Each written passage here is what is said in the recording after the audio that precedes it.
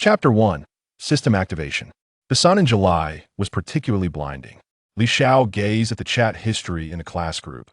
For today marked the day of the college entrance examination results. Lin Fan incessantly tagged Li Xiao, asking Li Xiao, "Do you think your scores will qualify you for a 985 or 211 university?" I almost forgot. Even if you manage to get in, you probably can't afford the tuition, right? Li Xiao, chuckling at the antics of the class clown, thought to himself, with my system about to activate, will I ever be short on funds? As long as I keep spending, my wealth will only multiply. Meanwhile, Lin Fan continued to mock Li Xiao in the group, stating, "Tomorrow, I will treat our classmates to dinner at the Jiangxin Grand Hotel. Li Xiao, you poor soul, come along, it might be the only chance you ever have to dine at such a luxurious establishment." Chun Cheng, a close friend of Li Xiao's, retorted, "Lin Fan, are you a dog? Why do you constantly harass my brother Xiao? Is it because the class beauty, Lu Ruyan, favors him over you? Just take a look at yourself. Even I, a girl, wouldn't be interested in you. Besides your family's wealth, what else do you have to offer?" With a smile on his face, Li Xiao observed Chun Cheng standing up to Lin Fan. He tagged Chun Cheng, saying, "Chengzi, if a dog bites us, we shouldn't retaliate. We wouldn't want to catch rabies, would we?" Lin Fan, infuriated by Li Xiao's message, smashed everything on his family's table to the floor. "You poor wretch, just wait. I will make you understand the vast chasm that separates us." Lin Fan's sycophant, witnessing someone confronting his leader, chimed in, "Our Fan Gu comes from wealth, unlike you, Li Xiao, who is practically destitute. For 3 years of high school, you scavenged for bottles to exchange for money. What audacity, you have to mock our Fan Gu. Without his help, would you ever step foot in the Jiangxin Grand Hotel?" Li Xiao, filled with disdain, replied, "I don't recall ever expressing a desire to attend Lin Fan's ridiculous graduation banquet. What are you all celebrating? Have you been daydreaming too much?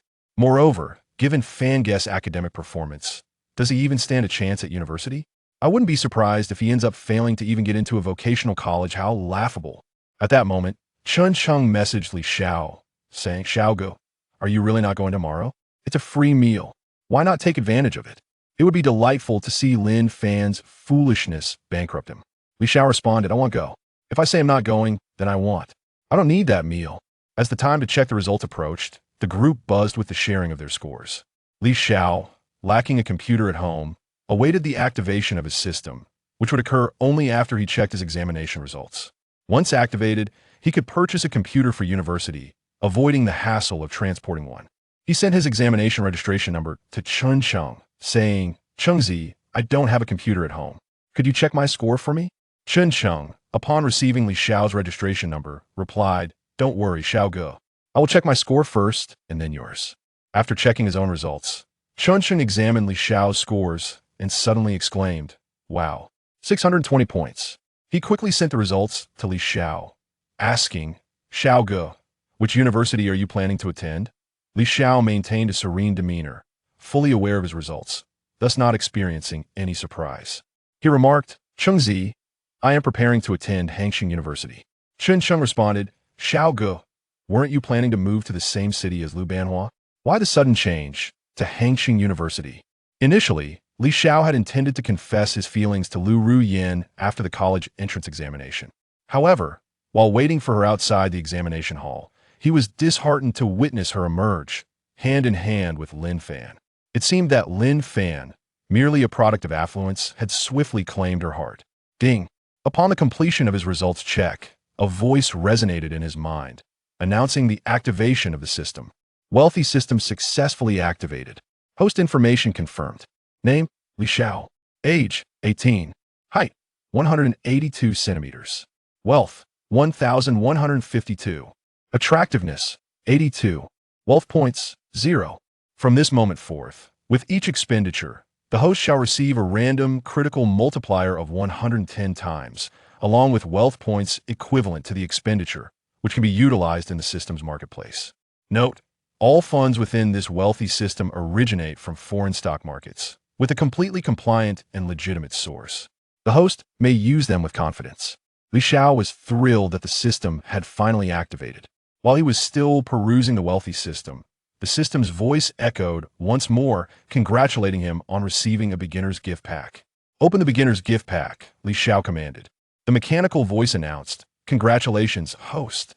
You have received 2 million funds, now deposited into your Dexia bank card, along with a Mercedes-Benz AMG GT63.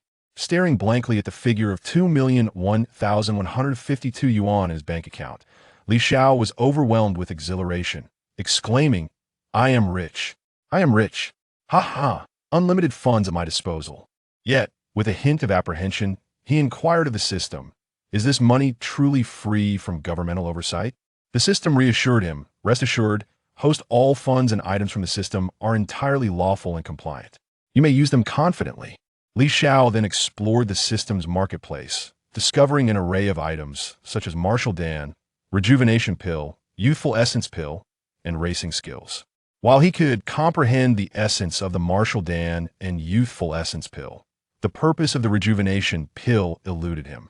Curiosity piqued, Li Xiao asked, "What exactly is the Rejuvenation Pill?" The system replied, "The Rejuvenation Pill enhances the host's special abilities and dimensions. The precise effects are for the host to explore." Realizing he now possessed the system, Li Xiao hastened to indulge in some spending. He sent a message to Chen Cheng, stating, "Chengzi, let's have lunch out. Xiaoge invites you to a lavish meal at Jiangxing Hotel." Upon receiving Li Xiao's message, Chen Cheng replied, "Xiaoge, are you no longer concerned about your future? Aren't you planning to attend university?" Li Xiao confessed, "Actually, there's something I have yet to share with you. I am, in fact, a second-generation rich kid. Following the entrance examination, my parents' inheritance will gradually be transferred to my account." Upon receiving a message from Li Xiao, Chen Cheng wore an expression of disbelief and remarked, "Xiaoge, you must be joking. I know your family situation all too well. Is it possible that you've been driven mad by Lu Ruyan's infatuation with that foolish Lin Fan?" Li Xiao, with a hint of resignation, replied, "We'll send you a screenshot of my bank balance." Upon viewing the balance, Chen Cheng exclaimed, "What the hell, Xiaoge? You're truly outrageous. Such a fortune. Now do you believe me? Should I summon a taxi to pick you up? Or shall we convene at the entrance of the Jiangxing Grand Hotel?" Chen Cheng suggested. "I'll ride my little donkey and meet you at the hotel entrance," he decided. Chapter 2. Jiangxing Grand Hotel. Li Xiao descended the stairs and hailed a taxi, instructing the driver, "Sir, please take me to the Jiangxing Grand Hotel." The driver responded, "Sure thing, young man. Please make yourself comfortable." Before long, Li Xiao arrived at the hotel's entrance and messaged Chen Cheng to inquire about his whereabouts and estimated arrival time. "How much do I owe you?" Li Xiao asked the driver. "That'll be 23 yuan. Young man, you can pay over there," the driver replied. Transferring the fare of 23 yuan, a notification resounded in his mind. A charge of 23 yuan, with a cashback of 115 yuan. Chen Cheng, at a nearby traffic light, saw Li Xiao's message and replied, "Xiaoge, we'll be there in a moment after crossing the light. Are you already waiting for me?" Li Xiao confirmed, "I'm right here at the Jiangxing Grand Hotel entrance." Soon, Chen Cheng arrived on his little donkey, his hair tousled by the wind. Li Xiao led Chen Cheng inside, but the receptionist greeted them with a disdainful look, saying, "You too, don't wander aimlessly. Can you afford to dine here? Just head inside, this place isn't meant for you." At that moment, Lin Fan pulled up in his BMW Z4, with Lu Ruyan in his embrace, approaching with an air of superiority. He sneered, "Oh, what brings you two pathetic losers here? Come to broaden your horizons?" Li Xiao, unfazed by Lin Fan's arrogance, retorted, "What? Are we not allowed to spend money here?" Lin Fan scoffed, "You poor wretch, can you even afford a glass of water?" The receptionist chimed in, "Indeed, Lin Xiao is right. You two impoverished souls should take a moment to reflect on where you are. What business do you have here?" Li Xiao regarded Lin Fan with disdain and challenged, "Since you're so wealthy, let's see who can spend more. The one who spends less must shout, 'I'm a dog,' 10 times at the hotel entrance." Lin Fan smirked, "All right, but don't come crying to me if you can't settle the bill and end up washing dishes here." Li Xiao replied, "That's not your concern, Lin Xiao." Lin Fan turned to the receptionist, commanding, "Let him in." The receptionist, eager to please, said, "Of course, Lin Xiao. Since you've spoken, I will surely let him in." Lin Fan, with Lu Ruyan nestled in his arms, shot a glance at Li Xiao and remarked, "Ruyan, it's fortunate you're not with this pauper, otherwise you'd be stuck washing dishes here." Lu Ruyan, with a tone of playful affection, remarked, How could I possibly harbor feelings for that impoverished youth? I merely utilize him to acquire knowledge. The one who holds my heart has always been you, Brother Fan. Upon hearing Lu Rian's words, Lin Fan's face radiated a smile reminiscent of a blooming flower. Chen Cheng gazed at the two individuals before him and remarked to Li Xiao, Brother Xiao, those two are utterly repugnant truly, a harlot and a cur. Thankfully, you discerned Lu Rian's true nature before your university days. Li Xiao replied, she is only suited to associate with someone like Lin Fan, a rustic dog. Now that I have wealth, I can have anyone I desire. Lin Fan addressed the front desk, stating, we shall sit in the main hall. He then turned to Li Xiao behind him, saying, let us compare our expenditures, lest you run away without settling the bill later. The front desk attendant, wearing a forced smile, inquired, young Master Lin, why are you choosing the main hall today? We have private rooms available. Lin Fan responded, there is a destitute fellow eager to compete with me. In spending today, I am merely indulging his whim. Prepare 2 tables for us to sit together. Also, please summon your hotel security, as this young man may attempt to flee without paying. The plump front desk attendant retrieved a walkie-talkie and summoned a female server from the hall, instructing, take young Master Lin and his companions to 2 tables, and quietly remind the server to call security, for those two intend to compete with young Master Lin in expenditure. He fears they may run away without settling the bill. The female server, swaying her alluring figure, led the 4 to the hall, asking, young Master Lin, do these 2 tables suit your needs? Lin Fan provocatively stated, you 2 impoverished souls still have time to flee. Do not later claim I lack consideration for our camaraderie. Li Xiao, maintaining a stoic expression, replied, cease your prattle. Hurry and summon the server with the menu. The loser must go to the hotel entrance and shout 10 times, I am a dog, not a human. The female server approached with the menu, first presenting it respectfully to Lin Fan and then dismissively to Li Xiao, doubting the impoverished youth's ability to order anything substantial. Lin Fan declared, garlic prawns, 2 servings of bird's nest, steamed grouper, typhoon shelterman shrimp, and sautéed seasonal vegetables for now. Also, a bottle of the 1982 Lafite. After the server noted his order, she respectfully replied, certainly, young Master Lin. Please hold on for a moment. On the other side, Li Xiao ordered 2 lobsters, steamed yellow croaker, braised pork with abalone, 2 servings of bird's nest, 2 servings of shark fin, and black truffle creamy silver cod, and a bottle of the 1997 Romaine Conti. Then he turned to Chen Cheng, asking, Xiao Cheng, do you see anything you desire? Chen Cheng shook his head vigorously. I shall abstain, the prices are exorbitant, and I dare not order anything. The female server coldly stated, we require payment in advance before serving the dishes, fearing that Li Xiao may not be able to cover the bill. Li Xiao, unfazed by the server's words, replied, very well, bring your POS machine over, I shall pay by card. It seemed as though the dishes before them were as if money were of no consequence. Lin Fan jested from the side, don't wait until your card declines, unable to withdraw a single dime, only to be tossed out by the hotel. At that moment, a female server approached with a POS machine. Li Xiao, maintaining a stoic expression, retrieved his Daxiao Bank card from his pocket and handed it over, stating, the password is 6 ones, please proceed. The service desk accepted the card, while Lin Fan craned his neck, eager to witness the unfolding spectacle. Suddenly, a series of beeping sounds erupted as a receipt emerged from the POS machine, indicating a total expenditure of 260,000. Please sign here. A voice resonated in his mind, announcing, congratulations, host. You have achieved a 10-fold critical hit, acquiring 2.6 million and 26,000 luxury points. Lu Rian wore an expression of disbelief in her mind.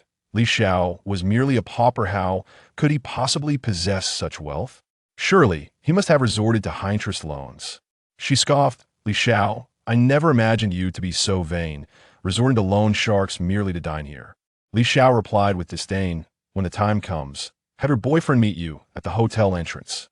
Be sure to call out loudly, it's none of your concern where my money comes from. At this moment, Lin Fan was utterly bewildered. He had no desire to stand at the hotel entrance, bellowing that he was a dog, not a human. Yet, with only a few thousand in his account, he had no choice but to soften his stance. Li Xiao, we're classmates, there's no need to make our relationship so tense. Chen Cheng, with a broad smile, remarked, "Who said we're classmates? Are you afraid of losing?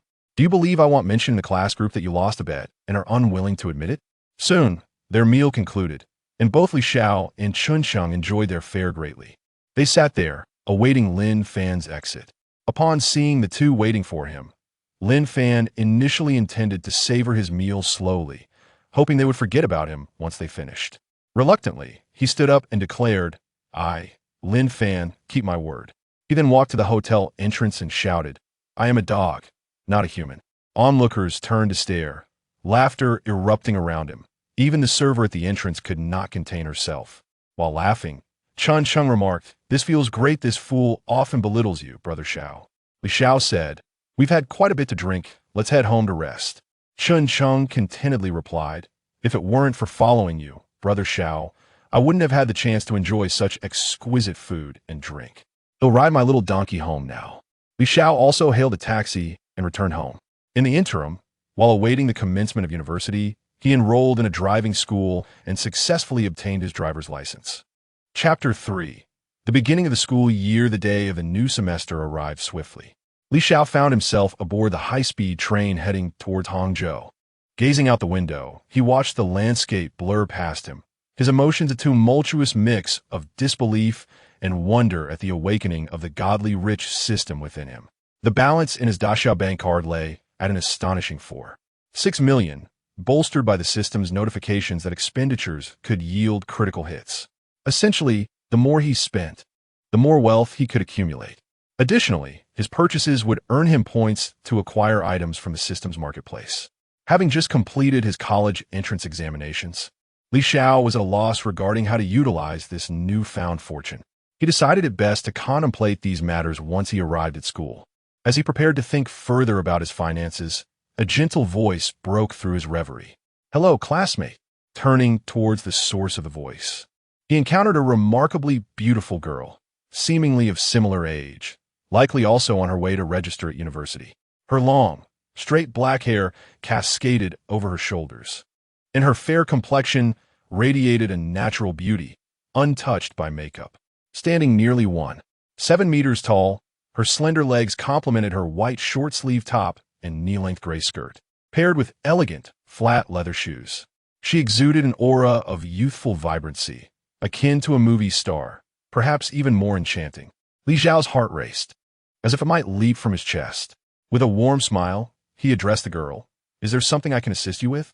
Meng Qin, taken aback by his kindness, quickly replied, "Could you please help me place my suitcase up there?" Li Xiao felt a surge of emotion, but composed himself, responding, "Of course." He effortlessly lifted her suitcase from the floor and placed it onto the luggage rack.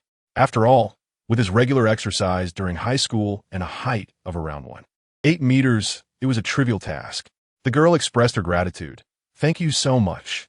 I wouldn't know what to do without your help." Li Xiao, adopting a nonchalant demeanor, replied, "It's no trouble at all. It's only natural for a boy to assist a girl with her luggage." Meng Qin settled into the seat opposite him, inquiring, "Which city are you headed to?" "I'm going to Hangzhou," Li Xiao answered. "What about you?" Her eyes widened in surprise. "What a coincidence. I'm also going to Hangzhou. Which university will you be attending?" "I'll be registering at Hangzhou University," Li Xiao said. Meng Qin's excitement grew even more palpable. "I'm also going to Hangzhou University, but I'm in my second year. May I ask your name?" "Li Xiao," he replied, trying to maintain his composure despite his exhilaration. "I'm Meng Qin. It's a pleasure to meet you. How fortunate we are to cross paths on this train." At this moment, the train came to a halt, and a rather unsavory middle-aged man stepped aboard. Clutching a tablet in one hand and a bag bearing the donkey brand in the other, he gazed at the beautiful Meng Qin and said, "Young lady, I believe we share a certain fate. I'm also bound for Hangzhou. Shall we become acquainted?" This middle-aged man, having never encountered such youthful vitality and beauty, fixated his eyes on Meng Qin, unabashedly appraising her from head to toe. Meng Qin, confronted by this lecherous man, felt a wave of revulsion wash over her as she replied, "Sir, I have no desire to become acquainted with you." The man introduced himself. "My name is Tan Sudong, and I run a medical equipment company in Hangzhou." He sought to allure Meng Qin by flaunting his status.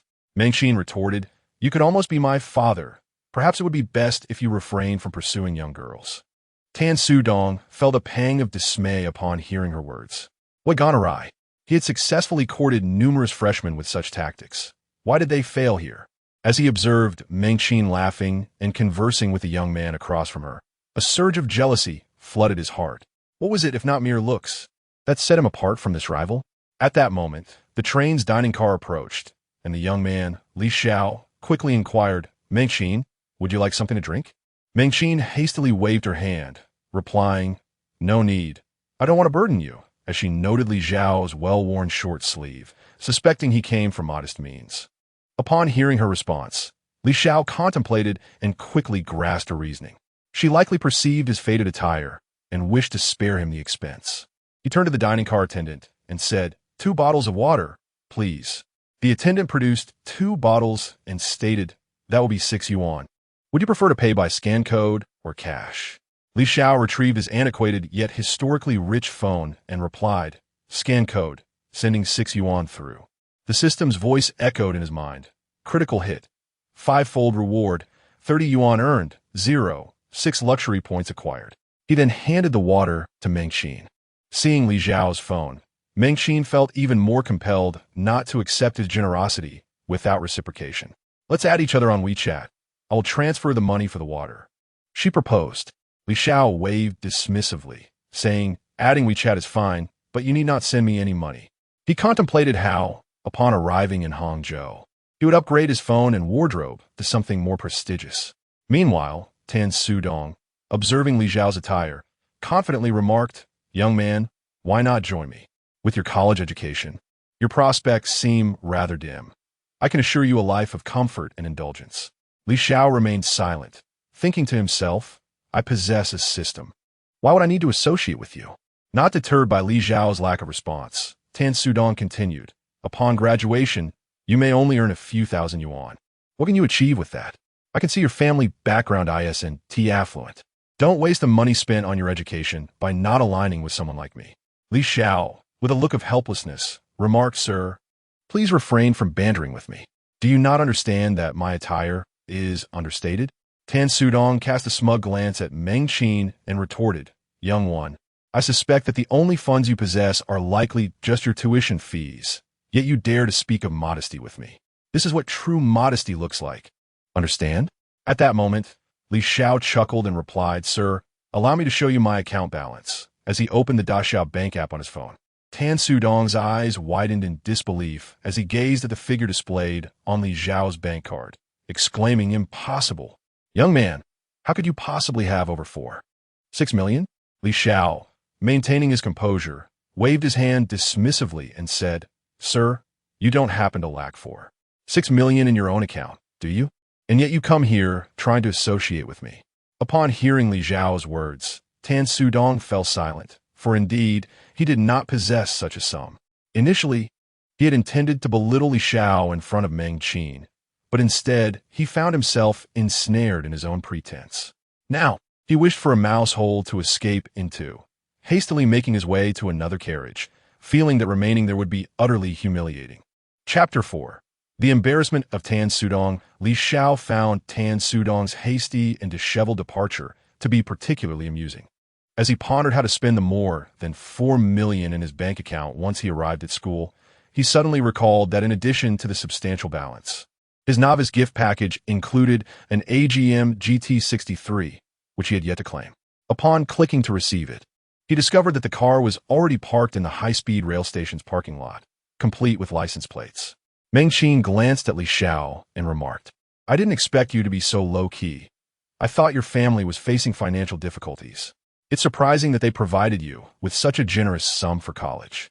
After exchanging a few casual words with Meng Qin, and with over 10 minutes remaining until they reached Hangzhou Station, Tan Sudong returned. After his awkward exit, he had gone to the adjacent carriage to boast, suddenly struck by the thought that Xiao was from out of town. He confidently made his way back to Xiao's carriage. Upon returning to his seat, he found Xiao gazing out the window, lost in thought. He intentionally created a commotion to draw the attention of both Xiao and Meng Qin. Tan Sudong, noticing Meng Qin looking his way, said, little sister, would you allow me to escort you once the train arrives? I drive a BMW 7 Series, you know. With that, He produced the keys to his BMW 7 Series from his designer bag, positioning the emblem prominently towards Meng Qin, ensuring she could see that he was indeed driving a prestigious vehicle. His confidence soared as he believed that the presence of his BMW would undoubtedly impress Meng Qin, convincing her of his capabilities and leading her to accept a ride in his car. He cast a triumphant glance at Li Xiao, thinking, even if you have over 4 million in your bank account, would you really spend more than 100,000 on a vehicle? He had naturally purchased a second-hand car, having spent over 30,000 on it, but he kept that detail to himself. Who would know it was pre-owned? A modest expenditure could convey an air of grandeur, potentially elevating his status in business encounters. He reveled in the thought that the car would help him impress many Na-VE female college students. As he gazed at the fair and beautiful Meng Qin, he felt a rush of excitement, envisioning a romantic encounter with her. The more he imagined, the more exhilarated he became, a lewd grin spreading across his face as visions of intimacy in a hotel room danced in his mind. Meng Qin, noticing Tan Sudong's lascivious grin, expressed her disdain. No, thank you. I'll be returning to school with my junior. She was not the type of naive girl who would rush at the sight of luxury cars, fully aware of the ulterior motives of the lecherous man before her. Sitting there, Li Xiao observed Tan Sudong's mortified expression and couldn't help but burst into laughter. He mockingly remarked, "Uncle, your flirting technique is truly outdated." Tan Sudong, incensed by Li Xiao's dismissive demeanor, retorted angrily, "You brat. Even if you have over 4 million in your bank account, would you really spend more than 100,000 on a car?" Li Xiao disdainfully remarked, "Sir, I presume this vehicle represents your entire fortune. Yet I shall not deign to operate such a modest car. Please refrain from challenging my modest allowance with your entire net worth." With that incisive retort, Tan Sudong scurried away in embarrassment. Li Xiao, wearied by the encounter, turned to Meng Qin and said, "When did I ever suggest that I would accompany you back to school?" Meng Qin, with her large, bright eyes twinkling, replied, "Freshman, I believe this is your first visit to Hangzhou. Allow me to guide you to the university." Beaming with a radiant smile, she added, "Do not stand on ceremony. After all, you have already assisted me." Li Xiao remained silent as the train's announcement echoed, signaling their arrival. He retrieved his luggage, and Meng Qin, her expression adorably earnest, requested, "Could you please help me with my suitcase as well?" As he lifted her suitcase down, Meng Qin cheerfully asked, "May I have your contact information?" Intrigued by Li Xiao's charming demeanor, she wished to learn more about him. Upon hearing her request, Li Xiao paused momentarily before retrieving his phone from his pocket, presenting the QR code for her to scan and add him as a friend. Once Meng Qin successfully added Li Xiao on WeChat, she suggested, "Freshman, why not ride back to university with me? It's your first time here, and I can share insights about the campus on our way, as well as assist you with the registration." As the train came to a halt, passengers began to disembark. Li Xiao stepped off, feeling a surge of excitement. His life was about to become more vibrant in this bustling metropolis. He strode purposefully towards the parking lot of the high-speed train station. Just as he was moving swiftly toward the parking lot, a gentle voice called out from behind, "Freshman, slow down. Wait for me. You're headed the wrong way. The taxis are this way, while the parking lot is on the other side." Hearing Meng Qin's voice, Li Xiao halted reluctantly. She jogged to catch up with him and said, "I mentioned you might not be familiar with the area, so it's best to follow me." Looking at Meng Qin, Li Xiao replied, "Senior, I think I'll pass on going to school today. You should head there without me." Meng Qin was momentarily taken aback by his refusal. At school, boys clamored to engage with her, and this was the first time she encountered a boy who declined her invitation. Her usual icy demeanor had kept suitors at bay, but suddenly, this boy's rejection made her question her allure, stirring feelings of inadequacy and leading her to wonder if something about her was amiss that day. In that instant, her curiosity about Li Xiao deepened. She had never met someone so intriguing. Meanwhile, Li Xiao remained oblivious to her inner turmoil, his only desire being to locate his Mercedes-AMG GT63 in the parking lot. Following the directional signs, he continued his journey towards the lot. At this moment, Meng Qin was uncertain of her own thoughts as she silently followed behind Li Xiao, making her way towards the parking lot. She felt a flicker of curiosity regarding Li Xiao's intention to head in that direction. For for she had initially planned to take a taxi back to school, a notion that had now slipped her mind entirely. Chapter 5. Driving to school at this moment, Tan Sudong appeared seemingly out of nowhere. Spotting Meng Qin not far behind Li Xiao, he exclaimed, "Hello. What a coincidence that we meet again. Could this be fate?" Meng Qin cast a look of disdain at Tan Sudong and chose to ignore him, continuing to follow Li Xiao. Unfazed, Tan Sudong persisted, "My car is just ahead. Why not ride in my BMW 7 Series?" He emphasized the brand name, as if he feared Meng Qin might not catch it. In the blink of an eye, the trio arrived at a sleek black BMW 7 Series. Tan Sudong pressed the button on his key fob, causing the car's headlights to flash. With an air of confidence, he declared, "Get in." They were in a parking lot devoid of taxis, and the bus station lay beyond. He doubted Meng Qin would prefer to take the bus back with the young man ahead of her. Meng Qin looked at the middle-aged man with disgust, pondering how he clung to her like a stubborn adhesive, truly repulsive. "No thanks, I'm fine going back with my junior," she replied, closely trailing behind Li Xiao, anxious to avoid being ensnared by the bothersome man. However, Tan Sudong continued to follow her, loudly urging, "Come back in my luxury car. It would be exhausting for you to carry your luggage on a bus." At that moment, Li Xiao heard Tan Sudong's voice and curiously glanced back, discovering that Meng Qin had somehow fallen behind him. He then turned his gaze toward Tan Sudong, who was still harassing Meng Qin, and instantly understood the situation. Meng Qin, noticing Li Xiao looking her way, felt her cheeks flush with embarrassment. "Junior, I'm not sure why I ended up behind you. This middle-aged man has been persistently bothering me. May I walk with you?" Li Xiao contemplated for a moment before nodding. "All right, you can walk with me." After they had walked for a while, Li Xiao suddenly halted, leaving Meng Qin curious about his abrupt stop.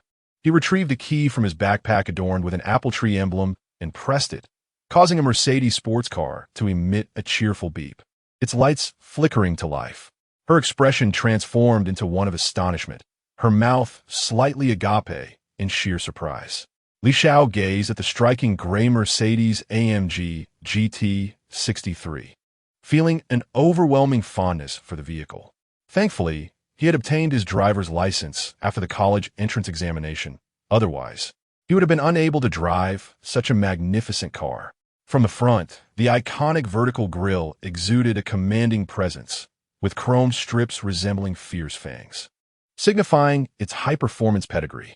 The central Mercedes' three-pointed star shone brilliantly, exuding authority and prestige. The sharp, elongated LED headlights resembled a pair of piercing eyes. At that moment, Li Xiao felt a surge of excitement within him, yet he knew he must maintain composure in front of the young woman, projecting an air of calm. He quickly placed his bag into the trunk. He turned to glance at Meng Qin, who stood motionless behind him, lost in her thoughts. Approaching her, he took the suitcase from her grasp and moved towards the trunk, relieved to find that her luggage was not excessively large and fit perfectly inside. After placing the suitcase in the trunk, he noticed Meng Qin remained in her daze. Li Xiao gently called out, "Senior, what are you still standing there for?" At his words, Meng Qin snapped back to reality. She looked at Li Xiao and teased, "I didn't expect you, Junior, to possess such a handsome sports car." Initially, she assumed Li Xiao had come into some money from a family relocation, given that his worn t-shirt had faded considerably. If his family were genuinely affluent, then he was remarkably modest. Her curiosity about this intriguing young man grew. Who would have guessed that he was a scion of wealth? Li Xiao, noticing Meng Qin's eager curiosity, thought to himself, "With my system, a mere car is trivial. I can acquire as many as I desire in the future." "Get in the car," he said to Meng Qin. Once inside, they settled into the luxurious leather seats. Li Xiao touched the steering wheel and adjusted his seat to a comfortable position. It was his first encounter with a sports car, having only briefly touched one during driving lessons. He composed himself, fastened his seatbelt, and pressed the ignition button. The V8 engine roared to life, and with a swift press of the accelerator, the car surged forward into the distance. Meanwhile, hidden behind a nearby pillar, Tan Sudong swallowed hard, contemplating how unassuming this young man was. He felt fortunate that he had not completely offended Li Xiao. Had the wealthy heir sought retribution, his small company would likely face ruin. A wave of apprehension washed over him as he reflected on the stark contrast between people. He, with his second-hand 7 Series, felt the need to flaunt his keys, while Xiao remained remarkably understated. He would rather mockingly portray himself as a mere student than prove his wealth. Had he made a good impression on Xiao earlier, he might have forged a beneficial connection with his super-rich heir, which could have greatly aided his business. Regret filled him as he wished he could kneel before Xiao, pleading for forgiveness, but alas, the opportunity had passed. He lamented his failure to seize such a splendid chance to befriend a super-rich individual. Inside the car, Xiao navigated the roaring streets.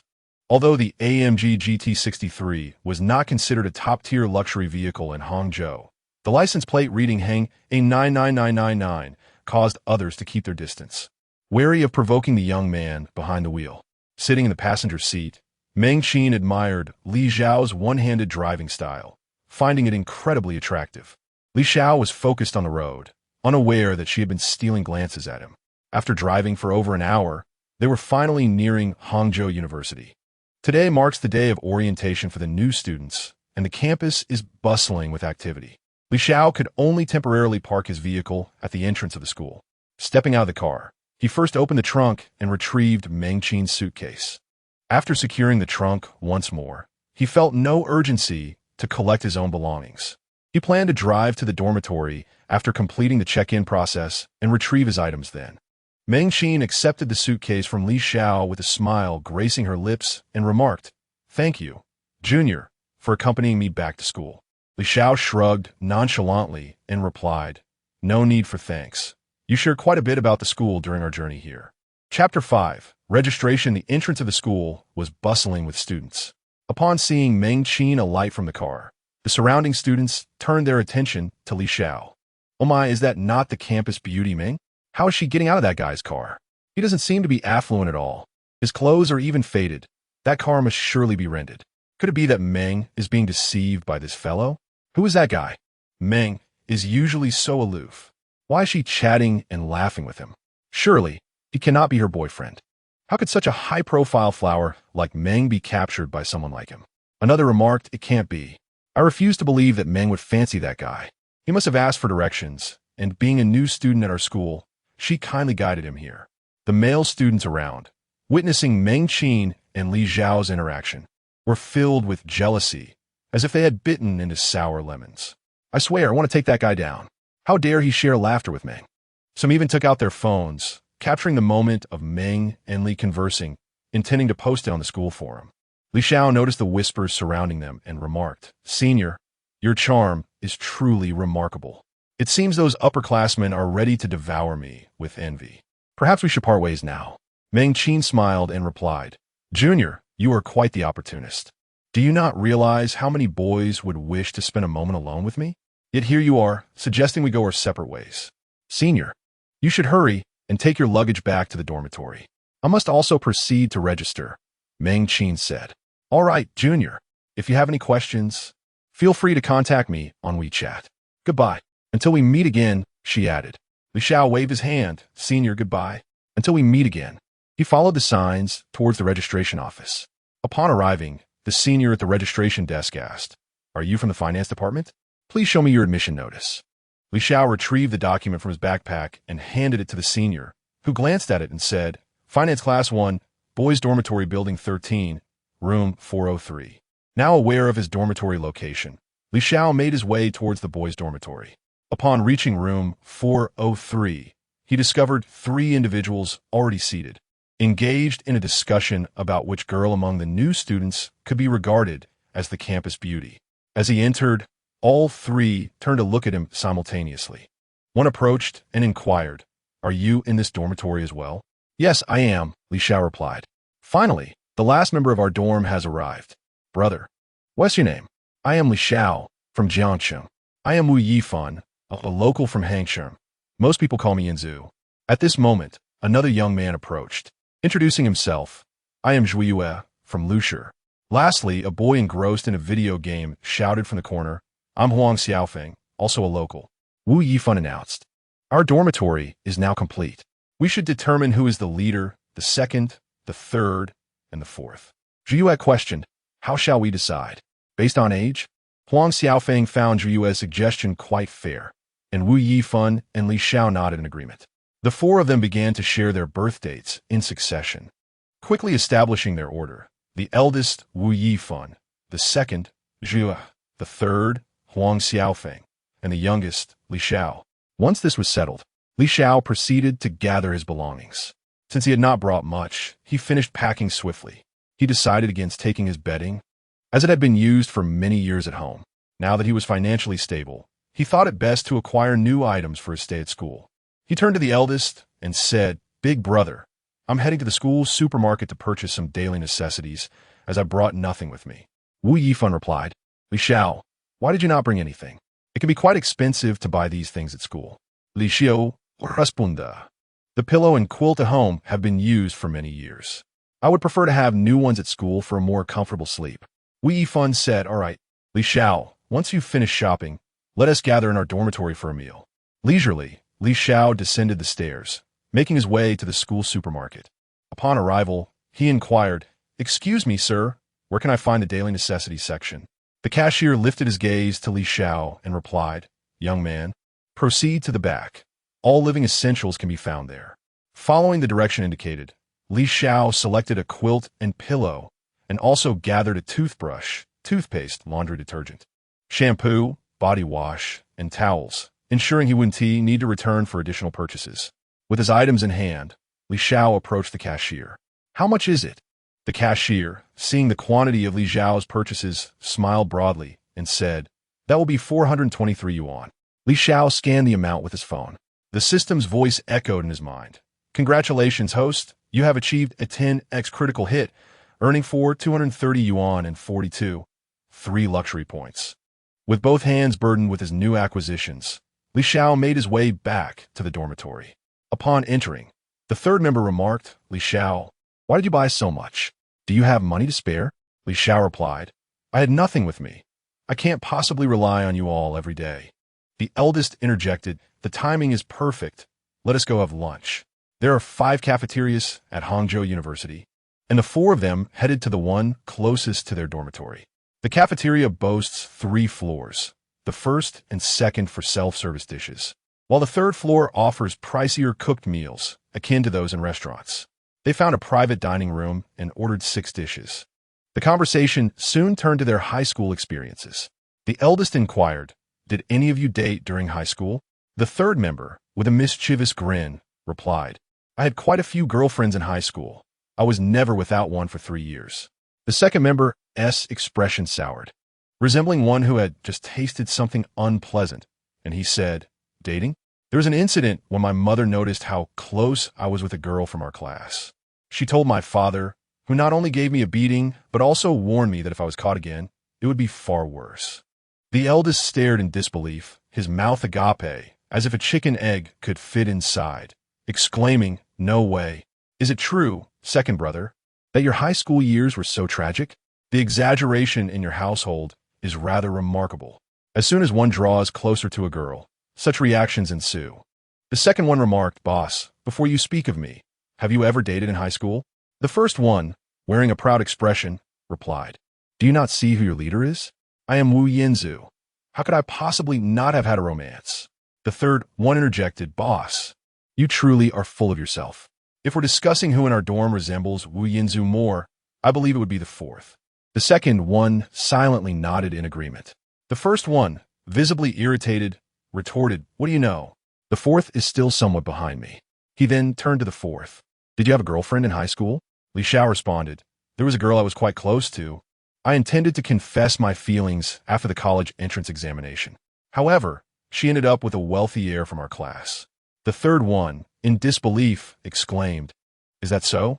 Given your looks and height, it's astonishing that you didn't date in high school." Chapter 7. Shopping at the Mall. The system's frenzied critique as the 4 of them engaged in lively conversation. The cafeteria lady approached with a tray of delectable dishes. Faced with the sumptuous spread before them, their chatter ceased, and they eagerly picked up their chopsticks to begin their meal. Before long, they had finished eating, and the leader remarked, as the head of our dormitory, "I shall treat you all this time." The second and third members nodded in agreement. Li Xiao, however, was contemplating the opportunity to amass wealth through the system. After all, His funds seemed to multiply with each expenditure. Boss, allow me to cover this meal. You all waited for me in the dorm for quite a while, and I was the last to arrive. Next time, you can treat us, he proposed. The leader pondered for a moment and found Li Xiao's reasoning sound. Very well, you may take this one. We shall handle the next. Li Xiao approached the cashier and inquired, Excuse me, how much is it? The lady replied, Student, it's 326 yuan. Li Xiao promptly scanned his phone to make the payment. A mechanical voice echoed in his mind, congratulating the host. Double crit. Congratulations. You have earned 652 yuan, leaving you with a balance of 974 yuan, and acquiring 32. 6 luxury points. Li Xiao mused to himself that he ought to indulge in more substantial purchases, as the rewards were scarcely significant even with a tenfold crit. The leader, Wu Yifan, strode back to the dorm with an air of indifference, followed closely by the second and third members, who remained silent, likely too full to engage in conversation. At this juncture, Li Xiao opened the Daxia Bank app, entered his password, and checked his balance, which displayed 974 yuan. He felt a twinge of dissatisfaction. At this rate, he wondered how long it would take to become a millionaire. Soon, the four returned to their dormitory. The three settled onto their chairs, booting up their computers to play games. It was only then that Li Xiao remembered he had yet to purchase a computer and a new phone. With ample time remaining, he decided to acquire these items, as well as new clothing. He was still wearing garments bought during his first year of high school, which had faded after 3 years of wear. Li Xiao hurriedly rose and made his way to the parking area. He had long heard that the Vientiane city in Hangzhou offered everything imaginable, from high-end clothing and shoes to phones and computers. Before long, he arrived at his vehicle, pressed the unlock button, and the car responded with a series of beeps, its lights flashing. A nearby girl, who had been taking pictures of the car, jumped in surprise. As she noticed the car had unlocked, her eyes darted around, eager to identify the owner. Upon seeing Li Xiao approach, dressed in his worn-out clothes, she quickly dismissed him as the owner. Li Xiao reached the front of the car and said, Excuse me, could you please step aside? I need to drive away.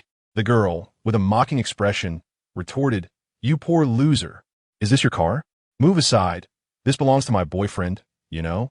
Li Xiao, taken aback by the girl's audacity, replied, When did I ever become your boyfriend? Before opening the car door and taking a seat inside, a fleeting look of panic crossed the woman's face, but she quickly composed herself, boldly tapping on the car window and inquiring, Hey, handsome, shall we exchange contact information? She even went so far as to flirtatiously adjust her appearance. Li Xiao promptly rolled up the window and pressed the accelerator to flee, thinking to himself how audacious she was. Soon, the vehicle arrived at Vientiane City. After parking in the underground garage, Li Xiao made his way toward the elevator. Deciding it was time to purchase a new phone as his current one was lagging and hindering his shopping experience. He entered an Apple store and addressed the attendant. I would like an Apple 16 Pro Max in black with 1 terabyte. The attendant replied, That will be 11,909 yuan. Would you prefer to scan or swipe your card?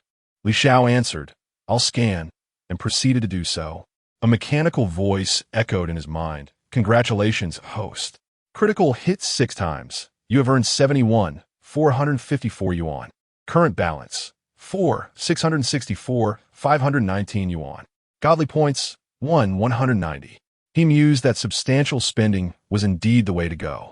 Upon receiving his new phone, Li Xiao replaced the SIM card and requested the attendant to transfer the data from his old device.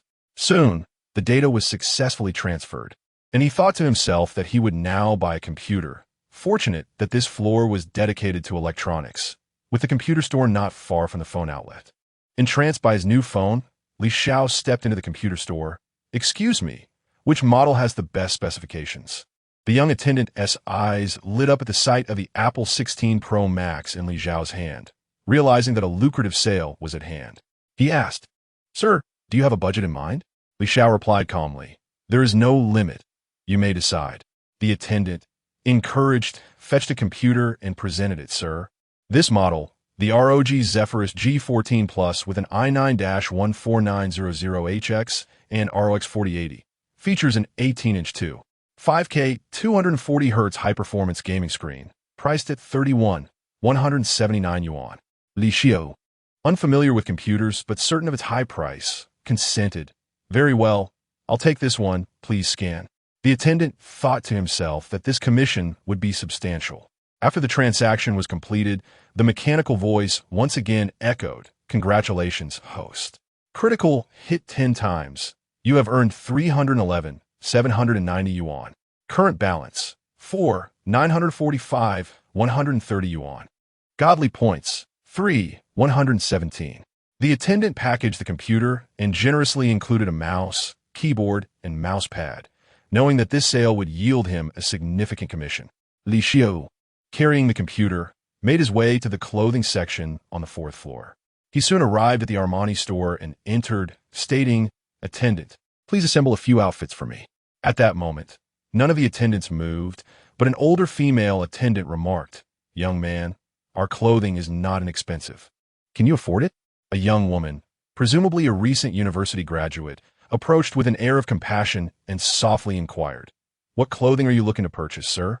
Meanwhile, an older female attendant, with a scornful expression, retorted, "My dear, surely you do not expect this impoverished young man to afford anything in our store. No wonder he has not achieved any sales in 2 months. If he fails to perform next month, he shall be dismissed." Xiao, observing the disdainful demeanor of the older woman, turned to the young attendant and requested, "Please select a few casual outfits for me, without concern for the price." After carefully choosing, the young attendant encouraged, "Sir, please try these on and see if they suit you." Xiao took the garments into the fitting room and soon emerged, admiring himself in the mirror. Indeed, he realized that attire could elevate one's appearance significantly. The attendant, her eyes sparkling with admiration, exclaimed, "Sir, you look even more handsome in that outfit." With a smile, Xiao replied, "That will suffice. No need to try on anything else. Please wrap it all up." The attendant proceeded to the cash register and calculated the total, stating, "That will be 212,000 yuan." From a distance, the older woman scoffed, "I refuse to believe this penniless young man can afford that." Xiao, undeterred, produced his bank card and handed it to the young attendant. The sound of the machine echoed as the receipt was printed. The older woman stood in astonishment, her mouth agape as if it could accommodate an egg. "Please sign here," the attendant requested. After Xiao signed, he took the garments and made his way outside. Suddenly, a mechanical voice resonated in his mind. "Congratulations, host. You have achieved a 5-fold critical hit, earning 1,060,000 yuan, with a remaining balance of 5,793,130 yuan, and acquired 21,200 luxury points." As he beheld his ever-increasing balance, Li Zhao's spirits soared, and he hummed a cheerful tune as he strolled towards the parking lot. After placing his purchases in the trunk, he drove back to the university. Chapter 8. The astonished roommate Li Xiao entered the dormitory, burdened with a multitude of bags. The eldest, Wu Yifan, gazed at him with astonishment and exclaimed, "Fourth brother, you've struck it rich. Look at all the things you've bought." The third roommate, Zhu Yue, with keen eyesight, spotted the Armani shopping bag in Hu Feng's hands and exclaimed, "Whoa, fourth brother, did you rob a bank?" Purchasing Armani as if it were ordinary clothing. Li Xiao chuckled and replied, "Well, my high school clothes have faded with wear, and now that I'm in university, it's time for a change." He mused to himself. After all, with the system in place, why not indulge? He placed his clothes into the wardrobe, set his computer on the desk, and retrieved the extravagant gaming mouse he had just acquired, eager to test its functionality. After installing the mouse and keyboard, Li Xiao pressed the power button on the computer, pleased with its swift startup, and contemplated which games to try for smooth performance. Suddenly, Huang Xiaofeng, the third roommate, approached and exclaimed, "Whoa, fourth brother. That's the ROG Gun God 8 Plus Super Competition Edition of the Eye of the Spendthrift. That must cost several thousand. I never imagined you were a rich second generation. When you entered the dorm this morning, I thought your family was struggling. Turns out you're just playing the fool." Li Xiao smiled, but chose not to elaborate. As he couldn't very well confess to having a system, his roommates might think him mad. "I don't really understand computer specs. The shop assistant recommended it. So I bought it," he explained. At that moment, the eldest Wu Yifan also approached and remarked, "Whoa, fourth brother, Your computer's configuration is unbeatable. I've been eyeing this model online for ages, but it's just too expensive. The second, Xiao, added, fourth brother, this computer can run any game smoothly.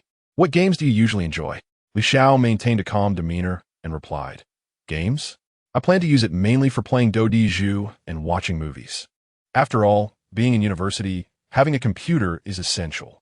Huang Xiaofeng, hearing Li Zhao's pretentious tone, felt an urge to throttle him. Seriously, fourth brother? You think such a fine computer is merely for playing cards and watching films? What a waste. Any ordinary computer can handle that. Li Xiao responded, I don't use it much anyway. If any of you want to play, feel free. The eldest, second, and third roommates exclaimed in unison, really? Fourth brother. If you mean that, we want to hold back. Li Xiao shrugged nonchalantly. Use it as you wish. It's not worth much. He thought to himself that even if it broke, he could simply acquire a new one and enjoy another round of system bonuses. Though Wu Yifan, Zhu Yue, and Huang Xiaofeng came from relatively well-off families, spending over 30,000 on a computer was still a considerable expense for them. Wu Yifan, with a curious expression, asked, fourth brother, what exactly does your family do? You spent so much money on your first day at school. I initially thought your family was quite ordinary. Li Xiao replied, just an average family. Aren't these all necessities? I didn't spend that much, did I? Lao Shan, Huang Xiaofeng, Zimak, Lao Si. Do you truly consider this an ordinary household? If that were the case, wouldn't our families be impoverished to the extent of not being able to put food on the table? Those several outfits, along with your computer and phone, must have cost you over 100,000 yuan. Can an average family spend that much in a day? Do you think we believe you? Li Xiao Raturta. You may choose to believe or not. In truth, I come from an ordinary family. I cannot simply divulge that I possess a system that guarantees a windfall regardless of expenditure. At that moment, Lao Da Wu Yifan proposed, how about we all go out for dinner tonight? As the elder of the dormitory, I shall treat you all to this meal. Lao Si, you mustn't compete with me for the bill. Li Xiao, feeling resigned, replied, all right then, I assure you I won't contend with you for the bill tonight. So you can rest easy. Lao San Huang Xiaofeng inquired, Lao Da, what shall we dine on this evening? I believe barbecue would be splendid, and we could enjoy a few drinks as well. Lao Jiue nodded emphatically and added, I concur with Lao San's suggestion. What do you think, Lao Da and Lao Si? Li Xiao responded, I have no preference. I am amenable to whatever we choose to eat. Wu Yifan affirmed, since there are no objections, let us indulge in barbecue tonight. I know a particularly delightful barbecue restaurant across from the school, where I guarantee you will crave more. With that, Wu Yifan opened the door and led the way outside, striding with an air of confidence, followed by the three companions. To an onlooker, they might have appeared as a group of ruffians seeking trouble. For though Wu Yifan's name bore resemblance to Fan Fan, his rugged appearance would lead strangers to assume he was affiliated with unsavory elements. Soon, the quartet arrived at the barbecue restaurant. Wu Yifan called out warmly, Lao Lu, I brought my dorm mates to enjoy some barbecue. Lao Lu replied, you rascal, bringing your friends for a meal, huh? Feel free to choose any table. Wu Yifan said, I frequent this place. The food is exceptional. You all can pick whatever you wish from the freezer over there. Upon hearing this, everyone rose to select their dishes from the freezer, gathering an assortment of ingredients including chives, rice cakes, grilled eggplants, lamb kidneys, skewered lamb, grilled yellow croaker, charcoal grilled squid, pork belly, and chicken skin skewers. Wu Yifan instructed, Lao Lu, please grill all of these for us. Lao Lu responded, just wait for a moment. I assure you, I won't disappoint your companions. Before long, the tantalizing aroma of grilled barbecue wafted towards them. Lao Jiue suggested, with such delectable barbecue, we should have a drink.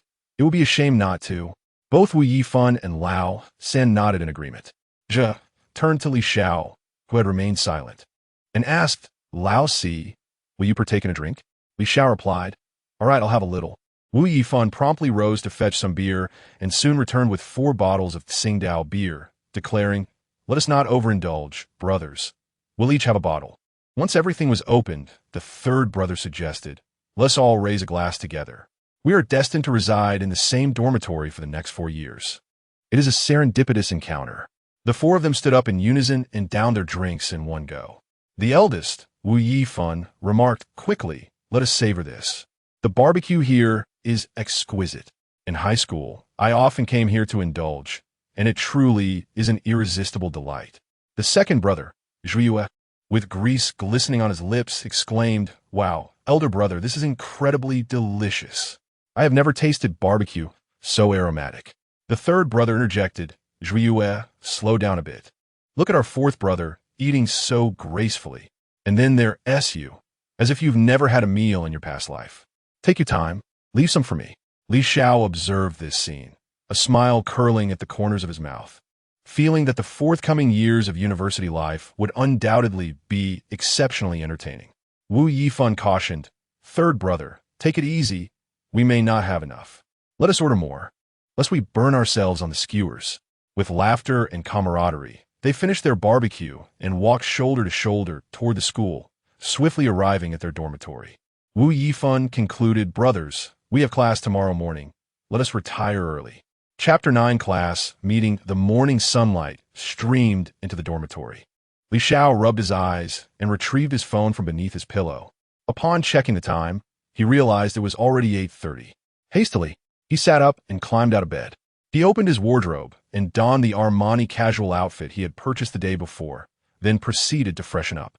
After washing his face, he glanced at the clock and exclaimed, "Eldest brother, second brother, third brother, wake up. The class meeting is about to start." Eldest brother Wu Yifan replied, "Fourth brother, what time is it?" Li Xiao responded, "It's 8:46. Hurry up. The meeting begins at 9, and we must not be late for our first class meeting." At this moment, the second and third brothers also heard Li Xiao's words and quickly sat up in bed. Once they had all completed their morning routines, the four of them exited the dormitory and headed towards the teaching building. In classroom 415, when they arrived, the room was already filled to capacity. All eyes were on the four newcomers. Among the students, a girl whispered to her companion, "Look at that guy. He is so handsome. He is tall and seems to come from a well-off family, wearing the latest Armani." "I agree, he is quite attractive. But those two others are also good-looking. The one leading the way does seem a bit older and has a fierce demeanor," her friend replied. As the front row was already occupied, the four friends made their way to the back and settled into their seats. The third brother, Huang Xiaofeng, declared with a smug expression, "Just now, all the girls in our class were looking at me. It made me feel a bit shy." The second brother, Zhuiyue, scoffed, "Oh please, they were clearly looking at me. If we're talking about good looks, I'll take second place. No one dares claim the first." Eldest brother Wu Yifan, with a serious countenance, interjected, "You two should stop. When I walked over, I heard them talking about the fourth brother. Don't flatter yourselves too much." Yang Shenhao, overhearing the girls whispering about Li Xiao's attractiveness, felt a surge of jealousy. Before Li Xiao arrived, he had basked in the admiration of the girls, but now they seemed to have cast him aside. Turning to glare at Li Xiao, seated at the back, he felt hostility brewing within him. He had always considered himself the most handsome in the class, and now this newcomer threatened to usurp his position. As he scrutinized Li Xiao, a flicker of familiarity crossed his mind, as if he had seen him somewhere before. Upon checking the campus forum, he realized that this was the same guy who had arrived yesterday in a sports car alongside the campus bellman. The more he thought about it, the more infuriated he became. Why should this boy possess both wealth and good looks? He resolved to assert his dominance over Li Xiao in class. After all, he was determined to become the class monitor. He believed, regardless of the circumstances, that he would not allow this newcomer to overshadow him. Just then, the sound of footsteps echoed through the corridor, and the classroom door swung open. A woman in her 30s entered, exuding an aura of confidence. Her face bore light makeup. Her lips painted a deep crimson, and she was clad in an OL uniform, her feet adorned with genuine leather high heels, radiating an undeniable allure. "Hello, everyone. I am your counselor, Xiao, for the upcoming years at university, barring any unforeseen circumstances." After Xiao finished speaking, the classroom erupted in a chorus of cheers, particularly loud from the boys. With a gentle smile, Xiao said, "Everyone, please be quiet. Let's introduce ourselves." Following her prompt, Yang Shenhao confidently stepped forward first, proclaiming, "Hello, everyone. My name is Yang Shenhao, hailing from Tianfu City. I am delighted to meet all of you and hope that in the coming years, we can coexist peacefully and unite as a group. I served as the class monitor in high school and aspire to take on the same role here in university, hoping for your support. The audience, however, seemed to drift into a stupor at his words. Next, the charismatic Wu Yifan approached the front, stating, "I am Wu Yifan, a local from Hangzhou. My close friends call me Yanzu, and I hope you all will too." This elicited a burst of laughter from the students below. Following him, Zhiyue introduced himself, saying, "I am Zhiyue from Luzhou, and I share a dormitory with the aforementioned Yanzu.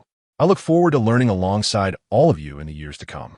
Then came Huang Xiaofeng, whose face was contorted in laughter as he covered his mouth, exclaiming, "I am Huang Xiaofeng, a local as well, and I also share a dormitory with Yanzu," before bursting into laughter once more.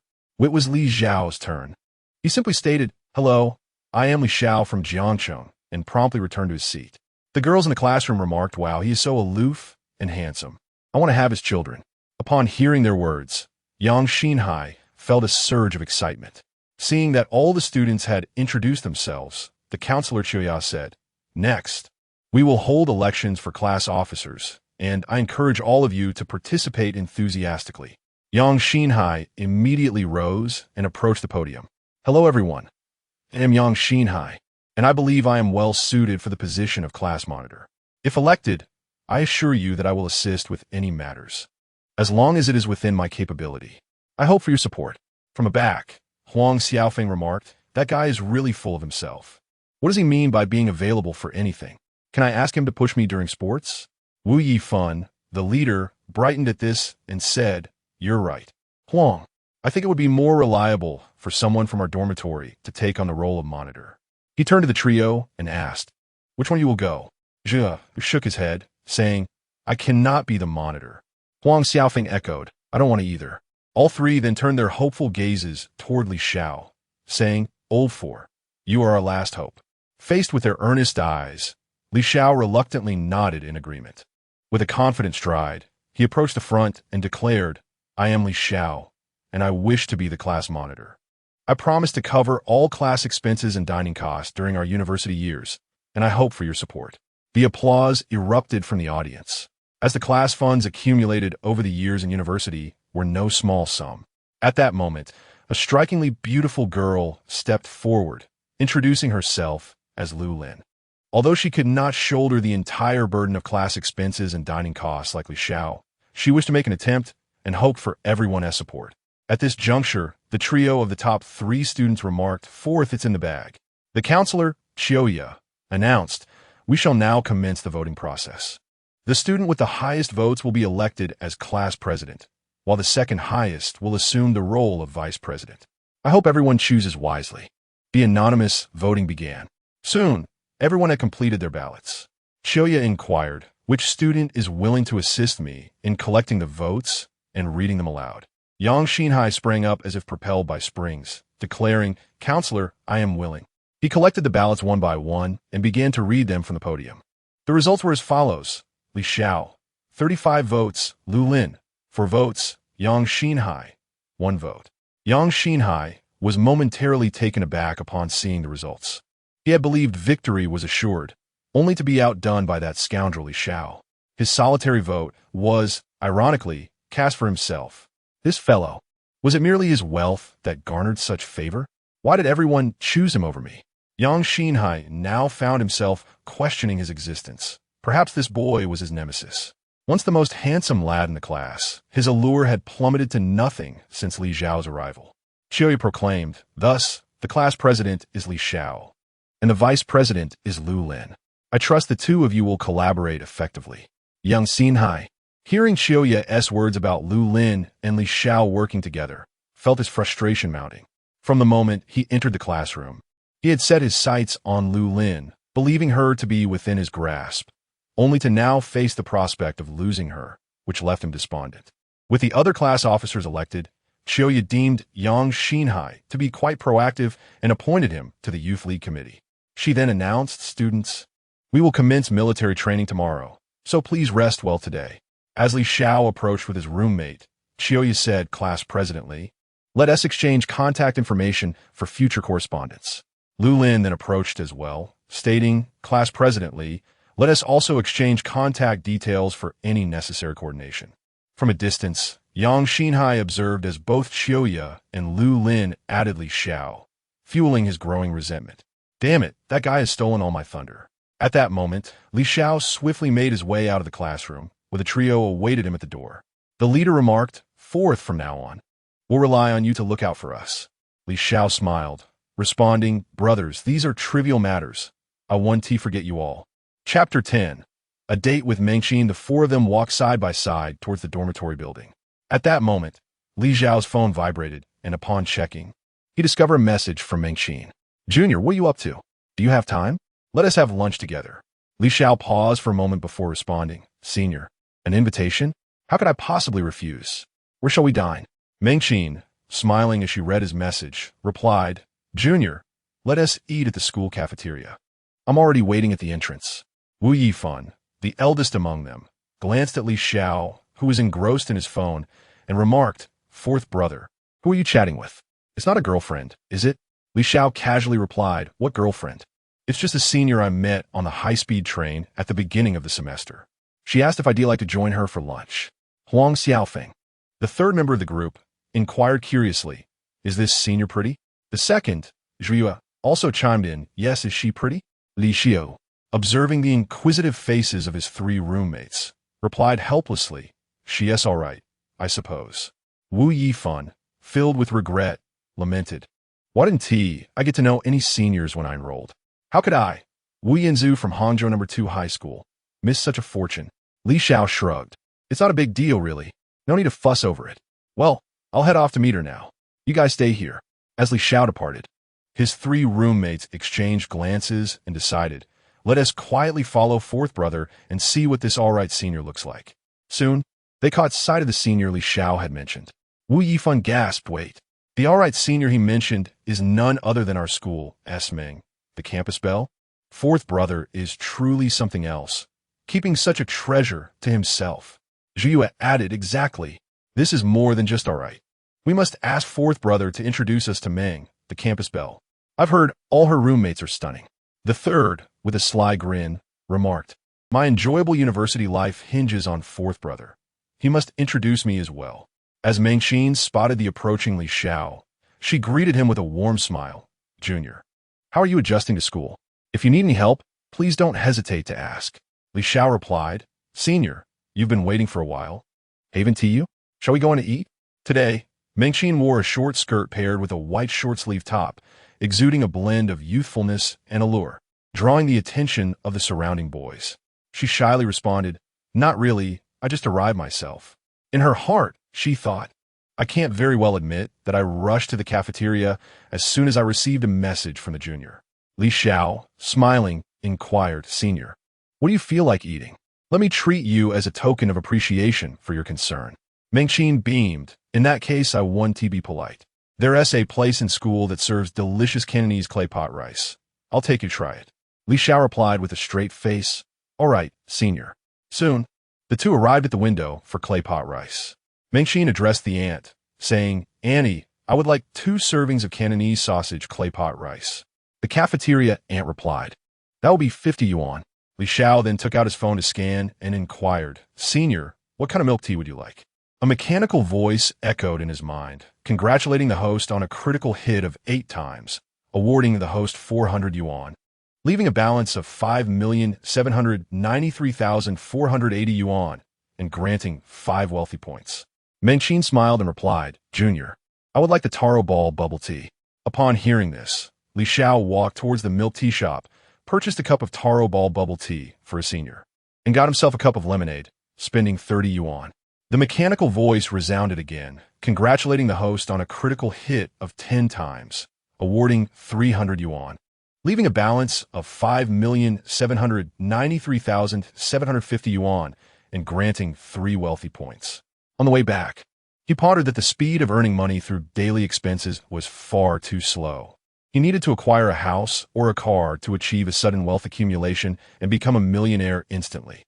When he handed the milk tea to his senior, nearby boys witnessed the scene, their hearts sinking a little. Who was this guy? So close to the campus beauty, it It was quite impressive. They had never seen Ming, the campus belle, smile so joyfully even when receiving luxury bags from rich second-generation students. One boy, with a paparazzi-like demeanor, captured the moment on his phone and posted it on the campus forum, titled "The Campus Belle Dining with a Suspected Boyfriend in the Cafeteria." Soon, the clay pot rice was ready. The aunt instructed, "You may carry it, but be careful, it's hot." At that moment, Li Xiao, brimming with boyfriend energy, declared, "Senior, let me handle this. If I accidentally burn you, it would be my fault." Mengxin gazed at Li Xiao with affection, feeling that this young man was truly admirable. After placing the food on the table, he urged Mengxin to sit down, and the two began to eat, laughing and chatting. Not far away, young Shenhao glared at Li Xiao, his expression twisted with jealousy, thinking to himself, "Why does this guy have so many beautiful girls around him while I'm all alone? What makes him better than me?" Mengxin cheerfully asked, "Junior, how does it taste?" Li Xiao responded, "Senior, it is indeed quite delicious." Mengxin replied with a smile, "As long as you find it tasty, that's all that matters." "Junior, do you have anything to do this afternoon?" Li Xiao said, "Senior, I have military training tomorrow and need to prepare my gear, so I won't have time." Mengxin's face fell in disappointment as she said, "All right, just remember to bring sunscreen." After escorting Mengxin back to her dormitory, he returned to his own room, only to find the first, second, and third brothers sitting in a manner reminiscent of interrogators, with one seated and the other two standing beside him. They said, "Fourth, confess honestly. We secretly followed you to the cafeteria just now. Clearly, she is a campus beauty, yet you said it was just okay." The third brother exclaimed angrily, "Exactly. She is undeniably at the campus beauty level, and you say it was just okay. Fourth, you are hogging all the good fortune." Zhiyu, the second in command, remarked, "You must introduce us to the beautiful roommate of the campus belle. We have heard that her roommates are equally stunning." Li Xiao, with a hint of reluctance, replied, "Once the military training concludes, I will certainly facilitate an introduction." He then inquired, "Elder brother, third brother, being locals, do you know of any desirable housing options?" Wu Yifan, the eldest, asked curiously, "Fourth brother, what prompts your inquiry? Are you contemplating purchasing a property?" Li Xiao, maintaining a calm demeanor, responded, "I do have such intentions. Kindly inform me of the better neighborhoods so I may explore them." Huang Xiaofeng, the third brother, suggested, "The Hangshu No. 1 courtyard is quite commendable. It features villas and spacious apartments, and the surroundings are quite pleasant." Wu Yifan concurred, stating, "I also find that development appealing. Fourth brother, you should definitely take a look." Li Xiao Ruplia, understood. Chapter 11. Purchasing a house, Li Xiao opened his mobile browser and searched for Hangshu No. 1 courtyard. He located a sales number and stepped out to the balcony of his dormitory to make the call. A gentle female voice answered on the other end. "Hello? This is Hangshu No. 1 courtyard. How may I assist you?" Li Xiao replied calmly, "I am interested in purchasing a property and would like to visit this afternoon." The saleswoman responded with delight, "Good afternoon, sir. May I ask your surname? You can call me when you arrive, and I will come and meet you." Li Xiao answered, "My surname is Li." The saleswoman acknowledged, "All right, Mr. Li." After concluding the call, Li Xiao prepared to climb into bed for a nap. Upon waking, he dressed and retrieved the car keys from his drawer, placing them in his pocket as he readied to leave his dormitory. His older brother, Wu Yifan, noticed Li Xiao's departure and inquired, "Where are you headed, Fourth?" Li Xiao responded, "I need to purchase a few items." Wu Yifan nodded in understanding. Li Xiao briskly exited the dormitory and made his way to the school parking lot. Upon arrival, he pressed the car key to start the engine and drove towards Hangshu No. 1 courtyard, calling the saleswoman en route to inform her that he was on his way.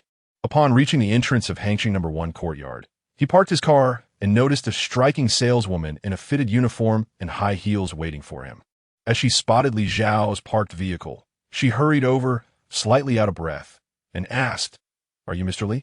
Li Xiao, taking in the flushed face and breathless demeanor of the saleswoman, replied, "Yes, I called you earlier today." The saleswoman smiled and said, "Mr. Li, please follow me to our sales hall for an introduction." As Li Xiao followed her, he couldn't help but admire her alluring figure, swallowing hard in response. They soon arrived at the sales hall. The saleswoman introduced, "At Hangshu No. 1 courtyard, we offer both spacious flats and villas. Which are you interested in?" After a moment's contemplation, Li Xiao decided to start with a flat to enhance his system's capabilities. "I would like to see the spacious flat," he stated. The saleswoman continued. "Our spacious flats come in sizes of 220, 450, and 650 square meters, all fully furnished and move-in ready. Only the 450 and 650 square meter flats come with parking spaces, one for the 450 and three for the 650. Which do you prefer?" Li Xiao replied, "The largest one, please." The saleswoman's excitement was palpable as she thought about the substantial commission she would earn if the sale went through. "The price for the 650 square meter flat is 280,000 yuan, she informed him. Li Xiao requested, "Then please take me to see Unit 2301. The saleswoman replied, "Certainly, please follow me." She led Li Xiao towards the show flat, her hips swaying enticingly, nearly causing him to lose his composure. Upon reaching the show flat, the saleswoman shyly said, "Mr. Li, feel free to explore." She even lifted her skirt slightly in front of him. After taking a leisurely stroll, Li Xiao felt quite pleased and remarked, "It's satisfactory.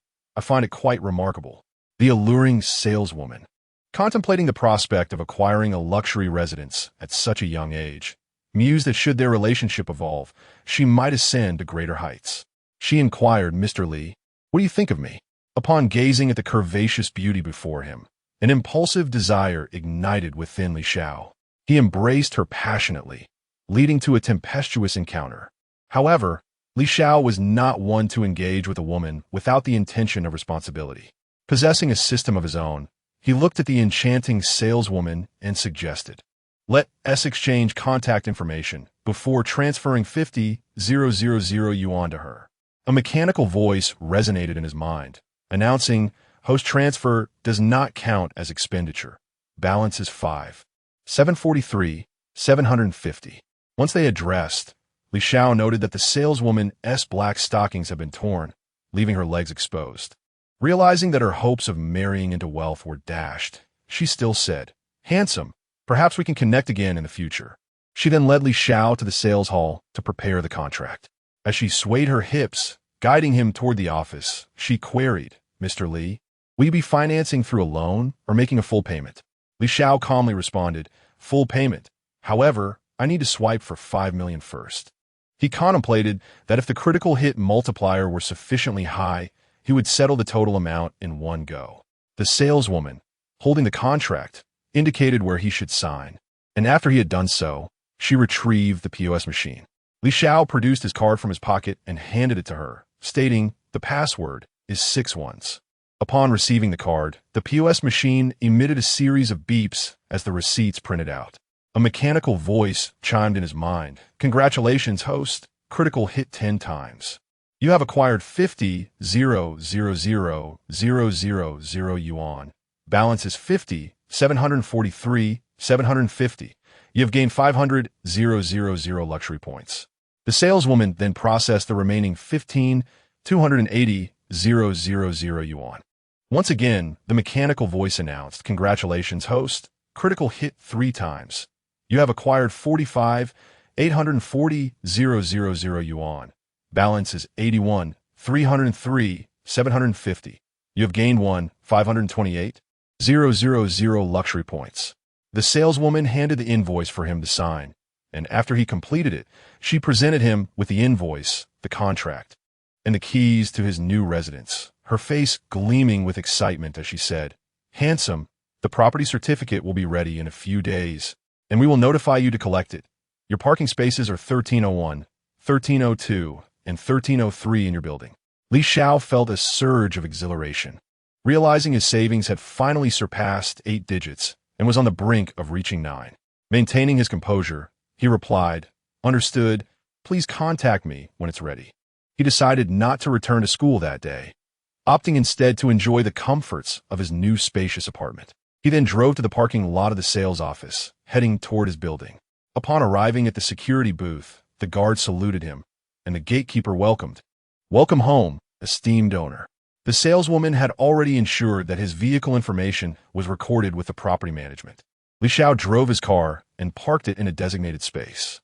He then entered the elevator, pressed the button for the 23rd floor, and upon arriving, retrieved his keys to unlock the door. After scanning his fingerprint and face, he gazed upon his very first home. The living room boasted a genuine leather sofa, which he had previously found spacious while engaging in activities with a beautiful saleswoman. Now, seated alone, he felt an even greater sense of comfort. Indeed, the wealthy truly know how to savor life. No, wait, I am wealthy now too, he chuckled to himself. Xiao meticulously examined his new abode, settling into a comfortable position on the sofa before turning on the television. Suddenly, he remembered that he must have accumulated quite a few God points by now. He inquired, "System, how many God points do I possess?" A mechanical voice resonated in his mind, announcing the host currently possesses 2,079,547 God points. Glancing over the system's marketplace, he noted the prices. A racing skill book for 1,000,000 God points, a cleansing elixir for 500,000 God points, and a rejuvenation potion for 500,000 God points, among others. In his mind, he communicated with the system, purchased the racing skill book, cleansing elixir, and rejuvenation potion. With a surge of warmth coursing through his mind, a wealth of racing knowledge flooded his consciousness. He then looked at the 2 black pills on the table, picked up the rejuvenation potion, and swallowed it whole. A wave of heat surged through his lower body. Having just engaged in vigorous activity with a saleswoman, he felt invigorated and more potent than ever. Next, Xiao consumed the cleansing elixir, and soon he was engulfed in a sensation of intense warmth, accompanied by an unpleasant odor emanating from his body as dark liquid seeped from his pores. Rushing to the bathroom, he hurriedly bathed and tossed his soiled clothes into the washing machine. Observing his chiseled 8-pack abs and toned physique, he marveled, "This cleansing elixir is truly remarkable." After showering, Xiao played with his phone for a while, ordered takeout, and, once finished, prepared to rest, feeling somewhat fatigued from absorbing all that racing knowledge. Chapter 12. Military Training. Xiao reclined in the spacious master bedroom of over 100 square meters, slumbering soundly until dawn. Were it not for the military training scheduled for today, he would have remained in bed, resisting any attempt to rise. The comfort of this bed surpassed that of the rickety wooden cot in his dormitory. It was indeed a testament to the quality of a renowned brand's furniture. Rising, Xiao made his way to the bathroom, preparing to freshen up before heading to school. After completing his morning routine, he ventured to the balcony to retrieve the clothes he had washed the previous day. Once dressed, he proceeded downstairs to his car. Upon reaching the underground garage, he pressed the ignition key, and immediately, the roar of the engine reverberated through the space. Xiao pressed the accelerator, and the vehicle surged forward, swiftly exiting the community. On the way to the university, Xiao contemplated the 2 vacant parking spaces, pondering the prospect of acquiring 2 more cars to occupy them, lest they go to waste. At the entrance of Hangqing University, as Xiao intended to drive in, he was abruptly halted by a security guard. The guard inquired, "Student, are you from our university?" Given the influx of parents dropping off their children for the new term, the university permitted parents to drive on campus. But as registration concluded, external vehicles were no longer allowed entry without permission. "I'm a student from Finance Class 1, Xiao replied. "Very well, I'll let you in this time," the guard said, "but remember to obtain a pass from your advisor. Otherwise, you won't be granted entry so easily next time." With a smile, Xiao expressed his gratitude. "Thank you, sir. I will make sure to get a pass from my advisor." After parking his car, Xiao headed to the cafeteria for breakfast, then returned to the dormitory, only to find his roommates flustered as they donned their military training uniforms. The eldest, Wu Yifan, noticed Xiao's arrival and asked, "Fourth, where were you last night? You didn't come back." "I want to check out some apartments. I was a bit tired, so I just rested there," Xiao replied. The third roommate, Huang Xiaofeng, exclaimed in surprise, "It was the community I recommended yesterday. Was it fourth?" "Indeed, I visited it and found the environment quite appealing. I was satisfied with the conditions, so I purchased it," Xiao stated calmly, as though he were discussing a mere cabbage. Wu Yifan exclaimed, "What do you mean it wasn't expensive? You're telling me 20 million is not a lot?" Huang Xiaofeng interjected, "Fourth, did you buy a villa or a flat?" "I bought a 650 square meter flat. I think it's quite nice. The view is expansive," Xiao replied. The second roommate said, "Fourth, you must take us to see your mansion sometime." Sure, Li Xiao agreed, before opening his wardrobe to change into his military training attire. Once all four had changed, they made their way to the university's sports field. Upon arrival, they discovered a considerable number of people had already gathered, including their advisor, Xiao, who was waiting in athletic wear. Spotting Li Xiao, she called out, "Li Xiao, over here." Li Xiao approached Xiao and greeted her, "Good morning, counselor. You arrived quite early." Xiao replied, "Li Xiao, soon you, along with the deputy class leader and the sports committee member, will need to organize the students into a proper line. The instructor will be here shortly, and it is essential to leave a good impression on the first day." Li Xiao nodded and assured her, "Counselor, rest assured. Now that I am the class leader, I will take my responsibilities seriously and ensure that the lineup is well organized with the deputy class leader and the sports committee member." He then added, "By the way, counselor, I need to obtain a pass. Otherwise, the security guard at the school gate won't let me drive in." Xiao responded, "All right, come to my office after military training to collect it." At that moment, Lu Lin arrived at the sports field. Spotting Li Xiao standing with Xiao, she approached and greeted them, "Good morning, counselor." "Good morning, Li Xiao." Upon seeing Lu Lin, Xiao instructed, "You and Li Xiao, along with the sports committee member, should organize everyone into a line once most of the students arrive." Lu Lin replied, "Understood." Li Xiao and Lu Lin walked side by side towards the sports committee member, Fang Jian. Upon reaching him, Li Xiao remarked, "It seems like most people are here. Let's start forming the line, arranging by height. The instructor will be here shortly, and we ought to leave a good impression. Perhaps if the instructor sees our conscientiousness, he might go easy on us during training." Fang Jian, fully aware of Li Xiao's intent, promptly called out to the chatting students, "Gather around. Let us make a good impression on the instructor." Fang Jian, tall and robust, with a commanding presence and a booming voice, drew the attention of those still engaged in lively conversation. He approached the group and directed, "Boys and girls, form two lines, creating 4 rows from tallest to shortest. Begin lining up." Observing Fang Jian's imposing stature, the students swiftly complied, recognizing his authoritative demeanor. Li Xiao remarked to Fang Jian, "Sports committee member, you're quite efficient. With just one shout, everyone falls in line. You save me a lot of trouble." Fang Jian grinned and replied, "It's because you, as class leader, are standing here that they respect my authority. Otherwise, I wouldn't be able to manage alone." Li Xiao chuckled and suggested, "Let us join the line. The instructor will be arriving soon." Before long, several military green trucks rumbled towards the sports field. The trucks halted at the entrance, and one by one, soldiers clad in uniforms descended from the vehicles. The soldiers lined up and stood attentively as a commanding officer began to address them. At this moment, Xiao, standing at the front of the line, walked towards the entrance of sports field. Shortly after, the counselors led a group of resolute young soldiers, among whom was the instructor for Class 1, a young military man in his 20s. Autumya addressed the crowd, introducing, "This is your military training instructor, Zhang Chong, for the forthcoming period. It is imperative that you fully cooperate with Instructor Zhang's training regimen." She then turned to Zhang Chong, saying, "Standing at the front in the first row is our class leader, Instructor Zhang. Feel free to communicate any needs to him." Zhang Chong commanded, "Attention, at ease.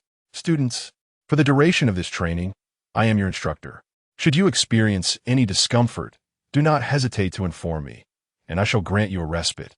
However, should I discover that you feign illness when you are in good health, you will learn firsthand the meaning of suffering beyond comprehension." Chapter 13, Military Training, Part 2. The military training commenced in earnest. The sun blazed fiercely today, casting a relentless heat upon the trainees, who were drenched in sweat. After an hour of rigorous activity, the instructor finally permitted everyone to seek a shaded spot to rest. The group hurried towards the coolness of the sports field, chattering animatedly. "Goodness, this weather is unbearable. If I stay out here any longer, I might just turn as dark as someone from Africa," one exclaimed. Another student chimed in, "Indeed, with such glaring sunlight." At that moment, the leader, Wu Yifan, voiced his complaint, "After this prolonged training, my throat feels parched. Have you all brought any water?" Zhui Yue, the second in command, replied with an expression of despair, who even mentioned bringing water. Huang Xiaofeng, the third member, nodded in agreement. Li Xiao wiped the sweat from his brow, observing their exhausted classmates sprawled on the ground. He then suggested to the leader and the others, "I'll go fetch some water for everyone." Before long, Li Xiao arrived at the convenience store with 3 companions and addressed the shopkeeper, "Uncle, I'd like to purchase 4 cases of water and 50 Dream Dragon ice creams. Could you deliver them to the sports field?" The shopkeeper's eyes lit up at the prospect of this lucrative order and promptly agreed, "Certainly, young man. That will be 620 yuan." Li Xiao scanned the payment with his mobile phone. A mechanical voice echoed in his mind. "Congratulations, host. You've triggered a triple reward, earning 1,860 yuan. Your balance is now 81,304,990 yuan, and you have acquired 62 luxury points." After loading the water and ice creams onto his tricycle, the shopkeeper instructed, "Student, please sit at the back and let me know when we arrive." Li Xiao responda afirmatively, then sent a message to the leader and the others. "Please call the classmates over to collect their ice cream and water." Soon, the tricycle arrived at the location of Class Financial 1. Upon seeing Li Xiao's arrival, the classmates rushed over as if he were savior, eager to claim their water and ice cream. Young Shenhao, savoring his ice cream, inwardly grumbled about Li Xiao, thinking, "You only know how to win us over with these trivial gifts." The student from the adjacent class observed Class Financial 1 distributing water and ice cream, all eyes turning towards their own class leader. At that moment, the leader of a neighboring class silently wished to be invisible, cursing inwardly. "That class leader from next door is utterly insufferable. If you have money, just enjoy it yourself. Why must you buy for the whole class? What am I supposed to do? My monthly allowance is only 2,000 yuan." Li Xiao, holding 2 bottles of water and ice cream, approached Instructor Zhang and Counselor Xiao, saying, "Instructor Zhang, it's scorching out here. Please enjoy an ice cream and have a bottle of water." Zhang Chang thought to himself, "This young man knows how to ingratiate himself. I should take note of that." Li Xiao then offered the water and ice cream to Xiao, who smiled and remarked, "Choosing you as class leader was indeed a wise decision." In the distance, young Shenhao watched this scene unfold, his teeth gritting in frustration. It should have been him sharing laughter with Xiao. That wretched Li Xiao had usurped the position that rightfully belonged to him. The male classmate beside young Shenhao was taken aback by his appearance, mistakenly believing that something was amiss with him. With genuine concern, he inquired, "Youth League Committee, what seems to be the matter? Are you suffering from a toothache? Why does your jaw sound so loud?" Young Shenhao forced a smile and replied, "I am fine." At that moment, Li Xiao's phone vibrated. He retrieved it to find a message from Meng Qin containing a smiley face. Meng Qin, expressing her concern, asked, "Junior, how was the first day of military training? Are you exhausted?" Li Xiao responded, "It was all right, not too tiring." Upon reading his reply, Meng Qin remarked, "Junior, you seem quite resilient. I should give it a try someday." Li Xiao chuckled and replied, "Sister, this isn't something to be taken lightly. Besides, how do you intend to try it?" "Junior, you are quite mischievous. I won't be doing that." Meng Qin replied playfully, a hint of shyness in her tone. Li Xiao continued, "I won't tease you any longer. Training is about to commence." Meng Qin responded, "All right, Junior." She thought to herself that perhaps she should go to the sports field to observe the juniors' training, secretly hoping to catch a glimpse of Li Xiao. After a short while, a stunning figure appeared at the entrance of the sports field. Meng Qin had arrived. The boys in training were momentarily distracted, wondering who this beautiful girl could be, and speculating that she must be a senior looking for someone. One boy in the crowd recognized her, exclaiming, "Isn't that the campus beauty, Meng? I've heard she is particularly aloof. Could it be that one of our freshmen has managed to win her over?" All the boys in the sports field gazed at Meng Qin as she gracefully approached, swallowing hard in anticipation of who she might be seeking. Dressed in a JK uniform and adorned with genuine leather heels, she resembled the heroine of a manga, captivating even some of the instructors who couldn't help but steal glances at her.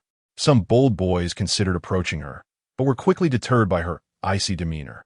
"Wow, Meng, is she walking towards me?" One boy exclaimed.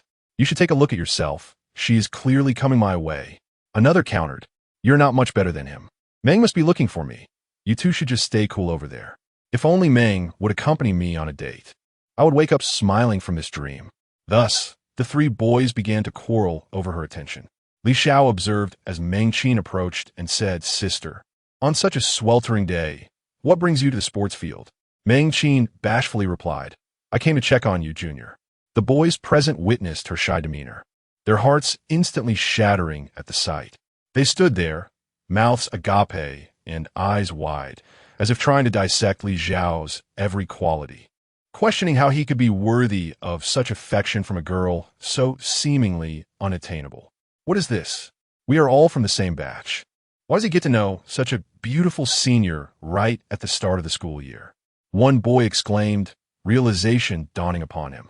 Yesterday, it was this lad who was dining with the school beauty, Meng, in the cafeteria. I initially mistook him for an upperclassman, only to realize he is also a freshman like us. How impressive! Among the freshmen, this young man has already captured the attention of a sophomore school beauty right at the start of the academic year. Truly, one cannot help but feel envious in the face of such talent. The boys from class 1 of finance, upon seeing Meng Qin and Li Xiao engaged in lively conversation, remarked, "Our class leader is indeed formidable. He has managed to win over a sophomore beauty so soon after the semester commenced. The way they are chatting so enthusiastically, I find it hard to believe they aren't a couple." The eldest, Wu Yifan, exclaimed, "Wow, our fourth brother has really captured Meng's heart. Otherwise, why would she come to the sports field to see him on such a hot day? After training, we must insist that our fourth brother arrange a social gathering with Meng's dormitory. We too must strive to find love." Meng Qin smiled and said, "Junior, I came to see you in this sweltering heat and allowed you to shine before so many people, so you must treat me to a meal." Li Xiao, Blesley. "Senior, please spare me. I feel like they want to murder me, and you want to show off?" Meng Qin retorted, "I don't care. You must treat me to dinner." With a mischievous grin, Li Xiao said, "All right then, I'll treat you to 8 yuan spicy skewers." Meng Qin, understanding the implication of the 8 yuan, blushed instantly and exclaimed, "Junior, you're so naughty, treating me to such inexpensive fare." Li Xiao chuckled, "If you don't like it, just tell me what you desire to eat next time." Meng Qin responded, "When I decide what I want, I'll let you know, and then I'll make sure to treat you to a lavish meal, leaving you utterly broke. All right, Junior, I won't keep you any longer. It's too sunny, and I don't want to get tanned. I'll head back now." Li Xiao smiled, thinking to himself that the notion of her eating him poor is utterly impossible, as his finances only seem to grow. He waved and said, "Senior, take care. Until we meet again." The military training continued. The boys in class 1 of finance, having enjoyed ice water and ice cream bought by their class leader, were brimming with energy, standing in stark contrast to the other classes, which appeared as wilted as frostbitten eggplants. Finally, they endured until the end of the training. Chapter 14. Buying water for the finance department due to the effects of the cleansing elixir. Li Xiao had trained all morning as if nothing had happened, while the other 3 in the dormitory were not so fortunate. One by one, they were utterly exhausted and ready to collapse onto the floor. Li Xiao led the trio to the cafeteria, where they hastily grabbed a meal and began to devour it ravenously. Observing his companions, Li Xiao reflected on his fortunate consumption of the system's elixir. Otherwise, he too would have succumbed to their state. After finishing their meal, the 4 returned to their dormitory. Despite the sweat-soaked state of the eldest, the second, and the third, their fatigue rendered them too lethargic to shower before retiring to bed. They simply crawled onto their mattresses. Only Li Xiao, prepared with his underwear, decided to take a refreshing shower before resting, as he found the stench of sweat unbearable, clinging to his skin uncomfortably. After his shower, he emerged clad only in his underwear. The eldest, Wu Yifan, casually noticed Li Xiao's 8-pack abs and V-shaped torso and exclaimed, "Wow, fourth, you have an 8-pack and a V-line. How long have you been training for this?" The other 3, upon hearing Wu Yifan shout, poked their heads out to gaze at Li Xiao, collectively exclaiming in astonishment, "Good grief, fourth, with a physique like that, if I were a girl, I'd be overwhelmed right here." Li Xiao, bemused by their exaggerated reactions, replied, "I don't think I've trained that much. It just happened." Isn't it infuriating? The trio, hearing his smug tone, felt an urge to leap from their beds to confront him, but their morning training had drained them of energy. They could only retort, "Fourth, with such arrogance. Do your family members know?" Li Xiao chuckled and advised, You should focus on resting up. He then climbed onto his own bed. Although it was not as comfortable as his bed back home, after a morning of training, lying down felt quite satisfying. As Li Xiao reclined, he accessed the system's marketplace and discovered he still possessed approximately 600,000 luxury points. An idea sparked in his mind. He could purchase a martial arts master skill book. After making the purchase, he promptly utilized the martial arts skills master book. Instantly, a torrent of martial arts knowledge surged into his mind, causing his head to swell momentarily, nearly prompting an involuntary exclamation. The sensation soon subsided, and he felt an invigorating surge of strength coursing through his body, alleviating the soreness from his morning workout. In his mind, he commanded, "System, open my panel." Name, Li Xiao. Age, 18. Height, 182 centimeters. Wealth, 81. 302. 390. Attractiveness, 82. Strength, 40. Agility, 30. Endurance, 70. Luxury points, 79. 609. Realizing his luxury points were nearly depleted, he acknowledged it was time for expenditure. After a brief rest, the afternoon training session was set to commence. The afternoon sun blazed even more intensely, causing the concrete path to shimmer with heat. Initially, Li Xiao considered buying water from the supermarket, but upon reflection, he realized it would only turn lukewarm under the sun's rays. He decided it was wiser to wait until the break to make the trip. The afternoon training proceeded exceptionally smoothly, and soon it was time for a break. Li Xiao hurried to the supermarket. Upon arrival, he deliberated and decided that since he was purchasing, he might as well buy for the entire finance department, as he needed to accumulate points in the system. He addressed the shopkeeper, saying, "Uncle, please send 20 boxes of water and 200 ice creams to the stadium, to the same spot as this morning." The shopkeeper chuckled and replied, "Sure, that will be a total of 600 yuan. Li Xiao scanned the total, realizing that every little bit counted. After all, he could earn quite a bit during military training. The mechanical voice of the system echoed in his mind. "Congratulations, host. You have achieved a 10x critical hit. Congratulations, host. You have earned 26,000 yuan. Your balance is now 81, 328, 390 yuan, and you have gained 260 luxury points." Afterward, he instructed the staff to load the items onto the vehicle and then headed toward the stadium. Upon arrival, Li Xiao called out, "Students of the finance department, come and collect your water and ice creams." The students responded enthusiastically, perceiving Li Xiao as a deity come to rescue them. A bold female student even exclaimed, "I want to bear you many children." Meanwhile, the class leaders from other departments felt increasingly humiliated, harboring resentment toward Li Xiao. Damn it, this bastard thinks he is so special just because he has money, treating everyone in the finance department to water and ice cream. Seeing the spectacle from the finance department, students from other departments were filled with envy, wishing their own departments had such a wealthy benefactor. They longed to be part of the finance department, looking toward their own class leaders with a hint of frustration. Soon, the afternoon training concluded. Meng Qin did not seek out Li Xiao at the stadium, which relieved him. He worried that many might mistakenly believe she was his girlfriend, complicating his ability to maintain his enigmatic persona in college. After all, he was a man with a system.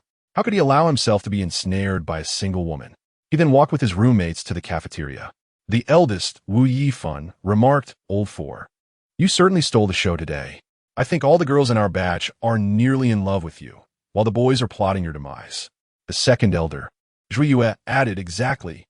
Old Four, you treated the entire finance department to water and ice cream, and now the other departments are so envious they want to transfer to ours."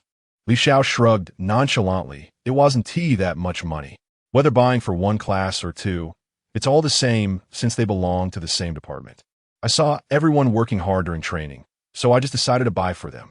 After dinner, everyone rested for a while before the instructor announced that they would have a session on ideological education that evening. However, as the sun set, the weather became more pleasant, and no one complained.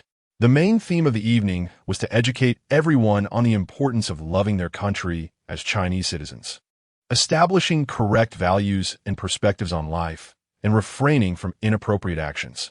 In the end, the crowd grew lively, calling for a talent show. Instructor Zhang stated, Anyone with a talent can come up and perform, showcasing their abilities. Many young men are eager to secure their preferential status as prospective partners during their 4 years at university, yet they hesitate to take the first step. After all, should one stumble, they risk forfeiting their entire future in this regard. At this moment, the rather unscrupulous Huang Xiaofeng remarked, "Have you all heard? Our vice class leader, Lu Lin, has been learning modern dance since childhood. Just look at her figure. It's evident she has been training diligently from a young age." Curiosity sparked in the eyes of Wu Yifan as he turned to Li Xiao and inquired, "Old Four, are you aware of this? After all, she's your vice class leader." Li Xiao, with a playful smile, retorted, "Get lost. Whose vice class leader is she? Our relationship is entirely innocent. Please refrain from spreading baseless rumors." Zhue chimed in with a sly grin. "Indeed, Old Four, given that you have the campus beauty Meng, you certainly wouldn't be interested in our vice class leader." Li Xiao shot Zhue a disapproving glance and clarified, "My connection with the senior is purely platonic. We merely met at the beginning of the semester. If there was something more, it certainly wouldn't involve a girlfriend, as I have no intention of seeking one." Suddenly, a boy from a nearby class stood up and began his performance. He produced a bottle of water, claiming he could finish it in a second. However, to everyone's amusement, he began to spray it halfway through, eliciting laughter from the surrounding students, while the boy appeared utterly mortified, wishing he could vanish into the ground. In another class, a boy was showcasing his street dance skills, spinning on his head and then balancing on his feet, which drew a chorus of cheers from an admiring crowd of girls. Each class boasts its own talents and charm, as the boys strive to capture the attention of the young women. Huang Xiaofeng then posed a question, "Gentlemen, what talents do we possess?" Wu Yifan replied, "Indeed, our Old Four is quite the multifaceted individual." Huang Xiaofeng added, "I wasn't referring to that kind of talent." Chapter 15, Talent. Zhuyu, the second eldest, sighed, expressing his lack of any particular talent. He never anticipated the level of competition, where even attending university necessitated showcasing talents. It seemed that his future prospects of preferential partner rights were diminishing. Turning to the third eldest, Huang Xiaofeng, he inquired, "Do you possess any notable talents?"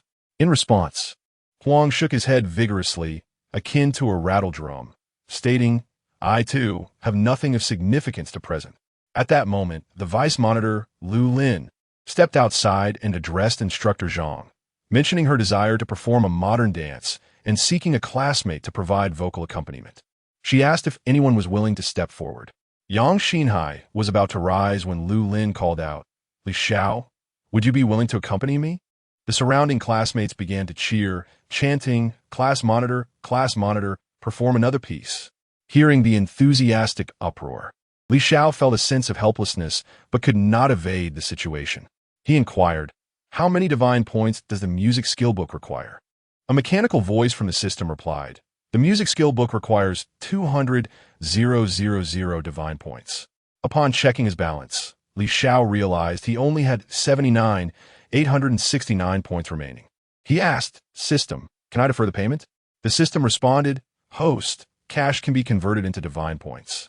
Li Xiao then commanded, "Purchase 130,000 divine points." "Congratulations, host. You have acquired 130,000 divine points.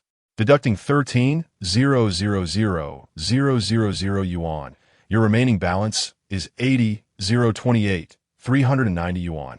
As the system processed the purchase of the music skill book, a surge of musical knowledge flooded his mind, causing a brief moment of discomfort. Li Xiao approached Lu Lin and asked, "What kind of accompaniment do you need?" With a smile, Lu Lin inquired, "Can you sing me only?" Li Xiao replied, "I know a bit. Shall we begin?" Lu Lin asked. "Let us," he responded, and began to sing. "You are my exception through the long journey of wind and rain. The scenery around me constantly shifts, yet you remain at the center of my gaze. My steadfast direction memories are cherished deep within. Every moment shines with light. No matter how the future unfolds, you will always be my hope, my one and only irreplaceable where my heart leads." It is all towards you, as Li Xiao sang. Lu Lin danced gracefully, resembling a fairy emerging from a dreamlike galaxy. Each turn was like a shooting star streaking across the night sky, brilliant and breathtaking. Meanwhile, young Shenhao watched the pair amidst the crowd, his teeth grinding in frustration. Damn that Li Xiao, stealing the spotlight again. And now he is competing with me for Lu Lin's attention, he thought. After their performance, thunderous applause erupted around them, followed by shouts of one more song. One more song. The girls cheered, "Class monitor, we adore you. We want to bear you a legion of offspring." Li Xiao, smiling, replied, "Let us leave some opportunities for the other classmates. I won't sing anymore." The other boys contemplated, given the situation, why should we perform? It would only be embarrassing. How did you think I danced? Lu Lin asked with a smile. Li Xiao cast a glance at Lu Lin and candidly remarked, "Lu Lin, your dancing is exceptional. It is evident that you have trained for many years. You could easily pursue a career as a professional dancer." Lu Lin smiled and replied, "Yes. I started learning at a young age. My father always said it was wonderful for girls to learn dance, and I wholeheartedly agree, so I have persisted with it." She then inquired, "By the way, class monitor, is that senior who came to the sports field looking for you your girlfriend?" From the outset, Lu Lin had felt that Li Xiao was quite admirable, and she was curious about his relationship status. Although she was initially confident in her appearance, upon seeing that senior, she felt overshadowed. Li Xiao, sensing the implication behind Lu Lin's question, responded, "I met Senior Meng on the same high-speed train at the beginning of the semester. We are merely friends. However, I cannot predict what the future holds. Perhaps Senior Meng may become my girlfriend someday." Lu Lin smiled and said, "So, what does that mean we are friends now? As long as that senior isn't your girlfriend, it's fine. After all, as you said, who can foresee the future? I still have a chance." Li Xiao shrugged and replied, "Of course, we are friends." Lu Lin cheerfully said, "Thank you, class monitor, for accompanying me. I must be on my way." With that, she headed off toward her roommates without any hesitation. Old 3, grinning mischievously, remarked Old 4, "I didn't realize you had such skills. How come you never mentioned it?" Li Xiao casually replied, "It's not a big deal." Old 1, Wu Yifan, excitedly stated, "Old 4, I have a feeling Lu Lin definitely likes you. If only I had your charm." Old 2, retorted Old 1, "Even if you had that charm, it wouldn't matter. Without Old 4's looks, your singing prowess would hardly make a difference. People might just think a gorilla is singing." Old 1, Wu Yifan, scoffed. Old 2, "Are you seriously criticizing your elder? What is wrong with me? I'm known as the Wu Yinzu of Hangzhou No. 1 High School. After all." At this moment, Old 3 teased, "Old 1, did you bestow that title upon yourself?" Li Xiao chuckled at his amusing roommates. Old 1, Wu Yifan, then pointed out, "Don't you think that girl next to the vice class monitor is quite lovely? She is plump and appears capable of bearing healthy children." Old 3, Huang Xiaofeng, glanced in the direction Old 1 was pointing and exclaimed, "Wow, Old 1, I didn't know you were into that type. You must be a tank driver, huh?" Old 1, Wu Yifan, disdainfully responded, "You don't understand. That's the ideal figure. It's far more comfortable to hold than those skinny ones, which are quite off-putting. This is the real deal." As time drew near, Li Xiao decided against returning to his residence at Hangzhou No. 1 Yard, as the daily commutes for military training were exhausting. Furthermore, he wouldn't want to be late due to any unforeseen circumstances on the road, especially since he was the class monitor and needed to set an example. Upon returning to the dormitory, he reflected on the day's events. Zhuyu, the second brother, persistently approached Li Xiao, eager to discuss singing lessons. He exclaimed, "Fourth brother, your singing is truly exceptional. I dare say it surpasses even the original artists. You should have seen how those girls yearn to be in your embrace. You must teach me. My happiness during these college years hinges entirely upon you." Li Xiao, with a hint of exasperation, replied, "Why don't you sing a little something for everyone? Let us witness whether you possess any talent." As Zhuyu began to sing, the eldest brother, Wu Yifan, interjected with a jest, "Goodness, second brother," while others charred for their singing. "Yours sounds like a death sentence. That croaky voice of yours is best left unsung." Unperturbed, Zhuyu retorted, "You simply don't understand. This is my unique charm. Do you comprehend the allure of uniqueness?" Li Xiao chuckled softly, "I do not. Hence I am afraid I cannot teach you." With that, he gathered his belongings and made his way towards the bathroom, preparing to freshen up and retire for the night. Chapter 16, System Upgrade. acquiring the Porsche 918 and the Mercedes G-Class after finishing a shower. Xiao reclined on his bed, contemplating the necessity of indulging in significant expenditures. Otherwise, he would find himself, as he did today, lacking the luxury points he desired, and regrettably exchanging cash for them. He retrieved his phone to explore the Porsche 918 and the Mercedes G-Class. Feeling his garage was deficient without a premier supercar and a reliable vehicle for everyday use.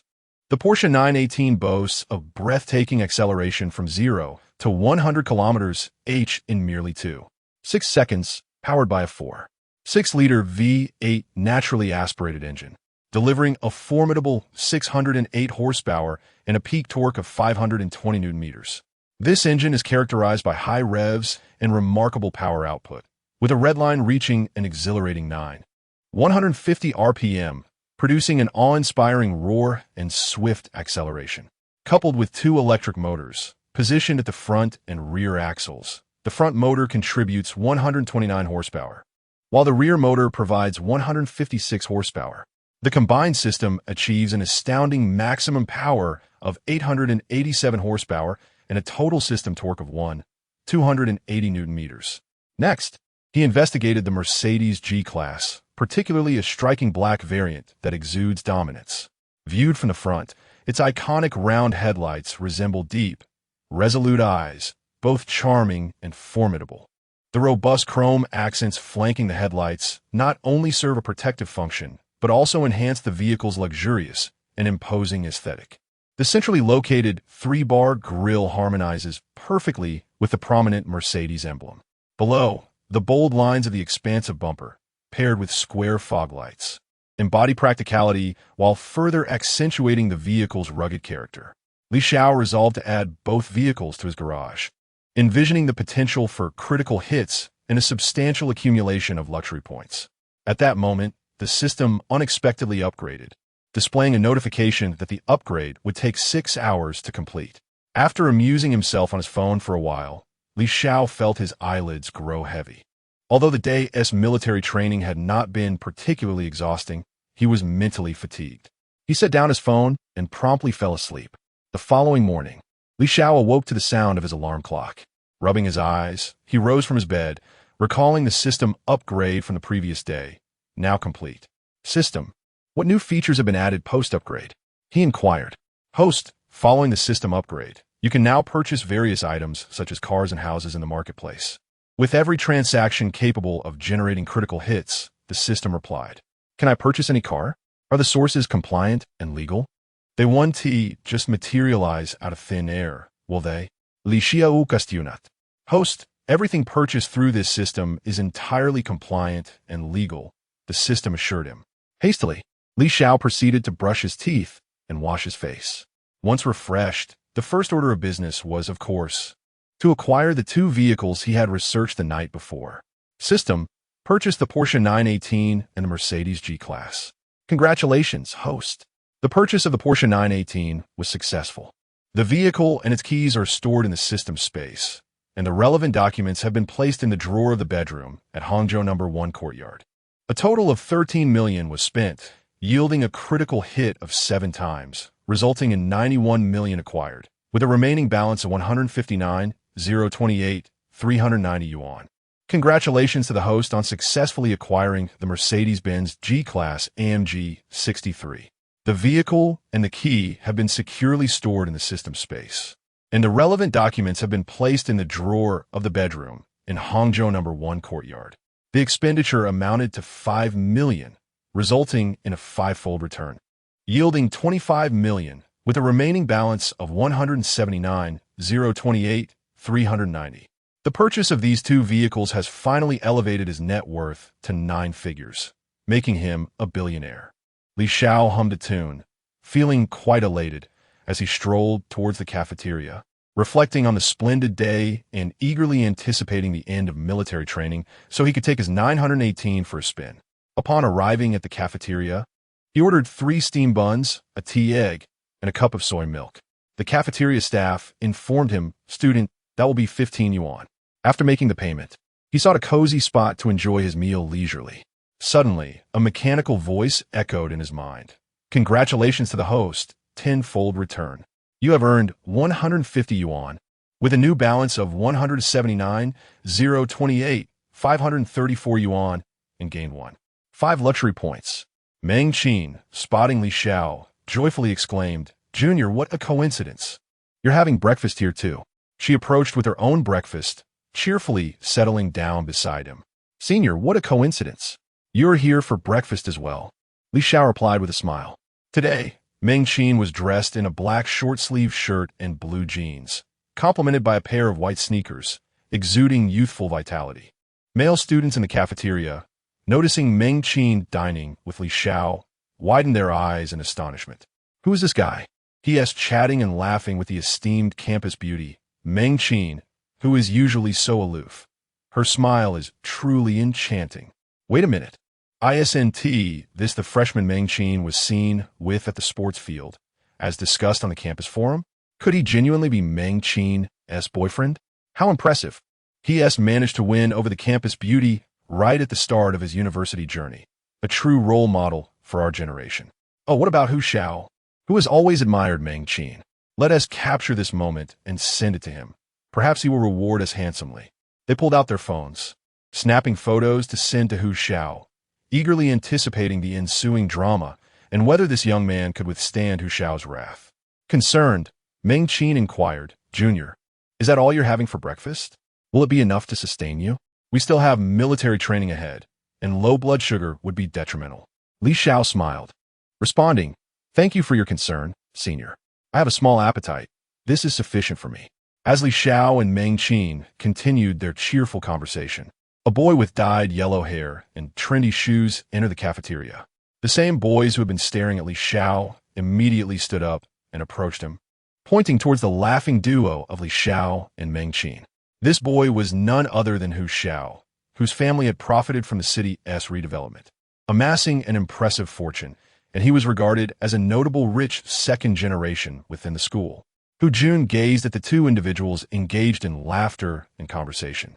His face instantly contorted with rage as he strode towards them. With a forced smile, he inquired, Qin, who is this man? Why is he dining with you?" Meng Qin's icy demeanor seemed capable of freezing anyone in their tracks as she retorted, "What business is it of yours? Do I owe you an explanation about whom I choose to dine with? We are not well acquainted. I would appreciate it if you address me by my name, not as Qin. Through gritted teeth, Hu Jun exclaimed, Qin, in what way am I inferior to this fellow? I am a proud scion of wealth. What does this insignificant man possess that could possibly compare to me? If you remain by my side, I can provide you with anything you desire. Can this impoverished wretch offer you the same? Apart from being slightly more handsome and taller than I, what can he bring you in terms of happiness?" Due to the military training attire that Li Xiao donned, Hu Jun instinctively perceived him as a mere pauper. He then brandished his car keys from his pocket, boasting, "Tell me, can you afford a McLaren in your lifetime? If not, you should keep your distance from my dear Qin." The sycophant beside him arrogantly interjected, "Indeed, have you no sense of your own standing? Competing with our young master, who, for a girlfriend? Our family possesses assets worth billions. Can you, a mere destitute, ever hope to drive a McLaren? If you know what's good for you, stay away from the illustrious Meng. Perhaps our young master, who will even grant you a crumb of sustenance." The bustling cafeteria, filled with curious onlookers, momentarily paused to witness the unfolding drama. Hu Jun glanced at the sycophant beside him, whose words were commendable, promising a substantial reward later. He feigned nonchalance, declaring, "A McLaren is nothing but a trifle. I had initially contemplated acquiring a Ferrari SF90, but I think it prudent to refrain from being overly ostentatious." Chapter 17. Cafeteria conflict. Hu Jun's words elicited gasps from the surrounding students. Goodness, the disparity among people is indeed a chasm as profound as the waters of amniotic fluid. One exclaimed, "Every day, we aspire to graduate and secure a good job, yet here he is, driving such an exquisite car while still in university." Another student remarked, "I just checked. The cheapest McLaren costs over 2 million. Truly enviable. If I could drive such a magnificent vehicle, I would feel utterly fulfilled." "Indeed, sports cars are never inexpensive," someone added. "I just searched for the Ferrari SF90, It's even more expensive. The top configuration exceeds 10 million. Hu Jun's family must possess assets in the billions. Otherwise, how could he casually speak of purchasing a car worth millions? It was suggested that Hu Jun was boasting about the SF90. Although his family could afford it, it would require selling a house. And it was implausible that they would buy him a car instead of a home. Yet, Hu Jun felt a deep sense of satisfaction as he listened to the flattery surrounding him. Do you see the gulf between us? If you know what is good for you, keep your distance from Mengqin, he thought. An obsequious companion beside him shouted, eager for everyone to hear, Hu Xiao, your car must have cost a fortune. How much did you spend? With a smug expression, Hu Jun replied, oh, it wasn't too much, just a little over 4 million. A mere trifle. Upon hearing this, the crowd's eyes widened in disbelief. They stood frozen, astonished that the car cost over 4 million, a sum they could scarcely hope to earn in their lifetime. If I had 4 million, I certainly wouldn't squander it on a car. I would invest in a modest home instead, one mused. He turned his gaze to Li Xiao, eager to observe his reaction. To his surprise, Li Xiao seemed to ignore him entirely, engrossed in his breakfast and conversing with Mengqin. How could this be? This guy should be fawning over me, hoping to ride my coattails. Why is he so calm, sitting there eating? Once Li Xiao finished his breakfast and saw Mengqin had also finished, he said, Senior, where are you heading?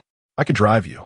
Initially, he had no intention of acknowledging Hu Jun, but the incessant chatter had worn him down, prompting him to summon the system S918, which he parked near the cafeteria entrance. Mengqin smiled and replied, Sure. Senior, I'm heading to the teaching building. I'd appreciate your assistance. Upon hearing this, Hu Jun sneered, Qin, what is there to ride in that electric scooter? Come with me in my McLaren. I'll take you to the teaching building. He was skeptical that Li Xiao possessed a four-wheeled vehicle, assuming it was merely a two-wheeled electric bike. Mengqin replied firmly, I'll ride in the junior's car. You can take whoever you wish in yours, but don't bother me. Following Li Xiao, they walked outside the cafeteria and soon arrived before a sleek gray Porsche 918. With a press of the unlock button, the car emitted a melodious beep. Li Xiao opened the door and settled into the driver's seat, glancing back at Mengqin, who remained momentarily stunned. Senior, get in the car. What are you waiting for? He urged. Coming to her senses, Mengqin replied, Oh, right, and climbed into the vehicle. Behind them, Hu Jun stood frozen in disbelief. Wow, a 918, the divine car, he exclaimed, his excitement palpable as he beheld the supercar worth over 10 million. He rushed to the driver's side of Li Xiao's car. Bro, is that really a Porsche 918? It's absolutely stunning. Little brother truly lacks vision. Meng, from now on, I shall keep my distance from him. This car is yours. After all, one cannot simply buy a Porsche 918 with money. It is globally limited, and with the license plate hanging 88888, such a person is beyond my reach. Suddenly, a spark of realization ignited within him. This was a fortuitous opportunity to connect with a super-rich heir. He quickly adopted a respectful demeanor, saying, Bro, from now on, you shall be my leader. Wherever you go, I will follow. Coming from a family of demolishers, if he could align himself with this wealthy heir, it would elevate his family status. This chance was rare, and he now flattered Li Xiao like a devoted lapdog, grateful he and T spoken carelessly moments earlier, for that could have been disastrous. Li Xiao observed Hu Jun, who was now ingratiating himself like a puppy, feeling an odd sense of discomfort. Irritated, he remarked, I'm not in the market for any lackeys. I need to take my senior to the teaching building, so please don't block my car. With a sycophantic smile, Hu Jun replied, You go ahead and drop off my sister-in-law at the teaching building. I will simply see you off. From now on, I shall be your loyal follower, ready to assist with any of your needs. The onlookers were astonished by Hu Jun's sudden transformation, struggling to comprehend how the once arrogant heir had become so subservient. Their mouths gaped wide, as if one could fit a fist within. Suddenly, a male voice broke through the astonishment. Wow, the Porsche 918 costs over 13 million, limited to just 918 units worldwide. No wonder this rich kid has turned into such a sycophant. A curious female voice inquired, Isn't a McLaren comparable to the Porsche 918? The boy responded, They exist in entirely different realms. One could purchase several McLarens for the price of a Porsche 918. No wonder he managed to capture the aloof Mengqin's attention so effortlessly. If I were a girl, I would willingly be with a man driving a Porsche 918. Who could resist? Little did they expect that among the freshmen at Hang City University, there resided such a remarkable figure. Inside the car, Meng Qin asked curiously, Junior, why did Hu Jun suddenly change like that? Is your car really that expensive? Li Xiao replied calmly, it's not that expensive. This car is quite affordable. I'm not sure why he transformed so abruptly. Perhaps there is something amiss with his mind. He nearly startled me. Meng Qin, with a look of genuine regret, remarked, very well, Junior. I apologize for the trouble I've caused you today. Had it not been for me, Hu Jun would not have sought you out. Li Xiao, appearing unfazed, responded, Senior, it's no trouble at all. It is an honor to serve as your gallant protector. With a playful smile, Meng Qin replied, Junior, your sweet tongue has surely deceived many unsuspecting young ladies. You are quite charming. I am but an innocent young man. I blush at the mere sight of a girl. Li Xiao Shukulat. I find that hard to believe. You are quite the rogue, Junior. You claim not to deceive naive maidens. Yet I feel you are attempting to mislead me even now. Soon, they arrived at the teaching building, and after dropping Meng Qin off, Li Xiao drove back, parked the car, and returned to his dormitory. Chapter 18. Is Yang Linhai's attempt to show off a failure? Upon returning to the dormitory, the three roommates remained stubbornly ensconced in their beds. Li Xiao called out loudly, Rise and shine, a stunning beauty has arrived outside. Instantly, the leader, Wu Yifan, sprang to his feet, exclaiming, Where is this beauty? Old four. The second and third roommates also sat up, inquiring, Where? I haven't seen her. Wu Yifan, gritting his teeth, retorted, Old four, what are you doing so early in the morning? You tricked us into waking up with tales of a beauty. Li Xiao smiled and replied, If you don't get up now, we'll be late for training, and don't blame me if Instructor Zhang punishes you. At this, the three quickly scrambled out of bed. Military training was indeed exhausting. They had thought university would bring liberation, only to be met with the rigors of military drills. After freshening up, the four dressed hastily, and Li Xiao rose from his chair, saying, Let us go. They made their way to the sports field, where they found a considerable number of classmates already gathered. At that moment, a group of students sat on the grass, and one boy remarked, Did you hear about this morning's event? What event? A supercar appeared at the cafeteria entrance, a Porsche 918, but we don't know whose rich second-generation car it is. It's just a Porsche, right? Aren't there plenty of rich kids at Hangzhou University?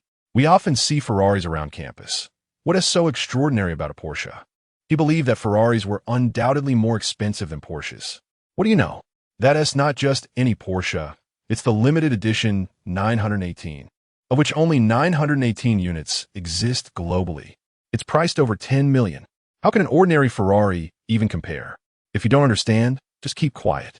Regardless, it's still just a Porsche 918.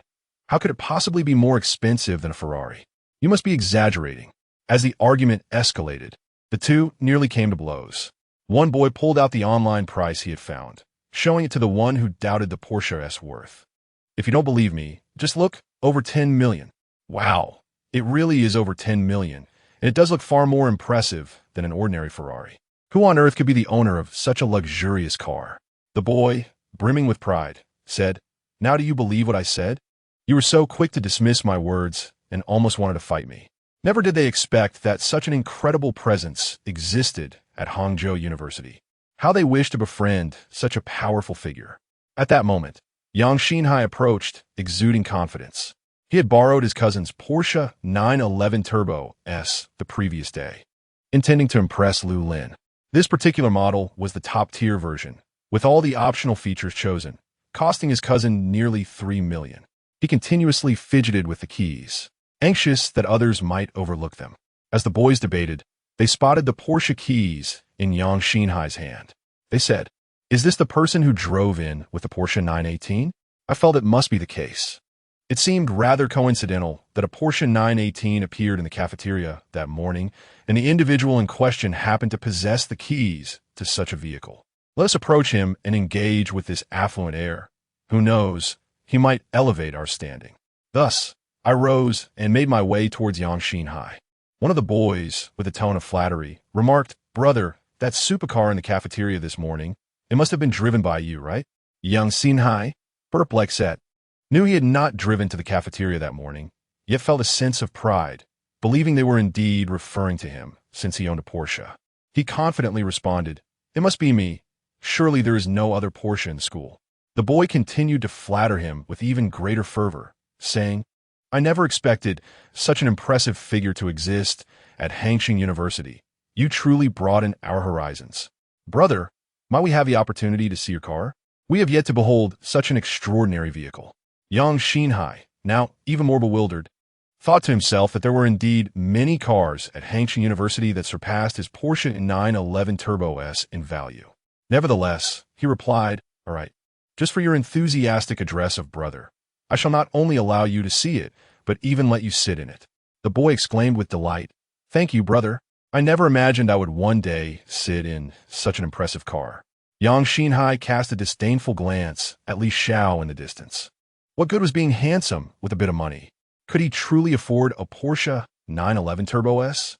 I refuse to believe that Lu Lin could see my car and not fall for me. He envisioned Lu Lin seated in the passenger seat, one hand on the wheel while the other rested on her fair, long leg, the thought nearly causing him to lose his composure. The boy, filled with excitement, asked, "Young Master Yang, when can you take us to see your Porsche 918? I want to see what a globally limited edition of 918 cars looks like." Yang Shenhao, now thoroughly perplexed, thought, "What Porsche 918? I am clearly driving a Porsche 911 Turbo S. Do these people not recognize the distinction?" With unwavering confidence, he stated, "During the military training break, I will take you to see it.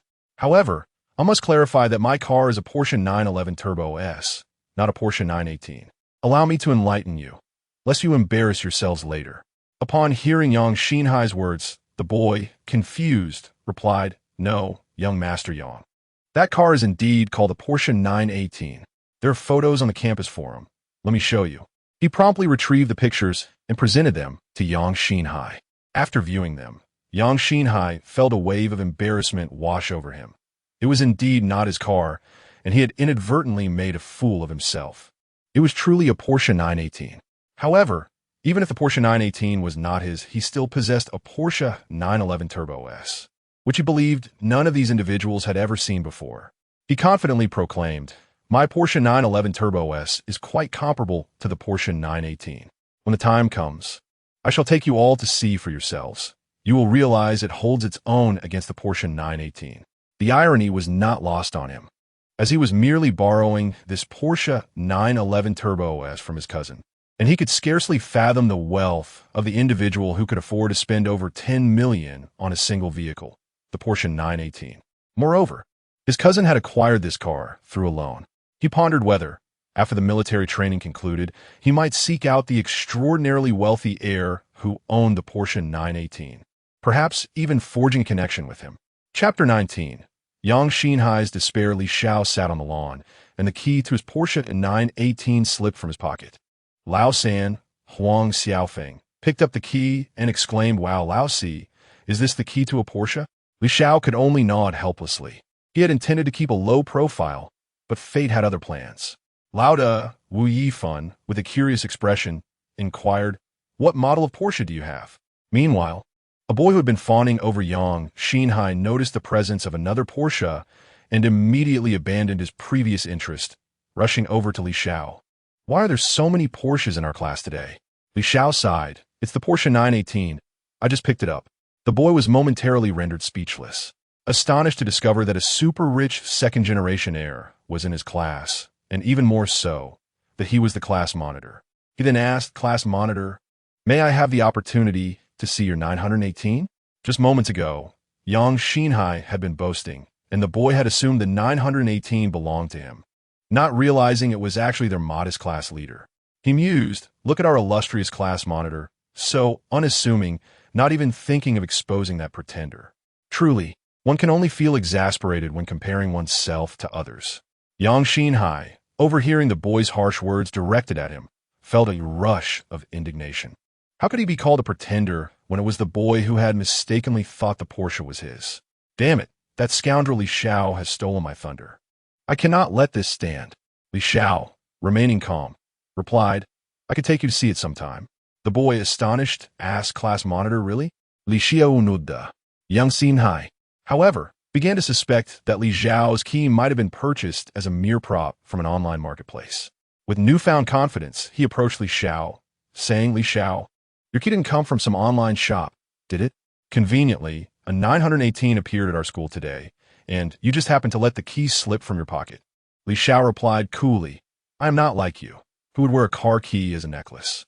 Yang Shenhao retorted angrily, "Who are you talking about? I merely dropped the key. Do you have any idea how much a key costs?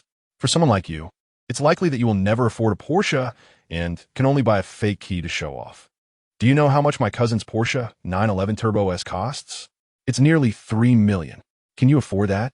Li Xiao, observing Yang Shenhai's embarrassment, replied nonchalantly, "Indeed, I cannot afford it. It is far too expensive. I can only manage to drive a Porsche 918. Yang Shenhao was about to unleash another retort when suddenly, another boy excitedly exclaimed, "Wow, it really is the class monitor's car."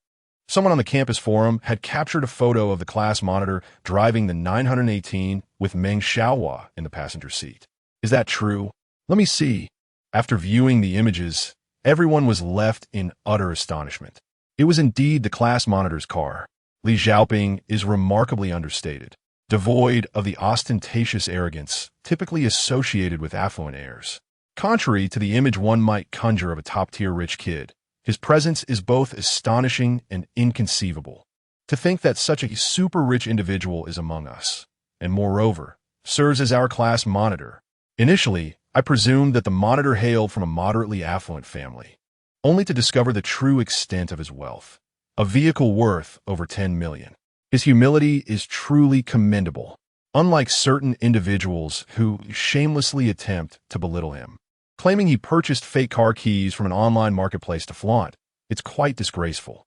Yang Shenhao, upon hearing the incessant mockery directed at him, was consumed by indignation, yearning to retort against these impoverished souls. However, the overwhelming crowd deterred him from confronting them, leading him to seek refuge in a corner until the military training commenced. The class monitor is indeed a multifaceted individual. Not only is he handsome, but also possesses a remarkable singing talent, embodying the essence of a perfect man. It's no wonder he is paired with the illustrious Meng. I suspect it's she who actively pursued him. "Monitor, what business does your family engage in? After graduation, may we seek employment at your esteemed family's enterprise?" Yang Shenhao, concealed at a distance, felt as if the sky were collapsing upon him. The super-rich heir he had aspired to impress turned out to be that insufferable Li Xiaoping, who had persistently eclipsed him since the beginning of the semester, now causing him such profound embarrassment. What does it matter that you are extraordinarily wealthy? Just wait and see. He sensed that ever since encountering Li Xiaoping, nothing had gone smoothly. His bid for class monitor was usurped, and even the girl he fancied seemed to prefer Li. It felt as though this detestable individual was his nemesis. Now he could hardly lift his head, having just disparaged Li's car keys as mere online purchases for show. How insidious! He had initially refrained from clarifying his status, merely wishing to witness his own prominence. Soon, Instructor Zhang arrived, signaling the commencement of the morning's training. Yang Shenhao had contemplated feigning illness to escape the day's drills, as he was reluctant to endure the collective ridicule. However, to his dismay, Instructor Zhang deemed him a malingerer and penalized him with 10 additional laps. After the grueling exercise, Yang lay on the ground, breathless and defeated. Instructor Zhang called out, "Yang Shenhao, return to formation. Fail to comply, and you shall continue running." He felt as if the entire world conspired against him, pondering what sins he had committed. This misfortune could only be attributed to that detestable Li Xiaoping. Without him, how could life have been so wretched? He believed he was meant to be the beloved class monitor, deserving of admiration from his peers. During a break, Lu Lin approached Li Xiaoping, her countenance flushed with shyness. "Monitor, may I treat you to lunch today?" Li Xiaoping regarded the bashful Lu Lin and replied calmly, "Vice Monitor, one should not accept favors without merit. Allow me to treat you instead." Lu Lin's eyes sparkled with delight. "Really?" Li Xiaoping nodded, secretly relishing the thought of delegating the responsibilities of class management to Lu Lin, thus freeing himself to savor the pleasures of life. The Vice Monitor cheerfully remarked, "You can decide what you want for lunch. Lu Lin smiled and added, yes, once the military training concludes, I will invite the monitor to dine together. At that moment, the three individuals in the dormitory turned their gaze towards Li Xiao and inquired, Old Four, who do you actually like? Li Xiao, observing the inquisitive trio, responded, I do not indulge in relationships within close proximity. It would hinder my aspirations. I merely believe that the responsibilities of being a monitor are too trivial. By treating the vice monitor to a meal, I can delegate this task to her and thereby liberate myself. The eldest, Wu Yifan, exclaimed, Goodness, Old Four. It's evident that the vice monitor has feelings for you.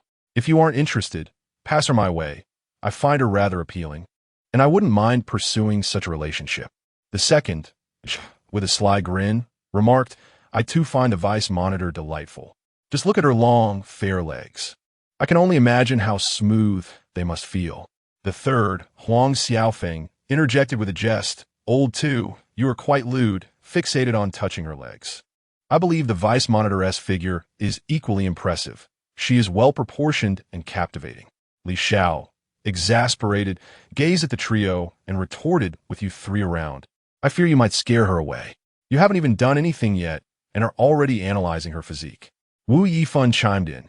You are a satiated person, oblivious to the hunger of those around you. Indeed, Old Four, you are well fed while the rest of us are still famished. Li Xiao, resignat, ruplia. How can you claim I'm well fed? I assure you, my relationship with the vice monitor and the senior is entirely innocent. Please refrain from spreading baseless rumors. Chapter 20. Are you going on a date with Lu Lin? However, the gazes of the three were filled with disbelief. The leader, Wu Yifan, teased, Old Four. You frequently go on dates with Meng, the campus flower. Who would believe that your relationship with her is entirely innocent? This morning, you were spotted having breakfast together in the cafeteria, kicking off your dating escapades bright and early. Li Xiao could not be bothered to explain. As long as he knew that his relationship with Meng Qin was pure, that was enough. Just as the break time concluded, training was about to resume. Soon, the morning training session came to an end. Li Xiao sent a message to Lu Lin, informing her that he would return to freshen up before meeting her for a meal. Upon returning to the dormitory, he changed out of his military training attire, grabbed his undergarments, and entered the bathroom. After taking a shower, he emerged, used a hairdryer to style his hair, and donned a stylish outfit from Armani. He then picked up his phone and messaged Lu Lin. Vice class leader, I'm all freshened up. Are you ready on your end?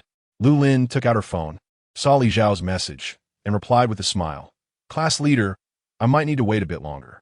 All right, I will wait for you downstairs at the girls' dormitory. No need to rush, Li Xiao responded. Just as Li Xiao was about to leave the dorm, Wu Yifan called out, Old Four, where are you headed? Aren't you waiting for us to go eat together? Li Xiao replied nonchalantly, I have something to attend to. You three go ahead. Old Four, you can't possibly be going on a date with Meng, dressed so handsomely, Huang Xiaofeng inquired, unable to contain himself. No, don't speculate foolishly.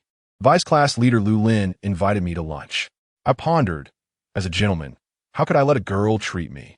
Besides, I anticipate that there will be plenty of matters to handle in class, and I would rather leave them to Lu Lin. Otherwise, I wouldn't have agreed to join her for lunch, Li Xiao explained. Zhu Yue chimed in. An explanation is merely a cover-up. Just this morning, you told us that a rabbit wouldn't eat the grass near its burrow, and now you're off to lunch with the vice class leader. What scoundrel? Li Xiao, weary of the explanations, declared, Believe what you wish. I am leaving now. He pushed the door open and stepped outside. Soon, he was driving to the base of the girls' dormitory. At that moment, Lu Lin was in her room applying makeup. After finishing, she rummaged through her wardrobe to select an outfit. Once she changed, she turned to Xiao Huang and asked, Xiao Huang, does this outfit look good on me? Xiao Huang, with curiosity etched on her face, replied, Lin, what are you up to in the middle of the day? Lu Lin, feeling a bit anxious, insisted Xiao Huang. Just focus on whether this looks good or not. It looks great. How could it not? Our Lin is naturally beautiful. She looks good in anything. But what are you really up to? Xiao Huang pressed, eager for gossip. Lu Lin, with a shy smile, responded, I'm just going to have lunch with the class leader. Xiao Huang, astonished, exclaimed, Has the class leader confessed to you? Is the progress that swift? Not at all. We're simply having lunch together. Don't say anything absurd. Lu Lin replied, her cheeks flushed with shyness. A green McLaren was parked beneath the girls' dormitory, and a head poked out from inside the car, calling out to Li Xiao. Boss, are you waiting for someone here? Do you need my company? The person was none other than Hu Jun, who had initially intended to cruise in a sports car to the girls' dormitory to charm some girls. Upon spotting Li Xiao standing at the base of the dormitory, he felt compelled to approach. The way he addressed Li Xiao with such reverence made it seem as though they were brothers. No need, I'll be leaving shortly. You should attend to your own affairs, Li Xiao replied calmly. Boss, I have nothing pressing. Even if I did, it wouldn't be as important as waiting here with you. In truth, I have no plans, Hu Jun said with a sycophantic grin. He was unwilling to miss the opportunity to forge a connection with Li Xiao, clearly reluctant to depart. All right then, if you wish to stay, you may, Li Xiao conceded. Hu Jun was determined to accompany Li Xiao until the illustrious Meng, the campus beauty, descended, hoping to flatter her and curry favor with Li Xiao. Despite his prior infatuation with Meng Qin, who could resist the allure of impressing the campus queen and earning some praise from the boss? Before long, Lu Lin emerged, clad in a white dress and matching sneakers, radiating youthful vibrance. Hu Jun's jaw dropped in astonishment. It wasn't Meng Qin, but rather another girl reminiscent of her. Truly, Li Xiao was impressive. While he struggled to win over Meng Qin, Li Xiao was on the verge of a double date with two stunning beauties. Lu Lin smiled brightly and said, Class monitor, shall we go? Hu Jun chimed in, hello, sister-in-law. You're truly beautiful, just as one would expect from the boss's woman. Lu Lin's face turned as red as an apple at his words. I'm not a sister-in-law. I'm just a regular friend of Li Xiao, Lu Lin clarified. Li Xiao, uninterested in correcting the misunderstanding, let Hu Jun say whatever he pleased. Hu Jun couldn't help but retort, sister-in-law, if you say you're just friends, then that's how it is. Li Xiao, maintaining his composure, urged, Vice Monitor, let us get in the car. With several onlookers gathering at the dormitory, Li Xiao was keen to avoid being the center of unwarranted attention. Lu Lin, blushing, agreed, yes, let us go. Moments latte. The roar of a powerful engine echoed through Hangqing University. Hu Jun watched in awe as the 918 vanished from sight, exclaiming, wow, the boss is truly remarkable, wealthy, and charming. I need to stick close to him. Perhaps I too can find as many beautiful girlfriends. Vice Monitor, what would you like to eat? Li Xiao inquired, glancing at Lu Lin. Lu Lin, taken aback by the luxurious leather seats and carbon fiber accents within the sports car, was astonished.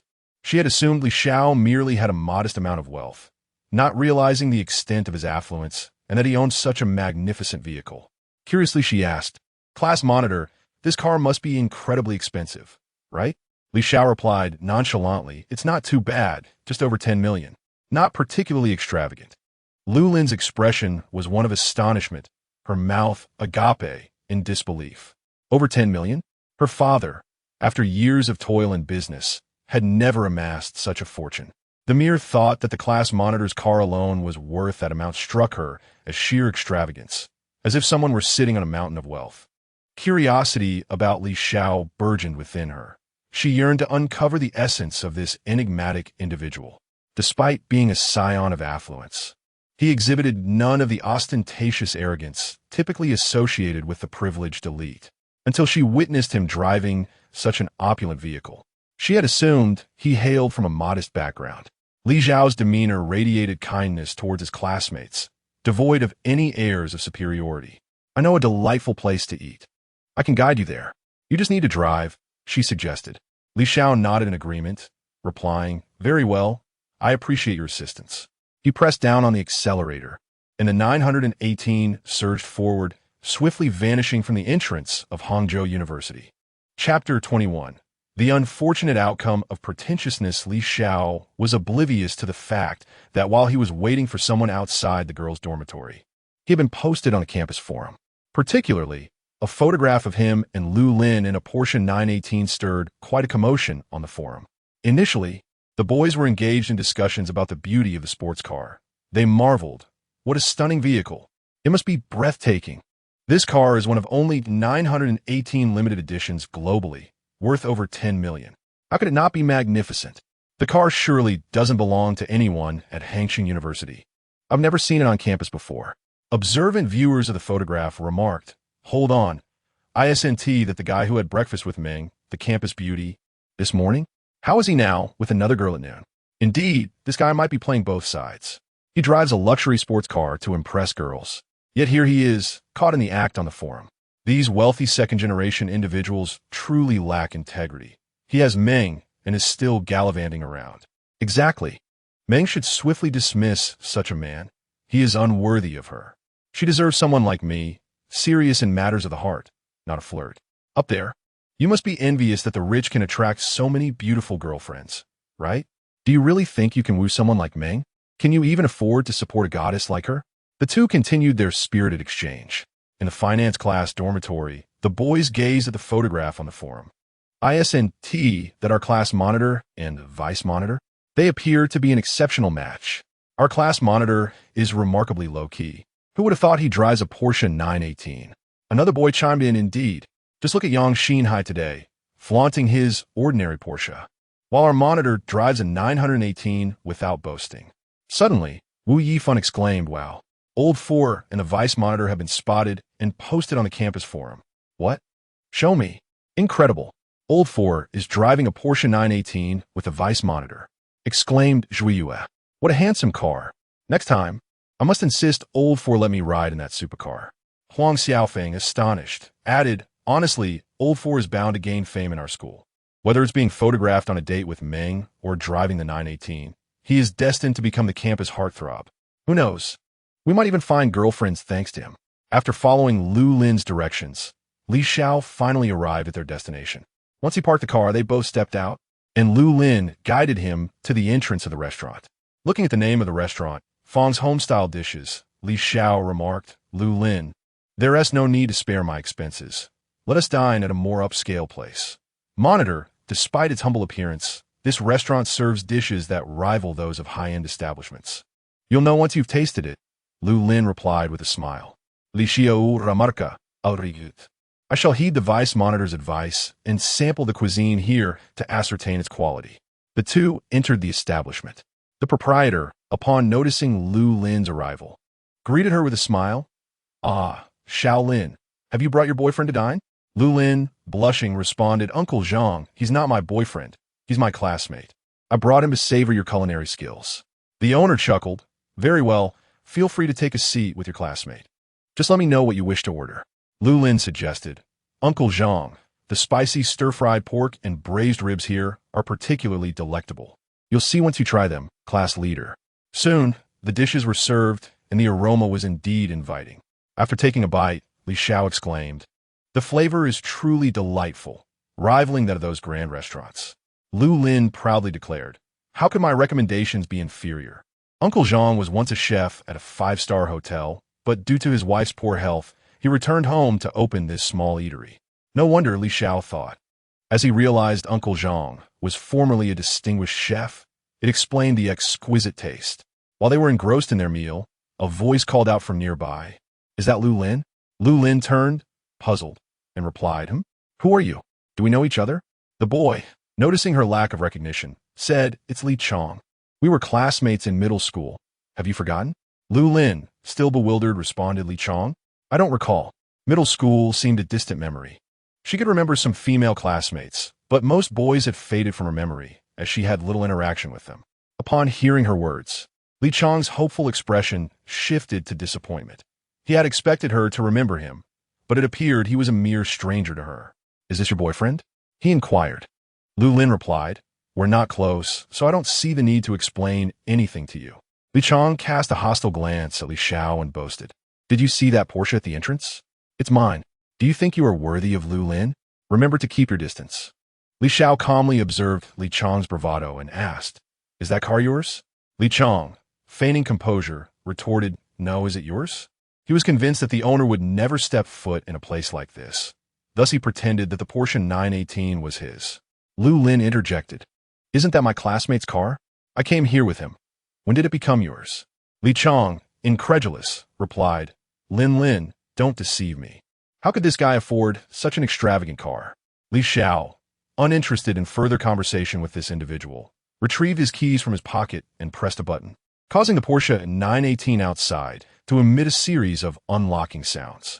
Li Chong witnessed the car at the entrance being unlocked by the young man before him. And in an instant, he wished for a hole to burrow into, realizing that his attempt at bravado had inadvertently backfired, landing him in a rather embarrassing situation. He hastily turned and fled, feeling unworthy even to partake in his meal. The onlookers, amused by Li Chong's misguided display of arrogance that had backfired upon the rightful owner of the vehicle, erupted into hearty laughter. Such is the folly of the youth today, recklessly flaunting their bravado. While the car owner remained modest, the young man chose to swagger forth, now left with a bruised ego in the aftermath. Chapter 22. Returning Lu Lin to the dormitory, Li Xiao and Lu Lin engaged in a light-hearted conversation, as they each ordered a beverage in anticipation of the military training scheduled for the afternoon. Their meal concluded swiftly, and Li Xiao drove Lu Lin to the entrance of the girls' dormitory, attracting a curious crowd. Wow, what a stunning car. I wonder which wealthy heir from our school owns it. A bold girl approached the driver's window, tapping gently and shyly inquiring, "Excuse me, could I have your contact information?" Li Xiao responded coolly, "I'm sorry, but I have no interest in girls." The girl, realizing her ordinary appearance, felt embarrassed, especially when she noticed a more beautiful girl seated in the passenger seat. She hurriedly retreated, thinking, how embarrassing.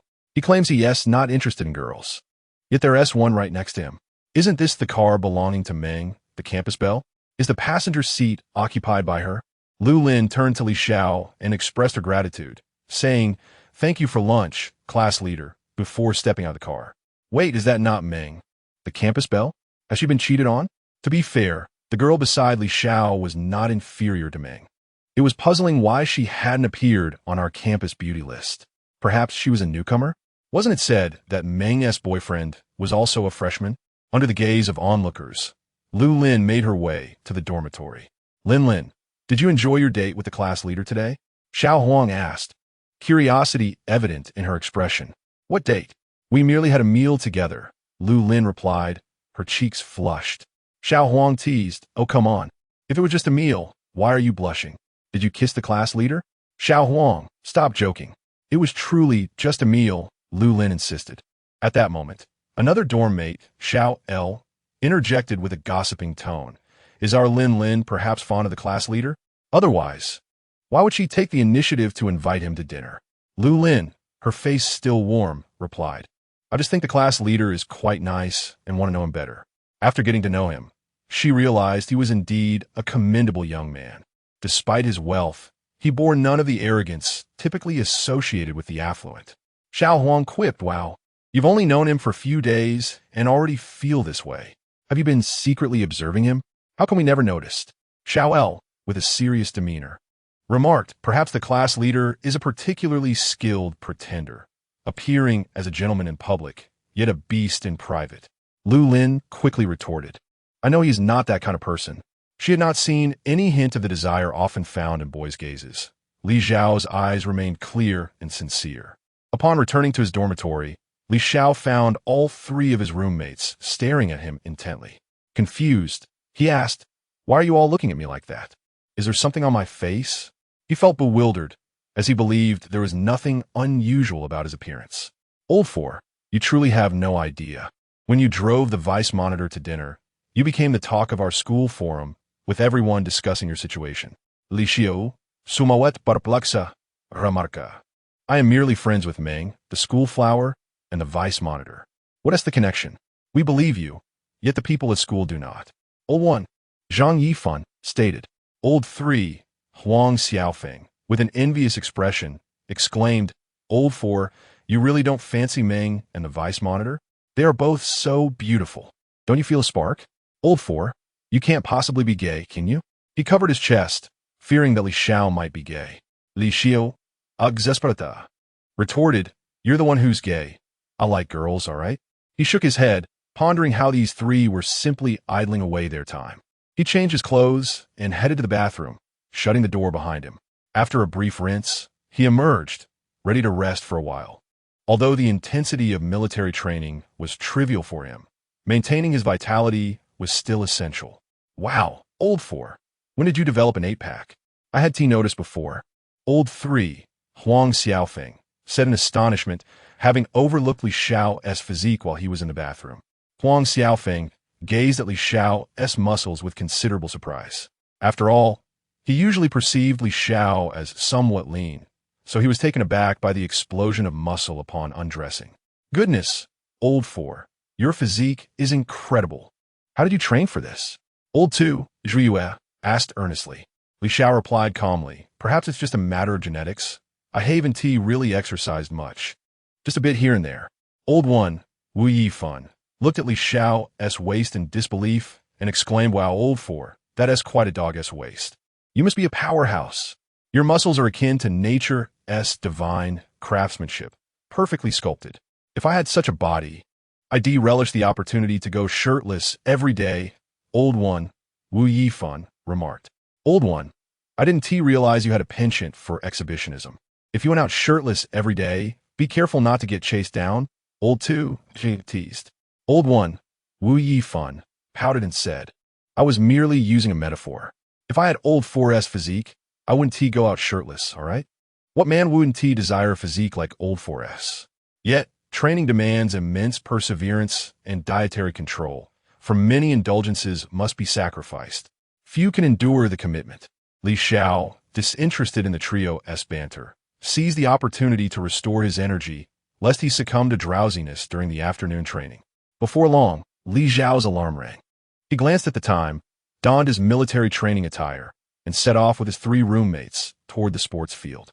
By this time, many were already gathered at the field, congregating in the shade.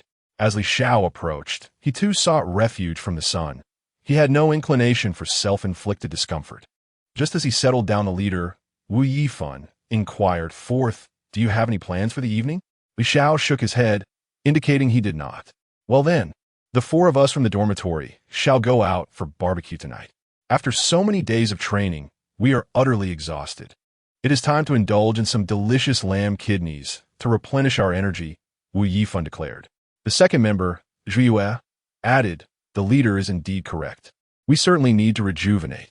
Ever since the military training commenced, I've been plagued by daily aches and pains. The third member, Huang Xiaofeng, agreed.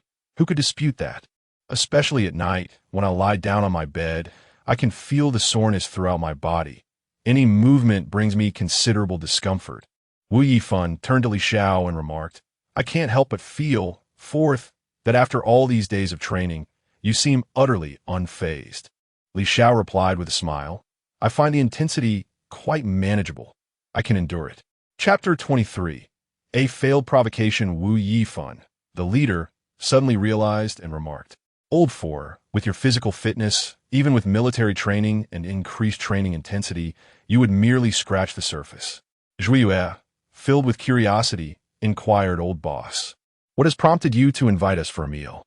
Is there something joyous afoot? Nothing much. I simply wish to treat everyone to some barbecue.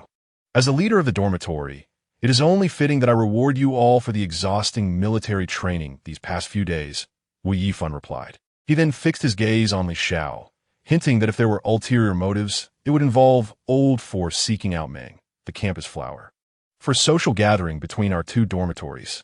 At that moment, the second in command wore an expectant expression and cheerfully stated, Old 4, if you could persuade a few of the senior sisters from Meng's dormitory to join us, perhaps we could all find love. Our happiness rests upon your shoulders. I've heard that a few of her roommates are quite lovely. Li Xiao cast a glance at Wu Yifan, who was equally eager in his expectation. He soon understood that the leader's intentions were not merely to share a meal, but rather to arrange a meeting with the girls from the senior dormitory. With a resigned shake of his head, Li Xiao responded, I am merely an ordinary friend of Meng. I can only inquire if she is available. I cannot guarantee anything beyond that. Li Xiao was indifferent to the outcome, but whether or not they would be available was beyond his control. He took out his phone and messaged Meng Qin. Are you and your roommates free tonight? Our dormitory would like to socialize with you. Before long, he received a reply from Meng Qin. All right, I will check with my roommates. I cannot say for certain if they are willing, but I will ask. Wu Yifan, Zhiyue, and Huang Xiaofeng eagerly awaited Li Xiao's update, asking, Old 4, what did Meng say? Li Xiao Shuja, responding. The senior sister said she would check with her roommates to see if they have any availability. Wu Yifun, smiling, added old 4. Be sure to inform us when you hear back from her. After a while, Meng Qi messaged again, stating, I asked them, and they all said they don't have time, except for one who is available, so perhaps we can arrange for another opportunity. After relaying Meng Qi's message to his 3 dorm mates, their faces fell in disappointment, and they could only say, then we'll have to wait for another time. Thus, it was decided that they would go for barbecue that evening. As they chatted casually, Tan Xiaoji, the class monitor from Finance Class 2, approached. Standing before Li Xiao, she inquired, Li, is there something you need? Li Xiao, puzzled by her approach, as he had little interaction with her, responded, Class Monitor Tan, is there a reason for your visit?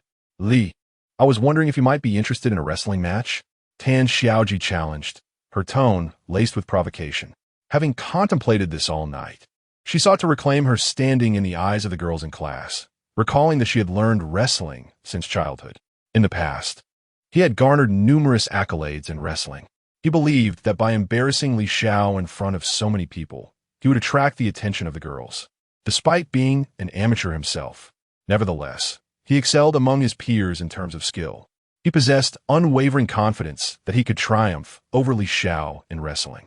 At that moment, he was filled with assurance, yet he harbored concerns that Li Xiao might refuse his challenge, which would thwart his plan to humiliate him before the girls. Initially, he contemplated issuing a challenge to Li Xiao on the campus forum, ensuring the entire school would be aware of the event, and he could subsequently defeat him soundly. However, he feared that such a public challenge would deter Li Xiao from accepting, compelling him to wait for military training to initiate the contest. He wanted the freshman girls to witness that Li Xiao was merely a pretty boy while he was the one deserving of their admiration. His excitement was palpable. Li Xiao regarded Tan Xiaoji with a sense of helplessness. Having consumed a special elixir, his physical prowess was unmatched. Why would he seek confrontation? Competing against Tan Xiaoji felt akin to an adult bullying a minor. He contemplated refusing Tan Xiaoji's challenge, but the latter continued to provoke him relentlessly. Are you afraid? It's just a friendly match. Rest assured, I won't hurt you. Or perhaps you're worried about the embarrassment of losing. Dan Xiao Hixiaotif. Seeing Tan Xiaoji as fervent taunts, Li Xiao resignedly replied, If you seek your own demise, then I shall oblige. Upon hearing Li Xiao's acceptance, Tan Xiaoji breathed a sigh of relief. He had genuinely feared that Li Xiao might refuse his provocation, rendering his elaborate scheme futile. However, he noticed a glimmer of pity in Li Xiao's gaze, leaving him puzzled. Could it be that this wealthy heir had trained in wrestling? He shook his head in disbelief. Surely, a rich kid would not endure such hardships, clearly more accustomed to indulging in a life of luxury. Tan Xiaoji had spoken loudly to ensure that those around them, particularly the second class of finance, took notice. He believed that if he defeated Li Xiao in wrestling, the girls from both classes would be drawn to his masculine allure, paving the way for his notoriety within the school. The girls from the first finance class were the first to rise, shouting, Class leader, go for it. Class leader, you're the best. Class leader, crush that clown. Class leader, I love you. Tan Xiaoji stood there, anticipating cheers from the girls of the second finance class. But to his astonishment, they rallied for Li Xiao instead, exclaiming, Class leader, Li go. Class leader, you're incredible, the best. Class leader, I want to bear your children. Tan Xiaoji's expression soured, his face contorting in frustration as he internally screamed, I'm the class leader of the second finance class. Why aren't you cheering for me? Why are you supporting the leader of the neighboring class? His envy towards Li Xiao intensified. He was determined to humiliate Li Xiao before everyone, ensuring that all would recognize him as merely a pretty boy while he, Tan Xiaoji, was the true embodiment of masculinity. Exhausted, the students from both Finance Class 1 and Class 2 rose to form a large circle. In the center stood Li Xiao and Tan Xiaoji, observing Li Xiao's nonchalant. Tan Xiaoji felt a surge of anger within him. Let you revel in your pride for now. Soon enough, you will understand why the flowers bloom so red. When you embarrass yourself in front of Class 2, I shall see how long you can maintain this arrogance. In a flash, Tan Xiaoji charged forward, wrapping his arms around Li Xiao's waist, intent on throwing him to the ground. To his astonishment, Li Xiao remained utterly unmoved. Despite exerting all his strength, his face flushed with effort, he could not budge Li Xiao an inch. In an unexpected moment, Li Xiao executed a swift throw, sending Tan Xiaoji crashing to the ground. Lying there, Tan Xiaoji questioned his own abilities. Was this not his forte? How could he have lost? He found himself reluctant to rise, feeling utterly humiliated. Originally aiming to shame Li Xiao, it was he who now bore the embarrassment. At that moment, the crowd erupted with cheers. Class Leader Li, you are incredible. Class Leader Li, invincible. Class Leader Li, truly remarkable. Hearing the jubilant shouts, Tan Xiaoji wished he could vanish into a mouse hole. Chapter 24. An unexpected encounter with a beautiful saleswoman. Fortunately, at this moment, military training was about to commence, and the onlookers began to disperse. Tan Xiaoji finally breathed a sigh of relief and managed to rise from the ground. Otherwise, he would have resolved never to get up again. Old Four impressive. Huang Xiaofeng, the third in their group, leaned closer to Li Xiao, winking playfully. Old Four, you seem to excel at everything, even wrestling. That kid from the neighboring class must be utterly bewildered after you threw him. He dared to provoke you, thinking you were an easy target. But little did he know you are as formidable as iron. The eldest, Wu Yifan, chuckled in agreement. Old Two, Zhuiyue chimed in with a cheeky grin. You've made quite the impression among the freshmen. Those girls are probably infatuated with you to the point of madness. You're leaving us single dogs with no chance whatsoever. Do you think I wanted this? I intended to keep a low profile, but that fool kept provoking me, forcing me to indulge him. Li Xiao retorted with annoyance. He was utterly exasperated, knowing that he had no time to waste on foolish provocations. He had more pressing matters, such as leveling up his system. Old Four, enough of your modesty. You've made quite the spectacle. Those girls are treating you like a demigod. If I were you, I would wake from my slumber with a smile. Huang Xiaofeng remarked with envy. Li Xiao chose to ignore his three companions and quickly fell into line, not wishing to incur the wrath of the instructor. The afternoon's military training proceeded smoothly, devoid of any unforeseen incidents. After the training concluded, Li Xiao and his three roommates returned to their dormitory. He took a refreshing shower. As a wealthy individual, he certainly could not afford to smell unpleasant. After changing into fresh attire, he waited for the other three to do the same before they all set out together. Once they were all dressed, the quartet headed to the place where they had previously enjoyed barbecue. They quickly arrived and chose a spot close to the roadside, ensuring they would not be bothered by the smoke while still enjoying the bustling view outside. They began to order squid strips, smashed cucumbers, and edamame to start with. The eldest, Wu Yifan, instructed the waiter. Pork belly, lamb skewers, beef skewers, grilled small yellow fish, grilled eggplant, grilled buns, grilled oysters, grilled squab, grilled kidneys, grilled chives, and grilled chicken wings. After finishing his order, he urged the waiter to bring the dishes promptly. Wow, old Yifan, have you struck it rich? You're spending quite extravagantly, Zhuiyue exclaimed. Huang Xiaofeng suggested, shall we have a drink today? Last time when we visited, we didn't celebrate with a toast. This time, we must indulge a little. Both Wu Yifan and Zhuiyue nodded in agreement. Old Four, will you drink with us? Huang Xiaofeng inquired. All right, just a little, Li Xiao replied. Huang Xiaofeng shouted, waiter, bring us 4 bottles of Tsingtao beer. Wu Yifan, chewing on a squid strip, turned to Li Xiao and asked, Old Four, do you have any secrets for wooing girls? Zhuiyue craned his neck, eager not to miss any juicy tidbits. Li Xiao looked at his 3 roommates with a hint of exasperation. There truly is no secret. Primarily, I possess good looks and a commendable height. Moreover, it is usually the ladies who pursue me rather than the other way around. I cannot impart any wisdom on this matter. Li Xiao stated with an air of arrogance. Enough of your nonsense, Fourth. Do you even have any shame left? Do you believe that the 3 of us would not be able to pin you down? The eldest, Wu Yifan, retorted. Although the 3 roommates were not as handsome as Li Xiao, they were certainly appealing in their own right. I am merely speaking the truth. Yet you are unwilling to accept it. Is there anything wrong with what I said?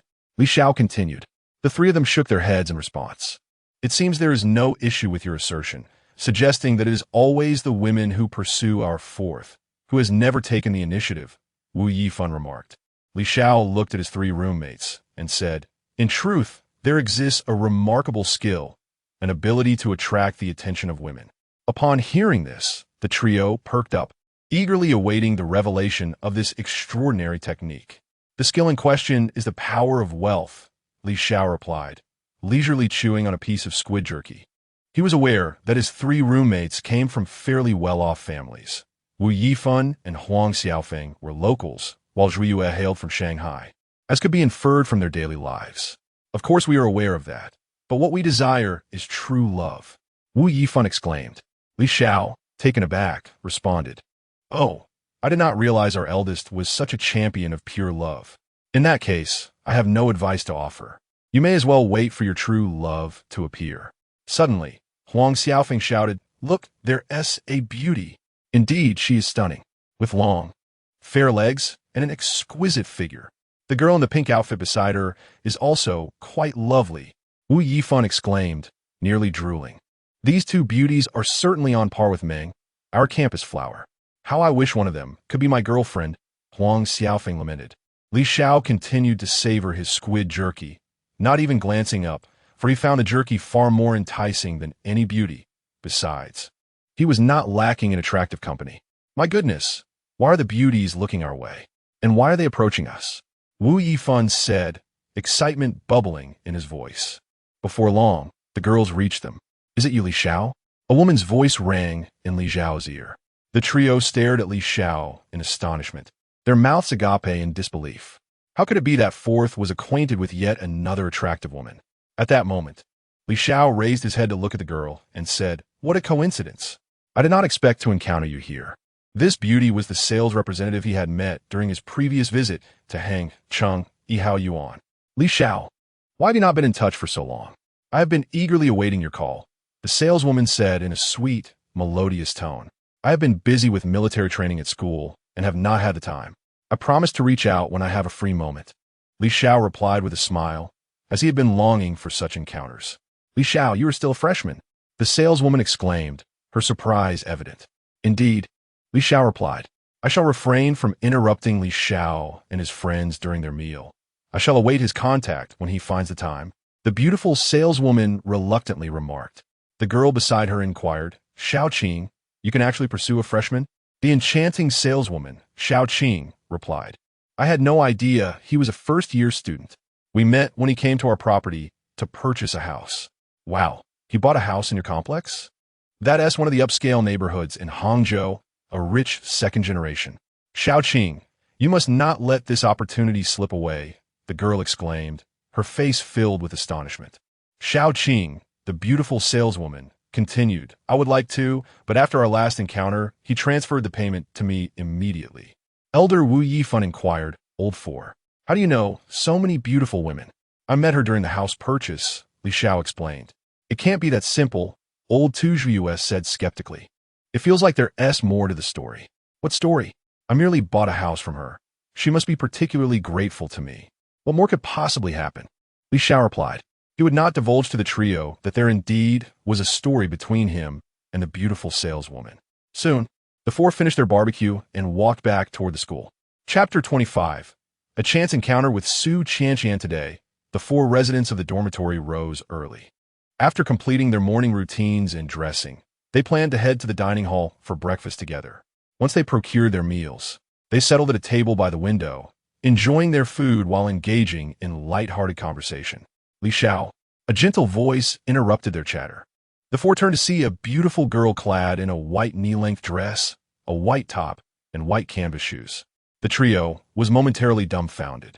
Yet again, another stunning girl had come to find the 4th member of their group. How many beautiful women does he know? This one was no less striking than Meng. The campus beauty.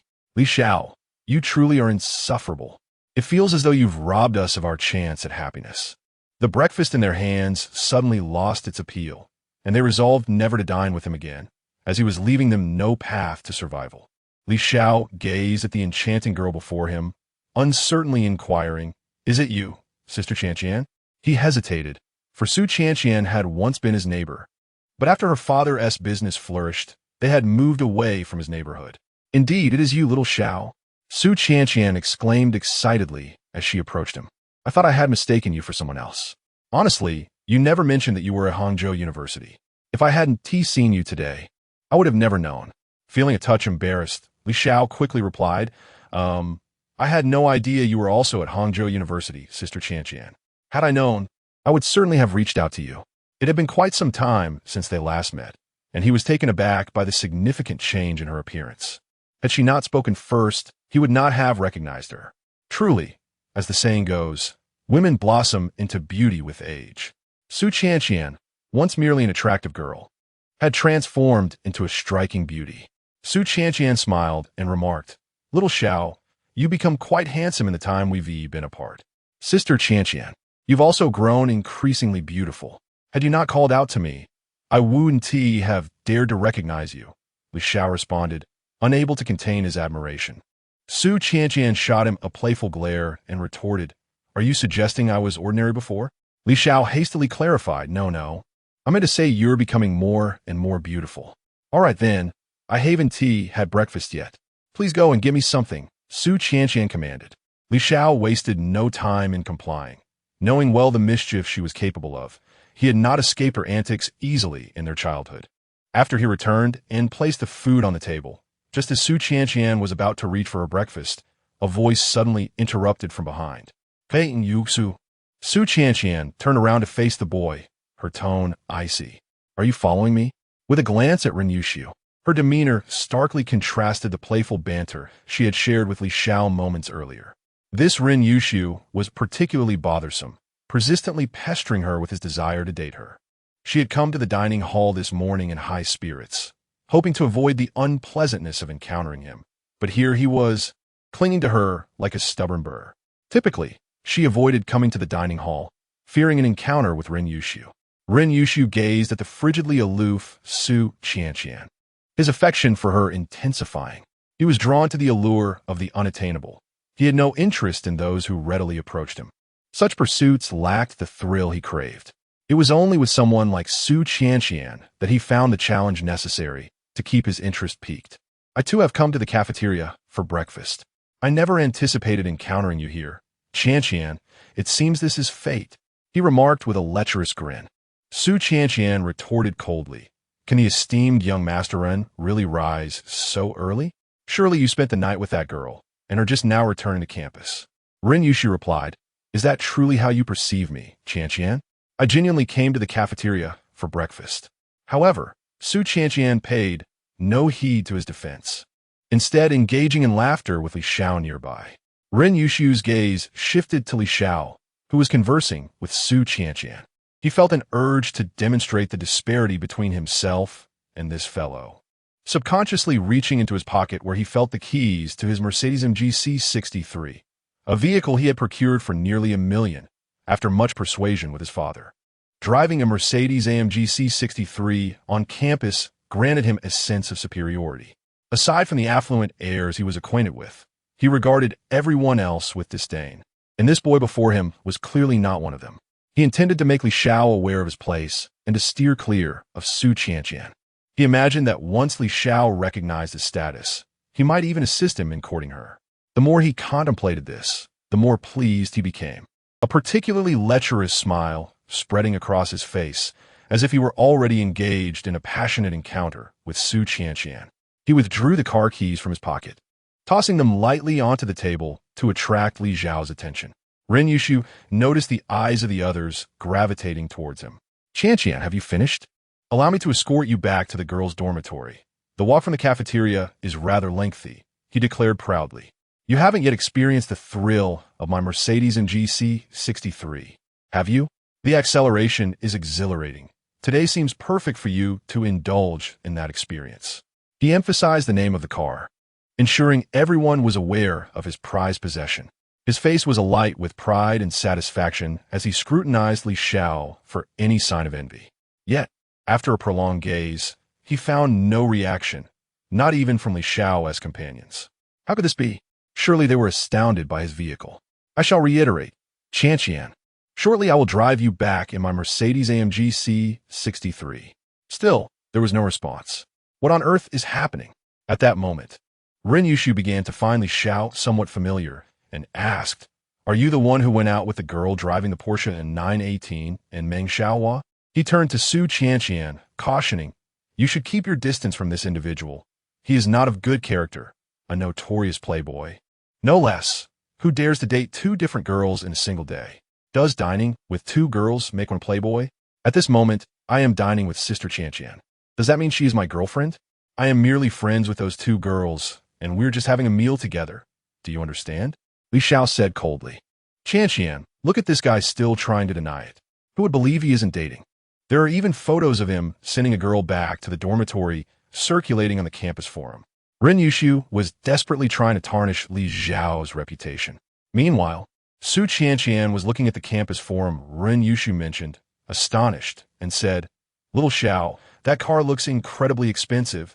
Is it yours?" Li Xiao nudda. "Which of those two girls is your girlfriend?" Su Qianqian inquired. Li Xiao pouted and helplessly replied, "Haven't I already said? They're just ordinary friends. I merely gave them a ride back to the dormitory, and then I ended up on the campus forum. Little Xiao, I didn't realize your family was so wealthy. Since I moved away, it seems your family has struck it rich," Su Qianqian remarked. Li Xiao responded, "It's not bad. It should be enough for this lifetime." He couldn't very well reveal that he had become affluent due to his system. At that moment, Hu Jun, who had been searching for Li Xiao, walked in. He saw that someone on the campus forum mentioned Li Xiao was having breakfast in the cafeteria. Hu Jun joyfully hurried to Li Xiao and exclaimed, "Boss, I finally found you." Upon seeing Hu Jun, Ren Yushu immediately stood up and asked, "Young Master Hu, do you remember me?" Hu Jun looked at him with a puzzled expression and replied, "Who are you? Are we that familiar?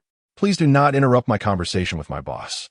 Ren Yushu felt as if he had just tasted something bitter, realizing that the person he had been trying to impress was someone he could not reach. He quickly said, "I apologize, young Master Li. I was too noisy just now." Seeing this was a chance to show off in front of his boss, Hu Jun retorted, "Is this how you apologize to my boss? There is no sincerity in that. Slap yourself twice." Without hesitation, Ren Yushu immediately struck his own face twice and respectfully said, "Young Master Hu, is this acceptable? Boss, is this all right?" Hu Jun, with a beaming smile, asked. Li Xiao replied, "Enough. You can leave now. Just don't disturb Sister Qianqian anymore." Hu Jun added, "Did you hear what my boss said? Quickly get lost." Ren Yushu scrambled away, feeling utterly humiliated. "Boss, how was my performance? Can we exchange contact information?" Hu Yun pleaded. "All right, just scan me," Li Xiao responded. Soon, they finished breakfast. Li Xiao said, "Sister Qianqian, I won't be seeing you off today. Let's get in touch after my military training." He wished to avoid being photographed again while escorting Sister Qianqian back to the girls' dormitory, which would undoubtedly end up on the campus forum. Su Qianqian smiled and said, "All right, don't forget to contact your Sister Qianqian, or you'll be in trouble." Chapter 26. The Supercar Club. Li Xiao observed Hu Jun, who lingered nearby, and inquired with curiosity, "Why are you still here? Is there something else on your mind?" "Boss, it's like this," Hu Jun replied, his tone imbued with eagerness. "We have a Supercar Club, and everyone in our circle is aware of you. They wish to extend an invitation for you to join us. Since we share a good rapport, they entrusted this task to me. I wonder, do you have any interest in joining our Supercar Club?" Hu Jun stood there, anxiously awaiting Li Xiao's response. Fearful of rejection, he had confidently assured everyone that Li Xiao was his boss, and should Li Xiao decline, he would lose face within the club. Li Xiao calmly queried, "Was that person earlier also from your club?" Hu Jun hastily explained, "He has long desired to join us, but his vehicle does not meet our club's standards. Therefore, he has been trying to curry favor with me, hoping I might advocate for him and allow him to join despite the criteria." Internally, Hu Jun cursed the fool, lamenting, "How dare you flaunt in front of my boss? I've been embarrassed, and you still dare to dream of joining our club? You can go to hell." Presenting himself like a well-behaved child before Li Xiao, Hu Jun smiled broadly and added, "Boss, our club regularly organizes gatherings, often inviting female streamers and celebrities." Li Xiao pretended to ponder for a moment before finally responding, "Fine, considering your earnestness, I shall join your Supercar Club."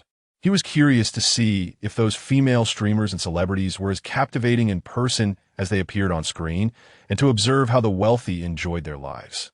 Turning to Hu Jun, Li Xiao calmly requested, "Does your club have a group chat? Please add me." Hu Jun promptly relayed the news to the founder of their Supercar Club, stating Chungu, my boss, is willing to join. I'll add him to our group chat right away. Upon receiving Hu Jun's message, Chun Sheng replied, rest assured, we will treat your boss with the utmost respect. After adding Li Xiao to the chat, the group welcomed him enthusiastically. Welcome, young Master Li, to our club.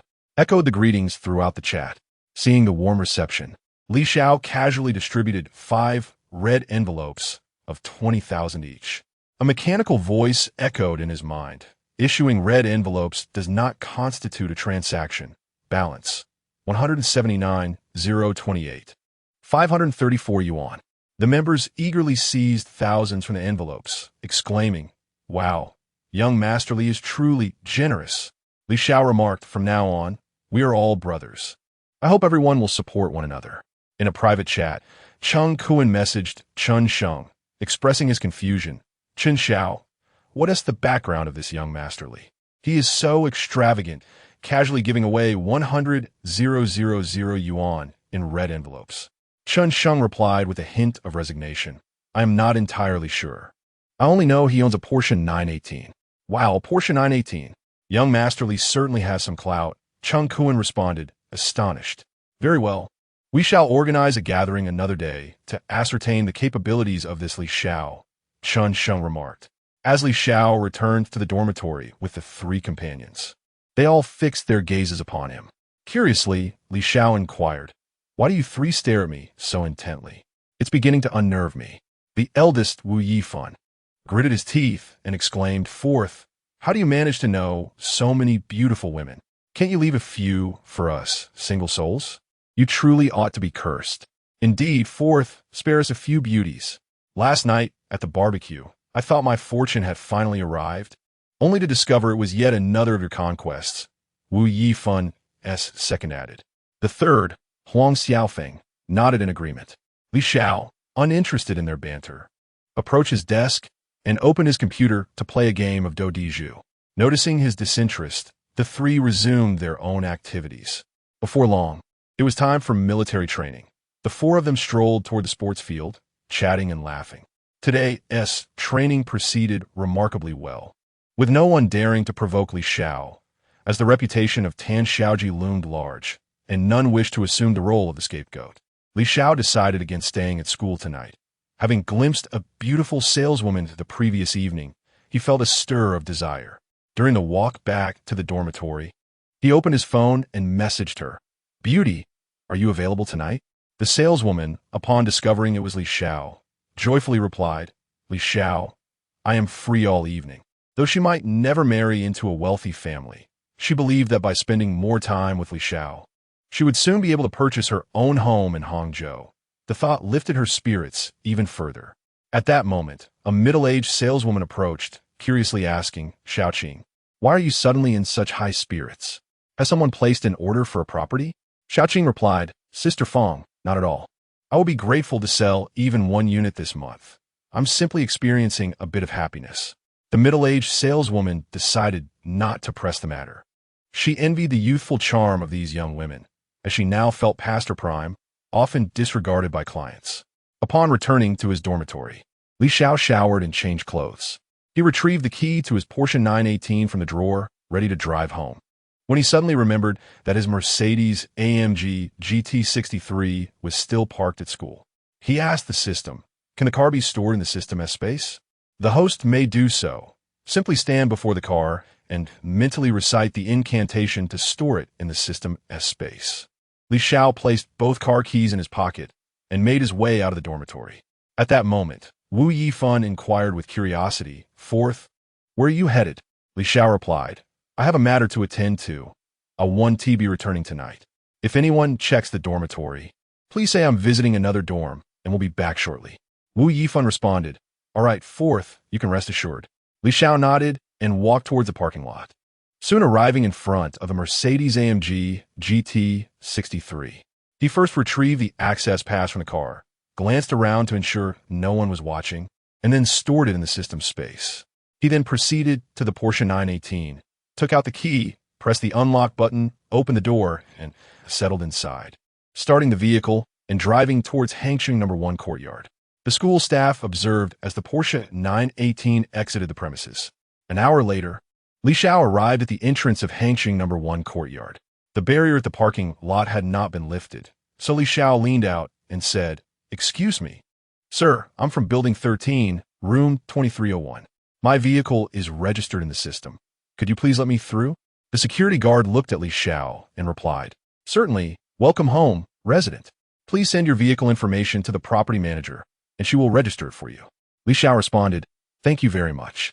The security guard watched as Li Xiao drove away, muttering to himself about how fortunate the young man was and noting his politeness. After parking, Li Xiao also retrieved the Mercedes-AMG GT63 from the system space and walked into the elevator, pressing the button for the 23rd floor.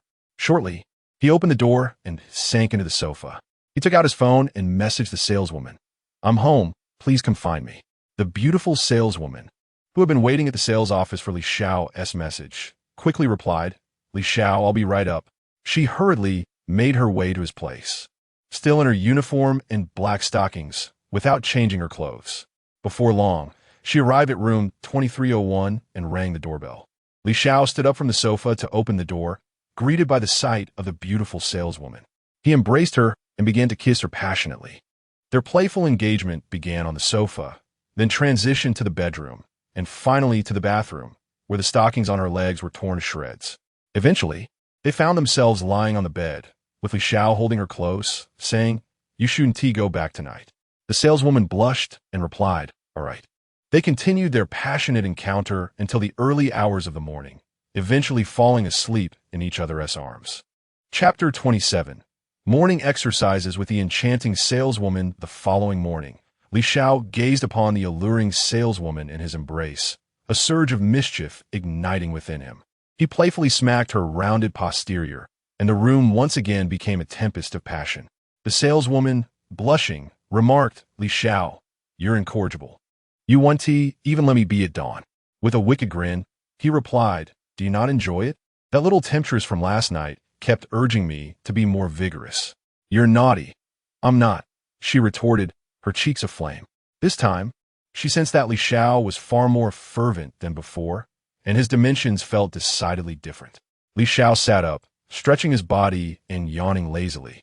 He then reached for his phone on the bedside table and transferred 100,000 to the saleswoman, stating, "I've sent you 100,000. Take a look at any handbags you fancy and treat yourself." A mechanical voice echoed in his mind. This transfer did not trigger a critical hit. Balance, 178,928, 534 yuan. The saleswoman smiled and said, "Li Xiao, I have work to attend to shortly, so I'll freshen up first." She understood his intentions without needing to articulate them, knowing that this discretion would allow her to remain by his side longer. In time, once her savings accumulated, she could return home and find someone to marry. "All right, I understand. The toiletries are in the cabinet in the bathroom. I'll lie down for a bit. Let me know when you're ready to leave." Li Xiao stretched and replied. This woman was so considerate. He would not mind seeking her out again should he have needs in the future. The comfort of this bed surpassed that of the wooden ones at school. Before long, the saleswoman emerged from the bathroom, having completed her morning routine and applied her makeup. With a cheerful demeanor, she announced, "Li Xiao, I'm off to work now." Li Xiao nodded in acknowledgement. He reflected that he ought to frequent this place more often. It was rather inconvenient to engage in activities in the dormitory, whereas here, he could indulge freely. Li Xiao planned to meet with his counselor, Xiao, that day to discuss the possibility of off-campus living. Although his dorm mates were quite entertaining, he felt that residing in his own luxurious abode would be far more comfortable, with the occasional stay at the dormitory for variety. He rose and made his way to the bathroom. After washing up and donning his attire, he prepared to head to school. Grasping the keys to his Porsche 918 from the coffee table, he proceeded to the underground garage. Upon entering the vehicle and igniting the engine, the roar of power filled the air. With a swift press of the accelerator, the car surged forward toward Hangzhou, Yiyuan. Having indulged in a lengthy morning session with the enchanting saleswoman, Li Xiao encountered heavier traffic on the road, which appeared somewhat congested. Behind him, a BMW 5 Series driver shouted, "Honey, hit the brakes. Keep your distance. We can't afford to pay for a crash." The woman, with an air of pride, responded, "But darling, we're driving a BMW. The man retorted, "That's a Porsche 918, worth over 10 million. It could buy us 20 of our car. Do you really think we could cover the damages?" The woman gasped in astonishment. "It's that expensive? Then why is he on the road? Isn't that dangerous?" A cold sweat trickled down her back. Thankfully, she had heeded her husband's warning and quickly brought the car to a halt. As Li Xiao's sleek sports car came into view from a distance, other vehicles abruptly halted, wary of a potential rear-end collision. A remarkable scene unfolded on the congested road, as cars maintained a respectful distance from Li Xiao's vehicle. They swiftly veered aside whenever he passed, only resuming their journeys after he had gone by. Li Xiao drove at a brisk pace, soon arriving at the entrance of Hangzhou City. Just as he was about to park his car in the lot, he caught sight of a striking figure. He gradually maneuvered his vehicle alongside her, leaned out of the window, and gently called out, "Senior, what a coincidence to run into you again." Today, Meng Qin was clad in ultra-short denim shorts and a white short-sleeve top, accentuating her alluring curves and exuding an irresistible charm. Recognizing Li Xiao's voice, Meng Qin turned to him and replied, "What a coincidence, Junior. Have you just returned to campus?" "Yes, I had some matters to attend to yesterday, so I stayed at home," Li Xiao responded. "Junior, are you not from Jiangxin? How come you have a residence here in Hangzhou?" Meng Qin inquired, her expression one of curiosity. "Indeed, I recently purchased a house, and I occasionally return to stay there," Li Xiao explained. "Wow, Junior, your family must be quite affluent to have bought a house so soon after starting university," Meng Qin remarked with a smile. "Senior, are you heading somewhere?" Li Xiao asked. "Just planning to return to the dormitory, and then I happened to run into you," Meng Qin replied with a grin. "Please get in the car. It's on my way, and I'll give you a ride," Li Xiao offered. Meng Qin approached the passenger seat, her long legs gracefully folding as she settled in. Smiling as she said, "Then I want to be polite, Junior." After dropping Meng Qin off at her dormitory and parking his car, Li Xiao made his way back. Fortunately, his drive to return Meng Qin to the female dormitory had not attracted any onlookers. Otherwise, the campus forum would likely erupt in debate once again. Upon returning to his own dormitory, he found his 3 roommates still asleep. The eldest, Wu Yifan, appeared to have exhausted himself during military training, snoring away. The second, Zhu Yue, was smacking his lips, seemingly savoring something delicious in his dreams, while the third, Huang Xiaofeng, mumbled in his sleep, good legs," clutching himself as if in a tender embrace. Not wanting to disrupt their peaceful slumber, Li Xiao settled at his desk, opened his computer, and prepared to engage in a game of landlord. After an indeterminate amount of time, Wu Yifan finally stirred awake and, spotting Li Xiao engrossed in his game, exclaimed in surprise, "Fourth, when did you get back?" Li Xiao replied calmly, "I've been back for a while. I saw you all still asleep, so I refrained from disturbing you." Hearing Wu Yifan's voice, Zhu also woke up and asked, "What are you two talking about? We weren't discussing anything much. It seems you've awakened as well." "Second," Wu Yifan replied. At that moment, Huang Xiaofeng suddenly shouted, "Beautiful legs, don't run away. Don't run, my legs. Don't run," jolting awake in a panic. Looking at the now-awake trio, Li Xiao proposed, "By the way, I plan to visit the counselor today to apply for a day student status. Would anyone like to join me? I'll go." "Fourth, are you planning to gallop off on your own, abandoning us to enjoy yourself?" Boss Wu Yifan appeared to be in a state of abandonment. "Leave me be. I merely return home occasionally, not that I reside there permanently," Li Xiao calmly remarked. Boss Wu Yifan replied, "Let it be. I have only just managed to escape the clutches of my mother's overbearing care. Why would I willingly return? This hard-won freedom is not something I shall relinquish so easily." The third member, Huang Xiaofeng, added with a serious expression, "Exactly. After being under scrutiny for so many years, how could I possibly choose to return to that kind of oversight now that I finally have some autonomy?" Chapter 28. The PK cashback. After the 3 finished their grooming, the quartet made their way to the cafeteria. Upon arrival, they ordered several baskets of soup dumplings, engaging in light-hearted banter as they found a spot to sit. The 4 swiftly devoured their meal. Once finished, they headed towards the sports field. The weather had been exceedingly hot these past few days, and the 3 had become quite tanned, resembling individuals from Africa. "Hey, Fourth, I just realized your skin is still so fair despite the sun. We're getting darker while you remain so pale. Have you been using some miraculous product? Inquired the eldest, Wu Yifan, with a curious expression. I haven't used anything. Perhaps I'm just naturally fair, Li Xiao replied casually. He certainly could not disclose that he had consumed a medicinal pill from a system that had enhanced his physique.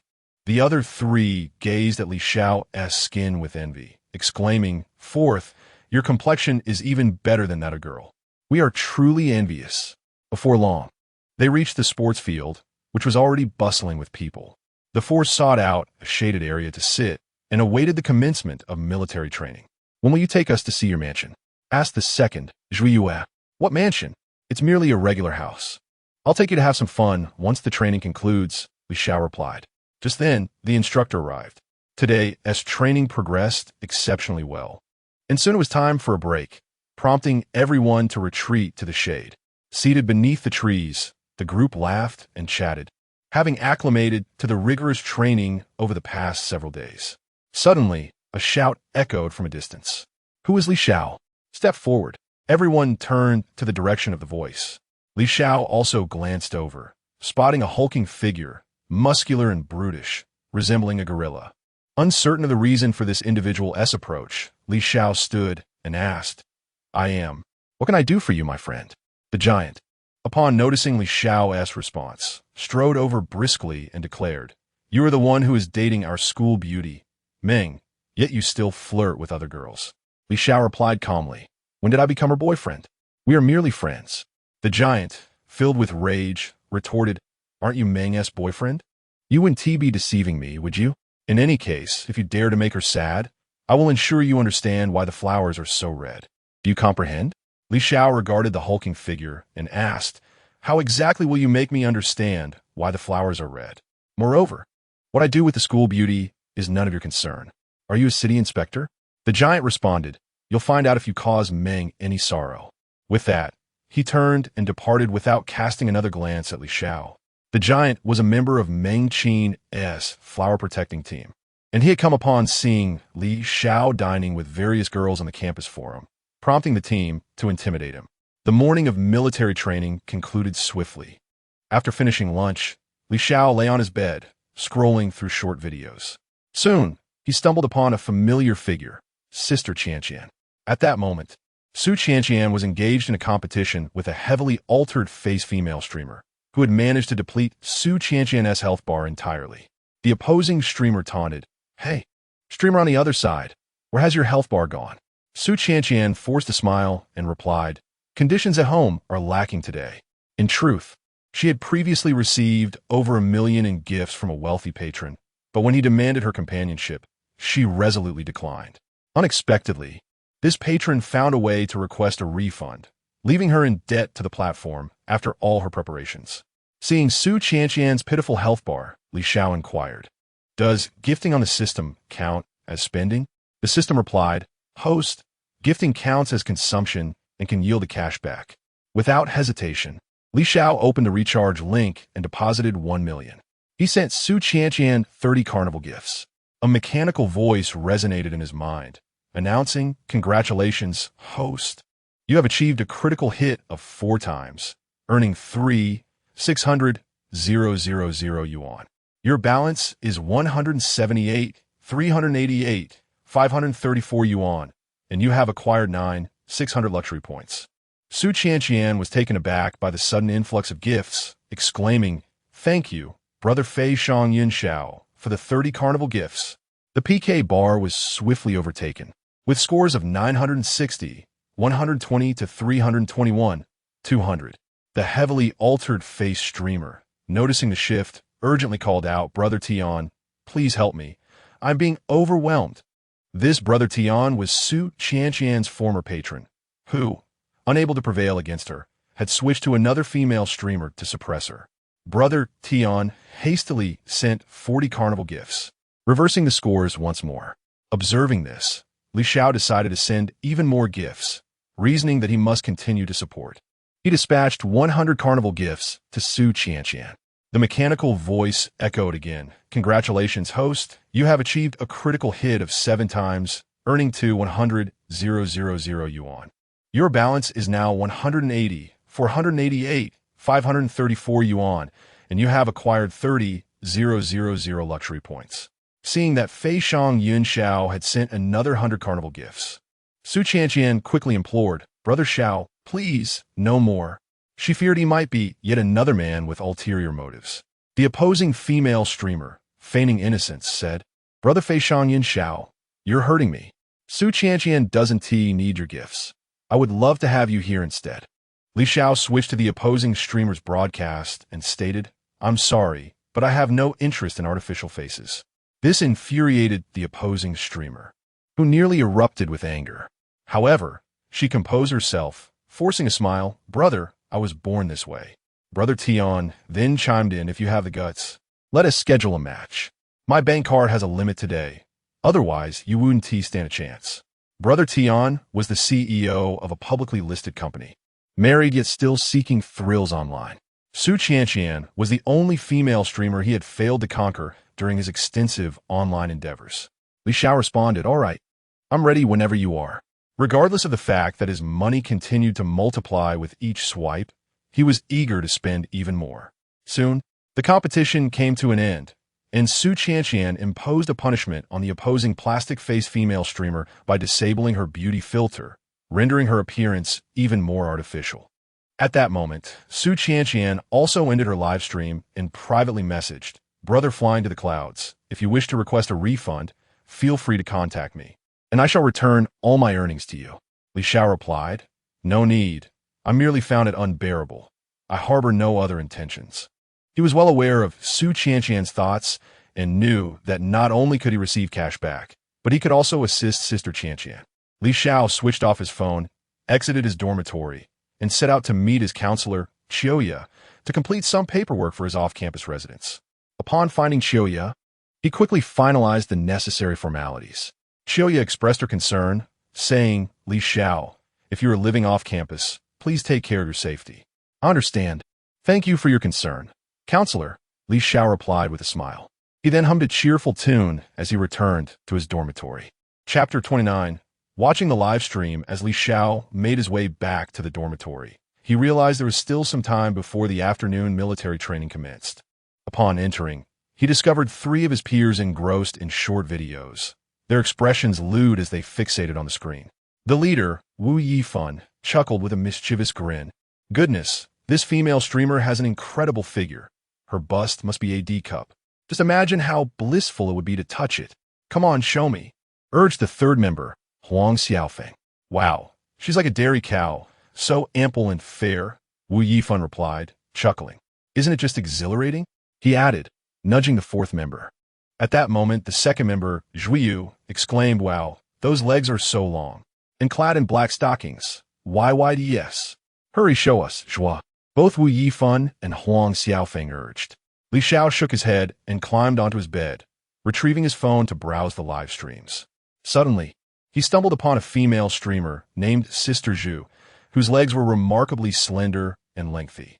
He promptly sent 10 carnival gifts her way. The mechanical voice of the system echoed in his mind. "Congratulations, host. Critical hit, 2x. You have earned 60,000 yuan. Current balance, 180, 548, 534 yuan. You have received 3,000 wealthy points." Upon seeing the special effect from the carnival gifts, Sister Zhu joyfully exclaimed, "Thank you, brother flying to the sky." For the 10 carnivals, Li Xiao continued to send another 20 carnival gifts, feeling increasingly affluent with each tap. He found Sister Zhu to be quite captivating, and he pondered how delightful it would be if a story were to unfold between them. The mechanical voice resonated again. "Congratulations, host. Critical hit, 9x.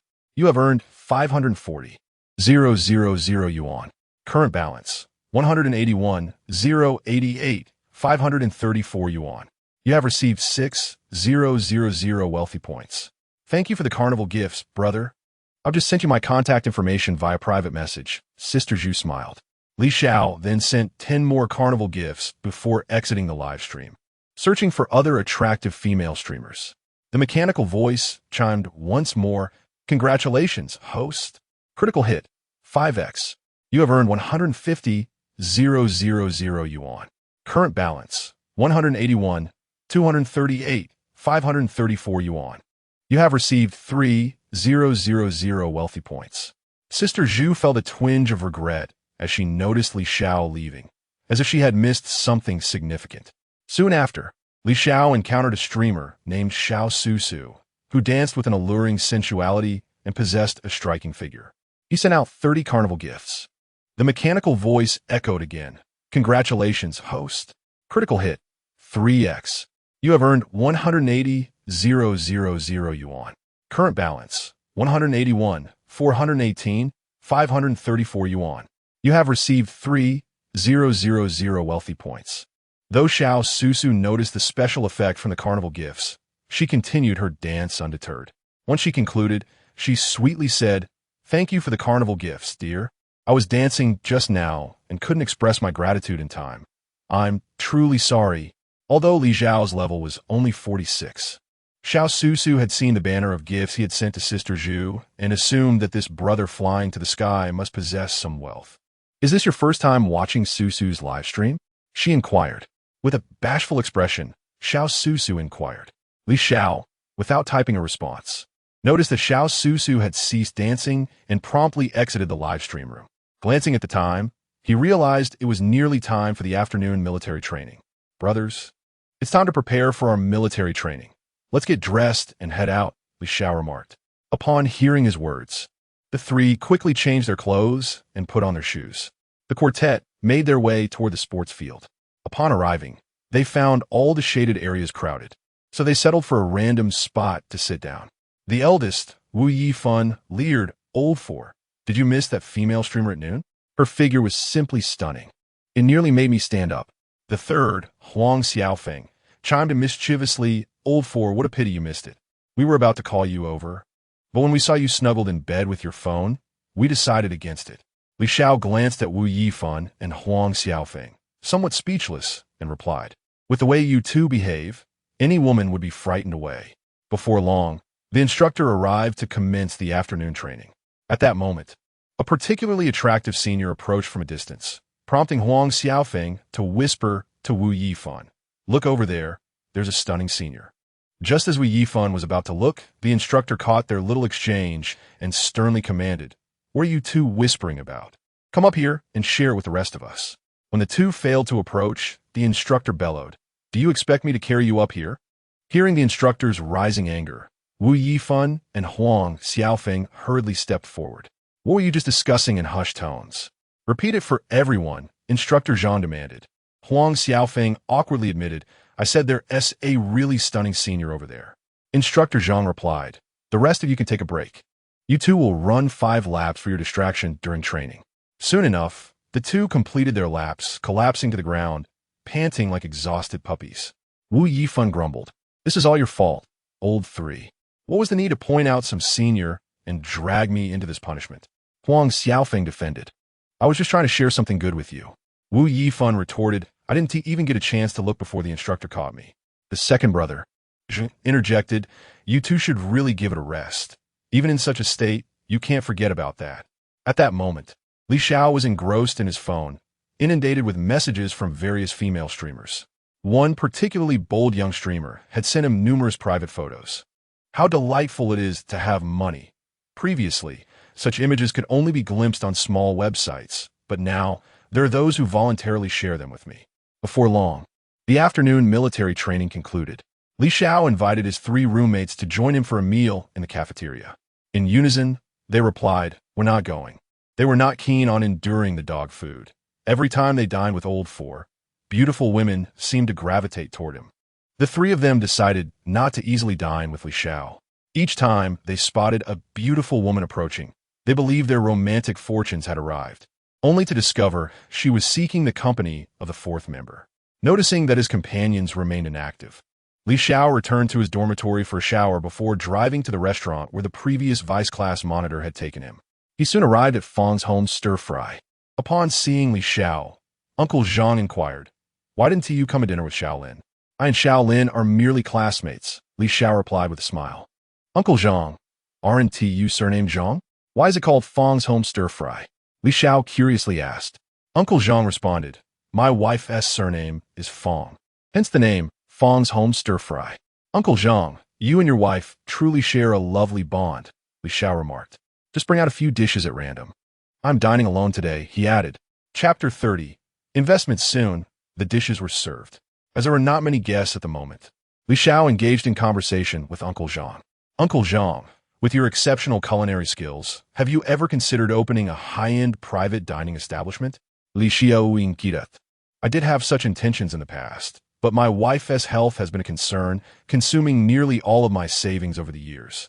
Thus, I could only manage a small eatery to sustain a modest living," Uncle Zhang lamented. Having once been a chef in a five-star hotel, he undoubtedly aspired to run a high-end restaurant to earn more and provide a better quality of life for his wife. Li Xiao remarked, "Uncle Zhang, I would like to invest in you." Although Uncle Zhang discerned from Li Xiao's car that he likely hailed from a wealthy family, he found it hard to believe that a college freshman could have substantial funds to invest. "It depends on the type of restaurant. A typical one might require around 200,000. Uncle Zhang chuckled. "By the way, how much does an investment in a high-end private kitchen typically demand?" Li Xiao asked. "That could easily exceed 10 million. Uncle Zhang replied. "Then I shall invest 20 million, Li Xiao stated calmly, as if 20 million were merely a few hundred. Uncle Zhang was taken aback. "Will your family even approve of you spending such a sum on a restaurant?" Li Xiao replied nonchalantly, "This is merely pocket change. I can make my own decisions. Let us exchange contact information. Please send me your bank account number, and I will transfer the funds," Li Xiao proposed. "You trust me so readily? Aren't you worried I might abscond with your 20 million? Uncle Zhang laughed. "Not at all. I have faith in you, Uncle Zhang. Even if you were to run away, I would simply consider it a lesson learned at the cost of 20 million, Li Xiao replied with a light-hearted demeanor. Soon after, Uncle Zhang sent his bank details, and Li Xiao promptly transferred the 20 million. The mechanical voice of the system echoed in Li Xiao's mind.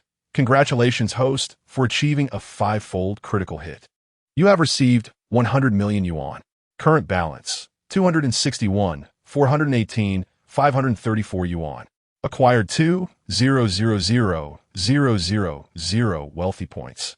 Uncle Zhang remarked, "From now on, I shall refer to you as Boss Li. How much will you pay me monthly?" Li Xiao smiled. "Uncle Zhang, you're also a boss. I shall provide the investment, while you contribute your culinary expertise. I will hold 80 of the shares, and you shall have 20. Uncle Zhang quickly objected. "That cannot be. You are investing such a significant amount, and offer me 20 would mean giving me 4 million for free. How could I accept that?" Li Xiao replied calmly. "As a freshman, I have little else to manage. You will still oversee operations.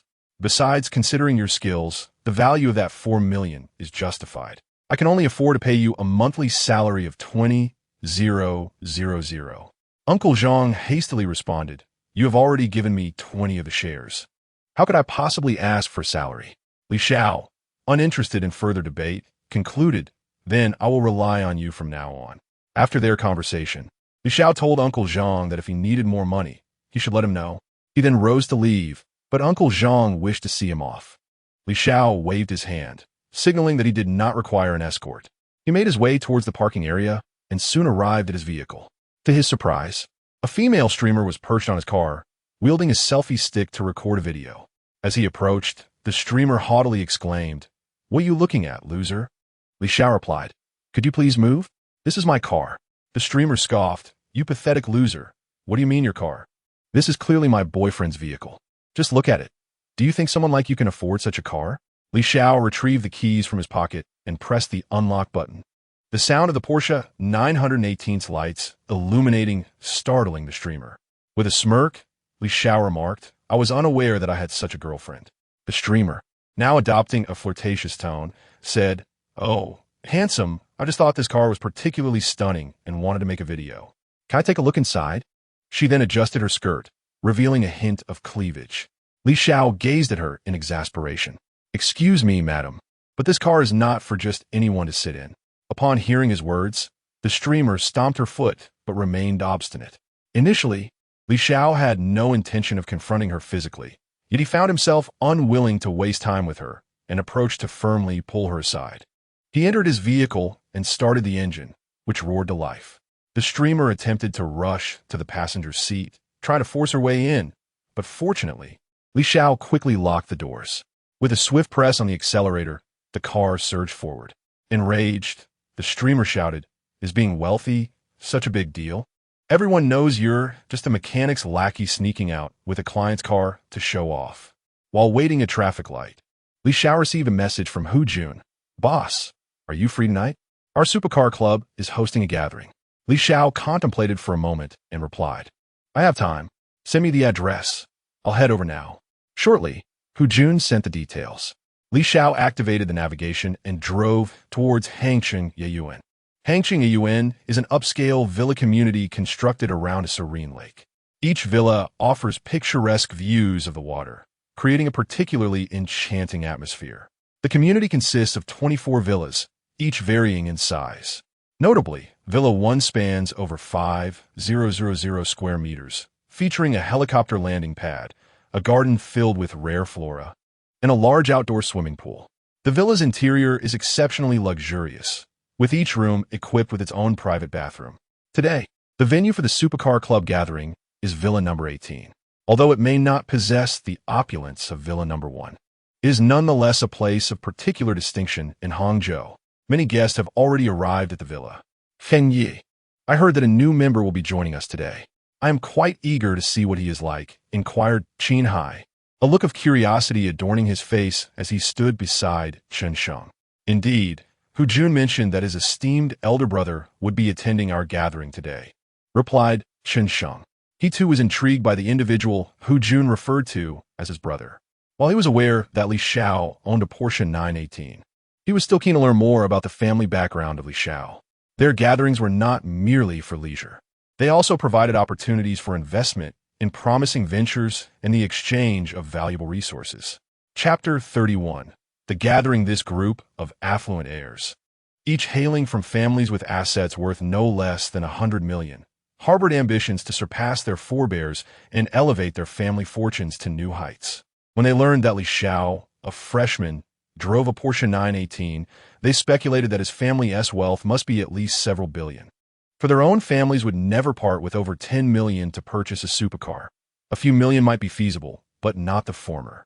The news of Li Xiao's attendance at their gathering ignited within them a sense of opportunity to forge connections with a true scion of wealth, potentially propelling their own families to greater prosperity. Chun Sheng remarked, "We shall only know when that young masterly arrives." As they eagerly awaited Li Xiao's arrival, the roar of a sports car echoed from outside the villa. Hu Jun, upon hearing the sound, hurried to the entrance. Before long, Li Xiao's vehicle arrived at number 18. Hangcheng, and before it even came to a halt, a figure rushed toward him. "Boss, you finally arrived. I've been waiting for you," Hu Jun effusively exclaimed. Li Xiao surveyed Hu Jun's demeanor and replied with a smile, "All right, lead me inside." Hu Jun escorted Li Xiao into the villa, where he discovered around 10 individuals gathered within. Hu Jun approached Chun Sheng, introducing Brother Sheng. "This is my boss, Li Xiao." "Greetings, young Master Li.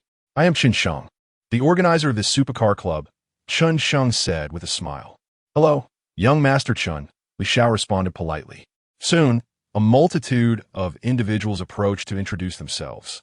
Chun Sheng, still smiling, remarked, "Young Master Li, the ladies upstairs will be descending shortly. Let us converse in the meantime. What business is your family engaged in?" "My family is involved in the automotive trade." "My family is in investments," Li Xiao replied calmly. He could be considered an investor, as the system's funds originated from the stock market. "Let us explore the possibility of collaboration," Chun Sheng suggested. "Certainly. Can your family procure limited edition models?" Li Xiao inquired. Chun Sheng's eyes sparkled with excitement as he quickly responded, "Young master, what limited edition models are you interested in? We do have some connections." Li Xiao smiled and said, "The Pagani Huayra. Can your family obtain that?" He felt his garage contained too few vehicles and was inclined to make a purchase. Deeming it prudent to foster connections within this circle through Chun Sheng's automotive business. "Yes, we have some avenues overseas, though it may be somewhat pricey," Chun Sheng promptly replied. "Money is not an issue. Just let me know the price when you find it," Li Xiao stated with calm assurance. "Let us exchange contact information." And once I locate the source, I will send the pricing to young Master Li, Shenhao proposed. Agreed. Li Xiao opened the QR code for contact exchange. Before long, the ladies, having completed their preparations, emerged from the villa, each adorned in bikinis, their beauty striking and their skin radiant. One of them, Li Xiao, found a certain familiarity in the figure before him. Wasn't he that Sister Zhu? Upon closer inspection, she appeared even more stunning than in her photographs. Her legs were remarkably long, and her figure was truly impressive, exuding an undeniable allure. Shenhao, eager to please, said, "Young Master Li, please make your selection first." Li Xiao, showing no hesitation, approached Sister Zhu with a smile and asked, "Would you be my companion this evening, beautiful?" Sister Zhu, taken aback by the invitation from such a handsome young man, felt that it was certainly more appealing than mingling with the mediocre second-generation rich. It was her first time attending such a gathering. Her friend had encouraged her to join this affluent gathering, suggesting it would be an excellent opportunity to meet wealthy gentlemen and expand her social network. Naturally, she was open to the possibilities that might unfold, especially since these young elites were known for their generosity. Sure, Sister Zhu replied enthusiastically. Before long, the wealthy young men had chosen their companions, some of them already engaged in intimate exchanges. Shenhao quietly approached Li Xiao and whispered, "Don't worry, young Master Li. We've ensured these ladies have undergone health checks. What happens next depends entirely on your abilities." Li Xiao mused that these affluent youths certainly knew how to enjoy themselves. Had it not been for his membership in this supercar club, he might never have experienced such revelry. Wrapping his arm around Sister Zhu, he inquired, "May I ask how to address you?" "Just call me Zhu," she replied. "I am Li Xiao. It's a pleasure to meet you," he said with a smile, refraining from mentioning that he had watched her live stream and even gifted her earlier that day, as he admired Sister Zhu's short skirt, which perfectly showcased her enviable legs. In the bikini top that revealed her smooth shoulders, he found her innate aura of sophistication almost overwhelming. While Li Xiao conversed with Sister Zhu, many of the wealthy youngsters had already retreated to the villa with their companions.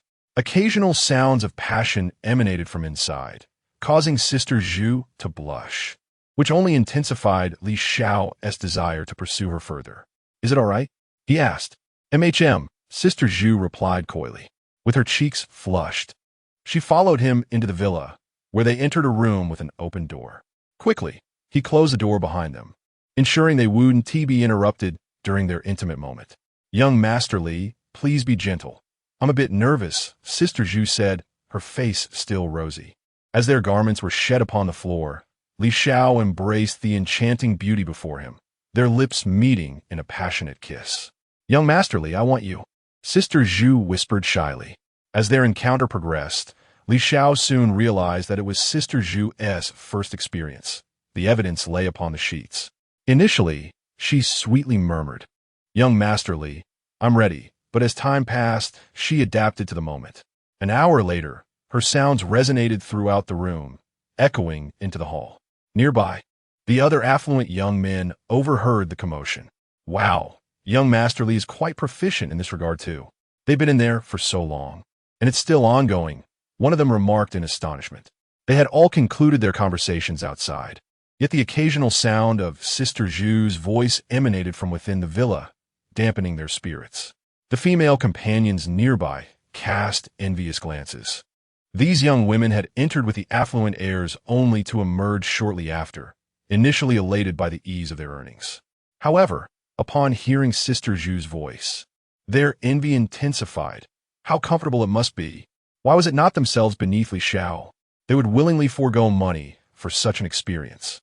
"Goodness, it's not over yet. I hope nothing goes awry," one of the wealthy heirs expressed with concern, not wishing to find himself splashed across the headlines for an incident involving a live-streaming hostess. He imagined the disastrous consequences if his father were to discover such a scandal. "Relax, the woman is still vocal, isn't she?" Shenhao remarked. Eventually, the tumultuous encounter concluded. "Sister Zhu, why don't you rest here today? I shall inform young Master Chan to arrange for a car to take you home tomorrow," Li Xiao suggested with a smile. Blushing, Sister Zhu shyly replied, "It's all your fault. I feel like I'm falling apart." With a grin, Li Xiao teased, "Little enchantress, haven't you been calling me that all along?" How can you blame me now? Let us exchange contact information. In no time, they had shared their details, and Li Xiao transferred 200,000 yuan to Sister Zhu, saying, use this to recuperate and perhaps treat yourself to a new handbag. With a flushed face, Sister Zhu nodded. Okay, now I'll step outside and chat with them, she added. As Li Xiao exited, Hu Jun rushed over, his face brimming with curiosity. Wow, boss. How are you so skilled in this regard? Li Xiao replied nonchalantly. Isn't this standard procedure? Aren't you all the same? The surrounding heirs felt a surge of frustration towards Li Xiao, each reluctant to admit their own inadequacies. Young Master Chun, I need to trouble you with something. My companion may need to rest here for the night. Could you send someone to escort her home in the morning? Li Xiao rakasta. These are trivial matters. Your affairs are my affairs. Rest assured, Chun Sheng assured him. Soon, the gathering disbanded, and everyone returned to their respective homes, with Li Xiao making his way back to his residence in Hangzhou. Chapter 32. Net worth surpassing 10 figures, Li Xiao returned home, and, after a refreshing wash, he reclined upon his expansive bed, feeling a slight ache in his lower back. He realized he had perhaps overexerted himself in recent days, particularly during the rather intense encounter with Sister Zhu last night. He accessed the system marketplace to purchase vitality and rejuvenation pills to replenish his energy and enhance his capabilities. The mechanical voice of the system echoed in his mind, deducting 1,000,000 wealthy points from the host, remaining 937,469 wealthy points. Upon consuming the pills, Li Xiao felt an immediate surge of vitality, and the discomfort in his back dissipated. After browsing through short videos for a while, he drifted into a deep slumber. The following morning, Li Xiao stretched lazily. He picked up his phone from a nightstand and messaged Sister Zhu, inquiring if she was awake. Sister Zhu responded, a smile gracing her lips. Yes, I'm up. Just a moment. Chen Xiao will send someone to take you home. Make sure to rest well at home for the next few days. Li Xiao replied, all right, but this is all your fault. I'm still feeling sore. Sister Zhu playfully retorted, how can you blame me? You're simply too charming. I couldn't help myself. Once you've recuperated, I'll take you shopping for a handbag. Li Xiao smirked, appreciating Sister Zhu immensely and looking forward to more interactions, particularly intrigued by her legs. He contemplated suggesting that she wear stockings of various colors next time. You're incorrigible. I won't chat with you any longer. Chun Xiao's envoy is waiting for me outside. Sister Zhu replied, her cheeks flushed. Sister Zhu had heard from her friends that being intimate with a man could be especially pleasurable. Initially, she found it quite painful with Li Xiao, wondering why it wasn't he as her friends had described. However, as she grew accustomed to it, she discovered it could indeed be delightful. Remembering the scenes from yesterday, her face turned crimson once more, chiding herself, little Zhu, how can you be so lewd? Enough of such thoughts. Seeing Sister Zhu's response, Li Xiao chose not to reply further. He proceeded to the bathroom to freshen up, dressed himself, and prepared to return to school. Grabbing the car keys from the shoe cabinet, he made his way to the underground garage. A thunderous roar erupted as his sports car shot out from the depths of the parking structure. Upon arriving at school, he parked in the lot and headed towards the dormitory. Back in the dorm, his 3 roommates were each preoccupied. Some were washing up at the sink, while others were changing clothes. Hey guys, you're all up quite early, Li Xiao remarked with a grin. Wu Yifun, the eldest, replied, of course. I feel like Instructor Zhang has set his sights on me due to yesterday's incident. If I don't rise early, I fear I won't escape with just 5 laps. The third roommate, Huang Xiaofeng, sighed in exasperation. I also feel the same. Had I known, I would have watched alone yesterday and not call for the boss. Otherwise, I wouldn't have gotten caught. The second roommate, Zhuiyu, teased. Who told you to be reckless? You could have watched by yourself instead of insisting on dragging the boss into it. All right, let us hurry up and change, so we can head to the cafeteria for breakfast together, Li Xiao suggested. The 4 of them leisurely made their way to the cafeteria, sticking to their usual fare. After finishing their meal, they headed towards the sports field. With Instructor Zhang's arrival, a new day of military training officially commenced. Li Xiao observed Instructor Zhang, who seemed to be fixated on the leader Wu Yifun and the third member Huang Xiaofeng. Fortunately, after yesterday's events, the 2 had learned their lesson and managed to evade any mistakes that might draw Zhang's scrutiny. At last, the time for a break arrived. Wu Yifan lamented. The instructor is truly targeting me. This morning felt like an agonizing ordeal, as I was constantly anxious about making a mistake and facing punishment. Huang Xiaofeng echoed his sentiments. Indeed, I was so tense that I didn't dare to breathe too heavily. It has utterly exhausted me. Watching the two, Li Xiao and Zhuge nearly burst into laughter. What can I say? You two are hopelessly infatuated, ogling the senior sisters for no reason, Zhuge remarked. Wu Yifan retorted, we're not like the fourth member, who is constantly surrounded by beautiful women and has become immune to their charm. Li Xiao chuckled. You two may indulge in your own desires, but don't involve me. At that moment, his phone chimed. Upon unlocking it, he discovered a message from Shenhao. Li Xiao, we have found the Pagani Wind Sun through our overseas channels. Though it was a bit pricey, Shenhao informed him. No matter the cost, how much is it? I could transfer the funds to you now, Li Xiao calmly replied. 62 million, Li Xiao. Are you certain you want to proceed? Shenhao inquired. Certainly, Shenhao. Please send me your account details, and I will transfer the money, Li Xiao stated. To him, money was merely a figure. The more he spent, the greater the returns. All right, it will take about a week for the car to arrive. Shenhao typed, his hands trembling slightly. He had assumed Li Xiao was merely inquiring out of curiosity, not realizing that he was genuinely intent on making such a significant purchase. Li Xiao opened the Huaxia Bank app and transferred the funds to Shenhao, saying, Shenhao, I have completed the transfer. Please check if you have received it. The system's mechanical voice echoed in his mind. Congratulations, host critical hit 6 times. You have received 372 million, current balance 569, 418, 534, and gained 6,200,000 luxury points. Received it. Thank you for supporting my family's business, Li Xiao. Once the car arrives, may I invite the club members to celebrate? Shenhao asked. Of course, these are minor details. I must return to military training now, so I won't be able to chat further, Li Xiao replied. Having made a substantial profit, his assets continued to grow. A smile graced Li Xiao's face as he recalled the splendid villa district from yesterday, with its breathtaking scenery, and thought that staying there occasionally would be quite delightful. Entering the system marketplace, he searched for Hangxing Yeyuan. The number 1 villa in Hangxing Yeyuan was priced at 520 million. Thankfully, having purchased the Pagani Wind Sun today, he could afford it.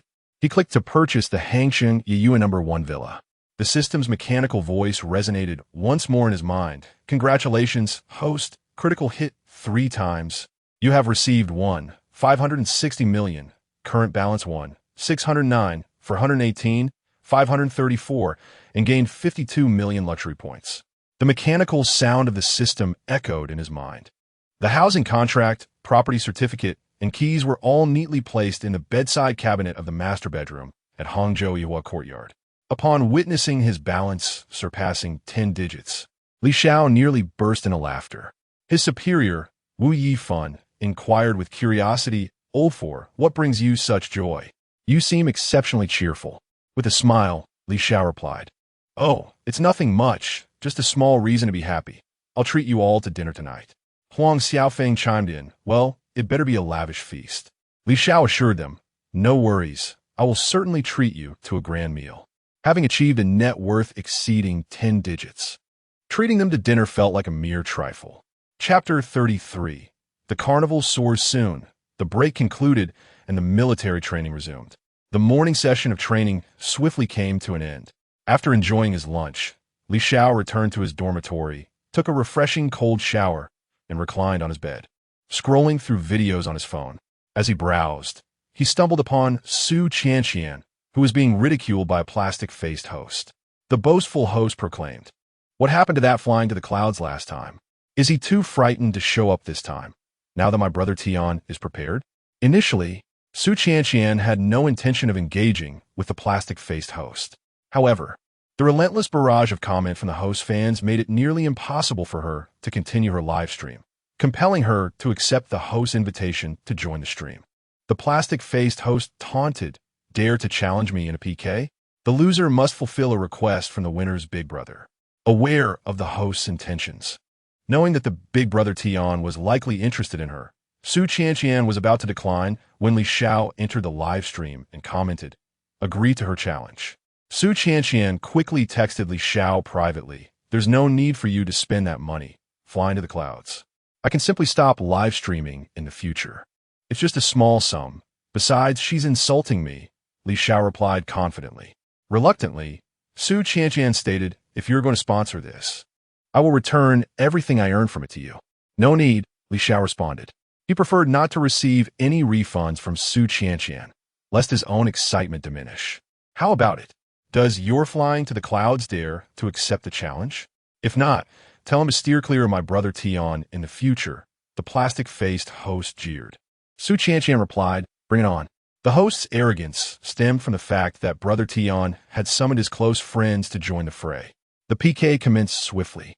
Brother Tian and his companion, the bear from the young marshal's mansion, each sent 100 carnivals, filling the live stream with vibrant effects. With a smile, the plastic-faced host expressed gratitude. "Thanks to Brother Tian and Brother Bear for the carnivals. Everyone, let us show that green tea BTCH our strength." Brother Tian licked his lips and messaged Brother Bear, "Brother, let us make sure that Su Qianqian knows our power, so she understands her place." Brother Bear chuckled, "I've been eyeing that female host for a while, but seeing you fail, I held back. I didn't expect this opportunity to finally taste success." Li Xiao hurriedly deposited 5 million into his account. Having already spent a significant amount previously, his balance was dwindling. Once the transaction was completed, he immediately sent out 300 carnivals, instantly flooding Su Qianqian's live stream with dazzling gift effects. A mechanical voice echoed in his mind. "Congratulations, host. You have achieved an 8x critical hit, earning 7,200,000. Your balance is now 1,611, 618, 534, and you've gained 90,000 lavish points." Su Qianqian exclaimed with a smile, "Thank you, Brother Fei Shang Yin Xiao. For the carnival, let's rally together, everyone in the live stream, and not let Brother Yin Xiao fight alone." The comments flooded the screen. "Brother Yin Xiao, you're incredible. Brother Yin Xiao, you're majestic. Does Brother Yin Xiao need any more accessories for his legs?" On the opposing side, Tiangu and Brother Xiong from the Xiao Shui mansion hurriedly each sent 200 carnivals, both having prepared 2 million, determined to conquer Brother Fei Shang Yin Xiao. Li Xiao decided to send 1,000 carnivals directly, unwilling to prolong the battle and instead overwhelming his opponents, making them aware of the brilliance of his efforts. A mechanical voice echoed in his mind. "Congratulations, host. Critical hit times 4. Congratulations, host. You have gained 12,000,000 yuan. Current balance, 1,623, 618, 534 yuan. Acquired 300,000 divine wealth points." The two opponents now felt a twinge of panic. "Damn it, is this kid really that powerful? Should we continue?" Brother Xiong from the Xiao Shui mansion asked hastily. "What are we even doing? Let's just play dead. This kid is too fierce," Tiangu replied, looking dejected. The plastic surgery-faced female streamer urgently called out, "Tiangu, Brother Xiong, hurry up. They're catching up." However, after a long wait, there was no sign of the two sending gifts, and the plastic surgery-faced female streamer began to feel anxious, quickly explaining, "Brothers, Tiangu and Brother Xiong might be busy. Come on, they'll all be back soon." A wave of onlookers flooded into Su Qianqian's live stream, all commenting, "Wow, brother is truly impressive. How about sending some red envelopes for the streamer to gain some recognition?" Li Xiao directly sent out 10 red envelopes containing 20,000 dough coins each. Instantly, the live stream was filled with excitement. "Wow, brother is amazing. Brother, 6,666. Wishing brother a night of revelry as the groom. Brother, invincible." At this moment, Li Xiao entered the live stream of the plastic surgery-faced female streamer and commented, "Is this all you've got? There's no pressure at all. Are you going to continue or not? If not, I might as well leave." Tiangu and Brother Xiong, seeing Li Xiao's comment, could only pretend they hadn't seen it. Before long, Su Qianqian emerged victorious in this PK. The plastic surgery-faced female streamer, with a look of discontent, said, "My brother had something to attend to. This match doesn't count." Su Qianqian, noticing the opponent's tantrum, chuckled, "Sister, Can't you handle the loss? Fans and onlookers flooded into the plastic surgery-faced female streamer's livestream, commenting, "Can't handle the loss? Who can't? I already said my brother had something to do. Can't you understand human language?" The plastic surgery-faced female streamer shouted in frustration. Xiao chimed in, "How about we schedule another match? I'm always ready to welcome your brother. I hope next time you don't play dead or make excuses."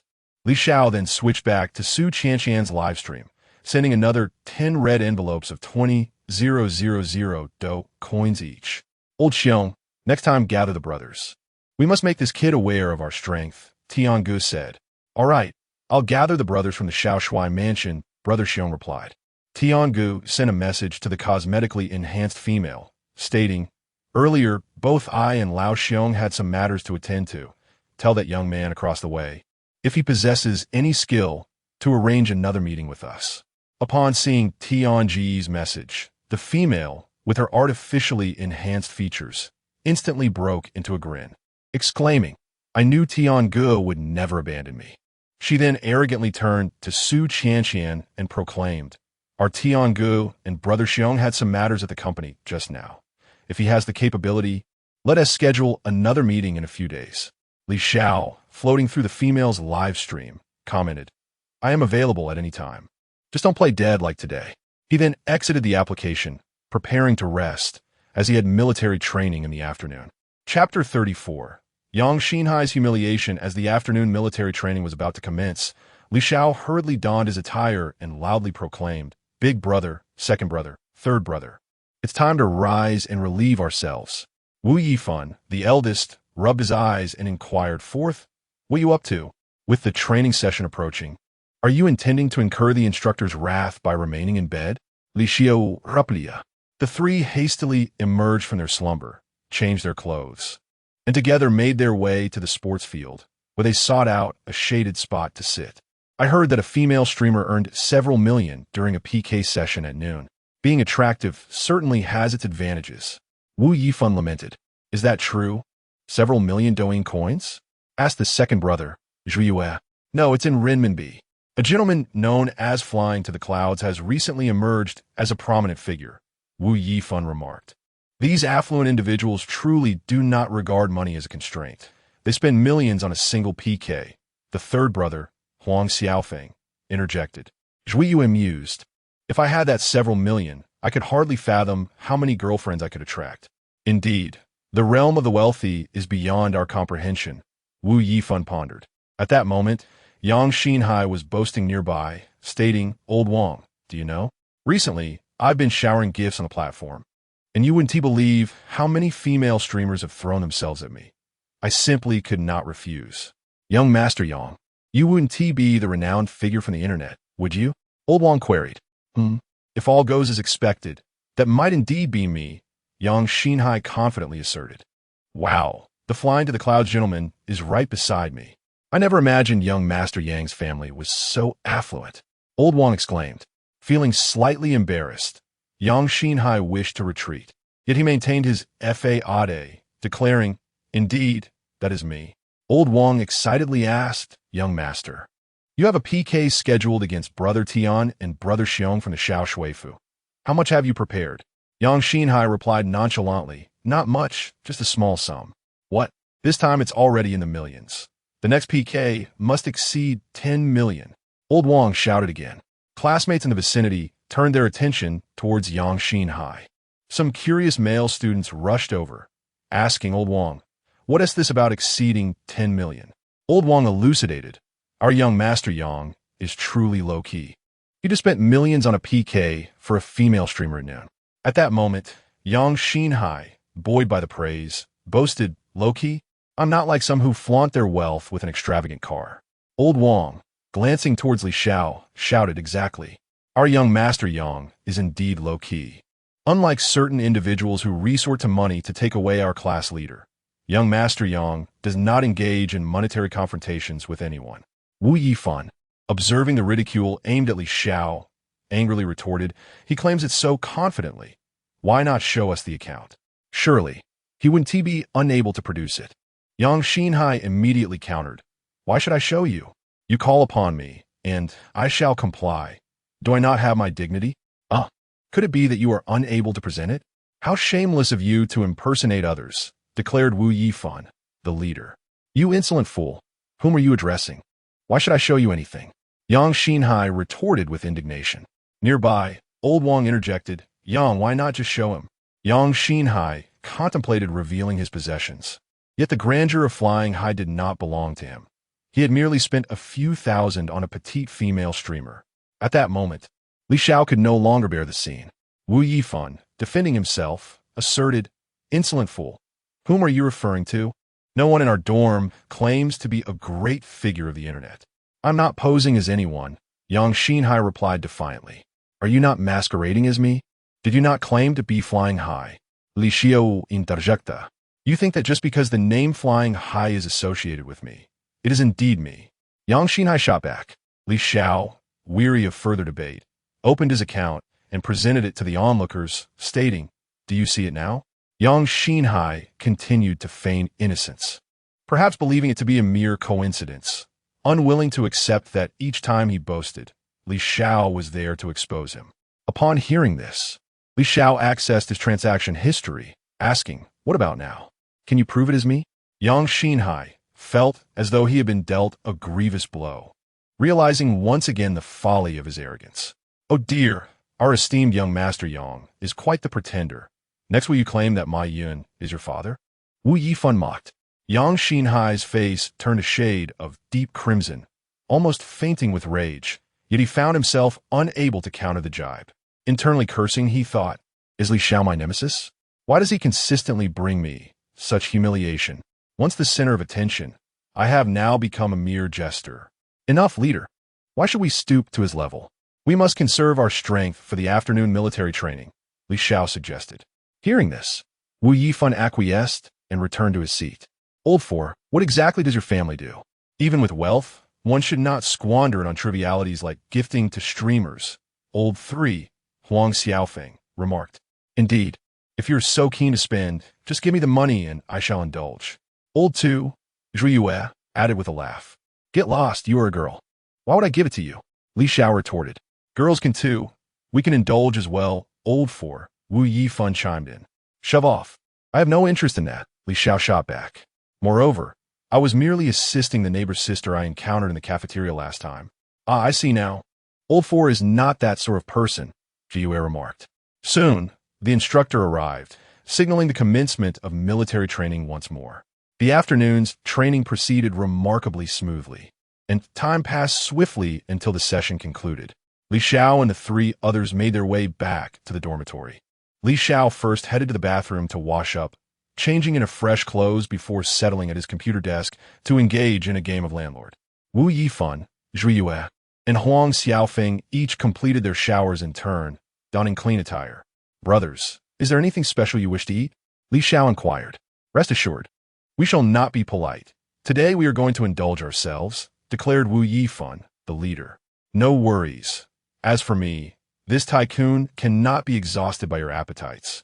Li Xiao responded with a smile, particularly elated today as his savings had surpassed the 10-digit mark. Then it appears we shall not hold back. I have heard that the dishes at Zenrongji are exceptionally delectable, remarked Huang Xiaofeng, the third member. Li Xiao replied, All right, wait for me to return and switch cars. Before long, Li Xiao arrived back at Hangsha No. 1 in a Porsche 918, ascended to retrieve the keys for a Mercedes-Benz G-Class, and descended once more. This G-Class had yet to be driven since its purchase, and today seemed a perfect occasion to take his roommates out for a meal. As the engine roared to life, the vehicle sped along the route back to campus. While waiting at a traffic light, Li Xiao instructed the three to wait for him at the school gate, assuring them he would arrive shortly. The car soon reached the entrance of Hangqing University, where Li Xiao spotted the trio engaged in conversation.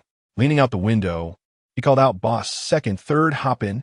Upon entering the Mercedes G-Class, Wu Yifan exclaimed, Wow. Fourth, when did you acquire another G-Class? I bought it quite some time ago.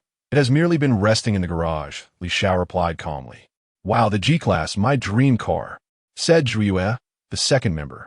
All right then, if you all fancy it and wish to drive, I shall let you, as I hardly use this vehicle, Li Xiao offered with a grin. Then we shall truly not hold back. Huang Xiaofeng chimed in. Very well, no problem, Li Xiao confirmed. Guided by the navigation, they swiftly arrived at Zenrongji. Li Xiao led the three inside, where a lovely waitress approached, inquiring, Sir, how many in your party? 4. Do you have a private room? Li Xiao asked. Yes, sir. Please follow me, the beautiful waitress replied. The four followed her into a private dining room, where the waitress presented the menu. The trio gazed at the selections, hesitant to order. Although they intended to treat Li Xiao, they were taken aback by the extravagant prices. Chapter 35. Dining in the Dormitory 4th. Why don't you place the order? Wu Yifan, the eldest, suggested. The second, Xiao, and the third, Huang Xiaofeng, nodded in agreement with the eldest's words. All right, Li Xiao replied helplessly. For the cold dishes, he ordered marinated black chicken feet, sauteed garlic cucumbers with peanuts, Italian balsamic short ribs, and spicy shrimp tails. For the hot dishes, he chose 4 portions of slow-cooked A4 Wagyu beef, 4 portions of silver cod with black truffle and mustard, stir-fried celery with 9-year-old lily bulbs, salted flour snails, Chaozhou stuffed gourd casserole, Shanghai-style braised platter, seasonal vegetables and broth, and stir-fried Chinese broccoli with garlic. For the staple, he ordered 4 portions of 30-year-old preserved pork fried rice. For dessert, he selected 4 portions of avocado bird's nest soup. Let us also have a bottle of 1997 Romanicani. Li Xiao added. The beautiful waitress respectfully replied, Sir, please wait a moment. We will serve the cold dishes first. Li Xiao nodded in acknowledgement as the waitress retreated with the menu. With so many dishes, can the 4 of us finish them? Wu Yifan inquired. We should manage. Considering we are all grown men, the portions in such upscale restaurants are usually quite small, Li Xiao chuckled. Then we won't hold back, Huang Xiaofeng remarked. By the way, I have invested in a private kitchen. Once it's up and running, I'll take you all to try it out, Li Xiao said. Wow, 4th, we're still freshmen. And you've already started investing, Zhuyu exclaimed. It's really disheartening. While we're busy gaming in the dorm, you're already venturing into business, Wu Yifan added. 4th, what inspired you to invest in a private kitchen? Huang Xiaofeng asked. Last time, the vice class monitor took me out to eat there, and I found the food quite delightful. Furthermore, I think the owner is a decent person, so I made a modest investment, Li Xiao explained. May I inquire how much this modest investment actually is? Zhuyu pressed, clearly skeptical. Just 20 million. It's not much, Li Xiao replied calmly. 20 million? Are you serious, 4th? Wu Yifan exclaimed with excitement. Exactly, Zhuyu. Is that even a reasonable thing to say?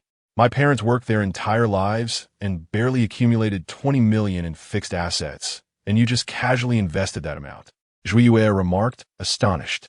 From now on, I'm going to cling to 4th. I want to be in his circle, Huang Xiaofeng declared. All right, if you have any good projects, I can invest too, Li Xiao said with a smile. Soon, the cold dishes were served. After taking a bite, Wu Yifan remarked, no wonder this is a high-end restaurant. Even the cold dishes taste far superior to those outside. Wow, these short ribs are truly delectable. Perfectly roasted, tender and fresh, Zhuyu marveled. Honestly, even though he hails from Luzhou, his family has always been quite frugal, and his father wouldn't splurge on such fine dining. Being with 4th really broadens my horizons. Otherwise, we wouldn't be able to afford such an exquisite restaurant, Huang Xiaofeng reflected. Soon, an array of dishes was served. The 3 men gazed at the exquisite wagyu before them, eagerly grasping their knives and forks to indulge. My word, this wagyu is truly delightful. It melts in the mouth. Wu Yifan, the eldest, remarked with admiration. Li Xiao also reveled in the exquisite texture, remarking that he had never tasted such delectable beef before. Before long, the 4 of them had devoured the wagyu entirely. Li Xiao then picked up the bottle of Romanicani on the table, uncorked it, and poured a glass for himself, followed by servings for Wu Yifan, Zhuyu, and Huang Xiaofeng. Cheers, brothers, Li Xiao proclaimed. Soon, everyone felt thoroughly satisfied with their meal. Miss, we would like to settle the bill, Li Xiao called out. The beautiful waitress approached the front desk with the receipt for Li Xiao to review. Cold dishes, black chicken feet in sauce. 1 serving, 298 yuan, tianma with garlic. 1 serving for 198 yuan, old vinegar cucumber with peanuts. 1 serving, 88 yuan, Italian black vinegar ribs. 1 serving, 688 yuan, spicy shrimp tails. 1 serving, 78 yuan hot dishes. Slow-cooked A4 Wagyu. For servings, 3,440 yuan, black truffle creamy cod. 4 servings, 1,582 yuan, stir-fried celery with 9-year-old lily bulbs. 1 serving, 286 yuan, salt-baked flour snails. 1 serving, 682 yuan, Xiao stewed gourd. 1 serving, 280 yuan, Shanghai braised platter. 1 serving, 576 yuan, seasonal vegetables and broth. 1 serving, 180 yuan, garlic stir-fried kale. 1 serving, 180 yuan staples. 30-year-old preserved pork fried rice. For servings, 400 yuan desserts. Avocado bird's nest. For servings, 1,120 yuan beverages. 1997 Romanicani. 1 serving, 230,000 yuan. The total dinner cost, including service fees, amounted to 320,000 yuan.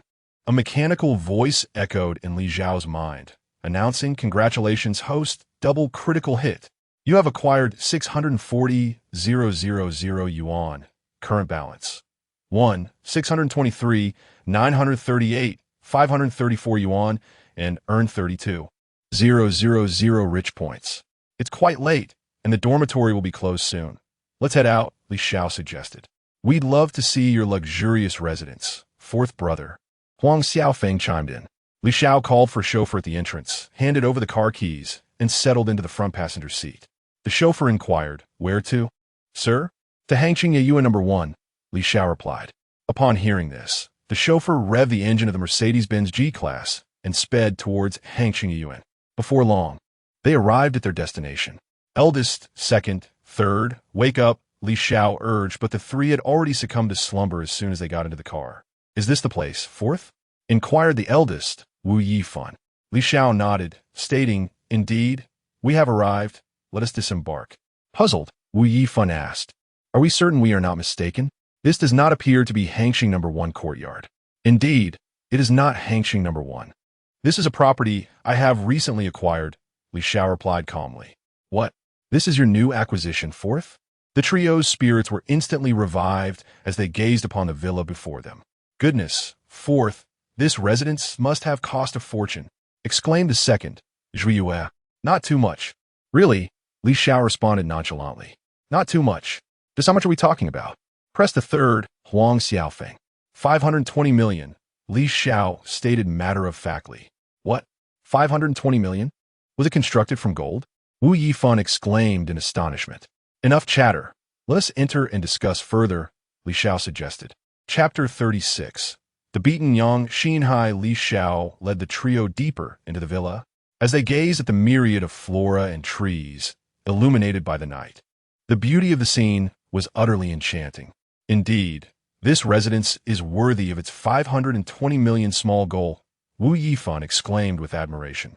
Each villa in Hangqing Yuan is constructed around a serene lake, with villa number 1 boasting a breathtaking 360-degree panoramic view, covering over 5,000 square meters. It is replete with amenities, featuring 10 bedrooms, 8 terraces, 3 dining rooms, 3 lounges, a media room, an infinity pool, and an underground garage. The 3 followed Li Xiao inside. "Are we truly spending the night here?" Old 2, Zhu Yue, inquired with disbelief. "Enough with the awe. Simply find a room to rest. By the way, there's a media room in the villa. If you can't sleep, feel free to watch a movie," Li Xiao replied calmly. As a wealthy individual, he could not afford to be overly astonished. Li Xiao then made his way to the master bedroom. Although it was his first time visiting villa number 1, he had gleaned enough from his experience in villa number 18 the previous night to locate it. Soon, he reached the master suite, which was well equipped with various facilities. Upon entering the bathroom, he prepared to indulge in a bath to unwind after a tiring day. After soaking for over half an hour in the tub, he felt rejuvenated. Returning to his bed, he spent some time watching videos before realizing it was time for slumber. Meanwhile, the 3 were exuberantly bouncing around the villa like monkeys. "This villa is incredible. If only we could stay here every day," Old 3, Huang Xiaofeng mused. "Just one night is a luxury, without Old 4. Would we ever have the chance to stay in such a splendid villa?" Old 1, Wu Yifan, remarked. All right, it's getting late. Let's rest early, old two, je suggested. The three then found their respective rooms, opened the doors, and stepped inside. The next morning, Li Xiao awoke, stretched lazily in his grand bed, and sat up. He made his way to the wash basin. After freshening up and changing clothes, purchased the previous night through the system, he descended the stairs. Upon reaching the ground floor, he noticed the three had already settled in the garden. Old four, you've awakened. The daylight reveals a beauty that surpasses last night. The scenery is truly magnificent, old one. Wu Yifan remarked. Once military training concludes, I will ensure you see it all. But for now, we should return to school, Li Xiao stated. The trio followed Li Xiao to the garage. Upon entering, he saw the spacious garage housing the grand G-Class vehicle they had driven the previous day and mused about filling the entire garage. He pressed the key fob to unlock the car, slid into the driver's seat, and the others leisurely joined him. Starting the engine, he pressed the accelerator, and the car surged forward. Li Xiao departed from the villa, heading directly toward Hangqing University. An hour later, Li Xiao parked the Mercedes-Benz G-Class and, accompanied by three companions, made his way to the cafeteria. Today it's on us for breakfast, old four. You treated us to a lavish feast yesterday. Us brothers, lacking your wealth, can only invite you to the cafeteria, Wu Yifan, the eldest, remarked. We're all brothers. Why speak of such things? Li Xiao replied. When he first arrived at school, he was dressed in tattered clothes, yet the three of them never looked down upon him and always considered his feelings. Upon entering the cafeteria, Li Xiao ordered a steamer of fresh meat soup dumplings along with a bottle of milk. His companions ordered the same. After Wu Yifan settled the bill, the four found a spot to sit and enjoy their meal. They quickly finished the dumplings and milk. The food at Zhenrongji yesterday was truly delicious, sighed Huang Xiaofeng, the third. Isn't that obvious? Just look at how much we spent yesterday compared to the cafeteria's prices. Wu Yifan replied. The four then strolled towards their dormitory. Soon, they changed into their sportswear and headed to the stadium. Shortly after their arrival, the instructor appeared, initiating the morning's military training. A break was called not long after. After several days of training, most of the class had tanned considerably, while Li Xiao remained notably fairer. Wow, old fool, what's going on? How come you're getting even paler? I see you haven't tea applied anything. The second, Zhuiyue exclaimed in surprise. Exactly. I'm so tan that I feel my mother might not recognize me when I go home, Wu Yifan remarked. In the distance, Lao Qin interjected, did you know? Lao Wang, puzzled, asked, know what? Our class monitor has driven another Mercedes-Benz G-Class to school, and it's been spotted on the school forum again, Lao Qin said enviously. Wow, the G-Class, my favorite off-road vehicle. The monitor frequently changes cars. What does his family do? Young Shenhao, seated nearby, silently cursed Li Xiao, thinking, this damn Li Xiao always seeks the spotlight, making me feel invisible in class. At that moment, Yang Shenhao approached them, saying, do you know our senior Xiao, E from the third year? Lao Qin shook his head, replying, no, what's up? Senior Xiao is far more impressive than some people and is particularly low-key. I recently recognized him as my elder brother. You wouldn't believe it. My brother drives a Ferrari LaFerrari. Have you seen him bring the car to school? Yang Shenhao stated, his tone dripping with sarcasm. Unlike certain individuals who flaunt their cars to show off, he added. Lao Wang asked, what does this Zhao family do to be so affluent? My brother's family is in real estate. They developed Hangqing Yuan, Yang Shenhao replied. Is Hangqing Yuan particularly expensive? Lao Qin inquired. The villas there start at 50 million each. Do you think that's expensive? Yang Shenhao answered. Suddenly, a wave of exclamations erupted from behind him. Wow, is that Senior Xiao, you from the third year? He is so handsome. Senior, your entire outfit must be custom-made.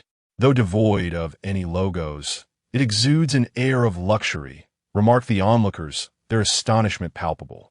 Yang Shenhao turned around upon hearing their exclamations and, upon recognizing Zhao Yi, hurried over. Young Master Zhao, it's a pleasure to see you, he said, his face adorned with obsequiousness.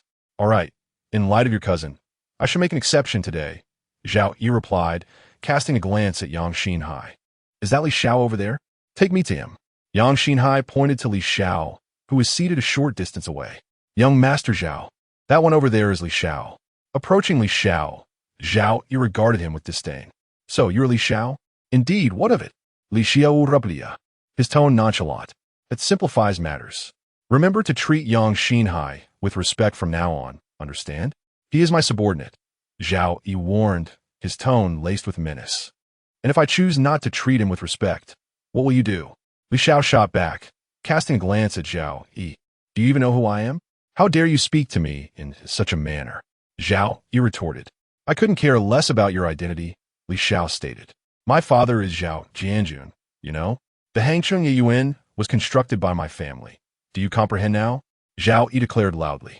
Oh, perhaps you should inquire with your father about the ownership of Villa Number 1 in Hangcheng Yuan, Li Xiao replied calmly.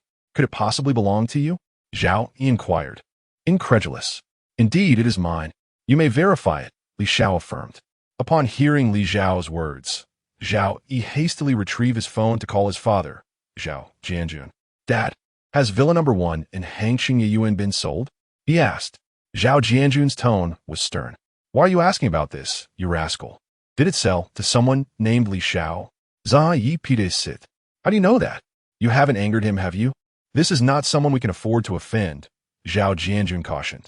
The property was acquired through foreign investments, rendering Li Xiao an enigma to Xiao Jianjun.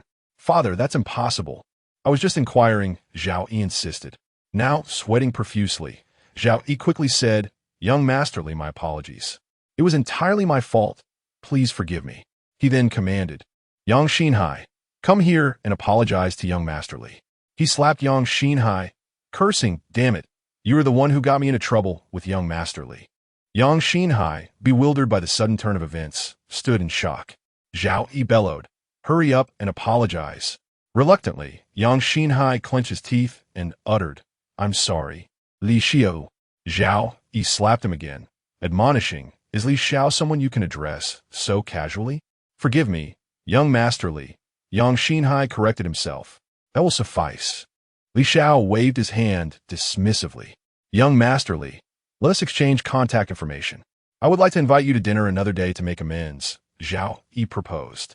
Very well, Li Xiao agreed. After exchanging contact details, Xiao Yi took his leave. At this moment, Yang Shenhao stood rooted to the spot, uncertain of how to proceed. Chapter 37. The beautiful waitress Yang Shenhao believed that with Xiao Yi's support, he had finally risen to prominence. Little did he expect that the leader he had just recognized would back down, prompting him to resolve never to trouble Li Xiao again. The morning's military training concluded swiftly. Uncle Zhang sent a message to Li Xiao, stating, Boss, I have found a well-decorated courtyard that just requires some tidying up before it can open for business. Please come take a look. Li Xiao replied, Uncle Zhang, do as you see fit. I am not well-versed in these matters. Just get ready soon, as I have a place to dine. Li Xiao drove away from his school, heading towards Zenrongji. He had found the dishes there quite delightful the previous day, and, until his own restaurant was operational, dining occasionally at Zenrongji for lunch and dinner was a satisfactory arrangement. Li Xiao messaged the beautiful waitress from yesterday, requesting her to reserve a table for him, indicating he would arrive in about half an hour.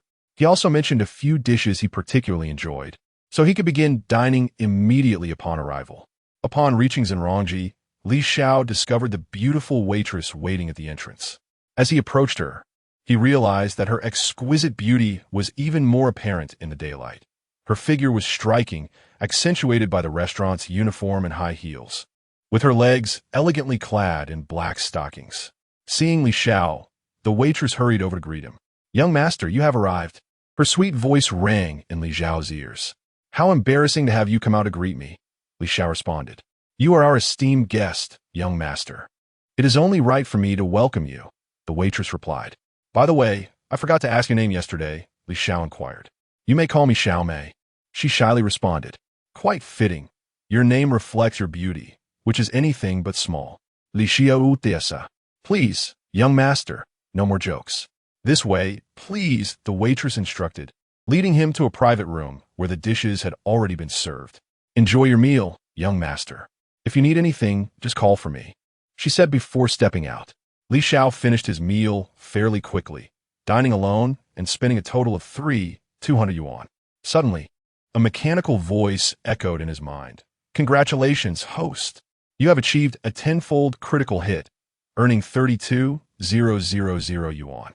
Your balance is now 1,623,967, 334 yuan, and you have gained 320 luxury points. After settling the bill, Li Xiao inquired, "Can I get a membership card here? It's quite bothersome to swipe my card every time I visit." "Certainly, young master. We offer 4 tiers of membership cards at Zenranji. The silver card requires a recharge of 50,000 yuan. The gold card requires 100,000 yuan. The platinum card requires 200,000 yuan.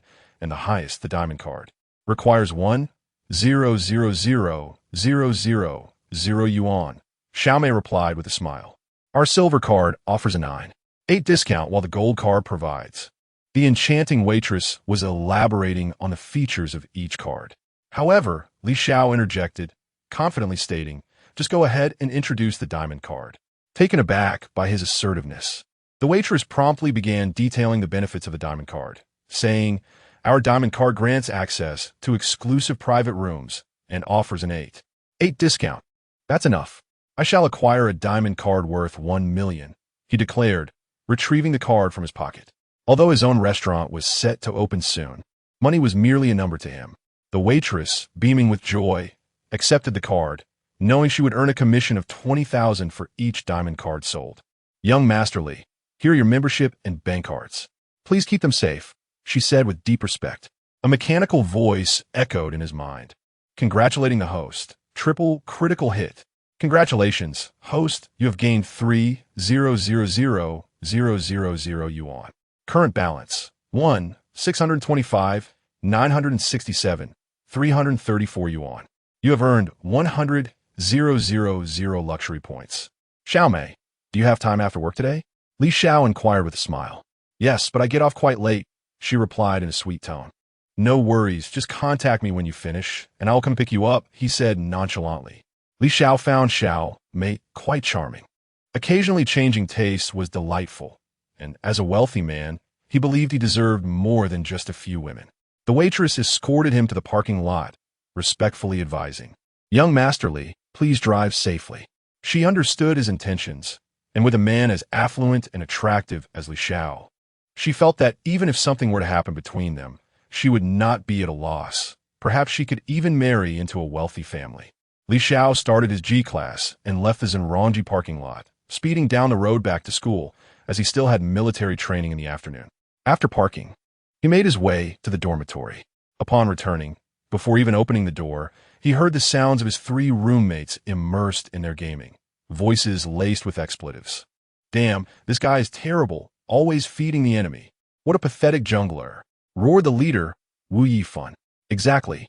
This noob claims to be the best jungler in the national server, yet he plays like a dog," lamented the third, Huang Xiaofeng. "Damn it. The jungler and mid laner are supposed to duo, but he won't cooperate. Ugh," cursed the second, Zhui Yue. The creaking of the door announced Li Xiao's arrival, drawing the attention of all 3 roommates. "Where have you been, fourth?" Wu Yifan inquired curiously. "Oh, just out for a bit," Li Xiao replied calmly. "Oh." They returned to their game. Soon enough, they lost. Wu Yifan complained, "Damn, those 2 are so bad and still refuse to surrender. If only we had 4 players." Suddenly, it struck him, "Wait, how could I forget about fourth? Hey, do you want to join us for some League of Legends?" The leader, Wu Yifan, gazed at Li Xiao with a glimmer of excitement in his eyes. "I can't do it." "Never mind. It's better not to lead you astray," Li Xiao replied. He felt he had no time to indulge in games. He would rather spend that time on more fruitful ventures. "All right then," Wu Yifan said. Li Xiao lay on his bed for a while, and upon checking the time, realized it was nearly time to get up. He climbed out of bed and changed his clothes. The 4 of them set off towards the sports field together. They found a shaded spot to sit and gazed at the azure sky. Li Xiao pondered, feeling as though something was still missing. Suddenly, enlightenment struck him. The impoverished indulge in cars, while the affluent adorn themselves with watches. He realized he lacked a fine timepiece. It was perfect that evening. When he took the beautiful waitress out, he could also treat her to a shopping spree, purchasing some luxury items for her, thus allowing himself to flaunt his wealth and perhaps win her heart. The more he contemplated this, the more appealing it became. Wu Yifan patted Li Xiao on the shoulder and inquired, "Fourth brother, what are you thinking about?" You have that mischievous smile again. Oh, it's nothing much, Li Xiao replied. Chapter 38. Shopping with the beautiful waitress. The afternoon military training proceeded remarkably well. After its conclusion, the four of them returned to the dormitory together. Li Xiao gathered his clothes and entered the bathroom, preparing for a shower, as the sun had been particularly intense that afternoon, leaving him drenched in sweat. Before long, Li Xiao emerged, freshly washed and dressed. Hey, are we heading to the cafeteria for a meal soon? Inquired the eldest, Wu Yifan. Sure, I'll lie down for a bit. Just call me when you're ready, Li Xiao replied. Reclining on his bed, Li Xiao took out his phone and opened a short video platform. After scrolling for a while, he found no appealing streamers. He checked his subscriptions and was surprised to discover that Sister Zhu was live streaming. So he clicked in. Welcome, flying to the clouds, brother, Sister Zhu said in a sweet voice. Li Xiao promptly sent out 10 carnival gifts. A mechanical voice echoed in his mind. Congratulations, host. Quadruple critical hit. Congratulations, host. You have received 120,000 yuan, with a balance of 1,626,087, 334 yuan, and gained 3,000 luxury points. Thank you for the carnival. Flying to the clouds, brother, Sister Zhu responded gently. The live chat was filled with praises for flying to the clouds. Why haven't you added me on WeChat yet? Sister Zhu asked. Sister Zhu, I already have you on WeChat. Li Xiao typed excitedly in the chat. A look of confusion crossed Sister Zhu's face as she pondered when she had added this flying to the clouds. Observing her bewilderment, Li Xiao couldn't help but chuckle. Lying on his bed as he sent her a message. Do you recognize me now? You're so naughty, teasing like that. I might just ignore you. Sister Zhu playfully replied. I'm not being naughty. It's not like that night when you called me hubby, Li Xiao laughed. That's not how it was. You're just making things up, Sister Zhu retorted, her cheeks flushing as she recalled that night. All right, I won't tease you anymore. I'll come find you when I have time. You focus on your live stream, Li Xiao said. Okay, you take care, Sister Zhu replied sweetly. In a live chat, someone commented, something feels off. Is Sister Zhu in a relationship? She looks so happy while chatting on her phone. I feel the same. Sister Zhu usually seems aloof. I bet it's that flying to the clouds guy. I think so, too. Seeing the discussion on the screen, Sister Zhu remarked, everyone, stop guessing. I was just chatting with my friend. Soon, all three had finished their showers and changed. Old Fourth, get up. We're heading to the cafeteria, Wu Yifan called out. Li Xiao climbed out of bed and followed the trio to the cafeteria. Before long, the four arrived at the cafeteria. Let us try the newly opened pig trotter rice. I heard from Old Wang that it's delicious, proposed the second, Zhiyue. I have no objections, replied the third, Huang Xiaofeng. Li Xiao and Wu Yifan nodded in agreement. In no time, the four had purchased their pig trotter rice and settled at a window side table. Wow, this is really good. The pig trotter is fragrant, Wu Yifan exclaimed. Indeed, it is quite delightful. I shall frequent this place more often, remarked Lao San Huang Xiaofeng. Before long, the four of them had devoured the pig trotter rice entirely. At that moment, Li Xiao's phone chimed, and upon checking, he discovered a message from the beautiful waitress. Li Xiao, I have finished my shift, the enchanting waitress Xiao Mei conveyed. All right, please wait for a moment. I shall be there shortly, Li Xiao replied with a smile gracing his face. You all head back to the dormitory. I have some matters to attend to and shall not return to the dormitory tonight, Li Xiao stated before making his way towards the parking lot. Upon reaching the parking area, Li Xiao unlocked his vehicle and settled into it. He pressed the ignition and pressed the accelerator, causing the car to surge forward. Swiftly, the Mercedes-Benz G-Class sped out of Hangzhou University, heading towards Zenrongji. Meanwhile, the beautiful waitress had changed into a different outfit and even touched up her makeup. Oh, Xiao Mei, are you off to date with someone? Her colleague, Xiao Lu, teased. No, I'm going home, Xiao Mei stammered. Who are you trying to fool? You usually remove your makeup after work. Today is quite unusual with the touch-up. Who would believe you're just going home? Xiao Lu laughed. I genuinely am going home, sister.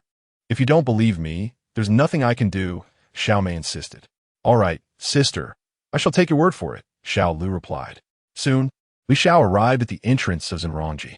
He took out his phone, sent a message to the beautiful waitress Xiao Mei, stating, Xiao Mei, I have arrived at the entrance. Please come out. Xiao Mei hurriedly dashed out, anxious about being seen by her colleagues, and opened the passenger door of the Mercedes-Benz G-Class to take a seat. Xiao Lu, observing from the restaurant's large window, saw Xiao Mei getting into the G-Class and thought to herself, I knew something was amiss. She even lied about going home. Xiao Mei, have you had your meal? Li Xiao inquired with concern. Yes, we had a work meal, Xiao Mei replied sweetly. Li Xiao, noticing Xiao Mei clad in a lace bodycon dress, swallowed hard and suggested, let's take a stroll at Vientiane City. He pressed the accelerator, and the car followed the navigation towards Vientiane City. Before long, they arrived at their destination, and Li Xiao led Xiao Mei to the LV store. Upon entering, the female attendant, noticing Li Xiao dressed in casual Armani attire, greeted him with a smile. Sir, what would you like to see? Li Xiao gestured toward Xiao Mei, saying, please select a few outfits for her. The attendant responded with a smile. Certainly, sir. In no time, several outfits were assembled, and Xiao Mei took the garments into the fitting room. Shortly thereafter, she emerged, adorned in the clothing. The attendant, showering compliments, remarked, Sir, your girlfriend looks stunning in that outfit. Li Xiao waved his hand dismissively, saying, that will suffice. We need not try on any more. Please wrap them all up. The attendant replied, Sir, the total comes to 122,000. Li Xiao produced his card and handed it over. Another attendant approached with the POS machine, processed the card, and gently stated, Sir, could you please sign here? After signing, Li Xiao took the card handed back by the female attendant. A mechanical voice echoed in his mind, congratulating the host on a double critical hit, announcing the acquisition of 244,000 yuan, bringing his balance to 1,626,209,334 yuan, and awarding him 12,200 luxury points. Xiao Mei, with a delicate tone, remarked, Li Xiao, I sent this a bit too extravagant. Perhaps we should return it. It's a gift from me, so just accept it. It's merely a trifling sum, Li Xiao declared with confidence. He then escorted Xiao Mei out of the LV store and towards the Valentino shop, determined not to miss the opportunity to explore what he had heard online about Valentino's swift allure, which he had yet to experience with the previous two women. Valentino was situated directly across from LV, and upon witnessing Li Xiao's lavish spending at LV, the female attendants in Valentino eagerly anticipated his arrival. One of the attendants respectfully inquired, Sir, what would you like to browse today? Please bring me several pairs of high heels, Li Xiao instructed. Certainly, sir. The attendant replied with a smile, promptly returning with several pairs for Xiao Mei to try on. After she donned them, Li Xiao couldn't help but reflect. Truly deserving of the reputation as swift shoes, the online reviews were indeed accurate. I'll take them all, along with 10 pairs of black stockings in each style. Li Xiao kumanda. In no time, the attendant had packaged the items and respectfully announced, the total comes to 111,000 yuan. Li Xiao handed over the card. The receipt printed out with a series of beeping sounds, and after signing, he received the card back from the attendant. A mechanical voice once again resonated in his mind, congratulating him on a quadruple critical hit, announcing the acquisition of 444,000 yuan, adjusting his balance to 1,626,542,334 yuan, and awarding him 11,100 luxury points. Chapter 39. A night of passion. Li Xiao and Xiao Mei made their way towards the Richard Mille store, their primary purpose for visiting the mall being to procure a timepiece for himself. Before long, they stepped into the elegant boutique of Richard Mille. Upon their entrance, the female sales associate, noticing the array of luxury bags in Xiao Mei's hands, greeted them with enthusiasm. Good day, sir.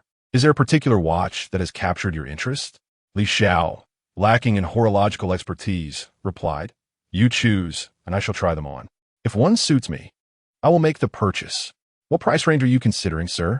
The sales associate inquired with eagerness. There's no limit. Simply bring me what you deem appropriate for my wrist. Li Xiao responded without hesitation. Observing his confidence, the sales associate proceeded to present the Richard Mille RM53-02 Crystal Polo, the RM47 Black Knight, and the RM19-01. Please try on these 3 timepieces and let me know your thoughts, she suggested with a smile. Li Xiao donned the Richard Mille RM53-02 Crystal Polo and remarked, Quite impressive. What is the price? The sales associate's smile broadened as she replied, "Sir, the watch you are wearing is priced at 35 million. All right, I will take all three. Please calculate the total," Li Xiao instructed. Observing his extravagant display of wealth, Xiao Mei felt even more resolute in her desire to remain by Li Xiao's side, even if it meant not becoming his girlfriend. Li Xiao's demeanor remained tranquil, as if he were merely purchasing a few bottles of water. "Sir, the total comes to 67. For million," the sales associate respectfully stated, recognizing the presence of a super-rich heir whom she must attend to with utmost care. With a simple gesture, Li Xiao handed over his card. The sound of the card reader echoed as the receipt printed swiftly. After signing, he took the card back from the sales associate. The mechanical voice of the system echoed in his mind. "Congratulations, host. You have achieved a tenfold critical hit. You have acquired 674 million, with a balance of 233. 142, 334. You have earned 740,000 luxury points." Li Xiao mused to himself, reveling in the pleasure of spending money in person, feeling none of the exhilaration that shopping within the system brought. The sales associate respectfully informed him, "Sir, I have placed the warranty card in the watch box." "Very well." Li Xiao replied calmly. After securing the watches, he and Xiao Mei made their way to the parking garage. Soon, they arrived at the imposing Mercedes-Benz G-Class. Li Xiao opened the trunk to stow their purchases. Once inside the vehicle, he started the engine, and with a press of the accelerator, the car surged forward, racing towards Hangqing Yuyuan with Xiao Mei beside him. Before long, they reached their destination. After parking, Li Xiao retrieved their belongings from the trunk, ensuring he had everything, especially the gifts for Xiao Mei, before closing the trunk and leading her towards the villa. Xiao Mei gazed in awe at the luxurious villa before her, her heart racing at the thought that she would be residing in such opulence that very day. As Li Xiao strolled along, he suddenly noticed Xiao Mei standing in a daze. He approached her and inquired, "What are you daydreaming about?" "Li Xiao, are we really staying here today?" Xiao Mei asked, her tone laced with uncertainty. "Yes, let us go," Li Xiao replied calmly. He guided Xiao Mei deeper into the villa, and soon they arrived inside. Upon witnessing the opulence of the villa's interior, Xiao Mei was taken aback, secretly wishing to become the mistress of such a splendid abode. Yet, she understood that in a world where social status mattered, her family could never be a match for Li Xiao's. "All right, no more gawking. We have the day to explore, and the night is long. Let us not waste it," Li Xiao said with a mischievous grin. He led Xiao Mei upstairs, quickly arriving at his bedroom. Once in the room, with a smile playing on his lips, Li Xiao remarked, "Xiao Mei, why don't you put on the Valentino heels and stockings I bought for you this evening?" Xiao Mei blushed, yet she obeyed Li Xiao, heading to the bathroom to change. As she emerged, Li Xiao swallowed hard, realizing the online rumors were true. Valentino heels paired with black stockings created an alluring ensemble. He thought to himself how perfect it would be if Zhu Jie, with her long legs, wore them. He resolved to take her shopping for more heels and various stockings soon. Xiao Mei soon approached Li Xiao, and unable to resist any longer, he embraced her and kissed her, instinctively caressing her beautiful legs. The spacious bedroom was filled with an intoxicating air of desire. After a passionate interlude, Li Xiao gazed at Xiao Mei in his arms and suggested, "Darling, let us wash up. We've worked up quite a sweat." He sat up, took her hand, and led her to the bathroom. As they washed, Li Xiao felt a wave of heat as he beheld the beauty before him and could not help but pull Xiao Mei into the bathtub once more. After a while of tender affection in the bathroom, Xiao Mei shyly exclaimed, "Li Xiao, please, I can't take much more." She had had boyfriends before, but none compared to Li Xiao. With a playful grin, Li Xiao teased, "Wasn't it just a moment ago that you were calling me to go harder?" "I didn't say that." Xiao Mei protested, her face a portrait of bashfulness. "Shall we relive what just transpired for a little nostalgia?" Li Xiao continued with a roguish smile. "You're so naughty, I don't want to." Xiao Mei replied in a sweet, teasing manner. "All right, I won't tease you anymore. Let us finish up and rest," Li Xiao said with a smile. After rinsing off once more, they prepared to retire. As Li Xiao dried himself and was about to exit, he noticed Xiao Mei still lingering in the bathtub. "Xiao Mei, are you planning to soak a bit longer?" Li Xiao asked. "Li Xiao, it's all your fault. My legs are too weak to get up. Please carry me out, Xiao Mei replied, her voice soft and delicate. Li Xiao lifted her from the tub, dried her off, and gently blew her hair dry before carrying her out of the bathroom and placing her on the bed. Li Xiao softly remarked, "It's getting late. Let's take a rest." Xiao Mei, with a beaming expression, replied, In her heart, she wished to remain by his side forever, wealthy, handsome, and exceptionally gifted in intimacy. As these thoughts swirled in her mind, a delicate blush crept across her cheeks. Li Xiao glanced at the scattered high heels and torn black stockings by the bedside, contemplating how, without the system, he might have had the chance to engage with such exquisite stockings. He then lay down on the bed, turned off the bedroom light, exhausted from the night's activities, and embraced Xiao Mei, ready to drift into slumber. Chapter 40. A humbling encounter with Lu Bin. The following morning, Li Xiao awoke promptly. He gazed at the slumbering Xiao Mei, who lay curled up like a kitten, and gently extricated his arm from beneath her. He tenderly patted her back, rose, and made his way to the bathroom to freshen up. After completing his morning routine, he observed Xiao Mei still lost in her dreams and softly called out, "Little lazy cat, it is time to rise." Xiao Mei rubbed her beautiful eyes and shyly replied, "Li Xiao, you are up so early. Little lazy cat, the sun is already shining brightly. I must return to school shortly." Li Xiao responded with warmth. Xiao Mei stretched her limbs, sitting up in bed. A slight discomfort lingered in her lower body. The previous night's vigorous encounter with Li Xiao had taken its toll. Cautiously, she stepped towards the bathroom, wary of any misstep that might cause her discomfort.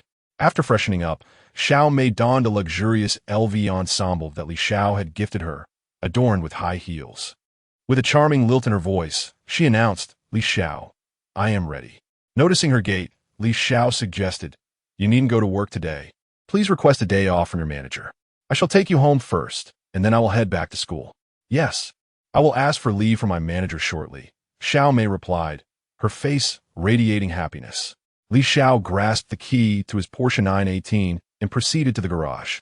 Upon starting the car, the engine roared to life, prompting him to inquire, "Xiao Mei, where do you live? Let me input the address." Xiao Mei retrieved her phone and sent him her home address, located in a village within the city, an abode she had chosen for its affordability. With a swift press of the accelerator, Li Xiao sped off, navigating toward her residence as indicated by the GPS. Other vehicles on the road swiftly made way for his Porsche 918, and soon they entered the village. Noticing the time, Li Xiao realized they might miss breakfast if they lingered, so he suggested, "Let us have breakfast first before I take you home." Xiao Mei nodded in agreement, her eyes sparkling with delight. "I know a fantastic breakfast spot." Following her directions, they soon arrived at the CF. Li Xiao parked the car, and together they entered the establishment. The patrons, enjoying their meals, turned to admire the striking sports car parked outside, and then marveled at the sight of Li Xiao and Xiao Mei disembarking, thinking to themselves that indeed, a beautiful car was perfectly complemented by a beautiful woman. Xiao Mei took the initiative to order breakfast for both of them and promptly paid, leaving Li Xiao with no opportunity to contribute. He settled into a seat as the waitress soon brought 2 bowls of beef rice noodles to their table. "Li Xiao, do not underestimate this breakfast spot. The taste rivals that of those grand restaurants," Xiao Mei remarked. Li Xiao slurped a mouthful of noodles and sipped the broth, unable to restrain his admiration. "This noodle is indeed delightful, tender, and flavorful." At that moment, a young man in a suit with slicked back hair entered the CF. Spotting Li Xiao enjoying his breakfast, he approached and exclaimed, "Ah, isn't this our esteemed Li Decaizi? Do you remember me?" Li Xiao looked at him with a puzzled expression and asked, "Who are you?" The young man replied, "I am Lu Bin, your middle school classmate. Are you currently in college?" "Liu Bin in Kvilet." "Yes, I am at Hangqing University." Li Xiao responded calmly. "What future does studying offer? It would be better to come and work with me. I recently sold a house and made a commission of several tens of thousands. Have you seen my key? I just acquired a Mercedes-Benz C200L, Lu Bin said with a proud demeanor. The people around them looked at Lu Bin with expressions of incredulity, as if he were a fool. "No, thank you. I prefer to continue my studies," Li Xiao said, maintaining his composure. "What is the use of studying? It's a waste of money. Once you graduate, you'll still have to work. It's far better to join me. In a few years, I could help you buy a house and a car, Lu Bin insisted. Lu Bin regarded Li Xiao with disdain, knowing that after his parents' untimely demise during middle school, all Li Xiao had was his education. Li Xiao, disinterested in Lu Bin's bravado, took out a key from his pocket and pressed it. The sound of a Porsche 918 echoed from the entrance. Lu Bin, embarrassed by the commotion, could only flee, too ashamed to even finish his breakfast there. The onlookers erupted in laughter, some so amused that they nearly choked on their food. Once Lu Bin exited, he quickly hopped into his Mercedes-Benz C200L and sped away from the scene. Soon after, Li Xiao finished breakfast and saw Xiao Mei home, transferring 100,000 to her. Consider moving to a different place. This area is rather mixed, he advised. Yes, I will contact a real estate agent to rent a new place today. Xiao Mei responded shyly. Watching Xiao Mei enter the building, Li Xiao pressed the accelerator and drove towards Hangqing University. Upon arriving at the university parking lot, he parked his car and headed towards the dormitory. Back in the dorm, the other 3 roommates were already dressed and engrossed in their phones at their desks. Upon seeing Li Xiao enter, the eldest, Wu Yifan, asked, "Why are you so late today?" "I encountered some matters on the way that delayed me," Li Xiao replied, omitting the details of escorting a girl home to avoid further questions. He retrieved his military training uniform from the wardrobe, preparing to change. Once dressed, the 4 of them made their way to the sports field. Shortly after their arrival, Instructor Zhang appeared, and another day of military training commenced. The sky appeared overcast, hinting at impending rain, which made everyone particularly hopeful, as they wished for rain to cancel the day's training. However, after a while, the rain did not come, and the sun emerged, making the weather sweltering once again. Soon, it was time for a break, and everyone quickly sought refuge under the shade of the trees. "I thought we could escape training today, but it seems the sun has returned," Wu Yifan lamented. Zhuiyue, the second in command, remarked, "Who says otherwise? If only it would rain for 3 days and nights, then we could take a break. Practicing like this every day seems never-ending. I've already shed several pounds, and my belly has vanished." Huang Xiaofeng, the third, replied, "In our dormitory, only the 4th has shown no signs of change." Wu Yifan, the leader, sighed. Li Xiao teased, "Leader, you haven't changed much either. You're still as dark as ever." This elicited laughter from Zhuiyue and Huang Xiaofeng. "Get lost, 4th. What do you mean I'm still as dark as before?" Wu Yifan retorted, irritated. Soon, the break was over, and the group trudged back to the training grounds with heavy hearts. Just then, rain began to fall. The instructor instructed, "Everyone find shelter from the rain. We shall resume training once it stops." Meanwhile, those around silently prayed that the rain would not cease today. Chapter 41. The embarrassment of Yang Shenhao. Everyone hurriedly rushed towards the base of the tree. Raindrops dripped down through the gaps in the leaves, and Li Xiao pondered that if the rain intensified even slightly, he would undoubtedly find himself drenched. At that moment, his phone rang. Upon checking, he discovered a message from Meng Qin. "Xiao, what are you busy with?" "Suqianqian in Koyerth. Military training, Sister Qianqian, have you forgotten?" "We're still in military training as freshmen," Li Xiao replied. "I had nearly forgotten. It's raining outside. Did you bring an umbrella?" Su Qianqian asked. "No, I'm currently sheltering under a tree, but if this continues, I'll surely end up soaked," Li Xiao lamented. He glanced up at the sky, still shrouded in dark clouds, realizing that the rain showed no signs of abating. If it became unbearable, he would have no choice but to run back to the dormitory. "I'll bring it to you. Getting drenched could lead to a cold," Su Qianqian said with genuine concern. "There's no need to trouble yourself, senior. It's just a bit of rain. A man can handle it," Li Xiao responded. "Don't be foolish, junior. Just wait a moment, and I'll bring you an umbrella," Su Qianqian insisted earnestly. At that moment, Yang Shenhao smugly interjected, "My girlfriend, seeing that it's raining outside and knowing I have military training today, will come over to bring me an umbrella." Curious, Lao Wang asked, "What did you find a girlfriend, student committee? Didn't you say you liked our vice class leader?" Yang Shenhao felt a pang of frustration. He longed to be with Lu Lin, but she favored Li Xiao, leaving him feeling defeated. "Just recently, I started dating a senior from the previous year, and coincidentally, she is from the same hometown. We met through a local group," Yang Shenhao replied. "Wow, student committee, You're quite impressive to have landed a senior. You must help me out, Lao Wang said eagerly.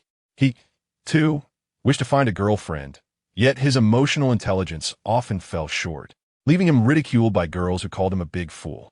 Don't worry. What are we to each other if I want to help you? Yang Shenhao assured him. Casting a glance at Li Xiao nearby, he thought to himself, you may think you're something special, but where's your girl to bring you an umbrella while it rains? I might finally have a win here. Just then, Su Qianqian approached, holding an umbrella. Yang Shenhao, mistaking her for his girlfriend, rushed over and called out, Darling, you're here so quickly with the umbrella. Were you worried about your boyfriend getting soaked? As Su Qianqian raised the umbrella, she was taken aback to see Yang Shenhao before her. Classmate, I believe you have mistaken me for someone else. I don't know you, and I'm not your girlfriend, she said, bewildered. Yang Shenhao felt a wave of embarrassment wash over him. I'm sorry, I mistook you for someone else, he stammered, retreating awkwardly. Earlier, Su Qianqian had sheltered her upper body with the umbrella, leading Yang Shenhao to believe she was his girlfriend. Now, she walked toward Li Xiao, and Yang Shenhao silently prayed that the umbrella was not meant for him. Su Cece handed an umbrella to Li Xiao and said, Take this, I have something to attend to and must leave. By the way, in the future, do not hesitate to reach out to your sister Cece if you need anything. Li Xiao accepted the umbrella with a smile and replied, Of course. I will not hold back with you, Sister Cece. Yang Shenhao, witnessing this scene, felt his heart shatter into pieces. How could it be that Li Xiao was acquainted with her? He felt utterly humiliated.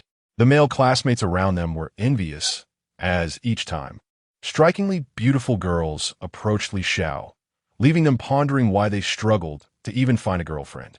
Before long, Yang Shenhai's girlfriend arrived, a girl of similar height to Su Cece, but lacking in beauty. He turned to his companion, Old Wang, and said, Look, my girlfriend is here. Yang Shenhao felt a surge of pride. Despite his earlier embarrassment, the arrival of his girlfriend restored his dignity. The girl gently said, Xiao, take the umbrella. You don't want to get wet. Yang Shenhao cheerfully replied, Sure, I will. You should hurry back too. It might rain harder. Soon, Yang Shenhai's girlfriend departed, and he approached Old Wang, boasting, Bro, how about my girlfriend? Old Wang responded, Of course, your taste is impeccable as always. At that moment, Mengqin rushed over to deliver an umbrella to Li Xiao. Junior, I noticed it was raining outside and remembered you were still in military training, so I brought you an umbrella, she said. Li Xiao graciously accepted the umbrella, smiling, I truly appreciate you thinking of me during the rain. Yang Shenhao, observing this exchange, thought he would regain some ground today, only to find himself utterly defeated once again, feeling like he might crush his back teeth in frustration. The onlookers, seeing yet another girl deliver an umbrella to Li Xiao, were filled with envy. How could he be so successful that girls, particularly those of such beauty, came to assist him? Whispers circulated among the classmates. Wow, the class leader is incredible. I declare the class leader the most romantic person at Hangqin University. The class leader is truly my idol. Li Xiao expressed concern, saying, Senior, with the rain so heavy, you should head back as well. I would want you to get wet. Let me treat you to a meal another day. Sure, Mengqin replied. At that moment, the instructor, noting the rain intensifying without sign of abating, announced the dismissal, stating that if it continued to rain in the afternoon, they would have a break. Li Xiao handed the umbrella he held to his friend Wu Yifan and, alongside Huang Xiaofeng, made his way back to the dormitory. Upon returning, Li Xiao hurried to the bathroom to freshen up. After washing up and changing into clean clothes, he felt a slight stickiness on his skin despite not having been caught in the rain. Observing that the rain showed no signs of stopping, he climbed into bed and began watching a live stream, coincidentally seeing Su Cece streaming. He casually sent her 10 gifts before exiting the stream. The mechanical sound reverberated in Su Qianqian's mind, announcing the delightful news, a 5-fold critical hit, a reward of 150,000 yuan, leaving a balance of 198,657,834 yuan, and an acquisition of 3,000 wealthy points. As she noticed that Fei Shang Yun Xiao had graciously gifted her 10 carnival tokens and was about to express her gratitude, he abruptly exited the live stream. In the background, she sent a private message to Li Xiao. Brother Fei Shang Yun Xiao, Why haven't you added me to your contacts? Li Xiao, overwhelmed by a multitude of private messages, failed to notice hers. Observing that his superior, Wu Yifan, had yet to return, Li Xiao sent a message. Boss, are you in the cafeteria? Wu Yifan replied promptly. Yes. Do you need me to bring you something? Please bring me a serving of tomato and egg rice, and do get one for the third brother as well. You could decide what to get for him. Li Xiao instructa. Huang Xiaofeng was still showering in the bathroom, and Li Xiao deemed it unnecessary to inquire about him. Before long, the boss returned with the meals. After finishing his meal and indulging in his phone for a while, Li Xiao lay down and succumbed to slumber, as he had expended considerable energy in recent days. Chapter 42. Lu Bin's renewed confidence soon. The time for military training arrived, and the rain outside had ceased. Wu Yifan, the leader, stepped onto the balcony and gazed outside in astonishment, exclaiming, "Wow, the rain has stopped. Is that for real?" Inquired the second member. Huang Xiaofeng, the third, rushed to the balcony as well, marveling, "It really has stopped. I thought we could rest the entire afternoon." Wu Yifan approached Li Xiao's bed, patted it gently, and called out, "Old Four, wake up." Li Xiao, stretching lazily, asked, "What is up, boss?" "The rain has stopped, and we're definitely having military training this afternoon. Hurry up and get up," Wu Yifan urged. Upon hearing this, Li Xiao sat up, climbed down from his bed, and quickly changed his clothes. Before long, the four had all donned their attire and set off toward the sports field. Zhe, the second member, remarked, "It was pouring this morning, yet this afternoon is so clear. Well, at least after the rain, it shouldn't be too hot." However, upon exiting the dormitory, they were met with an oppressive heat that made it difficult to breathe. "Oh no, this afternoon is going to be a disaster. It feels even worse than usual," Huang Xiaofeng lamented. The four arrived at the sports field and found a shaded spot to sit down. Just as Li Xiao was about to settle in, he heard Wu Yifan exclaim in surprise, "Wow, I feel like my backside is a bit damp." Hearing this, the others paused, hesitating to sit on the grass. Wu Yifan exclaimed, "Quick, help me check if my rear is soaked." "Boss, you've definitely got a wet patch. It feels like you've peed your pants." Zhiyue stifled a laugh as he said this. Li Xiao comforted him, "Don't worry, boss. It will dry soon." Seizing the moment while Wu Yifan was distracted, Li Xiao took out his phone and snapped a picture. Unexpectedly, Wu Yifan turned around and saw Li Xiao with the phone, exclaiming, "Wow, old four. What are you doing with that?" "Nothing much, just capturing a memory for you, boss," Li Xiao replied with a smile. "Delete it, old four," Wu Yifan shouted, reaching for the phone while insisting, "Hurry and give it to me." Li Xiao threatened, "Boss, if you keep this up, don't blame me for sending it to the class group." "All right, I won't try to take it anymore." "Old four, how can I get you to delete that picture?" Wu Yifan asked. "Relax, boss. I promise I won't share it indiscriminately. It's just a keepsake," Li Xiao reassured him with a grin. Hearing this, Wu Yifan ceased his attempts to wrest the phone away. At that moment, the instructor arrived, signaling the commencement of the afternoon's military training. The session unfolded under the stifling heat, leaving the four of them drenched in sweat. After the training concluded, they made their way back to the dormitory. "Today was truly oppressive. I feel all sticky and uncomfortable. I need to shower the moment I get back," Wu Yifan remarked. Zhiyue, the second, remarked, "This dreadful weather today leaves one speechless. I shall be the first to wash upon returning to the dormitory, and you, the elder, shall follow as the second." The three of them began to quarrel over the order, while Li Xiao remained silent.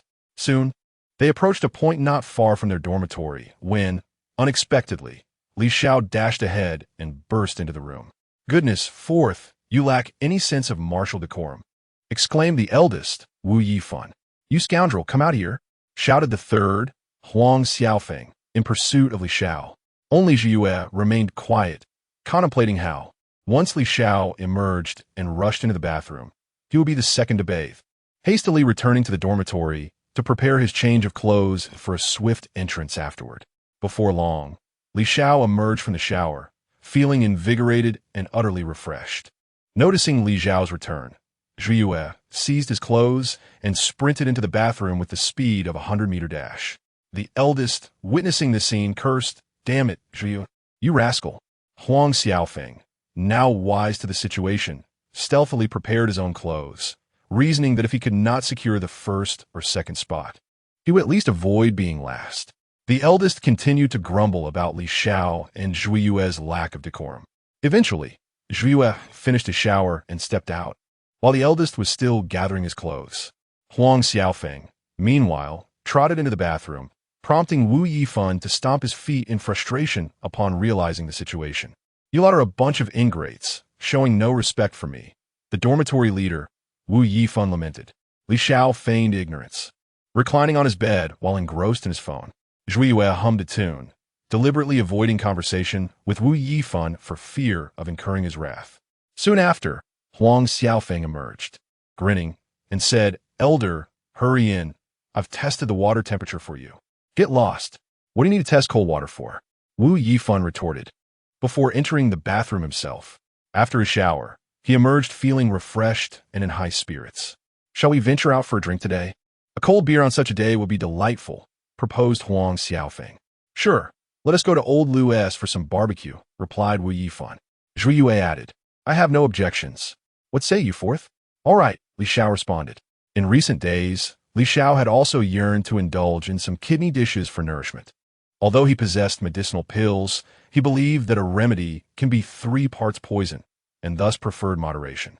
"Host, the system's pills possess no side effects. Please do not question the system's expertise." Li Xiao chuckled at the voice resounding in his mind. "All right, I understand," he replied. Wu Yifan then asked, "Shall we set off now?" The 4 of them exited the dormitory together. Zhui Yue inquired, "Fourth, are you driving?" "The car only accommodates 2 today. Let's walk." "As is not far from our school," Li Xiao remarked. "Very well," Zhui Yue agreed. The 4 of them walked side by side towards the barbecue restaurant. As they approached the entrance, Lu Bin, seated outside, spotted Li Xiao and exclaimed, "Isn't that our esteemed young masterly? Why didn't you drive here? Surely, you must be borrowing a car." After being humiliated by Li Xiao that morning, Lu Bin had inquired among his classmates, who informed him that Li Xiao came from an ordinary family, with parents who were both common workers and had tragically passed away without leaving him any inheritance. One classmate, who had attended high school with Li Xiao, mentioned that he had collected bottles to save money during his teenage years. Lu Bin concluded that Li Xiao's car must surely belong to someone else, for how could he afford a Porsche in 918 otherwise? One should not be overly vain. It's better to earn an honest living selling real estate. Who knows, perhaps one day you'll truly be able to drive a Porsche, Lu Bin declared confidently. "Turns out you're just an agent. I thought you were a leader of that company with such grandiose claims," remarked Zhui Yu, the second in command. Liu Bin, undetarit, retorted. "What being an agent? Earning money this way is far superior to the parasitic existence of you college students. I sold another house today, earning a commission of several tens of thousands. Tell me, how much do you think you all make in a month after graduating?" Seeing Lu Bin's insufferable demeanor, Wu Yifan, the eldest, felt a surge of anger and was about to confront him when Li Xiao intervened calmly, saying, "Boss, why should we bother with him? Let us go and enjoy our meal." Li Xiao deemed it unnecessary to engage with this boastful fool, yet he resolved that should Lu Bin persist in his pretentiousness, he would not hesitate to deliver a well-deserved rebuttal. Chapter 43. Lu Bin's sudden change of face upon hearing Li Xiao's words. The trio chose to ignore Lu Bin and proceeded into the barbecue restaurant to select their preferred skewers. After securing their choices, they discovered that the interior was already fully occupied and thus opted to sit at an outdoor table. Upon spotting Li Xiao emerging, Lu Bin's demeanor shifted as if he had encountered prey. He began to exclaim, "Brothers, for heaven's sake, do not lend him your car. If he crashes it, you shall bear the consequences." Lu Bin surmised that Li Xiao's Porsche 918 must belong to one of the 3. "Who are you calling brothers? I am no beast. Do not attempt to ingratiate yourself," declared Wu Yifan, the leader, in a loud voice. Lu Bin, undeterred, retorted, "Brothers, I'm only looking out for you." Li Xiao is notoriously known as the school's miser. He could scarcely afford a meal during middle school. "You are the one who is poor. If our 4th member were truly impoverished, your family would probably be reduced to eating tree bark," mocked Huang Xiaofeng, the 3rd. Lu Bin continued, "Gentlemen, I understand you share a dormitory, but you cannot possibly grasp the circumstances of his family like I do. I get why you defend him. You understand your grandfather's wisdom. Yet you remain ignorant. You cannot expect ivory from a dog's mouth," shouted Zhui Yue, the 2nd. Li Xiao, feeling Lu Bin disrupted his enjoyment of the meal, calmly remarked, "Do you truly believe the car this morning is not mine? How could it possibly belong to you?" Lu Bin replied with certainty. "Then come over. Allow me to broaden your horizons," Li Xiao invited. Lu Bin immediately approached, scoffing, "You? What did you possibly teach me?" Li Xiao, unfazed by Lu Bin's mockery, calmly retrieved his phone, opened the Daxiao Bank app, and stated, "Have you taken a good look at the balance and counted the zeros?" Lu Bin, incredulous, responded, "This must be a fabrication. I can't fathom what software you used." "I didn't expect you to be so vain, Li Xiao, to concoct such a stunt." "Very well. Let me add your contact information. I shall transfer you a sum. Then you can verify whether the digits have changed." Revealing the truth, Li Xiao suggested. Lu Bin, opening his phone, added Li Xiao's contact. Li Xiao transferred 1 yuan to Lu Bin, saying, "Open your eyes wide and observe the balance. See if it changes." He was keen to avoid conversing further with the imbecile before him. The mechanical voice of the system echoed in his mind.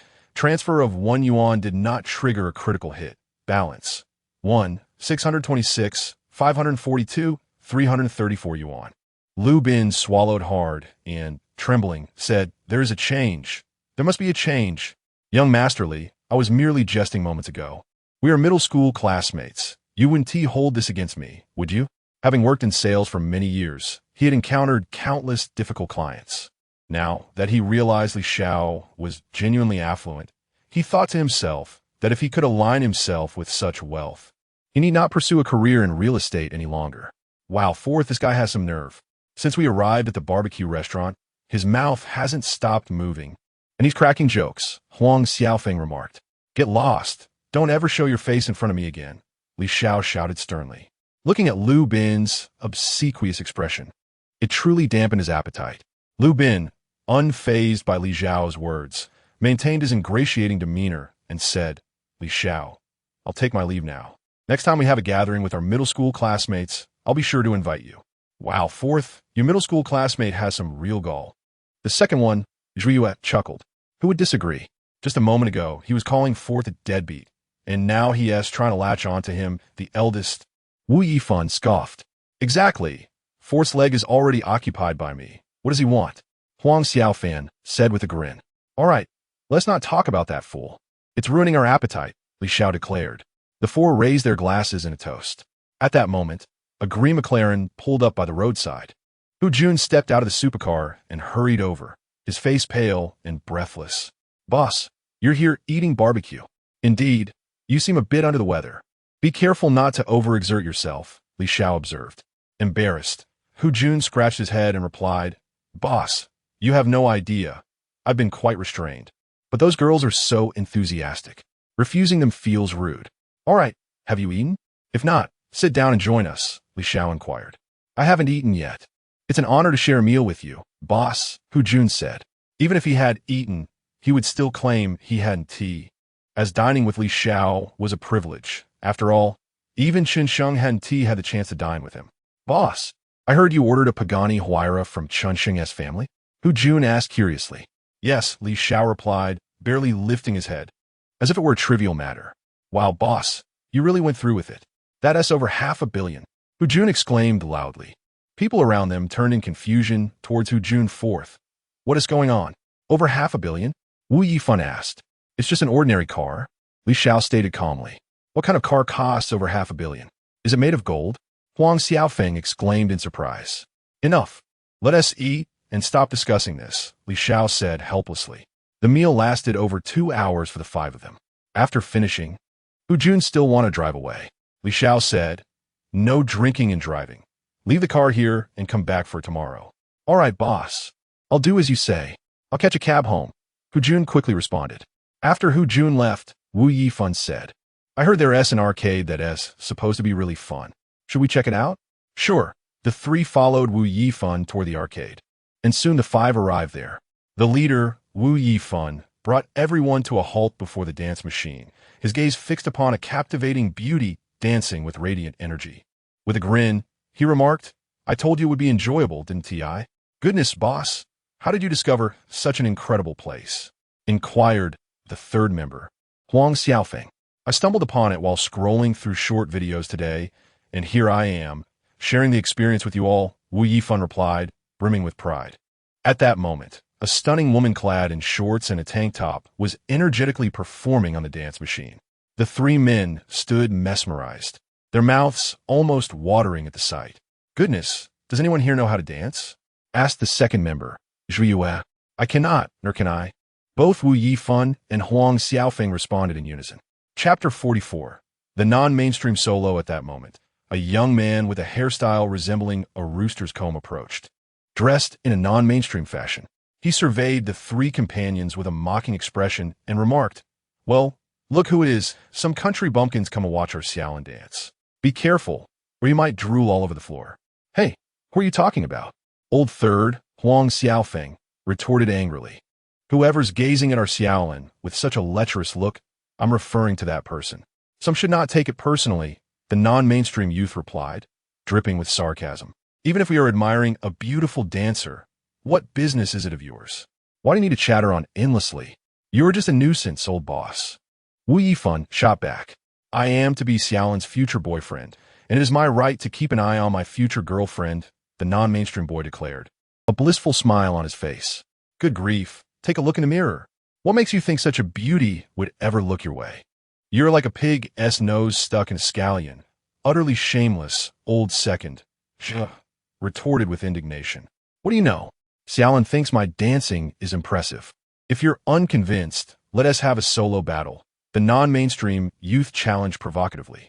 Seeing that the three remained unresponsive, he gazed at them with confidence, saying, Are you all just going to stand there and talk? Are you afraid now? The trio turned to Li Xiao, with old boss Wu Yifan stating, Old fourth. Can you do it? Our dormitory's reputation rests on you. Li Xiao nodded and replied, Boss, I'll just step into the restroom for a moment. Then I'll help you reclaim our honor. He then strode quickly towards the restroom, inquiring of the system. Does the system offer mastery in dance skills? The system's mechanical voice echoed in his mind. The system is all-powerful. Please do not question its expertise. He purchased the dance mastery skill. As Li Xiao activated the skill, a surge of professional dance knowledge flooded his mind, causing a brief sensation of dizziness, which quickly dissipated. He soon felt his limbs becoming extraordinarily agile. Li Xiao sensed that his bodily coordination had reached an alarming level. Don't get too cocky. Once our old fourth comes out of the restroom, you'll understand why flowers bloom so beautifully, old boss Wu Yifan stated confidently. He knew that as long as Li Xiao committed to something, he would execute it flawlessly. Before long, Li Xiao stood before the three again. Old third, Huang Xiaofeng, looked at him and said, Old fourth, you're back at last. This guy is far too arrogant. Let us teach him a lesson. Oh, it's you? I see you're just a pretty face. What do you know about dancing? The non-mainstream youth scoffed. Meanwhile, Xiaolin, who had just finished her turn on the dance machine, turned to the non-mainstream boy and asked, Zhang Fei, what are you up to? I'm standing up for you, Xiaolin. These boys have been leering at you while you danced, and they want to challenge me to a solo. Just watch how I perform. The non-mainstream boy, Zhang Fei, replied with unwavering confidence. He believed today was an opportune moment to triumph over Li Xiao, showcasing his prowess to Shaolin, and subsequently confessing his feelings. Perhaps this time Shaolin would acquiesce upon witnessing his performance. He envisioned defeating Li Xiao in front of a crowd, enhancing his own reputation while also elevating Shaolin's perception of him. The mere thought of it elicited a mischievous grin from Zhang Fei. Li Xiao approached the alternative-style male, inquiring, Is this all we're going to do? Shouldn't we introduce a wager? Otherwise, this would be rather dull. The surrounding girls, captivated by Li Xiao's striking appearance, began to whisper among themselves. Upon seeing Li Xiao, Shaolin's eyes sparkled, and she silently resolved to obtain his contact information later. All right. The loser must loudly declare 3 times, I am a pig. I am not human, suggested the alternative-style Zhang Fei. This wager seems rather trivial. The loser should circle the arcade 3 times, barking like a dog while proclaiming, I am not human, Li Xiao replied nonchalantly, his confidence stemming from his mastery of dance. Very well, but certain individuals must not resort to trickery, Zhang Fei retorted. He was unwavering in his belief in his dancing prowess. Having navigated the arcade's dance machines for years without encountering a worthy adversary. Soon, Both stood on the dance machine, selecting a challenging track. As the tempo escalated, Li Xiao's movements grew increasingly dazzling and intricate. Zhang Fei, catching glimpses of Li Xiao's powerful and graceful choreography, felt astonished yet refused to concede. Before long, their solos concluded, prompting excited shouts from their friends Wu Yifan and others. Wow, Old Four is incredible. Old Four, you are truly unmatched. Old Four, you have completely mesmerized me. Despite the accolades, Zhang Fei remained undeterred, insisting, I have not yet lost. Why the excitement? Who will Xiao Lin favor? He was convinced Xiao Lin would support him, having pursued her for so long. Approaching her with confidence, he asked, Xiao Lin, who do you think danced better? With a gentle smile, Xiao Lin replied, I believe that young man danced significantly better than you. You must have lost. Hearing her words, Zhang Fei felt as though his heart shattered. How could it be so? Oh, someone can't handle losing, can they?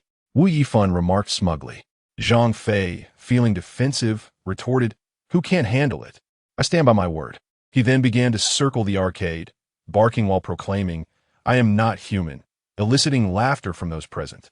As Li Xiao prepared to depart, Xiao Lin approached him, smiling. Handsome, may I add you my contacts? From a distance, Zhang Fei witnessed this exchange, feeling utterly defeated, nearly choking on his own disappointment. After pursuing Xiao Lin for so long, he had never experienced such warmth from her. If only he had refrained from challenging Li Xiao, he would not have faced humiliation nor lost the affection of the woman he cherished. Li Xiao gazed at the enchanting Xiao Lin before him. She was the epitome of a wild and alluring beauty, distinct from the women he had encountered previously. Xiao Lin exuded an aura of coolness and elegance, her makeup reflecting an American and European style. Li Xiao retrieved his phone, activating the QR code. Xiao Lin promptly took out her phone to scan and add him as a friend. As the hour grew late, Li Xiao remarked to his superior, Wu Yifan, the time is rather advanced. Perhaps we should return. However, Li Xiao had no intention of heading back to his residence. The night was too late, and he was reluctant to traverse back and forth. Besides, the drive would take considerable time. It was far more appealing to catch a few additional hours of sleep at the school. Furthermore, having consumed alcohol that evening, he was in no condition to drive home. Chapter 45. The humbling of Qian Duo. Li Xiao returned to his dormitory with his 3 roommates. He took a refreshing cold shower to cleanse himself of the sweat accumulated from dancing. After finishing his shower, he dressed and made his way back to his bed. Just as he lay down, his phone rang. Upon checking the message, he discovered it was from Uncle Zhang. Mr. Li, our restaurant is prepared. Will you be able to come by tomorrow to sample the dishes? Uncle Zhang inquired. Please, do not call me Mr. Li. Just refer to me as Xiao. Li Xiao replied, I will come by after class tomorrow and bring a few friends from my dormitory along. So please prepare accordingly. Very well. I shall privately address you as Xiao. But in the restaurant, I must still call you Mr. Li. Otherwise, there would be a lack of respect from the staff. Uncle Zhang remarked. Agreed. I see your point, Li Xiao acknowledged. He understood the importance of establishing a distinction between himself and his employees. Once all 3 of his roommates had finished their showers, Li Xiao addressed them. Tomorrow, I will be conducting a trial operation at my restaurant. Would you all like to join me to taste the dishes? Such a wonderful opportunity. I am definitely available, Wu Yifan exclaimed excitedly. I certainly won't miss out on a chance for free food. What time shall we go tomorrow, 4th? Huang Xiaofeng chimed in. Indeed. Prepare to feast, 4th. You might just end up broke, Lao Zhu said with a grin. Go ahead and indulge yourselves. I am curious to see whether you will burst or if I will be left penniless, Li Xiao replied with a laugh. Let us not push our luck. I fear we may explode. 4th, you haven't even earned the interest on your bank card yet, Wu Yifan added. After their banter, the group climbed into their beds. Ready to rest, Li Xiao lay on his bed, scrolling through short videos for a while. Finding it somewhat dull, he decided to play a card game. After some time, feeling a bit drowsy and sensing it was nearly time for sleep, he prepared to retire for the night. The following morning, Li Xiao woke up early and checked the time on his phone. Realizing it was still early, he stretched lazily and returned to his bed for a while. After playing on his phone for some time, he felt it was time to get up and wash up. After freshening up and dressing, Li Xiao made his way to the cafeteria. After purchasing breakfast, he found a seat and settled in to enjoy his meal. At that moment, Meng Qin approached, smiling warmly. How fortunate, Junior. We meet again at the cafeteria, she said. Good morning, Senior. You're up quite early, Li Xiao replied. Yes, I went to bed early last night. With nothing much to do in bed, I thought it best to come to the cafeteria for breakfast, Meng Qin explained. Senior, do you have time this evening? Li Xiao asked. Is there something you need, Junior? Meng Qin inquired. I am hosting a trial operation at my restaurant tonight. I would love for you to join me to sample the dishes, Li Xiao proposed. Sounds great. I happen to be free this evening. Just let me know when you're heading out. Meng Qin responded happily. When Li Xiao invited her to dine, she felt a surge of joy within her. Unlike the previous suitors who had pursued her with predatory gazes, Li Xiao exuded a refreshing gentleness. She bore no disdain for him and was genuinely pleased to engage with him, finding him to be an intriguing individual.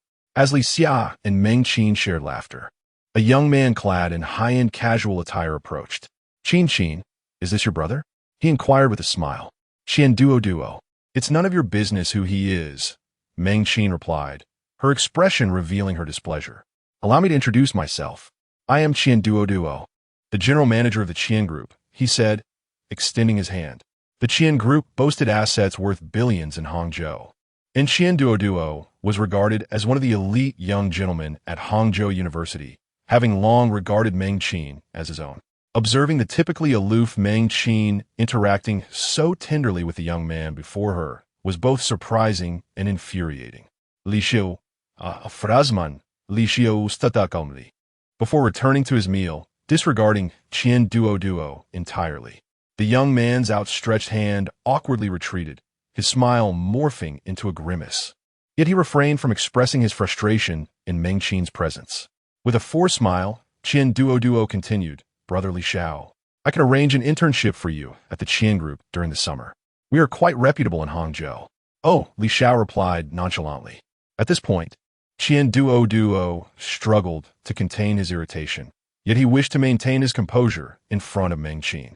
If you ever encounter any troubles at Hangzhou University, feel free to seek me out, he said, concealing his malice. Inwardly, he vowed to himself, just wait. Once Meng Qin departs, I shall make you regret this. Having finished her meal, Meng Qin turned to Li Xiao and said, Junior, I'm heading back to the dormitory now. All right, Senior, take care. I'll come and pick you up tonight, Li Xiao replied. As Meng Qin walked away, Duo could no longer suppress his rage. He glared at Li Xiao and warned, You'd best keep your distance from Meng Qin. She isn't someone of your lowly status who can approach. Do you understand? What if I choose not to stay away from her? What can you do about it? Li Xiao responded calmly. Brat, don't be foolish. I'll offer you 100,000 yuan to stay away from Meng Qin. That should cover your expenses for university. So you'd better take my advice and keep your distance, Duo said, pulling a check for 100,000 yuan from his wallet and tossing it before Li Xiao. So, in your eyes, my senior is worth merely 100,000 yuan. Li Xiao raturta sarcastically. Damn it. How much do you want to stay away from Meng Qin? Duo snapped, his anger palpable. The cafeteria patrons turned their attention towards Li Xiao. I want 100 million. Can you afford that? Li Xiao boldly declared. Damn it. Have you ever even seen 100 million? With 100,000 in your hands, you should feel pleased. Otherwise, I have plenty of ways to make you leave Hangzhou University, Duo declared with an intimidating tone. I'm sorry, but I have indeed witnessed such wealth. Would you like to broaden your horizons and see how many zeros a billion holds in a bank account? Li Xiao replied with an expression of calmness. Damn, if you can pull out 1 billion, I'll call you dad. If not, keep your distance from Meng Qin, Duo retorted. Then you better not lose face. All the classmates present are watching, Li Xiao said as he opened his Daxia bank app and displayed his balance. Come and count the zeros for yourself. As Duo stared at the 10-digit figure before him, he rubbed his eyes, fearing he was mistaken. After counting several times, beads of sweat broke out on his forehead. He thought to himself, when did Hangzhou University have such a colossal figure? Over 2 billion in just one bank card. Even my family could not manage that. Our family business is laden with debts to the bank. The man before him must belong to an esteemed family. If he offended him today, his own family could face ruin. Trembling, Duo implored, Li Xiao, You are magnanimous. Spare me this time. In the future, should you need assistance, I will certainly deliver. Li Xiao, uninterested in further complicating matters for Qian, responded, All right, I'll let you off this time, but do not pursue senior sister again. Thank you, Li Xiao. May I kindly request your contact information? Qian asked respectfully. Li Xiao took out his phone and opened the QR code.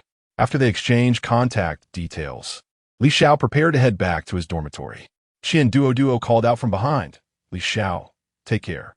The onlookers were left in a state of bewilderment. Having just witnessed Qian's earlier bravado, now transformed into the demeanor of a subservient dog. Chapter 46. The 3-day deadline upon returning to his dormitory. Li Xiao discovered that his 3 roommates were still fast asleep. The third roommate, Huang Xiaofeng, was mumbling in his dreams, Baby, don't kiss there, kiss up top. Your lips are truly sweet. Ah, baby, that feels so good, don't stop, don't stop. Li Xiao quickly took out his phone to capture this moment, planning to show Huang Xiaofeng the amusing sight of himself indulging in a spring dream once he awoke. The eldest, Wu Yifan, had apparently woken up at some point and, curious, inquired forth, What are you laughing at? Oh, it's nothing much, just that the third one was talking in his sleep. Li Xiao replied with a grin. What's so funny about that? Wu Yifan said, slightly perplexed. It's particularly amusing. I recorded a video. If you don't laugh after watching it, I'll treat you to a week's worth of meals, Li Xiao declared. All right, that's a bet, Wu Yifan thought to himself, determined to suppress any laughter. He was certain he would be enjoying a week's worth of meals at Li Xiao's expense. Li Xiao approached Wu Yifan's bedside and handed him the phone. Wu Yifan took the device, opened the video, and couldn't hold back his laughter upon hearing Huang Xiaofeng's risque remarks. Goodness, third, how could you be so outrageous? Wu Yifan exclaimed with mirth. The second roommate, Zhuiyu, was roused by the laughter and, with a bewildered expression, asked eldest, What's got you laughing so loudly this early in the morning? Nothing, nothing. It's mainly because the third one is hilarious, Wu Yifan replied with a straight face. What? Isn't the third still asleep? Zhuiyu questioned. You'll know once you ask the fourth to show you, Wu Yifan said. Fourth? Let me see what it is, Zhuiyu said, his curiosity piqued. Li Xiao handed the phone back, and Zhuiyu opened the video, unable to suppress his laughter as he exclaimed, Goodness, fourth, what on earth were you dreaming about? Don't stop, don't stop, that is truly something. Hearing Zhuiyu's laughter, Wu Yifan couldn't help but join in, and soon the dormitory was filled with their joyous sounds.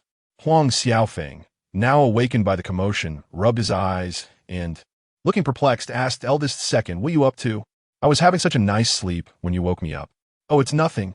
Just a funny thought we had, Wu Yifan replied, still chuckling. All right then, since we're all awake, let us get up and have breakfast, Zhuiyu suggested. Before long, the 3 had completed their morning routines. Wu Yifan glanced at Li Xiao, who was still seated and unmoving, and asked fourth, Aren't you eating? I've already eaten. You all go ahead, Li Xiao responded. Upon hearing Li Xiao's words, the 3 made their way to the cafeteria. Li Xiao opened his computer, preparing to engage in a game of landlord. While Li Xiao was engrossed in the game, the 3 returned from breakfast. Fourth, while we were at the cafeteria, we heard about a senior from the 4th year who had a confrontation with you. Then, surprisingly, his attitude did a complete turnabout, almost like a subordinate. What happened? Curiosity etched on his face, Wu Yifan inquired. Li Xiao, disinterested in providing an explanation, replied, It's nothing. Let us head to the stadium. It's about time. The 4 of them arrived at the stadium and settled into a shaded spot, awaiting the instructor's arrival. As moments ticked by, the instructor soon appeared. The summer sun was particularly glaring. Before long, it was time for a break, and everyone hurriedly jogged to secure a coveted spot in the shade. The heat was unbearable, making it feel as though a layer of skin might peel away. Old Wang sat on the ground, lamenting. Who could argue with that? I checked the weather forecast. It's going to get even hotter in the coming days. This is truly exhausting, Old Xiao added with a look of resignation. The instructor soon returned, announcing the end of the break. Morning military training resumed. Time felt agonizingly slow, but eventually the morning session came to a close. The 4 friends ambled towards the cafeteria. After purchasing their meals, they found a spot to sit. Following their meal, they headed back to the dormitory. Once there, Li Xiao quickly dashed to the bathroom for a shower, having worked up a sweat during the morning's rigorous training under the blazing sun. After his shower, he lay down on his bed, while his three roommates resumed their gaming. After playing a round of cards, Li Xiao grew bored and began scrolling through videos, eventually landing on a live stream featuring Su Qianqian. She was chatting with a plastic surgery-enhanced female streamer. The latter appeared quite confident, revealing that her associate, brother Tian, had recently coordinated with all the big shots from the Shenhao to ensure Li Xiao understood who truly held sway on this platform. Sister, is your brother around? If not, tell him to apologize to my brother Tian. If he sees my brother Tian in the future, he should step aside voluntarily. This time, my brother will let him off easy. Otherwise, my brother Tian, along with all the big brothers from the Shenhao, will show him what a true wealthy patron really is. The plastic surgery-enhanced streamer boasted arrogantly. Meanwhile, brother Tian entered Su Qianqian's livestream, commenting, "Tell Fei Shang Yunxiao to apologize and admit we are superior. Then we will let him go. Otherwise, my crew from the Shenhao will ensure he cannot survive on this platform." Li Xiao clicked into the live stream just in time to see Tian's comment and retorted, "You lot are nothing but a bunch of lowly fish. Even if you gather in numbers, you remain mere underlings. You want me to apologize? Were you even?" Tian, incensed by Li Xiao's words, exclaimed, "Kid, are you refusing to drink the wine offered and instead choosing the wine of punishment?" Li Xiao disdainfully shot back, "Talk is cheap. If you want to fight, then let us fight. Just don't pretend there's something else going on. Whoever loses should retreat from the internet." Brother Tian confidently replied, "Fine. Then at this time in 3 days. Kid, make sure you show up." He was utterly confident, having summoned the leaders of the Shenhao, convinced that Li Xiao could not possibly surpass them. Li Xiao eagerly hoped that these individuals would continue to spend generously, as his own wealth seemed to grow ever larger. Upon checking his account balance of virtual currency, he promptly deposited another 100 million. At that moment, his phone rang unexpectedly, and upon answering, he was greeted by the gentle voice of a young lady. "Hello, is this Mr. Li?" The female customer service representative inquired. "Yes," Li Xiao replied. "Mr. Li, I will be your dedicated customer service representative from now on. Please feel free to reach out to me with any requests," the courteous representative said respectfully. "Could you arrange for a substantial gift?" "My hands are a bit weary from the carnival," Li Xiao asked. "Certainly, Mr. Li. We can customize a gift exclusively for you. Please let me know any special effect you desire," she responded. "I'd like a customized gift worth 300,000, with an effect featuring Ultraman battling monsters," Li Xiao said with a smile. "Understood, Mr. Li," the representative acknowledged respectfully. Her supervisor had informed her that any of Li Xiao's requests would be accommodated. Recognizing him as a VIP client whose funds had been thoroughly vetted and deemed entirely legitimate, unlike the accounts of various guilds. "Mr. Li, may I have your contact information?" the customer service representative inquired. "Sure, I'll share my phone number," Li Xiao replied before ending the call. He then gifted 10 carnival items to Su Qianqian before exiting her live stream. The mechanical voice of the system echoed in his mind. "Congratulations, host. You have achieved a 10-fold critical hit. Congratulations, host. You have earned 300,000. Your balance is now 1,707,908,634. You have received 3,000 luxury points." Upon seeing that Li Xiao had finished gifting and exited, Su Qianqian took her phone and messaged him, "Brother flying to the clouds, I must repay you for the gifts you've sent during this PK." Li Xiao replied, "No need, it's just pocket money." Su Qianqian insisted, "I can't let it go like that. Please add me on WeChat and send me your bank account number. I will return the share from the gifts you've sent me these past few days." Li Xiao, wishing to maintain his anonymity, firmly stated, "Really, it's unnecessary." He chose not to respond further and decided to take a short nap. Chapter 47. Is the melon being eaten by oneself? Li Xiao lay peacefully asleep on his bed when his elder brother, Wu Yifan, rushed in, brandishing his phone and exclaiming loudly, "Fourth brother, wake up. Someone is confessing to Meng, the campus flower." Following closely behind were the second brother, Zhiyue, and the third brother, Huang Xiaofeng. The image displayed a young man, one hand holding a jewelry box and the other cradling 999 roses, all arranged in a grand heart shape at the foot of the girls' dormitory, shouting something indistinguishable. This photo had been posted on the campus forum by a bystander. However, Meng Qin was conspicuously absent from the scene. Wow, this fellow has quite the audacity to snatch from the tiger's mouth. I wonder if Meng, the campus flower, has feelings for our fourth brother? Wu Yifan remarked. Let us head to the girls' dormitory and witness this spectacle. Let's see this fellow embarrass himself. At Hangchang University, who doesn't he know that Meng, the campus flower, has a soft spot for our fourth brother? This guy is utterly clueless to the situation, attempting to confess to her. If Meng doesn't even leave her dormitory, that would be quite the comedy, Wu Yifan continued. Zhu Yue and Huang Xiaofeng observed that Li Xiao remained motionless on the bed and shouted in unison, "Fourth brother, wake up." Huh? What's going on? Li Xiao inquired, a look of confusion on his face. Wu Yifan shouted again, "Hurry up, fourth brother. Someone is confessing to Meng, the campus flower." Seeing that Li Xiao showed no intention of moving, Yue urged, "Third brother, let us pull him up." The two of them climbed onto Li Xiao's bed. But to their surprise, the bed could not withstand the weight of 3 people and splintered in 2, nearly sending them tumbling down. "Whoa, second brother, don't move. We'll all fall," Huang Xiaofeng exclaimed in a panic.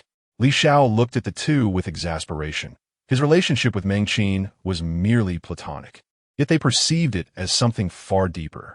"Second brother, third brother, you must fix my bed, or I shall dismantle yours," Li Xiao remarked, bemused. "Come on, fourth brother. How can you worry about the bed at a time like this?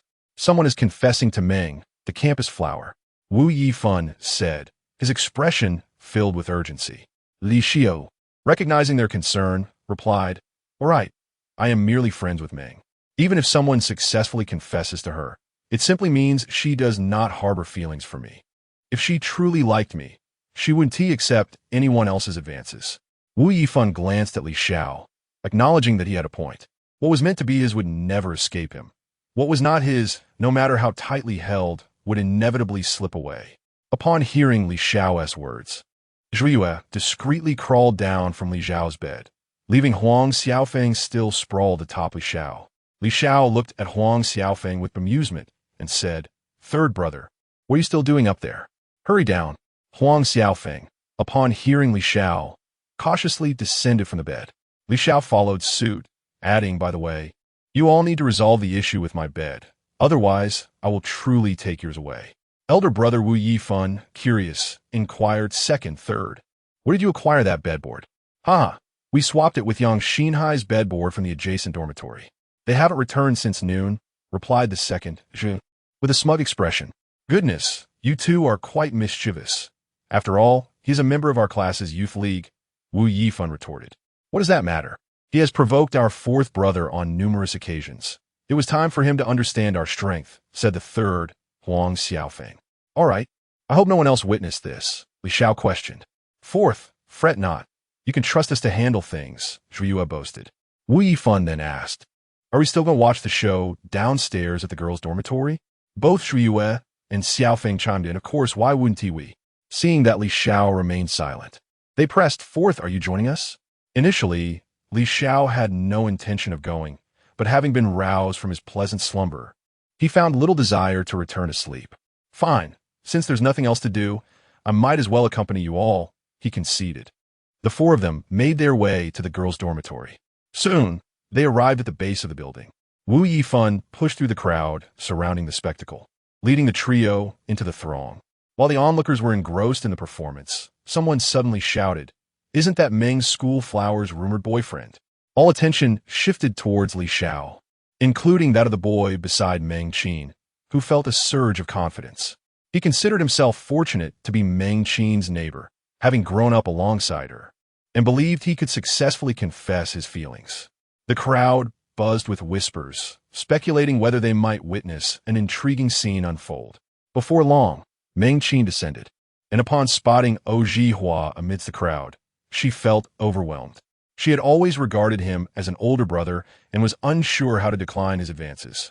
Just then, she noticed Li Xiao nearby, and an idea flashed in her mind. Meng Qin approached, and Hua, noticing her approach, smiled broadly and said, "Qin, be my girlfriend." I promise to make you happy. Jihua, I've always considered you as my elder brother. I hope you can continue to see me as your little sister. Meng Qin replied. Undeterred, Jihua persisted.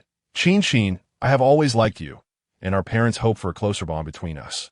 Meng Qin noticed that Jihua remained unconvinced, so she decided to employ the excuse she had just concocted. She approached Li Xiao and whispered, Junior, please assist me. Without waiting for his consent, she took his hand and brought him before Jihua, asserting, Jihua, I already have a boyfriend. He is my boyfriend. I refuse to believe it. How could this lad possibly be your boyfriend? Uziyuya exclaimed rudely, seeing Uziyuya's disbelief. Meng Qin rose on her toes and pressed her crimson lips against Li Xiao's. The onlookers erupted in cheers at the sight. Jihua, witnessing the kiss, was instantly shattered. He hurled the flowers to the ground and demanded, Qin, what makes this guy better than me? Jihua, if you continue like this, we won't even be able to remain friends, Meng Qin replied. How can he possibly surpass me? We've known each other since childhood. Am I truly inferior to him? Jihua shouted in despair. He is superior to you in every conceivable way. Is that satisfactory? Meng Qin retorted coldly. Upon hearing her words, Jihua turned and walked away, unwilling to utter another word. The crowd of onlookers soon dispersed. Li Xiao looked at Meng Qin, smiling as he asked, Senior, how do you intend to repay me? Junior, what kind of repayment do you desire? Meng Qin countered. With a mischievous grin, Li Xiao replied, I'll let you know once I've devised a plan. Chapter 48. The night banquet. After Li Xiao finished speaking, he prepared to return to the dormitory with his roommates.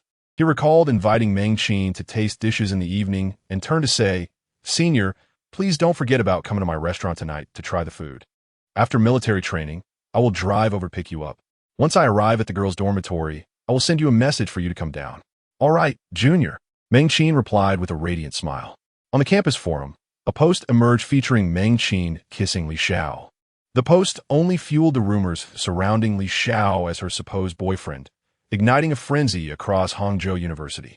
After all, Meng Qin, the campus belle, was pursued by countless suitors, including several affluent heirs, yet none had captured her attention until a freshman managed to do so.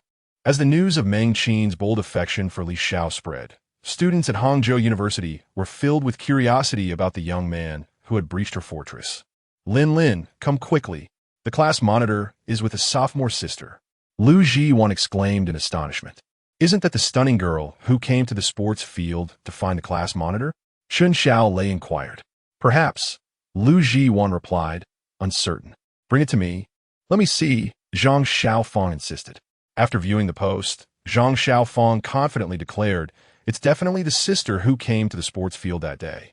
Lu Lin also took out her phone to look at the photos on the campus forum, feeling a wave of disappointment wash over her. Yet, she still felt compelled to inquire of Li Xiao whether the girl in the photograph was his girlfriend. With a conflicted heart, Lu Lin opened the chat with Li Xiao, hesitating over whether to ask. Ultimately, she summoned her courage and sent a message. Class monitor, is that girl your girlfriend? Lu Lin clutched her phone, anxiously awaiting Li Xiao's reply, feeling as though the wait stretched on indefinitely. As the four friends approached the dormitory entrance, Li Xiao's phone chimed. Upon opening it, he found a message from Lu Lin. We're just good friends. I happened to be there, and she used me as a shield. I even played the hero for a moment, Li Xiao replied. Seeing Li Xiao's response, Lu Lin leaped with joy, initially contemplating not visiting Uncle Zhang, but now feeling a renewed sense of hope. Noticing Lu Lin bouncing around the dormitory, Lu Ji1 curiously asked, Lin, what has got you so jubilant? Oh, nothing. Just thinking of something amusing. Lu Lin deflected, choosing not to reveal that her happiness stemmed from Li Xiao's assurance that the girl was not his girlfriend. Wow, fourth. Didn't you say Meng, the campus belle, ISN, to your girlfriend?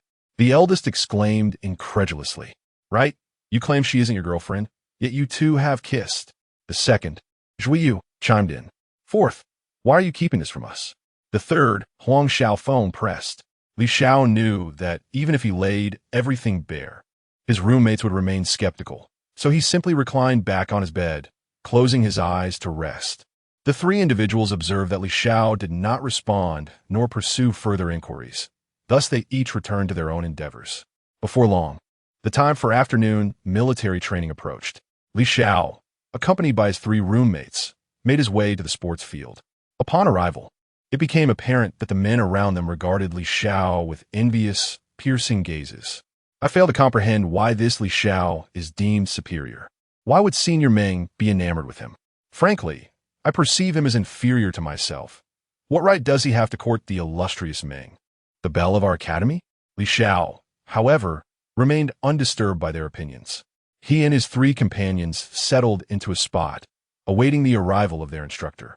Shortly thereafter, the instructor appeared, marking the commencement of the afternoon's military training. After a considerable duration of practice, the instructor called for a break. The 4 friends sought refuge in a shaded area. Their leader, Wu Yifan, remarked, "Fourth, please send me the location of the dining hall. We shall venture there ourselves this evening." He had overheard Li Zhao's intention to fetch Meng Qin at noon and wished to avoid being a third wheel. Upon hearing Wu Yifan's request, Li Xiao promptly shared the dining hall's address with him. Initially, he had planned to return home after training to switch vehicles and join them later. But since Wu Yifan had expressed his wishes, he decided against making an extra trip. Before long, the respite concluded and they resumed their training. Time flew by, and soon the afternoon military drills came to an end. The 4 made their way back to the dormitory. Once there, Li Xiao gathered his clothing and entered the bathroom to prepare for a shower. After a while, having finished his bath, he addressed his 3 roommates. "Eldest, second, third, I will head out to fetch Senior Meng. You may proceed on your own afterward." "Understood, fourth," they replied. Li Xiao picked up the keys from the table and strolled towards the parking lot. He swiftly arrived, entered his Porsche 918, and with a roar of the engine, he pressed down on the accelerator, propelling the car forward until he reached the entrance of the female dormitory. He took out his phone and messaged Meng Qin. "Senior, I have arrived downstairs." Upon receiving Li Zhao's message, Meng Qin felt a surge of joy and replied, "Junior, please wait a moment. I'll be down shortly." She then began rummaging through her belongings, pulling out various outfits and laying them across the table. She turned to her roommate, Xiao AI, and asked, "Which outfit do you think looks best on me?" Xiao AI, intrigued, looked at Meng Qin and inquired, "Qin, are you going out on a date?" "What date?" "The junior is inviting me to his restaurant to sample dishes," Meng Qin shyly responded. "What junior? Isn't he merely your little admirer? Why the grand preparations? You don't usually dress up this meticulously when going out with us," Xiao AI teased. Hearing Xiao AI's remarks, Meng Qin stamped her foot and retorted, "Xiao AI, you're incorrigible. He is merely my junior from primary school." "Still a junior? I've never noticed you taking such care with that boy before." Xiao AI laughed, her eyes twinkling with mischief. "All right, tell me which outfit looks best," Meng Qin asked anxiously. Xiao AI replied leisurely, "That lace bodycon dress is stunning. It will surely captivate your junior." Upon hearing Xiao AI's words, Meng Qin hurriedly changed into the lace bodycon dress. After changing, she slipped on a pair of high heels and descended the stairs. Soon, Meng Qin arrived in front of Li Zhao's car, where he was still engrossed in his phone. She tapped on the car window. Hearing the knock, Li Xiao initially thought it was another girl attempting to flirt with him. When he looked up, he was instantly captivated by the sight of Meng Qin. He gazed at her in a daze. Noticing Li Zhao's expression, Meng Qin felt a surge of joy. Convinced that Xiao AI was indeed right, she took a seat in the passenger side. Li Xiao said, "Senior, please fasten your seatbelt. We are about to set off." Chapter 49. A fit of jealousy. Li Xiao drove his Porsche 918, speeding down the highway.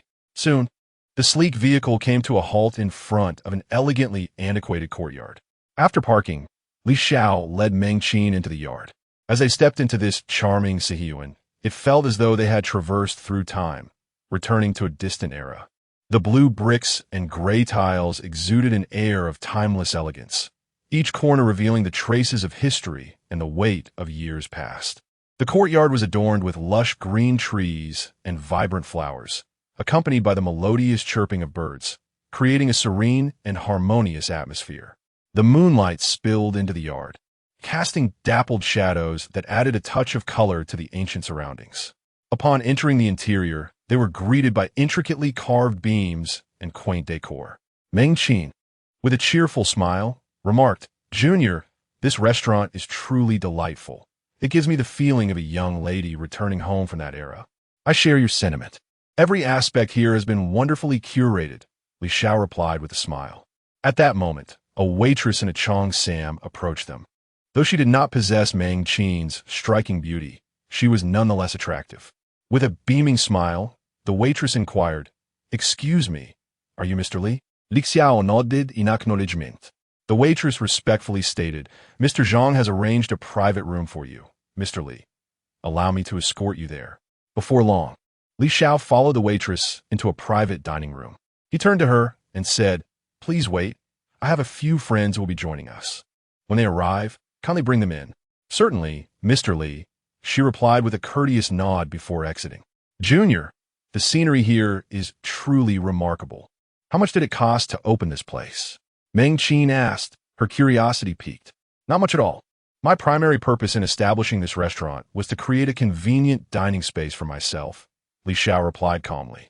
Though Meng Qin found it hard to believe that it had cost so little, she chose not to press him further.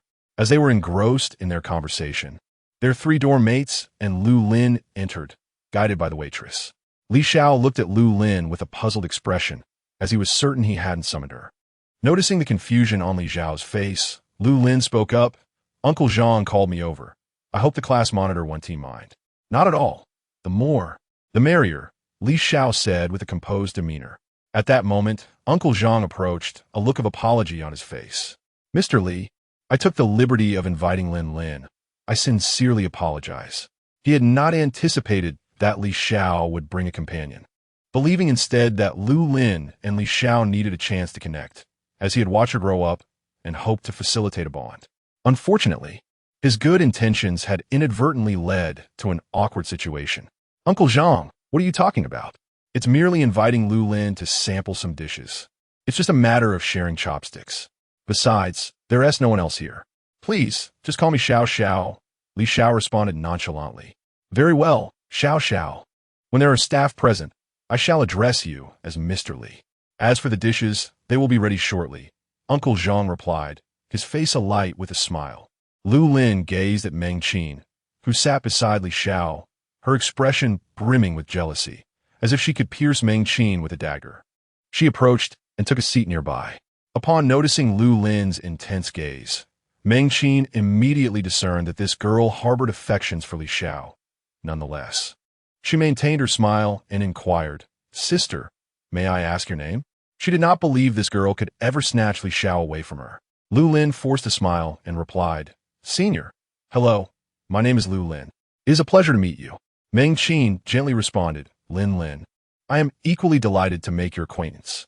At that moment, the enthusiastic Wu Yifan exclaimed, "Wow, old four, your environment here is truly delightful. I don't even want to return to school at night. I wish to stay in your restaurant. If you wish to reside here, I would be more than happy to accommodate you," Li Xiao replied with a grin. "This courtyard reminds me of the ones I see in dramas. It is picturesque in every direction." The second in command, Zhuyu, expressed his astonishment. "If I could live in a courtyard like this for a lifetime, I would have no regrets," sighed Huang Xiaofeng, the third member. Before long, Uncle Zhang arrived with the waitstaff, presenting exquisite dishes one by one. As Uncle Zhang introduced each dish, he prepared to leave when Li Xiao interjected, "Uncle Zhang, you have worked hard all evening. Please sit down and enjoy a bite. You young folks eat. As an elder, shall refrain. Besides, as a chef, I cannot starve myself. I'm already half full from tasting." Uncle Zhang chuckled. "If you find anything amiss with the dishes, feel free to let Xiao mention it to me for improvements," he added with a smile. Hearing this, Li Xiao decided not to press further. "Let us begin," he said. Wu Yifan eagerly seized his chopsticks and sampled a piece of dompa pork. "Wow, this meat truly melts in your mouth," he exclaimed. The three of them began to feast heartily. At that moment, Meng Qin tasted a lamb chop and, finding it delectable, offered a piece to Li Xiao. "Junior, this lamb chop is quite delightful. Do give it a try," she gently urged. Observing Meng Qin feeding Li Xiao, Lu Lin's jealousy surged again, prompting her to serve him as well. Soon, the two were fervently competing to feed Li Xiao, and seeing his bowl overflowing with food, he desperately signaled to his three roommates, hoping for rescue. However, Upon noticing Li Xiao's plea for help, his friends refrained from intervening, fearing they might draw the ire of the two women. They all lowered their heads, pretending not to see, and resumed eating. Li Xiao, witnessing their reactions, realized he had to fend for himself. With a resigned tone, he said, "Ladies, could you please spare me? My bowl is piling up like a mountain." Upon hearing his words, both Meng Qin and Lu Lin halted their relentless feeding, their faces flushing with embarrassment. Li Xiao finally breathed a sigh of relief, reflecting that, indeed, he preferred the company of the three women outside, who never troubled him. Indeed, my choice has proven to be wise. One must refrain from indulging in the comforts of proximity, for how else can one aspire to embody the archetype of a rogue? As a man of considerable wealth, how could I possibly tether myself to a single woman? Ever since the heartache inflicted by Lu Ruyin, I have come to realize that with my newfound affluence, there is no need to fixate on a solitary blossom. Before long, our meal concluded, and I turned to Uncle Zhang, saying, "Uncle Zhang, the dishes here are truly exquisite.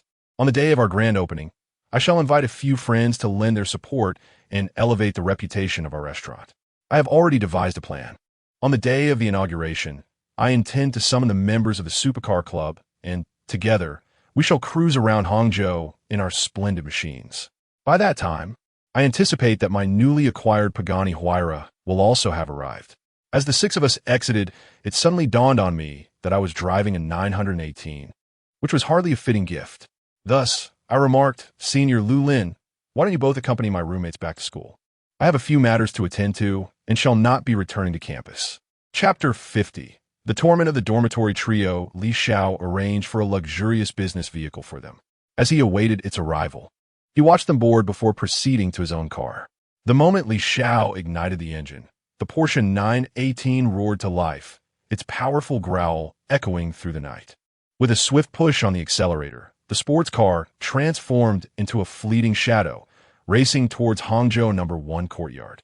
Inside the business vehicle, an unusual atmosphere enveloped the occupants, silence reigning until Meng Qin's voice pierced through the stillness. "Lu Lin, I can see that you have a bit of a fondness for Li Xiao," she remarked with a playful smile. The trio in Li Xiao's dormitory found Meng Qin's observation somewhat peculiar. "Indeed, I have always thought highly of our class leader, and he certainly attracts the admiration of many girls. What about you, senior? Do you have feelings for him?" Lu Lin responded with a grin. "I also find the junior quite admirable. Unlike those arrogant rich heirs, he exudes humility and restraint," Meng Qin replied thoughtfully. After this exchange, silence once again enveloped the vehicle. Wu Yifan, the leader, felt an acute sense of torment, wishing for the journey to school to conclude swiftly. Before long, the vehicle arrived at the school gates, and after bidding farewell, everyone made their way to the dormitory. As they entered, the third member, Huang Xiaofeng, exclaimed, "Goodness, that was truly unbearable. I didn't even dare to breathe loudly." Indeed, the fourth one, that scoundrel, found an excuse to escape. "Had I known, I wouldn't have returned with these two girls," the second member, lamented. "Exactly. He shifted the blame onto us. We must give the fourth one a good thrashing to vent our frustrations," Wu Yifan declared. Unable to contain his indignation, Huang Xiaofeng pulled out his phone and called Li Xiao. Having just arrived at Hangzhou No. 1 courtyard, Li Xiao answered upon seeing Huang Xiaofeng's call. "Hello, third one. What is the matter?" he inquired. "You scoundrel. How dare you ask what is wrong? You stirred up trouble and fled, leaving us behind," Huang Xiaofeng retorted. "Did I cause any trouble?" Li Xiao feigned ignorance, playing innocent. "Goodness, fourth one, are you even human? You have no idea how torturous it was for us in the car. We barely dared to breathe loudly, fearing we might become a punching bag." Wu Yifan gritted his teeth in frustration. "This time, you've made us take the fall. If you don't treat us to a grand meal, beware of the three of us waiting to give you a good beating when you return to the dormitory," Zhuyu warned. All right, I concede to your demands." Li Xiao chuckled. After hanging up, Li Xiao returned to his bedroom, gathered his clothes, and stepped in the bathroom for a leisurely soak that left him feeling rejuvenated. Once he finished his bath and dressed, he lay down on his bed. Contemplating for a moment, he decided he should take a luxurious SUV for a spin. He searched online and found a Rolls-Royce Cullinan BB edition appealing. After scrolling through his phone for a while, fatigue began to creep in, and he prepared himself for a restful sleep. The night swiftly passed. On the following morning, Li Xiao awoke, stretching his limbs as he sat up in bed. He wandered to the window, gazing at the scenery outside, yet felt it could not compare to the view from his villa. Li Xiao contemplated that the villa in Hangxingyan was indeed superior, though its vastness rendered him somewhat solitary, and maintaining it proved to be a chore. System, could you assist me in hiring some help? The mechanical voice of the system resonated in his mind. Host, the system is omnipotent. Please refrain from questioning its capabilities. Then, system, I require you to procure 2 Japanese beauties, 2 American ladies, and 2 Korean girls, preferably all fluent in the language of Daxia, Li Xiao thought, determined to avenge the ancestors of Daxia. The system's mechanical voice echoed again. Host, these individuals will report to you upon your return to the villa, and their loyalty is assured at 100%. System, additionally, please purchase a Rolls-Royce Cullinan BB edition, a Range Rover, a McLaren P1, and a Ferrari LaFerrari. The system responded, purchase successful. Congratulations, host. You have achieved a 6-fold critical hit, earning 40,800,000 currency units, with a remaining balance of 2,011,608. 634 currency units, and gained 4,080,000 luxury points. Host, the vehicles have been parked in the garage, with keys and documentation placed in the study of Hangxingyan. Purchasing vehicles through the system was certainly more expedient. Li Xiao proceeded to freshen up, and once done, he felt invigorated as he made his way to the garage. Upon arrival, he started the car and drove towards the university. After a while, he reached the parking lot of Hangxing University. Stepping out of the vehicle, Li Xiao headed towards the dormitory. Upon reaching the door, he pushed it open and joyfully exclaimed, Sons, your father has returned. The 3 individuals still in bed were startled. What on earth, Fourth? What are you doing so early in the morning? The eldest, Wu Yifan, said, bewildered, still processing the situation. Fourth, are you asking for a beating? The second sibling threatened. We haven't settled yesterday's score, and you dare take advantage of us this early? Brothers, let us get him. Huang Xiaofeng shouted loudly. Wu Yifan, now fully aware, angrily shouted, charge. Let us teach Fourth a lesson. The 3 leapt from their beds, intent on confronting Li Xiao. Huang Xiaofeng was the first to jump down, but as he prepared to rush at Li Xiao, he was oblivious to the fact that Li Xiao had swiftly moved behind him, pulling down his red underwear with a swift motion. By the time Huang Xiaofeng realized what was happening, his underwear was already halfway down, prompting him to hastily pull it back up with both hands. What the heck, Fourth? You truly have no shame, stripping my underwear, Huang Xiaofeng exclaimed in indignation. Meanwhile, Wu Yifan sat on the bed laughing heartily, remarking, wow, third, your backside is quite fair. Upon hearing the elder Wu Yifan's words, the younger brother Zhuiyue was immediately overcome with laughter, clutching his stomach. You two, stop laughing and come down at once. We cannot allow the 4th one to escape so easily, declared the 3rd brother Huang Xiaofeng with resolve. Li Xiao ostili interjecta, elders. Allow me to treat you to a sumptuous feast. Very well, I shall let you off this time, replied Wu Yifan. I too shall grant you clemency, added Zhuiyue. How is it that I am the only one who has been injured? You bunch of disloyal scoundrels, exclaimed Huang Xiaofeng. Who told you to charge in so recklessly? Both the elder and I remain behind, while you rushed ahead, Zhuiyue chuckled in response. Chapter 51. Igniting the excitement in the live broadcast room, the quarrel among the 4 had come to an end, prompting the trio to hastily freshen up. After completing their morning routines and donning fresh attire, they set off towards the dining hall. Following breakfast, they made their way to the sports field. The weather remained sweltering, with the morning sun particularly glaring. Upon arriving at the stadium, the 4 sought a shaded spot to settle down. Hardly had they taken their seats when the instructor arrived, signaling the official commencement of the military training for the morning. Time flew swiftly, and soon it was time for a break. As Li Xiao and his 3 dorm mates settled down, their counselor, Qiao, approached from a distance. Standing before Li Xiao, she conveyed, after military training concludes, the school intends to host a welcome gala, hoping that each class can present a performance. Li Xiao looked at Xiao and replied, "Counselor, understood. I will ensure it is well organized." With that, Xiao entrusted him with the task, instructing him to report back once the arrangements were made.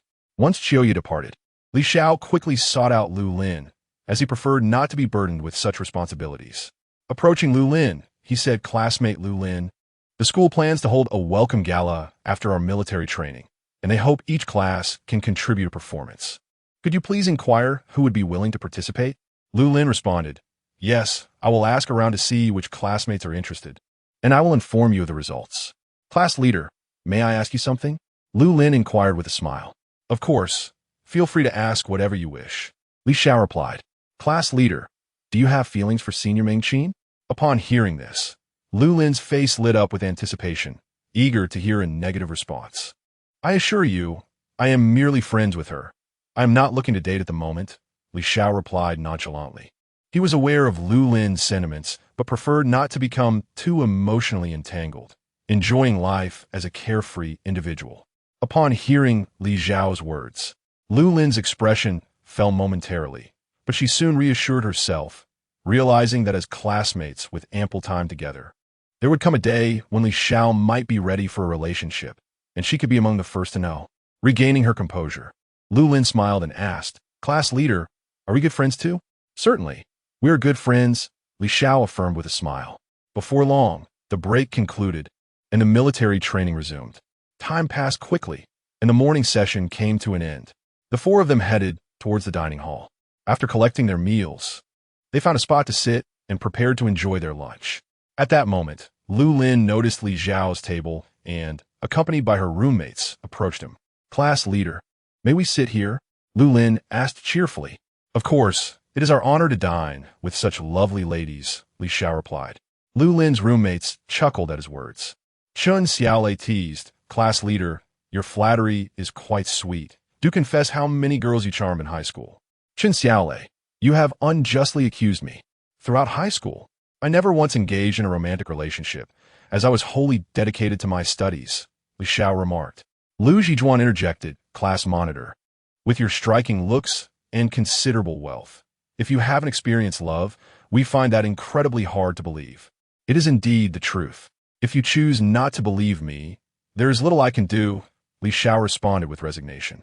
During his high school years, he was quite impoverished, and the girls often avoided him, let alone consider pursuing a romance. The only one who approached him did so for tutoring, drawn by his academic prowess. Lu Lin, firmly believing Li Xiao's words, swiftly shifted the topic to provide him an escape. Soon, everyone had finished their meals, and after bidding farewell to the girls, they made their way back to the dormitory. Once inside, Li Xiao took a shower, changed into fresh attire, and then reclined on his bed, browsing through live streams. Upon checking his subscriptions, he noticed that only Zhu Jie was broadcasting live, so he entered her stream. Zhu Jie beamed with joy upon seeing Li Xiao enter, exclaiming, "Welcome, brother Fei Shang Yun Xiao, to the live stream." She had feared he might have forgotten her, and her thoughts drifted back to that fateful night, which she now fondly reminisced about. Yet Li Xiao had not reached out to her, and she was reluctant to initiate contact herself. Without delay, Li Xiao sent Zhu Jie 20 carnival gifts. A mechanical voice echoed in his mind. "Purchase successful. Congratulations, host, on achieving a tenfold critical hit. You have received 300,000 yuan. Current balance, 2,011, 908, 634 yuan. You have gained 3,000 luxury points." Zhu Jie expressed her gratitude, saying, "Thank you, brother Fei Shang Yin Xiao, for the 20 carnival gifts." She discreetly took out her phone and messaged Li Xiao. "Li Xiao, why haven't you reached out in so long? Have you forgotten about me?" Li Xiao, smiling at her message, replied, "I could never forget you. Those long legs of yours are etched in my memory." Among the women he knew, Zhu Jie possessed the most exquisite legs, and he certainly wouldn't overlook that. "Then why haven't you contacted me lately?" Zhu Jie asked, sounding a bit aggrieved. "I've been a bit busy recently. Once I finish my tasks, I will seek you out," Li Xiao reassured her with a smile. He had been longing to see Zhu Jie in Valentino high heels and stockings. Ever since Xiao Mei had worn them, his desire had intensified, and he believed Zhu Jia would look even better in them, given that her legs were longer than Xiaomei's. "I'll be waiting for your message," Li Xiao, Zhu Jia said, playfully shy. "Then you'll discover just how formidable I can be," Li Xiao replied with a mischievous grin. Afterward, he returned to the live stream and sent Zhu Jia another 300 carnival gifts. The mechanical voice resonated again. "Purchase successful. Congratulations, host, on achieving a 7-fold critical hit. You have received 6,300,000 yuan. Current balance, 2,018,208, 634 yuan. You have gained 90,000 luxury points." Zhu Jia sweetly said, "Thank you, brother Fei Shang Yin Xiao, for the carnival gifts." The livestream's public chat exploded with excitement. "Wow, who exactly is this Fei Shang Yin Xiao? My friend, the renowned flying to the clouds, previously engaged in a high-stakes competition with Brother Tian on the platform, amassing millions in a single contest. I have heard that tomorrow, the illustrious flying to the clouds plans to challenge Brother Tian and the esteemed figure from the young marshal's mansion to another showdown. Is this true? In whose live stream will this event unfold? A female streamer named Su Qianqian? Incredible. Is she truly that affluent? If only she could share a fraction of her wealth with me. I must witness the spectacle tomorrow. My dear friend, I am eager to bring forth a new generation." After Li Xiao finished his contributions, he exited the live stream and began browsing short videos. However, after a while, he found it rather uninteresting and subsequently left the platform to indulge in a game of landlord. Chapter 52. The arrival of the villa's 6 beautiful and graceful maids soon. It was time for the afternoon military training. Li Xiao and his companions arrived at the stadium, eagerly awaiting the instructor's arrival. Before long, the instructor appeared, and the afternoon session of military training commenced. Time flew by, and the training concluded smoothly. Upon returning to the dormitory, Li Xiao gathered his clothes and rushed into the bathroom for a shower. After freshening up, he changed and prepared to head back to Hangqing Yeyuan. His leader, Wu Yifan, inquired, "Fourth brother, why the haste? Where are you off to?" "Nothing much, just some items have arrived at home, and I need to sign for them," Li Xiao replied calmly. "Fourth brother, you aren't secretly hiding a beauty in a gilded chamber, are you?" teased the third brother, Huang Xiaofeng. "Get lost. You're the one hiding a beauty," Li Xiao retorted. He was not concealing a lover, but rather anticipating the arrival of 6 foreign maids at his residence that evening. Ignoring the banter of his dorm mates, he swiftly grabbed the car keys from the table and made his way to the school parking lot.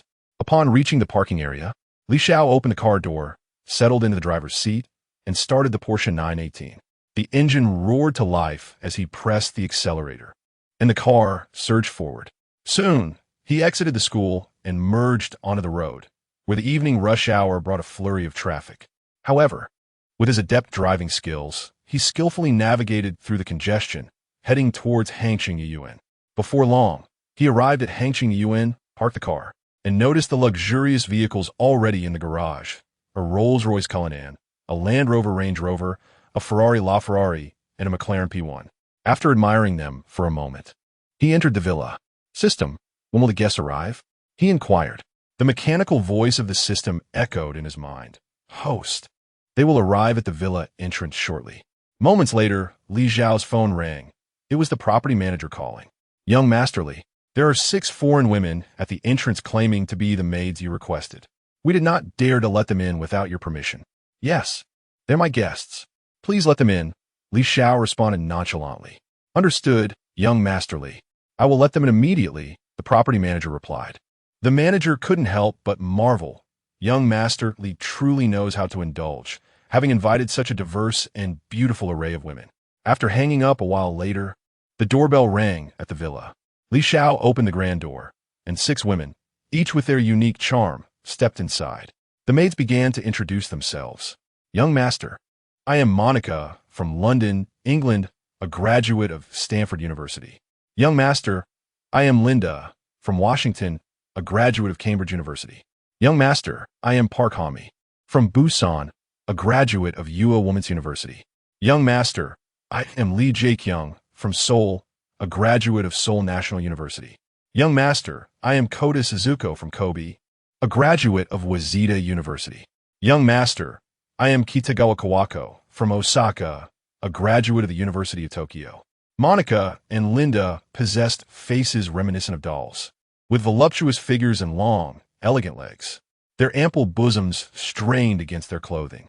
Park Han-mei and Li Zijing, while not as exaggerated in physique as the two American maids, also exhibited alluring curves. Kojima Suzuko and Kitajima Rin were undeniably cute, evoking a strong desire for affection. Li Xiao observed the 6 women, nodding thoughtfully before speaking. From now on, each of you will receive a monthly salary of 100,000. Your future remuneration will depend on your performance. I shall first provide you with a year's worth of salary. Do you all possess contact details and bank accounts for Dacia? The 6 women replied in unison, "Young master." We all do. The system had prepared everything related to Dacia for them. Though they were unsure how they arrived in Dacia, a voice within compelled them to come. Li Xiao instructed, "Please provide me with your bank cards, and I will transfer your salaries." After adding their contact information and receiving their account details, he proceeded to transfer a total of 2 million for the year to them. A mechanical voice echoed in his mind. "Congratulations, host. Critical hit X4. You have received 28,800,000 yuan. Current balance, 2,039,688,634 yuan. Acquired luxury points, 4,080,000. Li Xiao continued, "Monica, you will be responsible for the household expenses from now on. You may use any of the cars at your disposal. I will transfer an additional 20 million to you shortly." "Understood, young master," Monica replied with a bright smile. After assigning rooms to the 6 women, he noticed they had arrived with little to their name and suggested, "I will take you shopping for daily necessities. This evening, we shall dine out, and in the future, I will inform Monica when I wish to have dinner at home." Monica respectfully acknowledged, "Yes, young master, I will take care of everything. Do any of you possess a driver's license?" Li Xiao inquired. "Young master, I do," the 6 women responded simultaneously. "Very well, then we shall take 2 cars," he decided. Li Xiao retrieved the keys to a Cullinan and a Range Rover, leading the 6 women toward the parking lot. Upon arrival, he asked, "Who will drive the other car and follow me?" The garage was filled with an array of top-tier supercars, which left the 6 women in awe. While the villa was already impressive, these luxurious vehicles were truly extraordinary. Though they were uncertain about their journey to Dacia, they resolved to remain close to Li Xiao. The 6 women fell silent, each wishing to ride with Li Xiao. Noticing their reticence, he sighed, "Monica, you may drive the other car." A flicker of disappointment crossed Monica's eyes, but she quickly composed herself. Recognizing her role as the head housekeeper afforded her greater opportunities to connect with Li Xiao. Monica took the Range Rover key from Li Xiao's hand and gracefully settled into the vehicle. Li Xiao then remarked, "You two should ride in Monica's car." The 5 of them remained motionless, leaving Li Xiao somewhat exasperated, pondering the complexities that accompany the presence of women.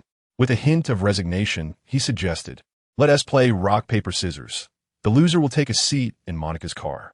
Before long, the outcome was determined, with Baidio Chuanzi and Li Xiaojing emerging as the unfortunate losers.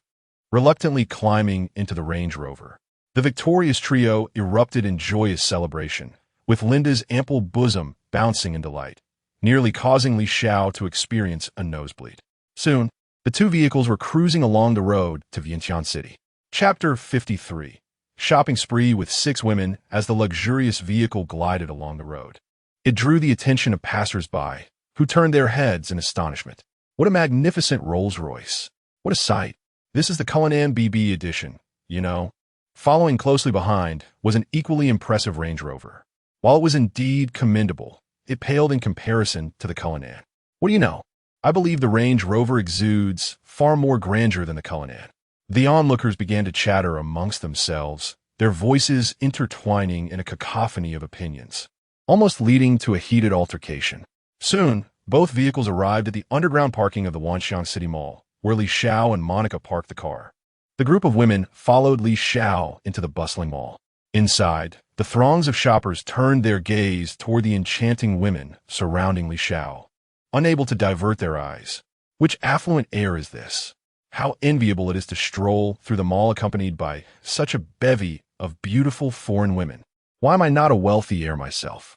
At that moment, a young man accompanying his girlfriend was caught sneaking glances at Li Xiao. His girlfriend, noticing his wandering gaze, pinched him firmly in the waist. Ouch, my dear wife, I was wrong. I promise it won't happen again, he pleaded, clasping his hands in a gesture of contrition. Do you still wish for next time? She retorted, tightening her grip, her expression one of feigned fury. Dare you hope for another chance? My love, I swear I won't, he exclaimed in a loud voice, eliciting laughter from those around them. Li Xiao, along with the women, made their way to the LV store. The saleswoman, recognizing Li Xiao, thought to herself that with so many women accompanying this wealthy heir, her commission for the month was assured. With a radiant smile, she approached him, saying, Young Master Li, how wonderful to see you. What would you like to purchase today?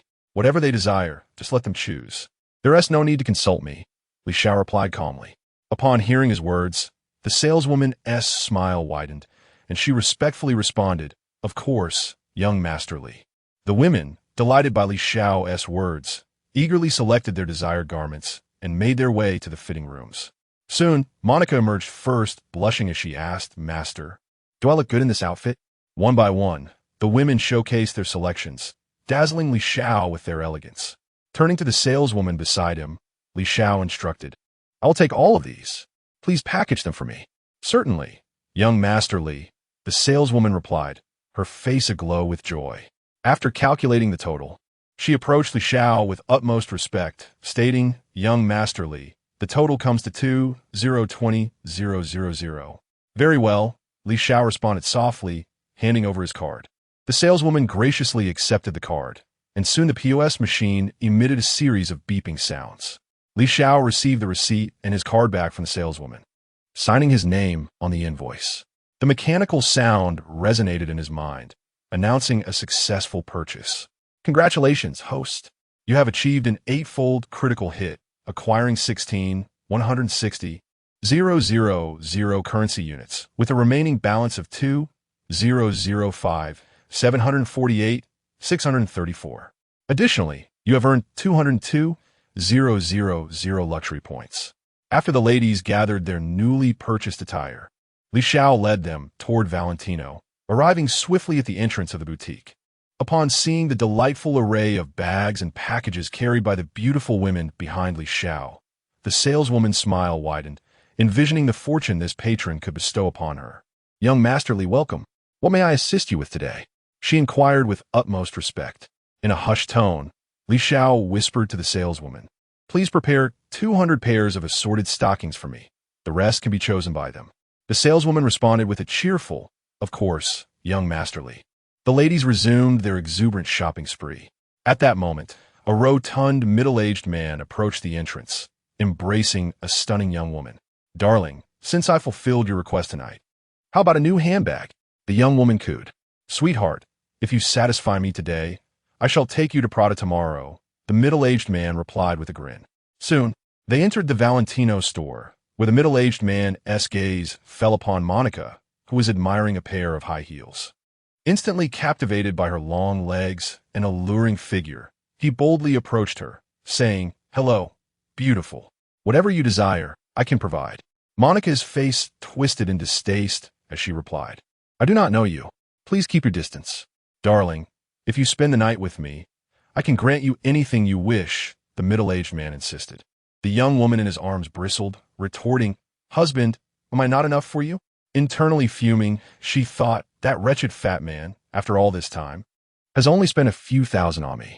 The middle-aged man squeezed the young woman's waist, leaning in to whisper, You are my true love. Fret not. I am merely toying with this foreign beauty. Go and secure tonight's accessories. How annoying, the young woman responded shyly. Noticing that Monica was ignoring him, the middle-aged man grew furious, intent on making unwelcome advances. Just as he was about to act, Li Xiao, seated not far away, observed the situation and approached, firmly grasping the man's inappropriate hand.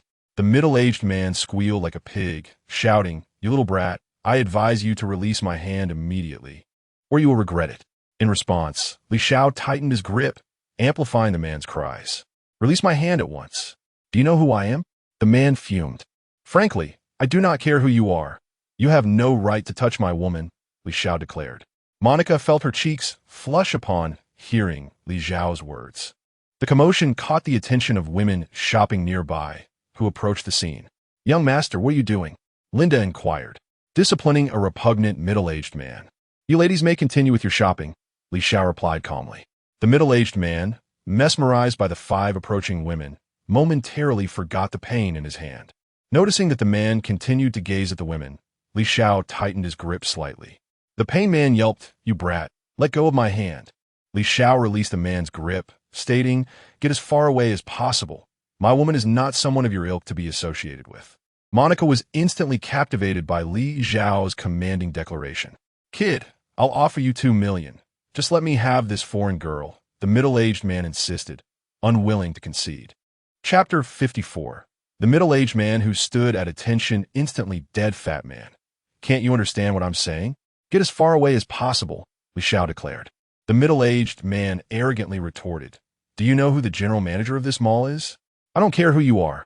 Just get lost," Li Xiao replied. "Fine.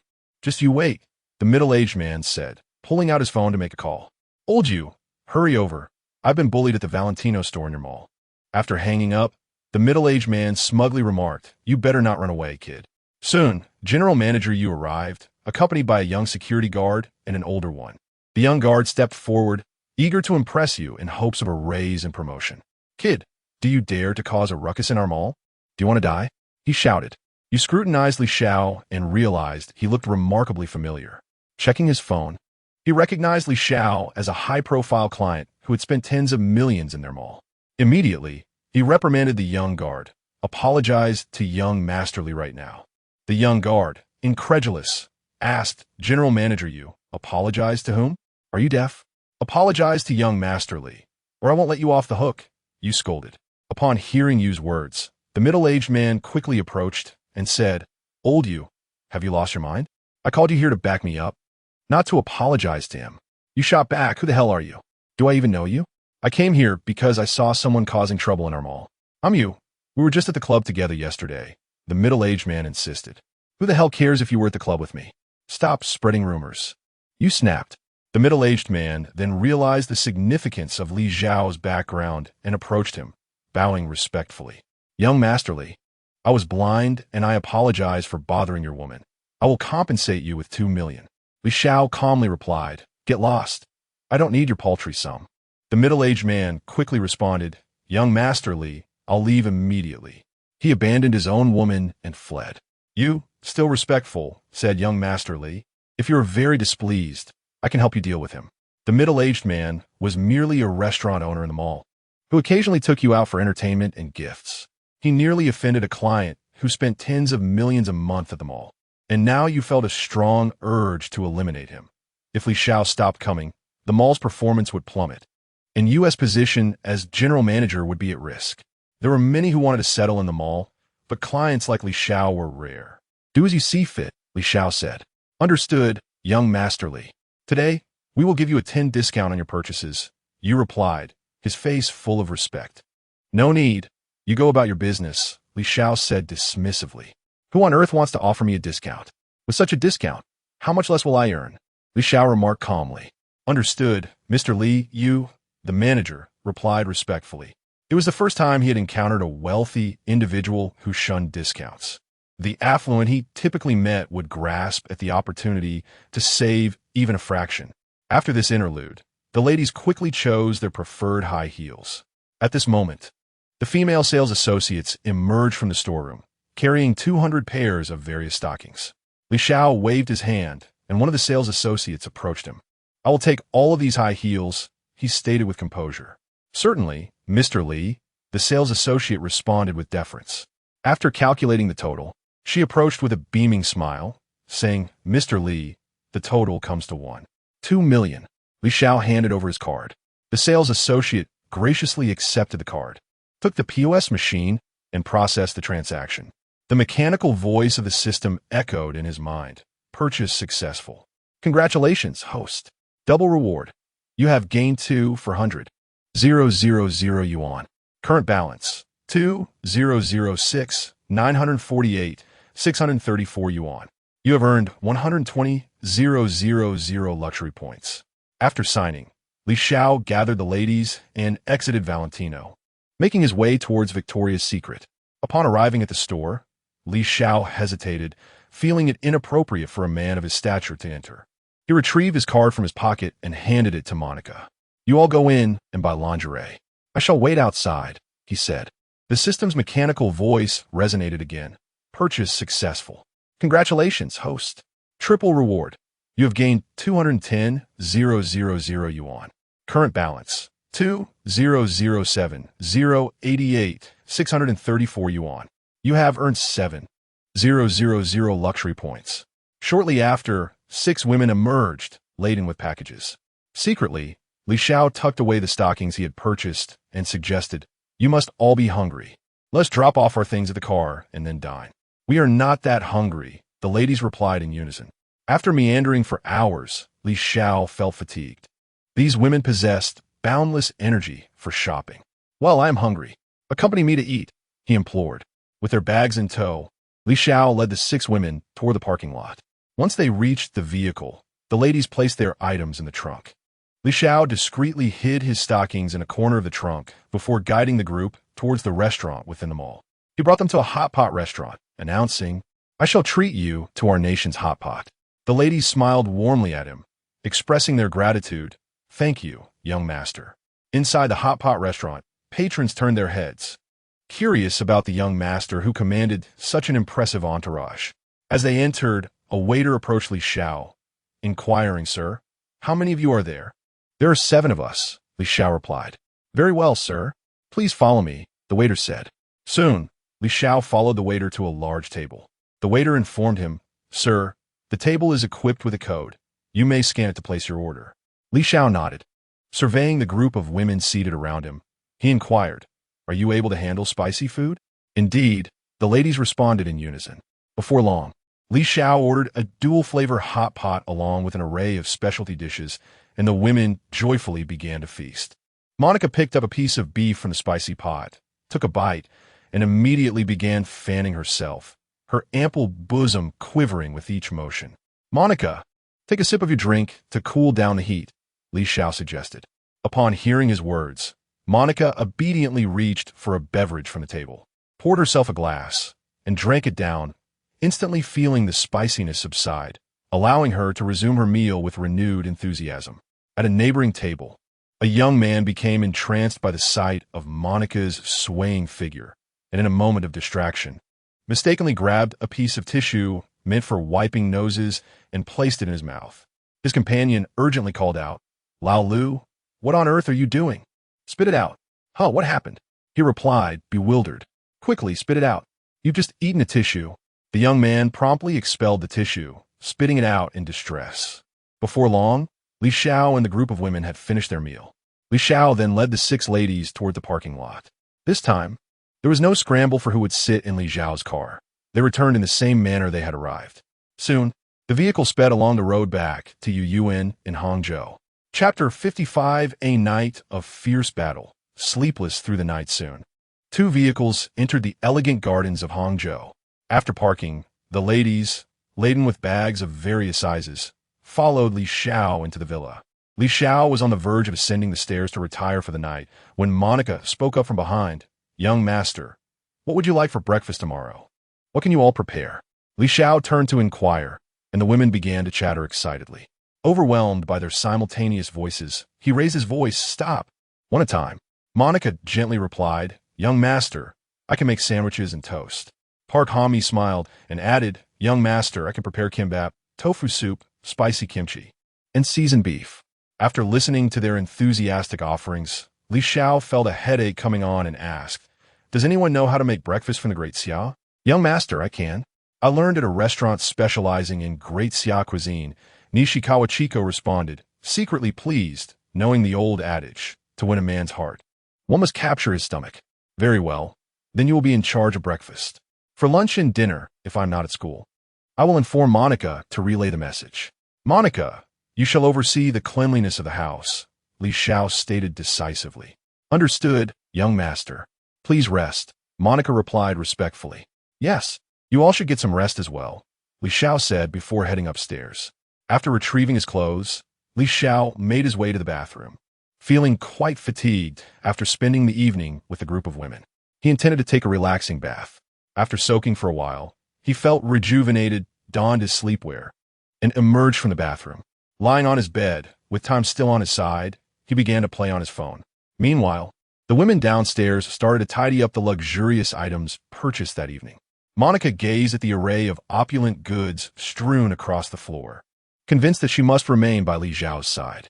Having graduated from university for quite some time, she had never been able to afford luxury items, as her earnings went towards repaying student loans. She secretly resolved to create an opportunity for intimacy with the young master, believing that such a bond would elevate her status above the other women. Li Xiaojing observed the designer clothes and shoes, contemplating her role as a maid to the young master, who had bestowed upon her such extravagant gifts. If she could become the young master's woman, would she not possess everything she desired? Even if she could not attain that status, she could still elevate herself above the others. Quickly, she began to organize her belongings, already plotting to stealthily slip into the young master's room that night. Linda placed the luxurious items she had purchased that evening into the wardrobe before heading to the bathroom for a shower, planning to sneak into the young master's room once the others had fallen asleep. Park Hanmi, eyeing the array of luxury goods, shared similar thoughts with the other women. After playing a few rounds of cards, Li Xiao felt that it was getting late and decided to retire for the night. He turned off the lights in his room and prepared for sleep. After a short while, Monica, adorned in the alluring Victoria's Secret nightgown she had purchased that evening, stealthily approached the door of the room. She quietly opened it, glancing through the crack to check for any light seeping from the other women's rooms. Noting that all the lights were extinguished, she cautiously ascended the stairs, wary of being discovered by the other women. Soon, she arrived at Li Xiao's door, gently pushing it open and stepping inside. Silently, she nestled into Li Xiao's warm bed, only to find him already fast asleep. With her delicate hand, she began to caress his body.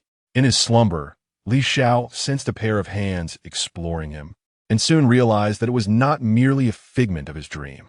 He opened his eyes to discover Monica lying beside him, and he inquired, "Monica, what are you doing?" With a tender voice, Monica replied, "Young master, I desire you."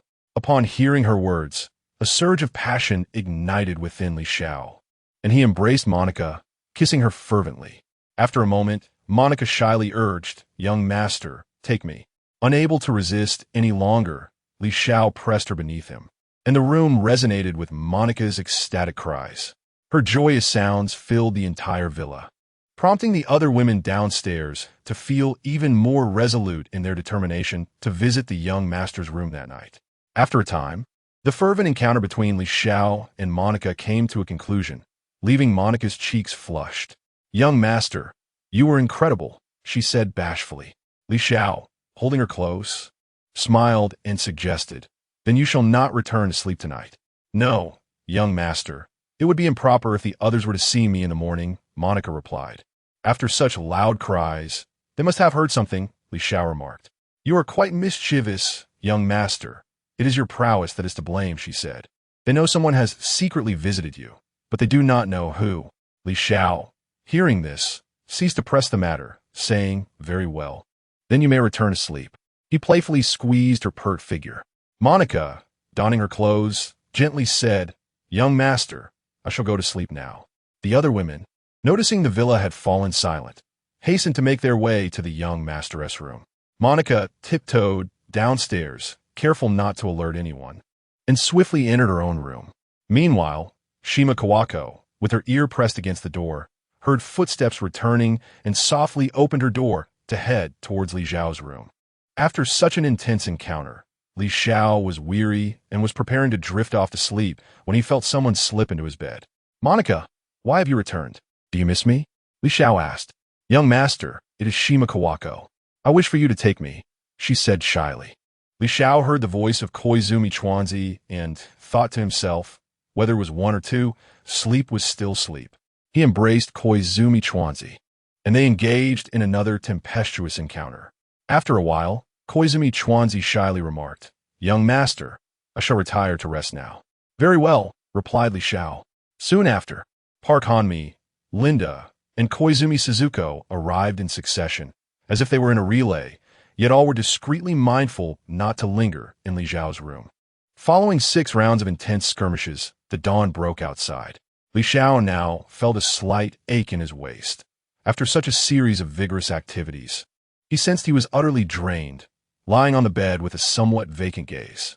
System, grant me 2 rejuvenation pills and 1 divine essence pill. Li Xiao had initially believed his physical constitution to be robust enough, yet now he realized he needed further replenishment, lest the enchanting maidens in his abode lead him to a premature demise. The system's mechanical voice echoed in his mind. Purchase successful. 3 million luxury points deducted. Remaining, 37 million luxury points. Li Xiao retrieved the elixirs from the system's space and consumed them. Instantly, a wave of warmth surged through his lower back, and after a while, the discomfort faded away. He then ingested the divine essence pill, feeling an immediate clarity of mind, as even his drowsiness evaporated. Chapter 56, Li Xiao. Training with dark circles under his eyes, Li Xiao rose from his bed and made his way to the bathroom. Gazing into the mirror, he muttered to himself, "Goodness, these dark circles." After freshening up and donning his attire, he descended downstairs. Kitagawa Kawako had prepared a sumptuous breakfast spread. Upon entering the dining room, Li Xiao beheld the lavish array of dishes on the table, which included spring noodles, large meat buns, fried eggs, crispy ham slices, pan-fried dumplings, and an assortment of fruits. "Kawako, did you prepare all this?" Li Xiao inquired. "Indeed, young master," Kawako replied with a smile. "You've worked hard, Kawako," Li Xiao acknowledged. "It is no trouble at all. Being able to cook for you is the greatest joy for me," Kawako responded, her face aglow with happiness. The events of the previous night had solidified her resolve to remain by Li Xiao's side, and she felt an unprecedented sense of bliss. "Please sit down and join me," Li Xiao urged. "Of course, young master," Kawako replied cheerfully. "By the way, have they risen yet?" Li Xiao asked. "They were especially tired last night, so I've set aside a portion of breakfast for them. They can simply heat it up when they wake," Kawako explained. "You worked hard last night as well. After breakfast, you should rest. I will take care of the dishes," Li Xiao said. Kawako's cheeks flushed as she recalled the events of the previous evening, and she quickly crossed her legs. "Thank you, young master, but I am not weary. Let me handle the cleanup," she insisted, her face still tinged with red. Before long, the two finished their breakfast, and just as Li Xiao intended to tidy up the table, Kawako swiftly snatched the dishes from his hands. "Young master, how could you do such a thing? Allow me to take care of it. Serving you brings me happiness," Kawako declared with a bright smile. Seeing that he could not dissuade her, Li Xiao relented. "Then please tidy up, and afterwards take a rest. I may not return for lunch, but if I do, I shall inform Monica," he said. "Understood, young master," Kawako replied. Li Xiao picked up the keys to his Rolls-Royce Cullinan from the basket atop the shoe cabinet and headed toward the parking lot. Upon reaching the parking area, he started the engine and pressed down on the accelerator, the vehicle surging forward. While the Cullinan did not roar to life like a Porsche 918, its V12 engine propelled it swiftly towards Hangzhou City University.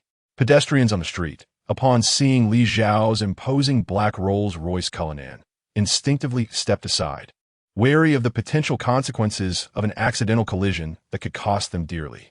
As the car entered the university grounds, students heading for breakfast halted in their tracks, eager to glimpse the identity of the affluent young heir behind the luxurious vehicle. Some had already taken out their phones, capturing images of Li Xiao's Cullinan, while others engaged in animated discussions with their companions. "Oh my, the Rolls-Royce Cullinan, particularly the BB version, has a price tag exceeding 10 million. Is this for real? Are several houses merely being driven around? It surely cannot be false. I have noticed a surge of luxury cars around our school lately. Who could deny it? I truly wish to compete with this bunch of insufferable second-generation rich kids." Li Xiao parked the car and alighted. At that moment, a male classmate in the parking lot captured the scene and posted it on the campus forum. Li Xiao made his way toward the dormitory. Upon returning, he discovered that his 3 roommates were already awake, seated at the computer desk, engrossed in a game. The eldest, Wu Yifan, glanced at Li Xiao as he entered and exclaimed, "Wow, fourth, What on earth did you do last night? Those dark circles under your eyes make you look like a panda just walked in. Shut up. I had a bit of insomnia last night. I barely slept. Li Xiao replied calmly, refraining from revealing that he had battled until dawn. Fourth, why do I find it hard to believe what you say? You haven't been sneaking up to the third floor behind our backs, have you? Taunted the second roommate, Zhu Yue. Exactly, fourth. You must have been sneaking off to the third floor to enjoy yourself without us, added the third, Huang Xiaofeng. Forget you all. You're the ones who should be on the third floor, believe it or not, Li Xiao retorted. Oh, fourth, why are you getting so defensive? Wu Yifan said with a mischievous grin. Soon, it was time for the morning military training. The four of them arrived at the stadium, awaiting the arrival of their instructor. They found a spot to sit.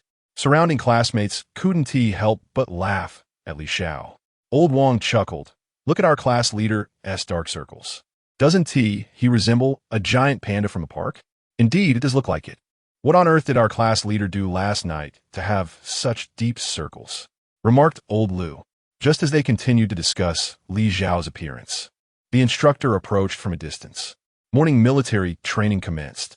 Time flew by, and soon it was break time. Everyone sought out a shaded area to sit. At that moment, a classmate was scrolling through the campus forum on his phone. Quickly, he stumbled upon the post about Li Xiao driving the Cullinan to school that morning. He turned to his neighbor and said, Wow, our class leader has been driving several different luxury cars this month. Today he arrived in a Rolls-Royce Cullinan. Where is it? Show me, his neighbor replied. Another classmate handed over his phone. The first classmate glanced at the post and exclaimed, Wow, it's true. What does our class leader's family do? How can he change cars so frequently? Who could disagree? If I could drive even one of those cars in my lifetime, I would die without regrets, chimed in another classmate. Stop dreaming. You can't have everything in your dreams, another one quipped. Soon, military training resumed. Time flew, and the morning session came to an end. Li Xiao and his companions made their way to the cafeteria, where they collected their meals and settled into a suitable spot. As Wu Yifan dined, he idly browsed the school's forum and suddenly stumbled upon a post regarding Li Xiao's recent acquisition of a Cullinan. What the heck, Lao Si? Have you changed cars again? Wu Yifan inquired. It's just an occasional change of vehicle. Nothing to make a fuss about, Li Xiao replied calmly. Boss, what car has Lao Si switched to? Asked the third member, Huang Xiaofeng. Wu Yifan held his phone up for Huang Xiaofeng to see, saying, Take a look for yourself. Wow, Lao Si, you've switched to a Rolls-Royce Cullinan. Huang Xiaofeng exclaimed. It just arrived a few days ago, Li Xiao stated. When will you take us for a ride? I've heard the Cullinan is exceptionally comfortable. The second member, Zhu Yue, remarked. Sure, next time I have the chance. Not only will I take you for a ride, but you can even drive it if you want, Li Xiao replied with composure. If we crash it, we wouldn't be able to afford the repairs. Even if you don't want us to pay, we'd still feel guilty. Wu Yifan interjected. All right then, Li Xiao said. Soon, the four finished their lunch and exited the cafeteria, heading back to their dormitory. As Li Xiao walked, he recalled that he had scheduled a PK match 3 days prior. Chapter 57. The live streaming showdown. Li Xiao and his companions returned to their dormitory. After taking a refreshing shower, Li Xiao emerged and climbed into his bed, reclining comfortably. He retrieved his phone and opened a short video platform, noticing that Su Qianqian was already live streaming. Upon entering the stream, he found a considerable audience eagerly watching. As soon as Su Qianqian spotted Li Xiao's account joining, she excitedly exclaimed, Welcome, brother flying to the clouds. Li Xiao generously gifted her a unique present, and the special effects of Ultraman battling monsters instantly illuminated the entire streaming room. The gift's spectacular effects ignited a fervor among the viewers, prompting them to engage in animated discussions. What kind of gift is this? One exclaimed. I've never seen anything like it before. Another chimed in. Wait, I just checked. This gift actually costs 300,000. Someone gasped. Is that for real? Another questioned. Just check the leaderboard. That will tell you everything. It was evident the platform had crafted a special gift for flying to the clouds, suggesting that this PK match might not be as one-sided as anticipated. After all, there is only one major player on this side, while the opposition boasts about 10, someone remarked, still leaning towards the opposing team's victory. At that moment, a fan of Su Qianqian retorted, Our brother flying to the clouds is more than enough to take them on. Those pathetic fish and shrimps wouldn't stand a chance. Even if they sent 100, the public screen erupted into a cacophony of chatter. Before long, the plastic surgery-enhanced female streamer joined the fray. With an air of arrogance, she declares, "Sister, it's not too late to concede. We could let you off the hook." Her words were merely a ploy, as she was keen on profiting from this PK, even if it meant returning gifts to her benefactors. The money from her fans could provide her with ample sustenance. I have unwavering faith in brother flying to the clouds.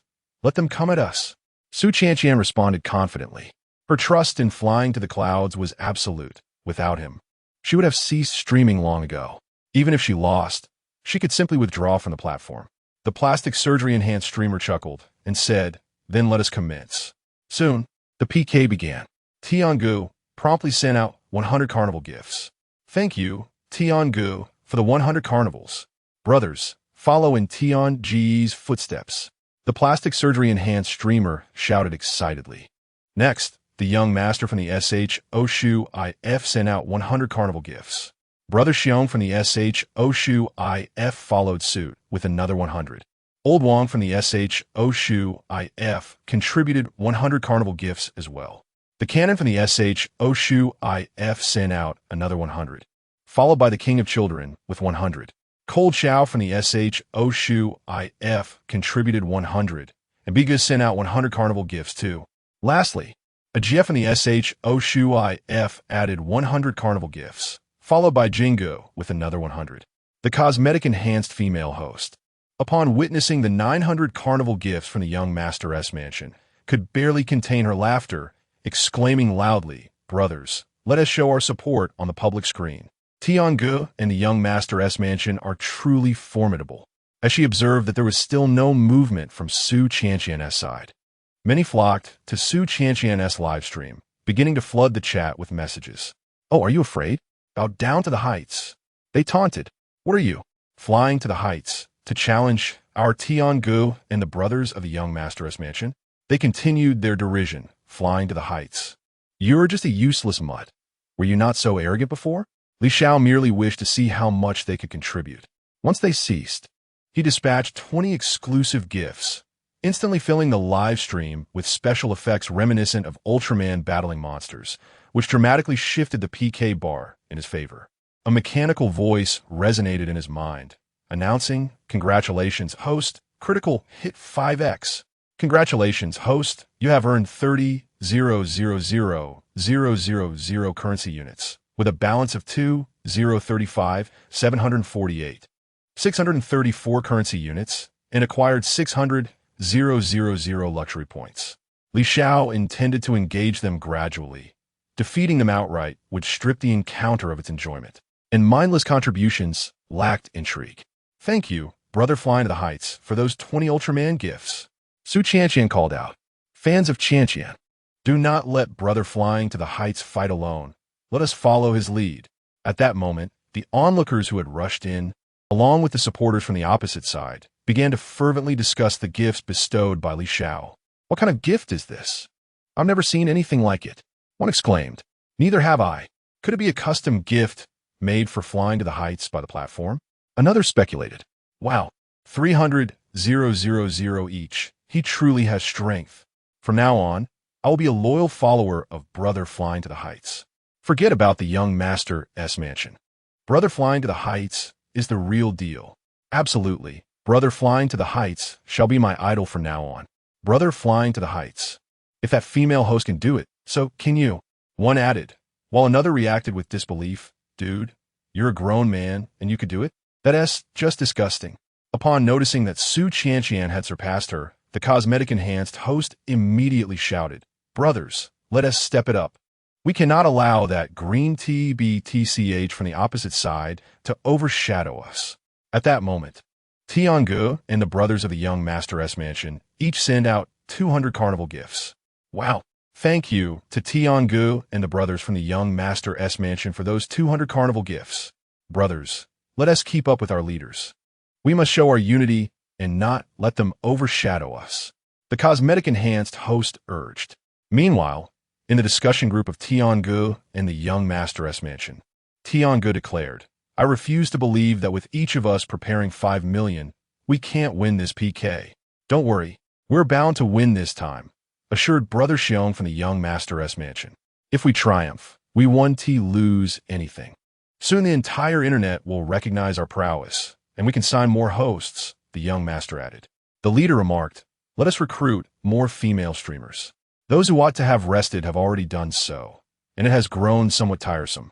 The cold youth from the Marquis' residence retorted, you should indulge less in our union's female streamers. One is enough for you. What do you know?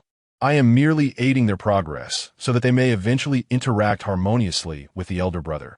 The artilleryman from the Marquis' residence said earnestly. Ask Brother Tian if that is not the case, he continued. Haha, the artilleryman speaks the truth. Let us first mentor those elder brothers. Uncle Tian said with a lewd grin. Xiao noticed that the opposing side had amassed another 6 million and promptly dispatched 20 exclusive gifts. A mechanical voice resonated in his mind. Congratulations, host. You have achieved a critical hit of 7 times. Congratulations, host. You have earned 42,000,000 coins. With a balance of 2,077,748,634 coins and acquired 600,000 prestige points. Chapter 58. The deluded face-lifted female streamer. Thank you, Brother Fei Shang Yun Xiao, for the 20 Ultraman monster fighters. She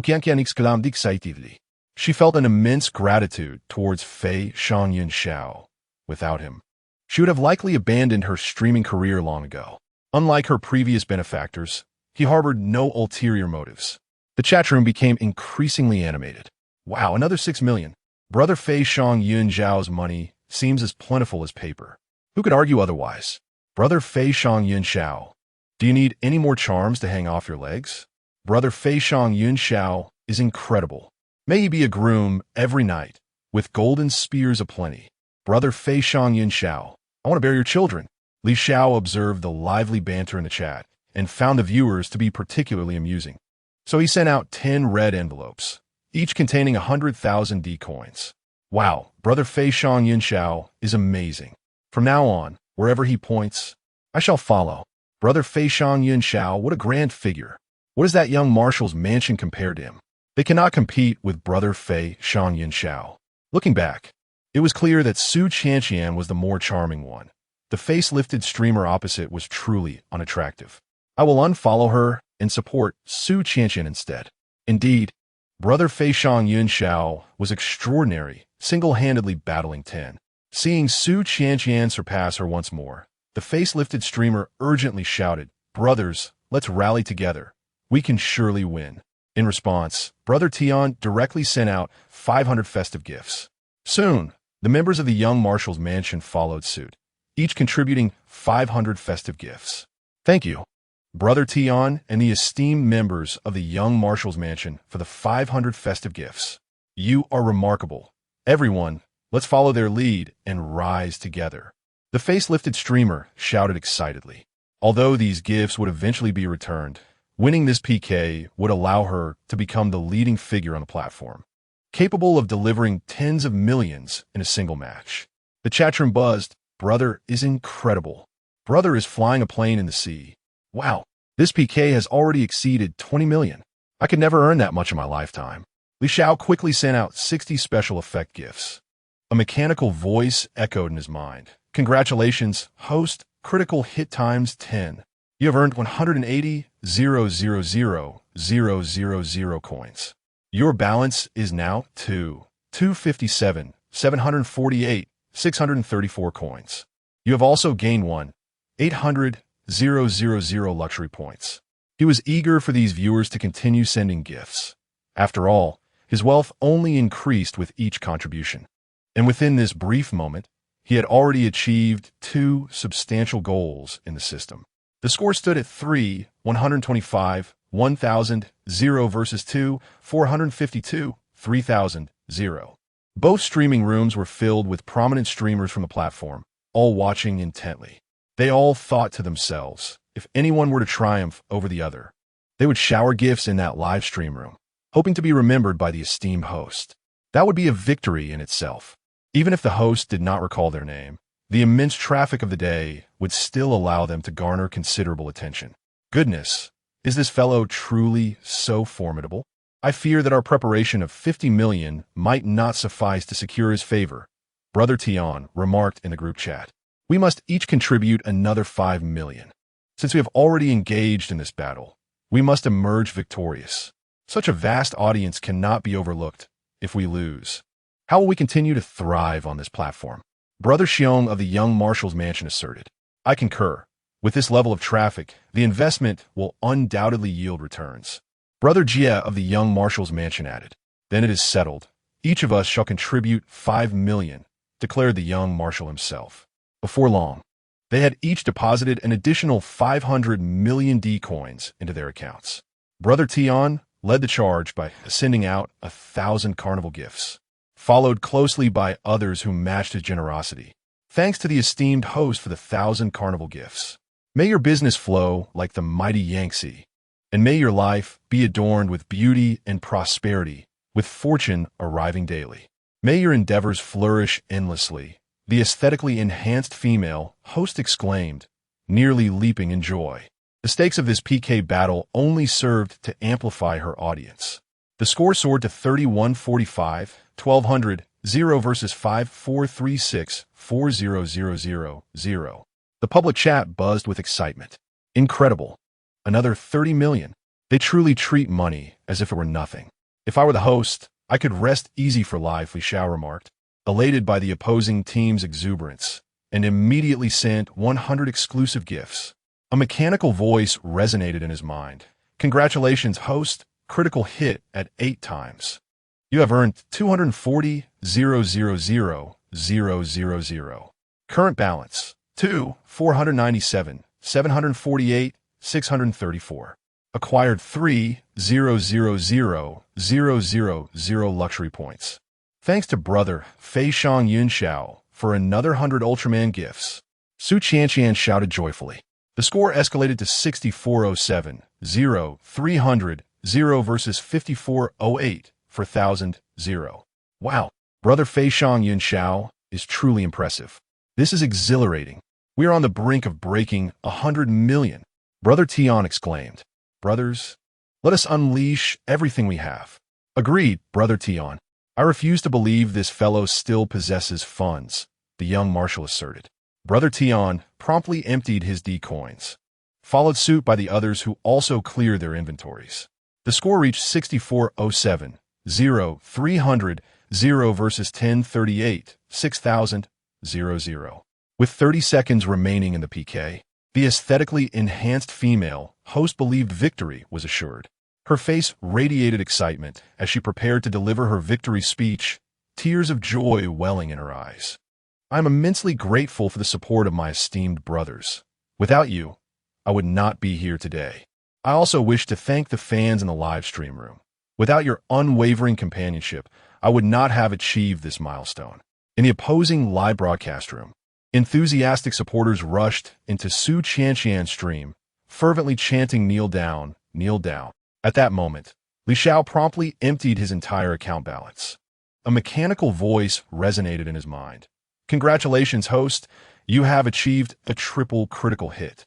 You have acquired 120,000,000 yuan, bringing your balance to 2,617,748, 634 yuan, and earned 4,000,000 luxury points.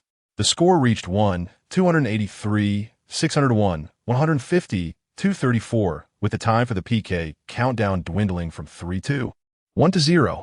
The plastic-faced female streamer, who was still passionately delivering her victory speech, was abruptly silenced upon witnessing the spectacle. Her mouth hung agape, wide enough to fit a fist, as she stood frozen in place, uncertain of how to navigate this unexpected turn of events. Chapter 59. The deceptive cosmetic face. At this moment, Brother Tian and the members of the young marshal's mansion were embroiled in a heated debate within the group. Brother Jia from the mansion remarked, how shall we address the current predicament? Are we to let our investment of 10 million each go to waste? Brother Tian proposed. I have a solution. We could claim that this fellow resorted to underhanded tactics to win. Brother B from the mansion responded, Old Tian, that idea has merit. Let us instruct Little Sweet to vocalize this. Brother Xiong interjected, but if we proceed down that path, won't we tarnish our reputation on the platform? Cold young master from the mansion asserted, let us simply declare that this individual engaged in treachery. If they have the capability, let them confront us openly. Meanwhile, the cosmetic-faced live streamer, Little Sweet, who had been lost in thought, was abruptly roused by the sound of her phone ringing. Upon picking up the device, she saw that the young marshal was urging her to announce that the opposing team had resorted to underhanded tactics and to challenge them to a fair confrontation. Without hesitation, Little Sweet began her performance, tears welling in her eyes as she addressed the live camera.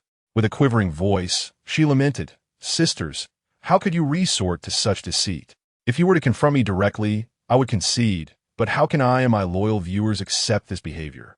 Hearing Little Sweet's words, Su Qianqian nearly erupted in anger, forcing herself to contain her fury as she retorted, "Are you incapable of playing fair?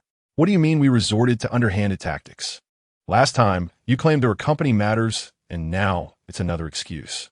Sister, is there guilt lurking in your heart? It was clearly you who stole the victory in the final moments when we had no time to cast our votes," she continued. Little Sweet persisted. "If you cannot handle the competition, perhaps you should not engage. Your family truly lacks honor." Su Qianqian gritted her teeth. "We can compete, but you must play fair. If you have the courage, let us face off directly." Little Sweet replied, "Who would engage with you again? Who knows what excuses certain individuals will conjure next? My brother's money does not come easily. Are you afraid? If you cannot win against us, you resort to deceit, relying on underhanded tactics to claim victory," Little Sweet taunted. Su Qianqian, exasperated by the shamelessness of the opposing side, found herself at a loss for words. Li Xiao, switching to the opposing livestream, declared, "If certain individuals refuse to comply, we shall continue. I will ensure they submit. Next time, remember to bring more inadequate players. With just your few, it is simply insufficient." Brother Tian and the members of the young marshal's mansion were infuriated by Li Xiao's brazen comments, nearly losing their composure. After all, they were among the top figures on the platform, yet Li Xiao had reduced them to mere insignificant players. "If you have the ability, refrain from resorting to deceit next time. Are you a thief?" Brother Tian commented. "All right, little rat, you can only scheme in the shadows. Next time, we shall directly reveal your score. No more accusations of theft. You may set the time, and I will respond accordingly," Li Xiao proclaimed with authority. The viewers in Su Qianqian's live stream, along with the onlookers, could no longer contain themselves upon hearing the forced arguments from the opposing team, flooding into Little Sweet's stream with remarks like, "Inadequate players, kneel. Sister, our elder brother has suggested that we engage in a rematch at a time of our choosing." The cosmetic-faced female broadcaster remarked with a smile. Su Qianqian, repulsed by the distasteful visage across the screen, promptly terminated the call. "Brother Fei, there's truly no need for us to continue this rivalry. Please send me your bank card details. I'll transfer your share as soon as it arrives." Su Qianqian expressed with heartfelt gratitude. "It's merely a trifling amount. Keep it for yourself," Li Xiao replied nonchalantly, as he was content to partake in the system's benefits. After finishing his statement, Li Xiao exited the live stream and indulged in a game of landlord for a while. Before long, the time for afternoon military training arrived. The four of them gathered at the sports field, awaiting the instructor's arrival. Soon, the instructor appeared, and the afternoon session commenced. As the break approached, the four sought a place to rest. At that moment, Li Xiao's phone chimed. Upon retrieving it from his pocket, he discovered a message from Chen Cheng. "Li Xiao, the Pagani Wind Sun you requested has arrived. When will you come to collect it?" Chen Cheng inquired. "I will come by later this afternoon to pick up the car. Please send me the address," Li Xiao responded. The break swiftly concluded, and the military training resumed. Time flew by, and the afternoon training session came to an end. Upon returning to the dormitory, Li Xiao gathered his clothing and proceeded to the bathroom. Shortly thereafter, having washed his face and bathed, he emerged dressed anew. He sent a message to Monica, informing her he would return for dinner, then grabbed the keys from the table and headed towards the school parking lot. Arriving at the parking lot, Li Xiao started his vehicle and pressed the accelerator. The car sped through the campus and soon exited Hangzhou University, making its way towards Hangzhou Yeyuan. Upon reaching Hangzhou Yeyuan, Li Xiao parked and walked toward the villa. Upon entering, he was greeted by Koizumi Rinko and Kitazawa Chuanzi, who stood on either side with gentle smiles, saying, "Welcome home, young master." The two ladies added sweetly, "Young master, please take a seat while we fetch your slippers." Hearing this, Li Xiao obediently sat down as each lady removed one of his shoes and replaced it with slippers. Once comfortably clad in his slippers, Li Xiao chuckled, "All right, I shall handle this myself in the future." He felt that if he required assistance for such a simple task, he might as well become a 216-month-old baby, and thus preferred to manage it on his own. Kitazawa Chuanzi cheerfully remarked, "Young master, I have prepared the meal, though I am unsure if it suits your taste." Li Xiao made his way to the dining room. Before long, he arrived at the dining area alongside the two ladies, where an array of dishes adorned the table. At that moment, Monica graciously pulled out a chair for him, softly saying, "Young master, please take a seat." Li Xiao picked up his utensils and began to eat, saying, "You all should join me. Standing there feels rather eerie, and I cannot possibly finish all this on my own." Upon hearing Li Xiao's words, the ladies complied and sat down.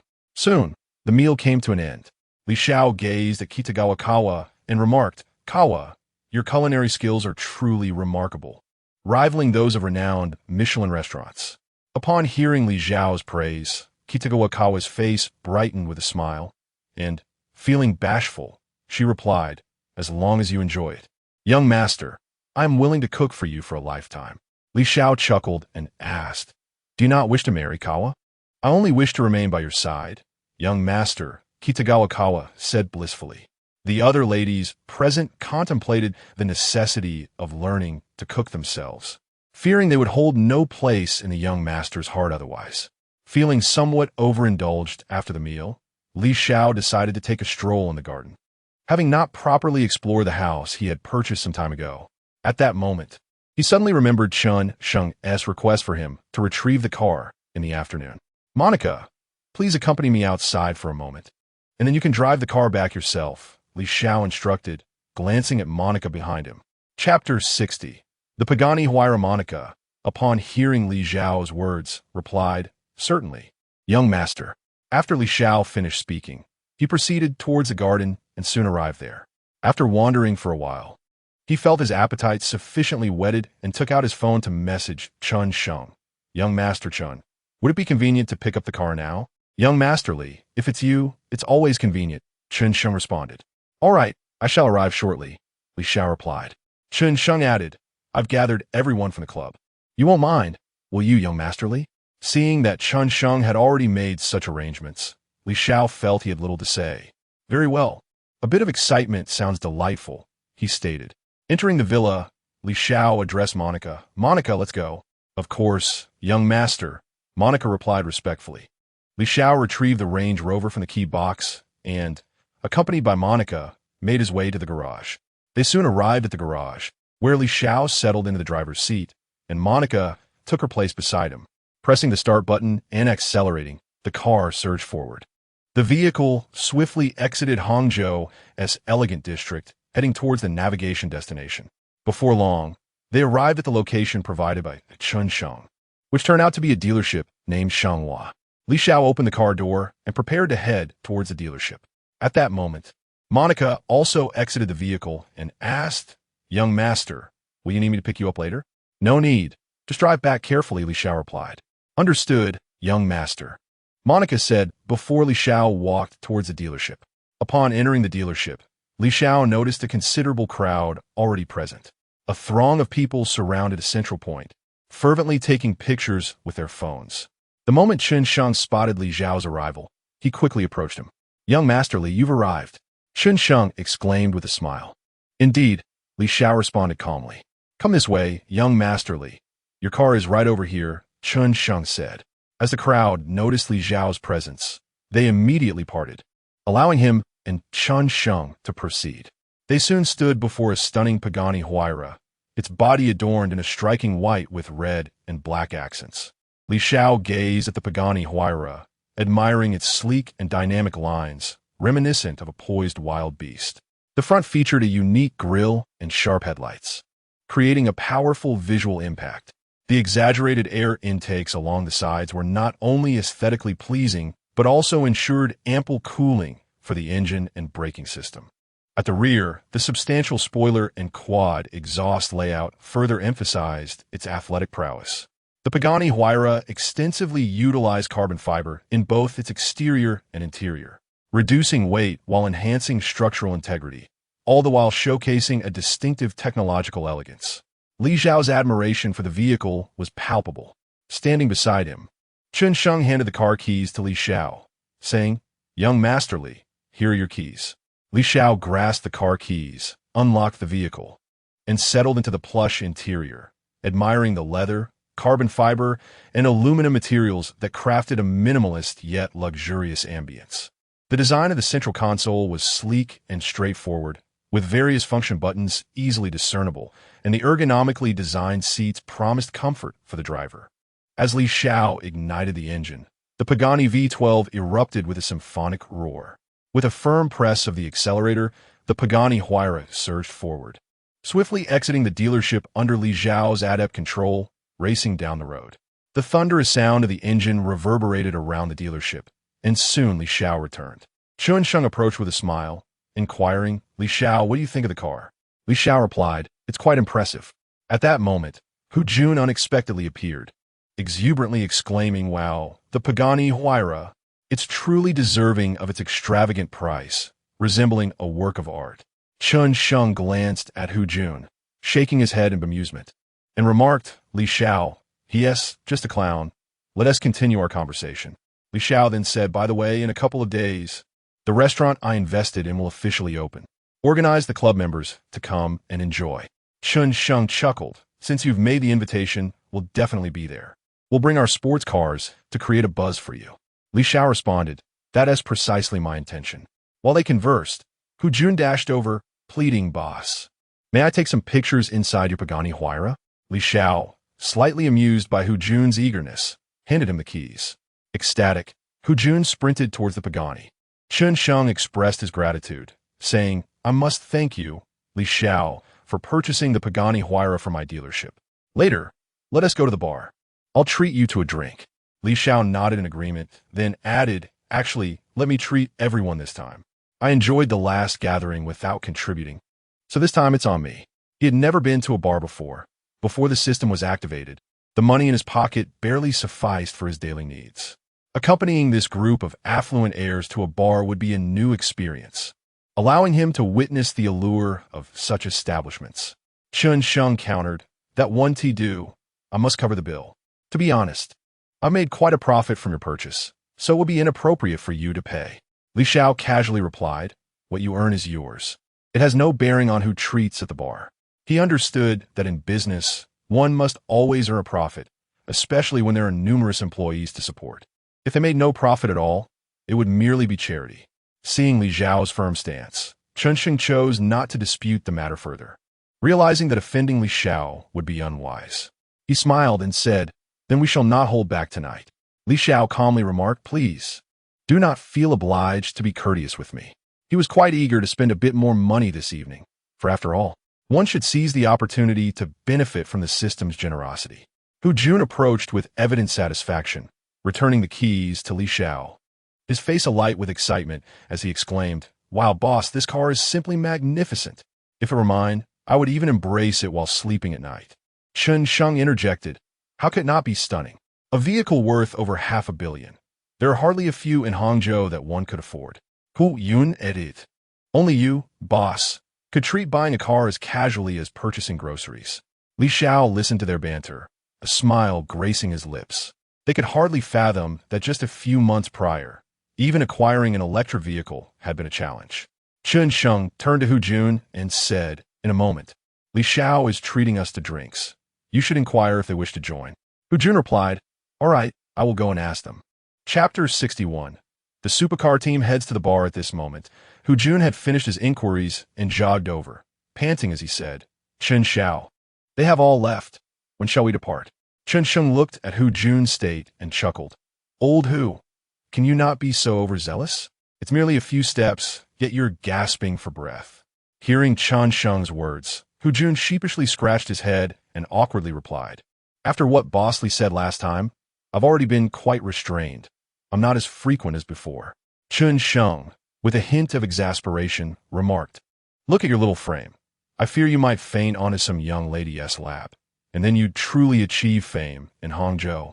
Hu Jun, invigorated by Chun Sheng's words, exclaimed, Chen Xiao, that is a gross misrepresentation of me.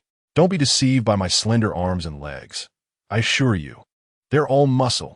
Hearing this, Li Xiao joined in the jest, saying, You and your muscles? I de-wager those little fairies have drained you down in nothing but bones. Chun Sheng immediately agreed. Li Xiao, your observation is utterly accurate. Hu Jun protested, Boss, why do you also say the same about me? Chun Sheng waved his hand dismissively. Enough. Go and inform them.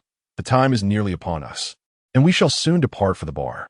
Upon receiving Chun Sheng's words, Hu Jun made his way towards the crowd. At that moment, Chun Sheng turned to Li Xiao and inquired, Do you have a particular bar in mind? I've just arrived in Hangzhou, you decide. Li Xiao responded, By the way, don't call me Li Xiao anymore. Just call me Li Xiao or Xiao, while I shall address you as Shangge. Chun Sheng nodded at Li Xiao's suggestion and proceeded to reserve a VIP booth, pulling out his phone to call the bar's marketing representative. On the other end, the marketing rep responded respectfully, Chun Xiao, do you wish to reserve a booth today? Chun Sheng instructed, Xiao-sun, please hold booth number 01 for me. I'll be bringing people over shortly. The marketing rep assured, Rest assured, Chun Xiao, it will be reserved for you. At this moment, Chun Sheng quietly added, I'm bringing a distinguished guest with me tonight, so ensure the arrangements are impressive. The marketing rep replied eagerly, Chun Xiao, don't worry. We will make sure everything is splendid for you. Internally, the marketing rep felt a surge of excitement. This group of wealthy second-generation heirs always spent lavishly, and with a prominent guest joining, his commission for the evening was certainly secure. After hanging up the phone, Chun Sheng turned to Li Xiao and said, Xiao, let us set off now. Li Xiao nodded. Then, Shangge, I'll follow you in my car. Chun Sheng replied, All right, drive behind me. Li Xiao approached his Pagani Huayra, unlocked it with the key, and settled in to await Chun Sheng's arrival. At that moment, the roar of supercars reverberated nearby, and soon Chun Sheng arrived in a Ferrari 812 Competizione, followed by a parade of various high-end sports cars. Chun Sheng drove his car alongside Li Xiao's and lowered the window, saying, Xiao, follow closely behind me. Upon seeing this, Li Xiao nodded in acknowledgement. Chun Sheng then pressed the accelerator, and his Ferrari 812 Competizione surged ahead of Li Xiao's vehicle in an instant. Once a considerable distance was established, Li Xiao stepped on the gas, and the car erupted with a melodious roar, quickly tailing Chun Sheng's Ferrari. The trailing convoy also pressed their accelerators, the symphony of supercars reverberating around the Ford dealership. The supercar parade raced towards the bar. Soon, they arrived at the bustling streets of Hangzhou's city center. Surrounding vehicles kept their distance, wary of a potential mishap that could lead to financial ruin. Inside a Porsche 718, a young woman curiously asked, Darling, why are we waiting so far away at the traffic light? The young man replied, My car has immense power. I fear that if I accelerate, I might collide with them, and my car is quite expensive. I worry they cannot afford the damages. The young woman countered, But darling, aren't they driving supercars too? Aren't their cars more expensive than yours? The young man smugly replied, I could purchase several of their cars with what mine cost. The young woman remarked, But I find their cars far more attractive than yours. The young man asserted, Attractiveness is irrelevant. Our car is practical, superior to theirs in many ways. As the traffic light turned green, Li Xiao's vehicle roared back to life and sped forward. The young woman suggested, Darling, let's race them. The young man replied, Sweetheart, we must drive slowly. You're still in the car. With a blissful smile, she said, Darling, I love you. Before long, the convoy arrived at the bar's entrance. The crowd gathered there paused, captivated by the spectacle of supercars. Young men whipped out their phones, eager to capture the moment to boast on social media. One young man exclaimed, Wow, what model of Ferrari is that? It's stunning. I've never seen anything like it. Another shouted, Look at the one behind the Ferrari. That's the Pagani Huayra. Which wealthy heir owns that? Some young women fantasized about enticing one of the occupants, dreaming of marrying into affluence. Even if marriage was unattainable, Securing some funds from these wealthy scions would suffice. After Li Xiao parked his car, he opened the door and stepped out. Onlookers captured the scene with their phones. One young man, beaming with joy, thought about the impressive array of supercars he had filmed that evening, including the Pagani Huayra, and anticipated a surge in followers on his short video account. A short-haired girl turned to her friend and said, "That guy is both handsome and wealthy. How wonderful it would be if he were my boyfriend." Her friend tossed her hair confidently and replied, "Sister, let us find an opportunity to strike up a conversation. Who knows, he might take a liking to us." At that moment, Chun Sheng approached and said, "Xiao Xiao, shall we proceed inside?" Li Xiao nodded and followed Chun Sheng into the establishment. At the entrance, the marketing representative, Xiao Sun, immediately recognized Chun Sheng and greeted him with utmost respect, saying, "Young Master Chun, you have arrived." Chun Sheng acknowledged him with a nod and then introduced, "This is young Master Li beside me." Xiao Sun promptly responded with deference, "Welcome, young Master Li." After exchanging pleasantries with the members of the Supercar Club, Xiao Sun was about to escort Li Xiao and his companions to the VIP booth number 01 when a thunderous roar erupted from outside. A McLaren Senna, a Ferrari 488, and a Porsche 911 Turbo S came to a halt. As the three supercars parked, the owner of the McLaren Senna spotted Li Xiao's group entering and hurried over, mockingly addressing Chun Sheng, who stood beside Li Xiao. "Oh, isn't this our esteemed young Master Chen? How is it that you have become someone else's subordinate now?" Chun Sheng retorted sharply, "Young Master Du, I have distinguished guests tonight and no time for your idle banter." Chapter 62. The Grand Dragon Suit. Du Tao continued to speak sarcastically. "Chun Xiao, is your family's company on the verge of collapse? If it is, just let me know. My family can invest in you. There is no need for you to play the subordinate." Hu Jun could no longer contain himself and retorted, "You're the one who's failing. Your words are tiresome." Upon hearing Hu Jun's remark, Du Tao exploded with anger, for he was indeed facing difficulties. "You dare repeat that? Do you believe I can ensure you don't leave this bar?" Du Tao fumed. Li Xiao cast a disdainful glance at Du Tao and remarked, "Who exactly do you think can't leave this bar?" At that moment, a subordinate standing behind Du Tao whispered in his ear, "Brother Du, this kid arrived in a Pagani Huayra. Kid, today I'm in a good mood, so I'll let you off." Du Tao declared as he led a few subordinates into the bar, plotting to investigate Li Xiao's background before making his move. Chun Sheng, filled with apology, said, "I'm truly sorry for the embarrassment, Xiao. That guy has a conflict of interest with my family's business." Li Xiao waved his hand dismissively, replying, "Brother Sheng, let us head inside." Chun Sheng led the group to his private booth. Marketing assistant Xiao Sun inquired, "Chun Xiao, will your arrangements be the same as before?" Chun Sheng replied, "Ask Li to Xiao. He LL'd decide today." Xiao Sun immediately approached Li Xiao, respectfully offering, "Li Xiao, may I ask what you would like to drink tonight?" Li Xiao took the iPad from Xiao Sun, glancing at the options available. He spotted the Grand Dragon Suit, a drink he had previously read about online, and decided to give it a try. "Bring me 2 servings of the Grand Dragon Suit," he instructed. Xiao Sun, thrilled, responded, "Li Xiao, I will arrange that immediately. Would you like us to bring a few ladies over?" Xiao Sun asked. Li Xiao pondered for a moment, thinking that drinking with just the men would be rather dull. He nodded and said, "All right, do as you see fit." After a while, Xiao Sun returned with a group of foreign women clad in ultra-short skirts and bikinis, carrying drinks. Though Li Xiao found them less attractive than those he was accustomed to at home, they were still quite appealing. The DJ at the booth announced loudly, "Li Xiao at booth number 01 has ordered 5 servings of the Grand Dragon Suit, totaling 500,000. Everyone, let us make some noise." After placing the Grand Dragon Suit on the table, the foreign women began to dance provocatively, with 2 of them pressing against Li Xiao as they swayed to the music. The gazes of the young men and women in the venue were drawn towards Li Xiao's booth. Li Xiao handed his bank card to Xiao Sunday. Soon, the receipt was printed. After signing, Li Xiao received his card back. The mechanical voice of the system echoed in his mind, congratulating the host. Critical hit X5. Congratulations. The host has earned 500,000. Current balance, 634,634. Received 50,000 godly wealth points. In the vibrant atmosphere of the bar, Marketing Xiao's son inquired. Li Xiao, shall we open a few bottles? Li Xiao responded calmly. Let us open them all. Xiao's son replied. Li Xiao, if we open them all, there won't be enough for everyone, and it would be quite wasteful. Li Xiao reassured him, no worries if we can't finish them.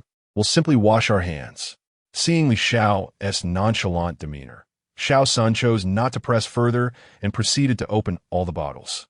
At booth 02, Du Tao noticed Li Xiao had ordered 5 sets, prompting him to summon his own marketing representative, saying, bring me 10 sets of the Divine Dragon. Du Tao, aware that he had yet to ascertain Li Xiao's background, decided to play a little trick on him. Soon, the DJ at the stage bellowed. Li Xiao at booth 01 has ordered 5 sets of the Divine Dragon, totaling 500,000. Let us hear some cheers from the crowd. Du Tao's marketing representative approached Li Xiao and conveyed, Du Xiao sends his regards and wishes you a splendid time here. If you need more drinks, feel free to grab some from him. He says we're all friends. The marketing representative on Du Tao's side was eager for a confrontation between the two young elites, as it would significantly boost his commissions for the night. Li Xiao glanced in Du Tao's direction. Upon noticing Li Xiao's gaze, Du Tao felt a surge of pride, responding with a challenging look. Shenhao, with an expression of regret, remarked, had I known, I wouldn't have brought you to this bar, Xiao. He had his own motives. Knowing that Du Tao frequented this establishment, he wanted to set Li Xiao against him. Li Xiao waved his hand dismissively, saying, it's not your concern, Shenhao. He then called over Xiao's son, handing him the card, please bring me 10 more sets of the Divine Dragon. Of course, Li Xiao, I will arrange that immediately. Xiao's son replied, feeling a surge of joy that he struggled to contain. Suddenly, a mechanical voice echoed in his mind, announcing, congratulations, host, for achieving an 8-fold critical hit. You have acquired 8,000,000. Your balance is now 2,626, 748, 634, and you have gained 100,000 luxury points. The DJ's voice boomed again. Li Xiao at booth 01 has ordered 10 sets of the Divine Dragon, totaling 1,000,000. Let us hear it from the crowd.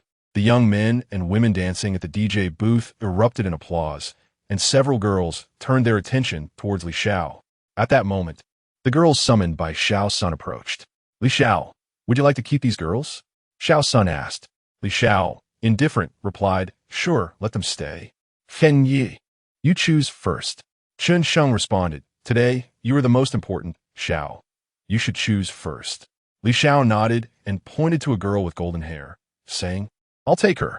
The others then selected their preferred companions. Meanwhile, Zhang Chong, seated at a nearby table, observed the girls at Li Xiao's booth and whispered to Yang Yi, damn, why do all these beautiful girls gravitate towards these rich second-generation heirs? Yang Yi's face was a portrait of jealousy as he remarked, these affluent second-generation heirs merely enjoy the advantages of their fortunate births. If I were to have a family like theirs, I would undoubtedly surpass them in prowess. Zhang Chong replied, who could argue otherwise? These rich heirs seem to thrive solely on their parents' wealth. I suspect that they would struggle to survive independently for even a few days. Yang Yi continued, what we lack is merely an opportunity. Otherwise, we would not fall short of anyone. Zhang Chong, shaking his head in resignation, said, let us not dwell on such matters. Let's raise a glass instead. He too longed to be among the privileged, free from the toil of laboring for mere coins. Du Tao summoned his marketing assistant, stating, bring me another 10 sets of the Divine Dragon package. The assistant responded promptly, certainly, young Master Du, it will be arranged immediately. As the assistant turned away, he couldn't suppress a smirk, contemplating that the fiercer the competition, the greater his commission would be, bringing him ever closer to owning a home in Hangzhou. Soon, the DJ's voice resonated across the venue. Young Master Du at table number 02 has ordered another 10 sets of the Divine Dragon package, totaling 1 million. Let the entire crowd erupt in cheers. The young men and women below the DJ booth responded with enthusiastic screams. Du Tao cast a mocking glance towards Li Xiao, silently challenging him to continue the contest. Their tables were positioned perfectly to observe one another. In response to Du Tao's expression, Li Xiao raised his middle finger. thinking to himself that if Du Tao wished to play, he would indulge him thoroughly that evening. The sight of Li Xiao's gesture infuriated Du Tao. Chapter 63. The entire venue's expenses covered by young master Li Xiao handed his card to the marketing representative, Xiao Sun, and instructed, "Bring over a few sets of the Divine Dragon. We shall have as many as you can muster." Simply swipe the card. Xiao Sun, bowing respectfully, replied, "Certainly, young Master Li." Internally, he was elated, reveling in the day's fortune. With these two affluent heirs competing, he was assured of meeting his sales targets for the year. Soon, the DJ at the stage boomed. Young Master Li at VIP Table 01 has ordered 10 sets of Divine Dragon, totaling 1 million. Let the entire venue erupt in applause. A mechanical voice echoed in Li Xiao's mind, congratulating him. "Congratulations, host. Critical hit fivefold.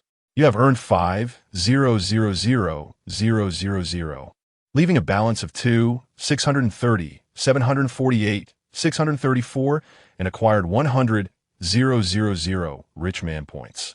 Chun proposed, Xiao, let us share a toast." Li Xiao raised his glass and clinked it with Chun Sheng's before downing the drink in one go. Beside him, a girl with golden hair smiled warmly. "Young Master Li, my name is Jiang Xiaolin. It is a pleasure to meet you." Standing around 170 centimeters tall, she wore a lace bodycon dress and black high heels, her face adorned with heavy makeup. In the dim bar lighting, she might appear attractive to other men. However, thanks to the system's enhancement, Li Xiao perceived that without her makeup, she might be rather unappealing.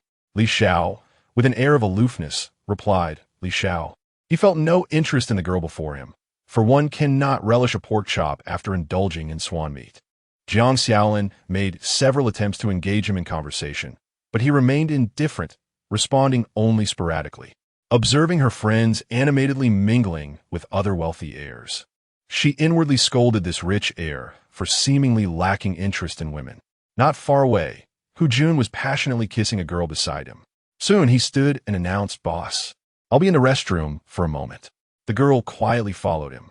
After about 10 minutes, Hu Jun returned to the table, satisfaction written all over his face. The girl still nestled in his arms, her hands casually smoothing her rumpled clothing while laughing and chatting with him. Seeing her friends' lively interactions, Jiang Xiaolin felt a surge of jealousy. She resolved not to concede easily. If an opportunity arose to connect with this super-rich heir, even if she could not become his girlfriend, she could still gain significant advantages. Jiang Xiaolin continued to seek topics to discuss with Li Xiao, subtly allowing her foot to brush against his thigh. With the table crowded, Li Xiao found it impossible to evade her advances and could only endure her playful antics. At that moment, Hu Jun stood, raised his glass, and declared loudly, "Boss, I toast to you." Li Xiao nodded, and they both drank heartily. Meanwhile, Du Tao at the adjacent table had spent nearly all his pocket money after a prolonged contest with Li Xiao and had just borrowed 2 million from friends. Du Tao summoned his marketing representative, saying, "Bring me 20 sets of the Supreme package." The marketing representative, with utmost respect, replied, "Young Master Du, please wait a moment. I will arrange it right away."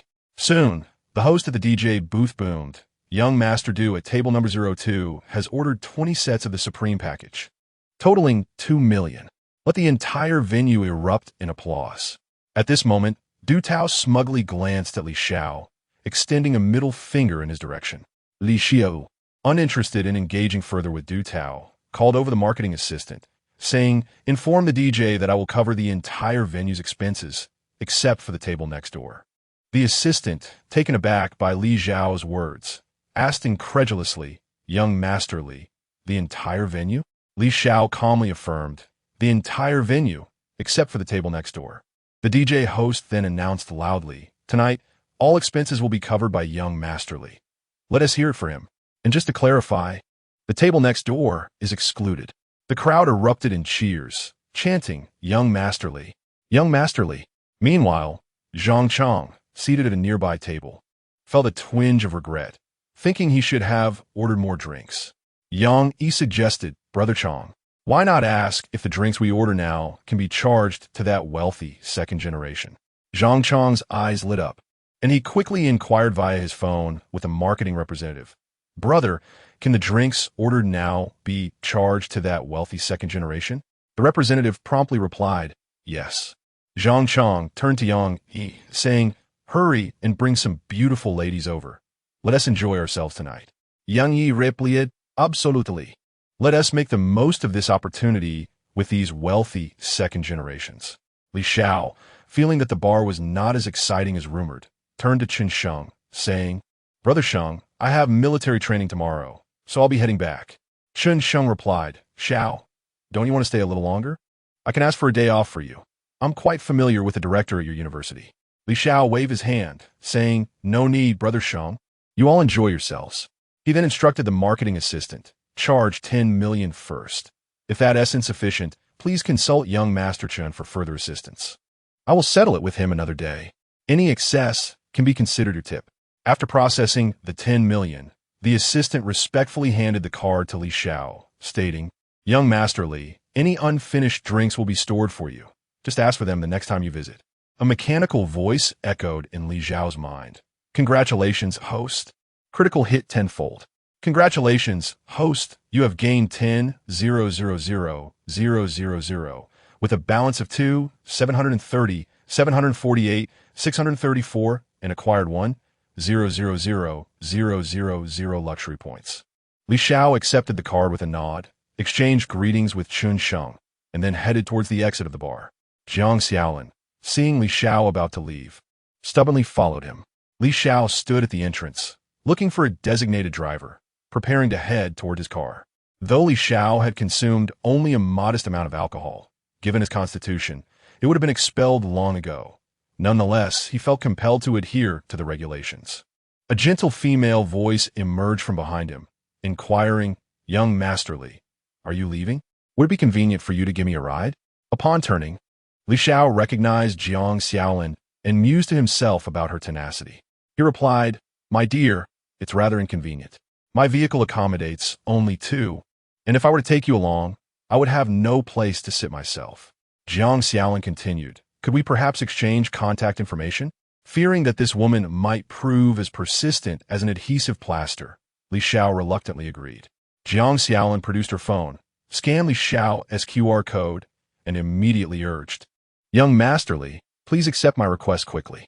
After he complied, he proceeded with the designated driver towards his Pagani Huayra. Upon arriving at the exquisite vehicle, the driver exclaimed, sir, I cannot drive this car.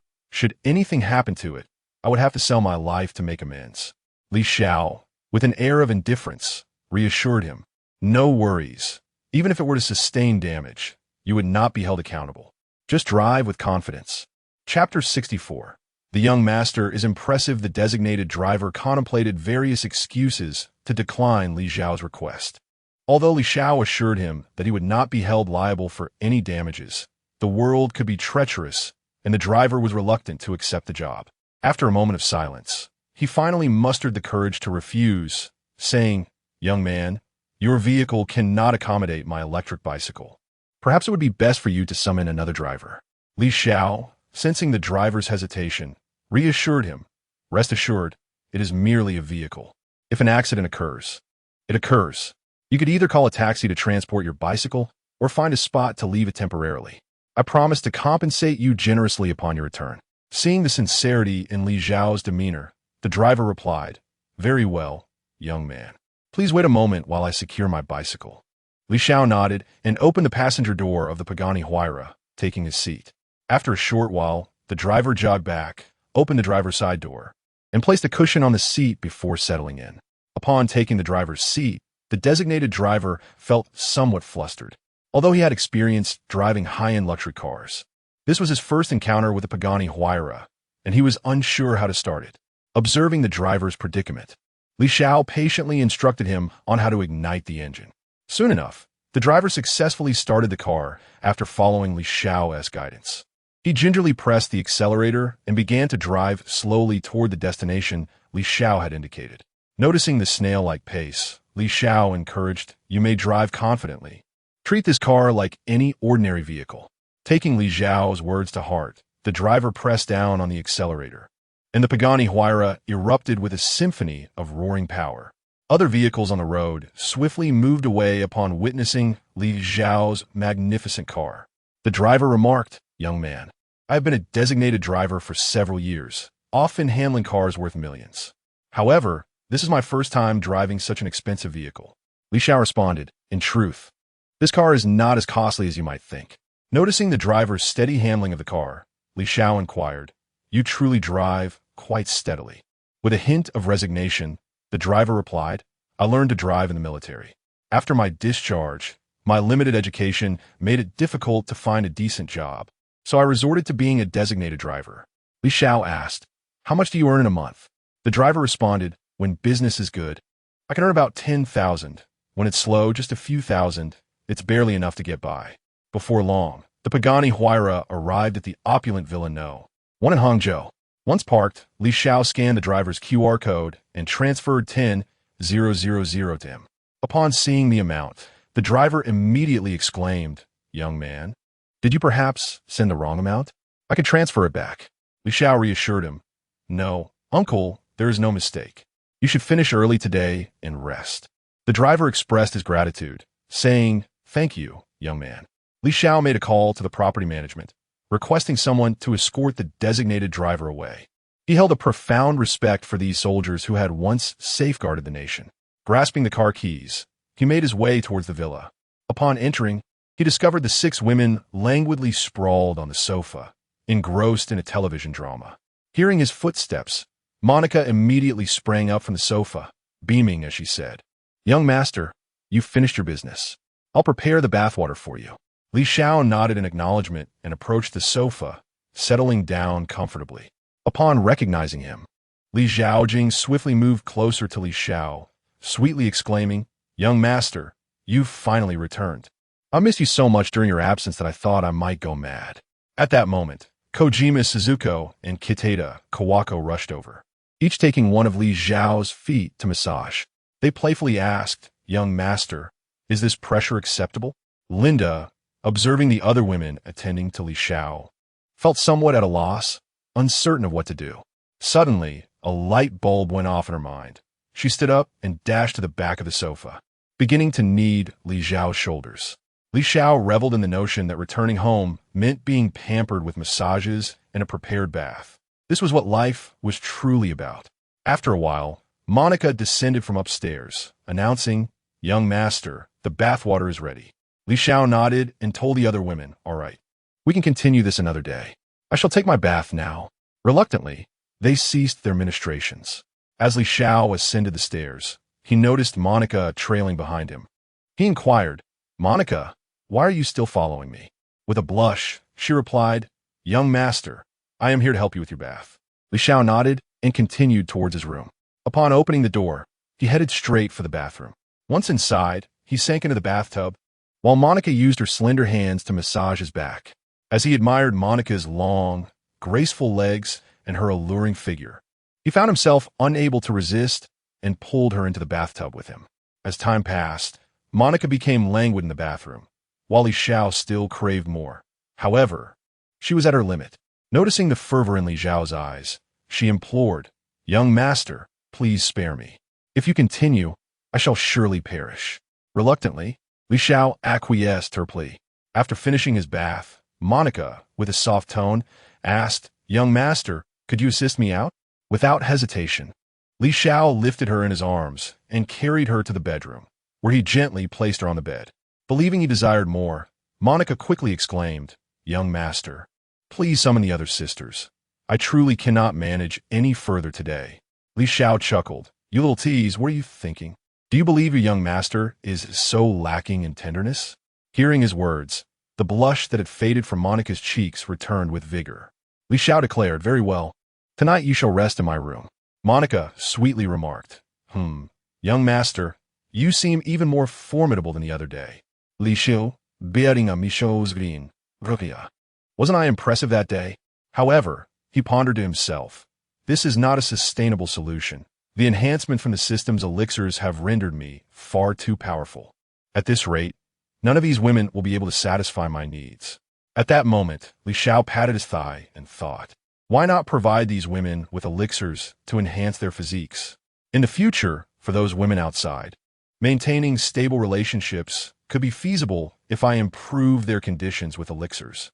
Li Xiao communicated with the system in his mind. System, exchange for 6 cleansing elixirs. The mechanical voice of the system resonated in his mind. Purchase successful. Consumed 3 million affluent points. Remaining balance, 36,150,000 affluent points. After playing on his phone for a while, Li Xiao embraced Monica and drifted off to sleep. Chapter 65. The Cad Li Xiao. The following morning, Li Xiao awoke early, only to find that Monica had mysteriously vanished from his embrace. Stretching languidly, he rose from his bed and proceeded to freshen up. Once groomed and attired, he made his way to the dining area. Upon entering the restaurant, he discovered 6 women bustling energetically in the kitchen. At that moment, Kitagawa Kawako presented a bowl of her freshly prepared noodles before Li Xiao, just as he was about to partake in his meal. The other women placed their culinary creations on the table in front of him, all gazing at him with eager anticipation for him to sample their dishes. Li Xiao glanced at the peculiar assortment of breakfast items. Oddly shaped doughs and dark, unidentifiable pancakes. He took a tentative bite of each dish. Linda, with a beaming smile, inquired, "Young master, how does my scallion pancake taste?" Li Xiao replied, "Not bad." With her face alight with hope, Linda urged, "Then you must finish it all, young master." Dismayed by the sight of the dark pancake, Li Xiao felt a wave of anxiety wash over him, wishing to hastily dismiss these women. He feared that consuming their creations might land him in the hospital. After much contemplation, he finally devised a plan and quickly said, "I seem to have misplaced my watch. Could you assist me in finding in the study?" Upon hearing his words, the women promptly ascended the stairs to the study. Once he was assured of their departure, Li Xiao breathed a sigh of relief. As soon as they were out of sight, he swiftly discarded their breakfast into the trash bin, covering it with a pile of paper in the hopes of avoiding their scrutiny. Having completed this task, he eagerly indulged in Kitagawa Kawako's noodles. Just then, the women returned, and Monica approached him, holding the Richard Mille timepieces Li Xiao had purchased previously. With a gentle tone, Monica said, "Young master, your watch is in the drawer of the study." Li Xiao, already aware of this, calmly responded, "Please leave the Richard Mille RM 53-02 crystal polo for me. Return the others to the study." Upon hearing his request, Monica handed him the desired watch. Noticing that her scallion pancake had vanished, Linda assumed Li Xiao had consumed it all and sweetly remarked, "Young master, I shall prepare scallion pancakes for you every day henceforth." The other women echoed in unison, "We will also make breakfast for you from now on." Li Xiao felt a wave of dread wash over him and hastily donned his watch, declaring to the women, "I am off to school." Monica inquired, "Will you be back for lunch, young master?" Li Xiao quickly replied, "I shall not return for lunch." He had no intention of risking another chaotic meal. He needed to find a way to dissuade them from their culinary enthusiasm. "Very well, young master," Monica said. Grabbing the Pagani car keys from the shoe cabinet, he prepared to put on his shoes when Suzuko Kitagawa and Kawako entered the room. 2 individuals tenderly remarked, "Young master, allow us to assist you with your shoes." In no time, the 2 ladies had helped Li Xiao don his footwear, sweetly adding, "Young master, please drive cautiously on your way." Li Xiao nodded and proceeded toward the garage. Upon reaching the garage, he ignited the engine of the Pagani Huayra, pressing the accelerator with fervor, causing the car to surge forward. Swiftly, the Pagani raced out of Hangzhou's elegant district, heading towards Hangzhou University. Before long, they arrived at the university. Male students en route to the cafeteria halted in their tracks upon spotting the Pagani Huayra. After parking the car, Li Xiao made his way towards the dormitory. Upon entering, he discovered his 3 roommates had already changed into their attire and were engrossed in a video game. Li Xiao changed his clothes, tucked his watch into the drawer, and settled into his spot, engaging with his phone. The eldest, Wu Yifan, expressed his surprise, saying, "Wow, when did you return, fourth?" Li Xiao replied, "Boss, I've been here for quite some time. You were so absorbed in your game that you didn't notice my arrival." Wu Yifan countered, "It's clearly because you walked so quietly that I didn't hear you." Li Xiao, somewhat speechless, responded, Yes, my fault for being so stealthy." Soon, it was time for the morning military training. The 4 of them arrived at the stadium, finding a spot to sit while awaiting the instructor's arrival. Shortly thereafter, the instructor appeared, and the morning's training commenced. As time flew by, the morning session concluded. Wu Yifan urged, "Let's hurry to the cafeteria. I'm starving." The third roommate, Huang Xiaofeng, teased, "Boss, you sound like a famished ghost reincarnated. You flaunted 3 baskets of dumplings this morning." Wu Yifan remarked, "Strangely, I've been feeling hungry shortly after eating, no matter how much I consume."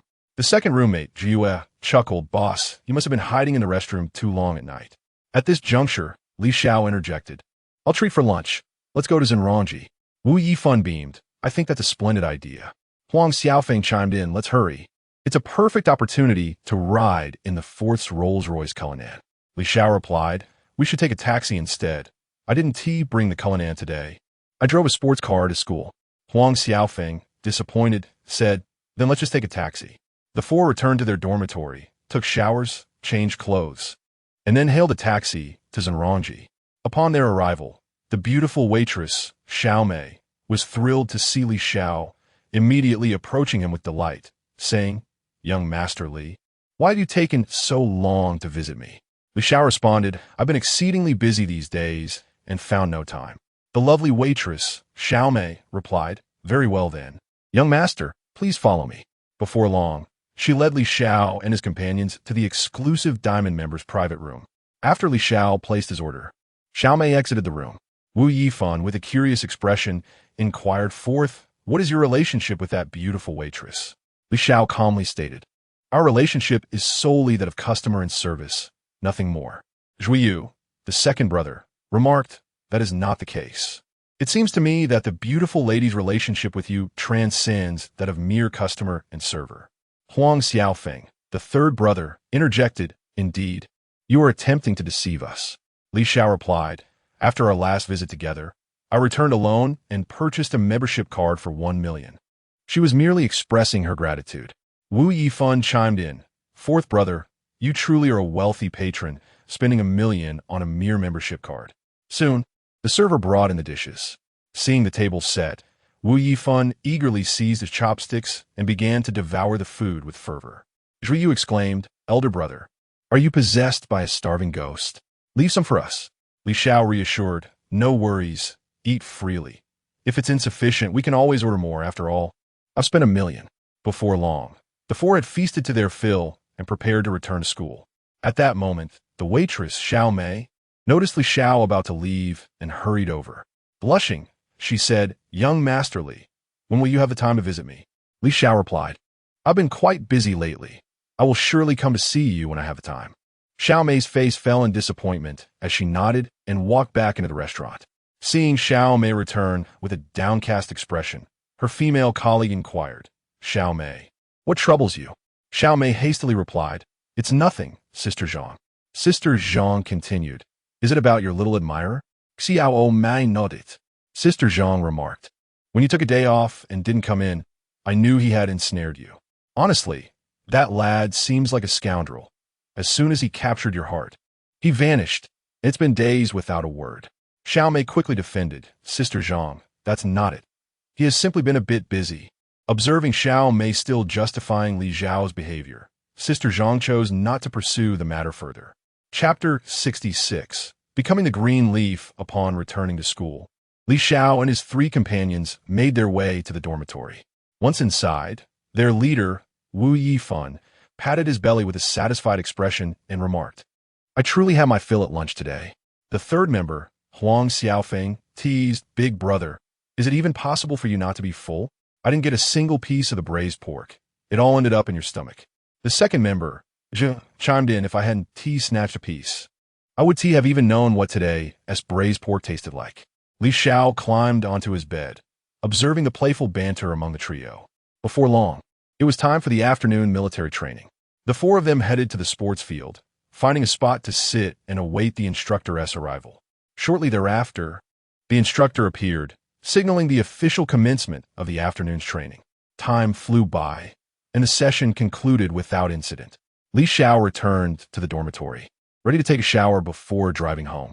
At that moment, Wu Yifan approached with an excited demeanor, exclaiming, "Everyone, hurry and wash up.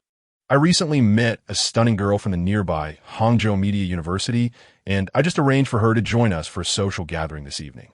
Huang Xiaofeng's eyes sparkled with intrigue as he responded, "Wow, big brother, when did you charm a beauty from Hangzhou Media University?" Zhuye, incredulous, added big brother. "You can't be boasting, can you? I've never seen you leave the dormitory. You're always gaming. I find it hard to believe you know a girl from Hangzhou Media." Wu Yifan quickly defended himself. "Am I the type to deceive you? Of course it's true." Zhuye insisted, "No pictures, no truth. Show us the chat history." Wu Yifan promptly handed over his phone, revealing the conversation he had with the girl from the media university. "Big brother, you're impressive. You've quietly charmed a beauty from the neighboring school," Huang Xiaofeng exclaimed excitedly. Li Xiao, however, felt little interest in the girl from Hangzhou Media University, as he had 6 beautiful foreign admirers waiting for him at home. "You all go ahead. I want to be joining," Wu Yifan urged. "You absolutely must come forth. I've already boasted that our dorm is filled with handsome fellows. If you don't show up, how will I explain it to her? The happiness of the group rests in your hands." Both Zhuye and Huang Xiaofeng nodded in agreement, insisting that Li Xiao must accompany them. Li Xiao felt somewhat exasperated, realizing that if he didn't go along with them today, he might not escape the dormitory at all. "Fine, I'll go," he finally relented. Wu Yifan added earnestly, "Fourth, please don't dress too handsomely. A touch of unattractiveness will be preferable." Li Xiao sighed internally, thinking, "How can I appear less handsome when it's a natural gift?" Beside them, the third member, puzzled, inquired, "Big brother, why are you urging the fourth to appear less attractive?" The elder brother, Wu Yifan, replied with exasperation, "Isn't it obvious, third? Just look at the fourth." With a little effort in grooming, those women tonight would surely find themselves enraptured by him. The second member, Zhuye, and the third, Huang Xiaofeng, exchanged glances at Wu Yifan's words, realizing the wisdom in his reasoning. After all, Li Xiao was not only handsome, but also tall, well-built, and notably affluent. They quickly concluded that it was indeed preferable for Li Xiao to intentionally downplay his looks. Whenever they accompanied him to the dining hall, the women would fixate on Li Xiao, completely disregarding their presence. If he were to dress up tonight, they could scarcely fathom the scene that would unfold, and they would likely find themselves relegated to a dim corner, ignored. The more Zhuye pondered the scenario, the more unsettling it became. He hastily remarked, "Fourth, our happiness tonight hinges on you. Please spare a thought for us brothers." Li Xiao, somewhat speechless, decided it was best to take a shower first. Once refreshed, he donned a faded shirt from high school and strapped on his watch. Wu Yifan, noticing Li Xiao's attire, nodded in approval. The four of them headed to the dining hall for a meal, and, as the time approached, Wu Yifan led the trio toward the entrance of Hangzhou University. Li Xiao observed the eager expressions on his companions' faces, feeling a sense of incredulity. They hadn't even seen the women yet and were already in such a state. If they resembled someone like Feng Jia, it would certainly be an entertaining evening. Li Xiao, for his part, resolved to accompany them merely for the experience. Upon reaching the university gates, Wu Yifan hailed a taxi, instructing the driver, "Sir, take us to the Rolling Stone Bar." The name of the bar sounded vaguely familiar to Li Xiao, but he dismissed it, reminding himself that he was merely a bystander today. After more than half an hour, the taxi halted at the entrance of the Rolling Stone Bar. As the four alighted, Li Xiao recalled that this was indeed the same bar he had visited the previous day with Chun Sheng and the others. His 3 roommates gazed at the alluringly dressed women outside, their excitement palpable. Wu Yifan quickly took out his phone to message Wu Mengfei, a beautiful student he had met online from Hangzhou Media University. Before long, a reply arrived. Wu Mengfei and her friends were still en route and would take some time to arrive. "Let's wait here for a bit," Wu Yifan suggested with a smile. Seeing that they had some time to kill, Li Xiao took out his phone to scroll through short videos, while Wu Yifan and Huang Xiaofeng leered at the passing women with unabashed interest. Li Xiao wondered if this was their first time at a bar, recalling that he had not been so overtly eager during his first visit. Soon, a BMW 5 Series gracefully approached and parked. From the front passenger seat emerged a young woman, followed by 3 others from the back seat. The exuberant Wu Yifan pointed excitedly towards the BMW 5 Series, exclaiming, "They're here. Let us make our way over." As the three prepared to approach the BMW, they noticed Li Xiao standing motionless in place. The third member, Huang Xiaofeng, hastily urged, "Fourth, stop dawdling. The ladies have arrived." Li Xiao lifted his head and replied with a mere "oh." The four of them proceeded towards the group, with Wu Yifan waving in their direction. Upon noticing, Wu Mengfei approached, accompanied by a man and three women. Wu Yifan introduced, "Wu Mengfei, these are my three roommates."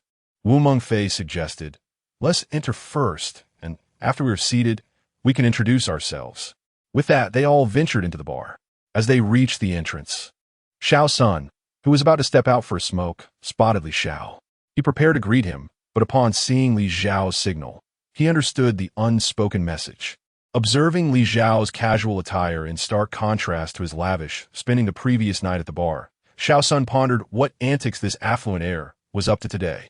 Initially intending to smoke, he promptly tucked his cigarettes into his pocket and opted to follow behind Li Xiao and his companions, determined to keep an eye on the situation, lest this significant client encounter any misfortune. Chapter 67. The unmasked materialists. The group made their way towards the bar, where men and women swayed to the pulsating rhythms of the music. Wu Yifan, the leader, found himself momentarily entranced. At that moment, the third member, Huang Xiaofeng, nudged him gently in the back. Wu Yifan paused, casting a puzzled glance at Huang Xiaofeng. The latter inquired, "Boss, didn't you say this gathering was just between our dorm and theirs? Why is there a guy along?" Wu Yifan replied, "Perhaps they fear we might be unsavory characters and brought a male companion as a protector." Before long, the four of them followed Wu Mengfei to a spacious central booth. Once seated, Wu Yifan turned to Wu Mengfei with a smile, introducing his three roommates. "This is my trio of companions, Xiao, Huang Xiaofeng, and Li Xiao." The three introduced themselves in turn. Wu Mengfei beamed, "I am Wu Mengfei. It is a pleasure to meet you all." Standing at approximately 168 centimeters, she donned a white dress complemented by white canvas shoes. With a light touch of makeup, she exuded a refreshing innocence. She gestured towards the three girls beside her, saying, "These are my roommates, Luo Jiajia, Li Xiaoxia, and Zhou Xinxin." The three girls likewise introduced themselves. Wu Yifan then turned to the boy sitting next to Wu Mengfei. His curiosity piqued. "And who might this be?" "This is Jin Hui. We attend the same school and happen to cross paths." He was concerned about encountering undesirable individuals, hence volunteered to be our guardian. Wu Mengfei explained, smiling. "Of course, we don't mean to imply you are ill-intentioned." Wu Yifan chuckled, "Brother, we are not the kind of people you might think." Jin Hui retorted with a hint of sarcasm, "Is that so? One can only ascertain after getting to know someone. Even beasts don't wear their nature on their foreheads." Wu Yifan laughed awkwardly in response. Meanwhile, Xiao and Huang Xiaofeng remained oblivious to the exchange, engrossed in their own hushed conversation. Huang Xiaofeng remarked, "Xiao, I have a liking for Zhou Xinxin. Please do not compete with me." Xiao responded, "Rest assured, my interest lies with Luo Jiajia." The four girls bore a striking resemblance. While Wu Mengfei might be slightly more attractive to Li Xiao, none captured his attention. Wu Yifan then asked, "Mengfei, what would you like to drink?" Wu Mengfei replied, "Anything will suffice." At that moment, Jin Hui interjected, "Let us have some champagne." Wu Yifan had intended to consult Wu Mengfei further, but, seeing her nod in agreement, he refrained from speaking. Soon, a male server approached, carrying 5 bottles of champagne and a platter of fruit, placing them on the table. Li Xiao, eyeing the snacks, felt a surge of excitement, reminding himself that he was merely there to observe. Wu Mengfei and Wu Yifan exchanged occasional remarks, recalling that they had met during a gaming session where she had been impressed by his skills, leading her to exchange contact information. She observed the photos shared in her social circle, particularly one featuring a meal at Zenrongji, where a bottle of Roman Empire wine was prominently displayed on the table. This led her to mistakenly believe that Wu Yifan must be a scion of wealth. However, upon closer inspection today, she noted that Wu Yifan was dressed quite ordinarily, which diminished her interest in him. Meanwhile, the second and third members, Xiao and Huang Xiaofeng, were engaged in a casual conversation with Zhou Xinxin and Luo Jiajia. Li Xiaoxia occasionally attempted to converse with Jin Hui, yet he seemed reluctant to engage with her. It was evident that Li Xiaoxia harbored feelings for Jin Hui, while he seemed to favor Wu Mingfei. Wu Mingfei did not appear as innocent as her outward appearance suggested. Her demeanor indicated a certain level of sophistication as she subtly sought Jin Hui's attention. At that moment, Jin Hui turned to Wu Yifan and inquired, "Brother, what does your family do?" Wu Yifan replied, "My family works in various companies." Upon hearing this, Wu Mingfei became even more convinced that the photo shared in the social circle must have been staged. Initially, she had intended to pursue a wealthier heir to replace Jin Hui, but now it seemed unwise to let him go just yet. Jin Hui coolly responded, "Oh, my family runs a garment factory." Wu Yifan nodded in acknowledgement and attempted to engage Wu Mingfei in conversation, only to find that she was no longer inclined to interact with him. Li Xiao continued to exist in her own bubble, savoring her fruit platter. Suddenly, Wu Mingfei stood up and said, "Ladies, shall we go to the restroom together?" The four of them arrived at the entrance of the women's restroom, where Luo Jiejie remarked, "Fei Fei, didn't you say that Wu Yifan and his roommate are likely wealthy heirs?" Zhou Xinxin replied, "I think they're just a bunch of struggling youths. They probably have a little money at most, especially that guy who's been sitting there eating fruit." Wu Mingfei asked, "What should we do then? Should we find a way to get rid of them?" Luo Jiejie wondered, "What can we do about it?" Zhou Xinxin suggested, "Let Jin Hui handle it."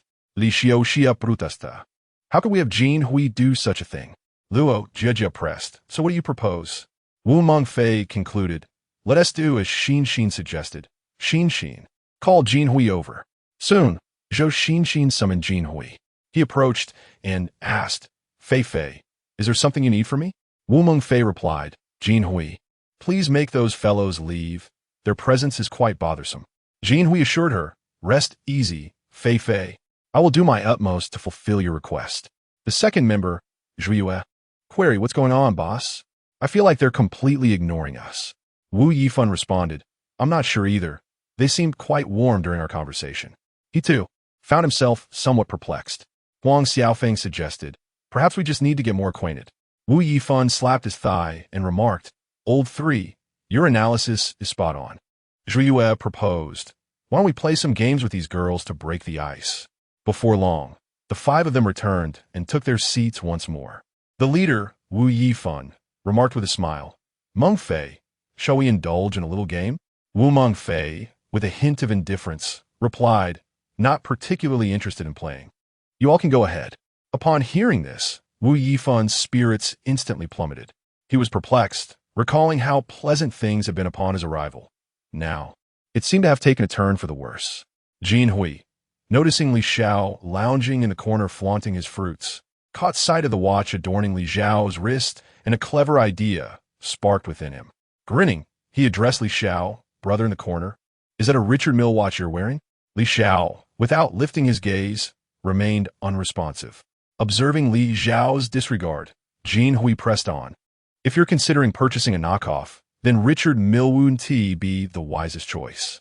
He raised his own wrist, adorned with a watch, and with a mocking tone added, "You ought to opt for something akin to my recently acquired Rolex Submariner. Only then would your pretentiousness be somewhat convincing."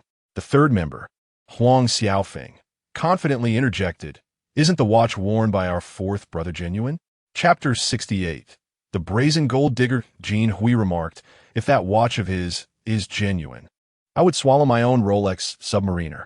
He had seen online that the watch on Li Xiao's wrist was a Richard Mille RM 53-02 Crystal Polo, a globally limited edition timepiece. How could a person clad in faded garments afford a watch worth several million?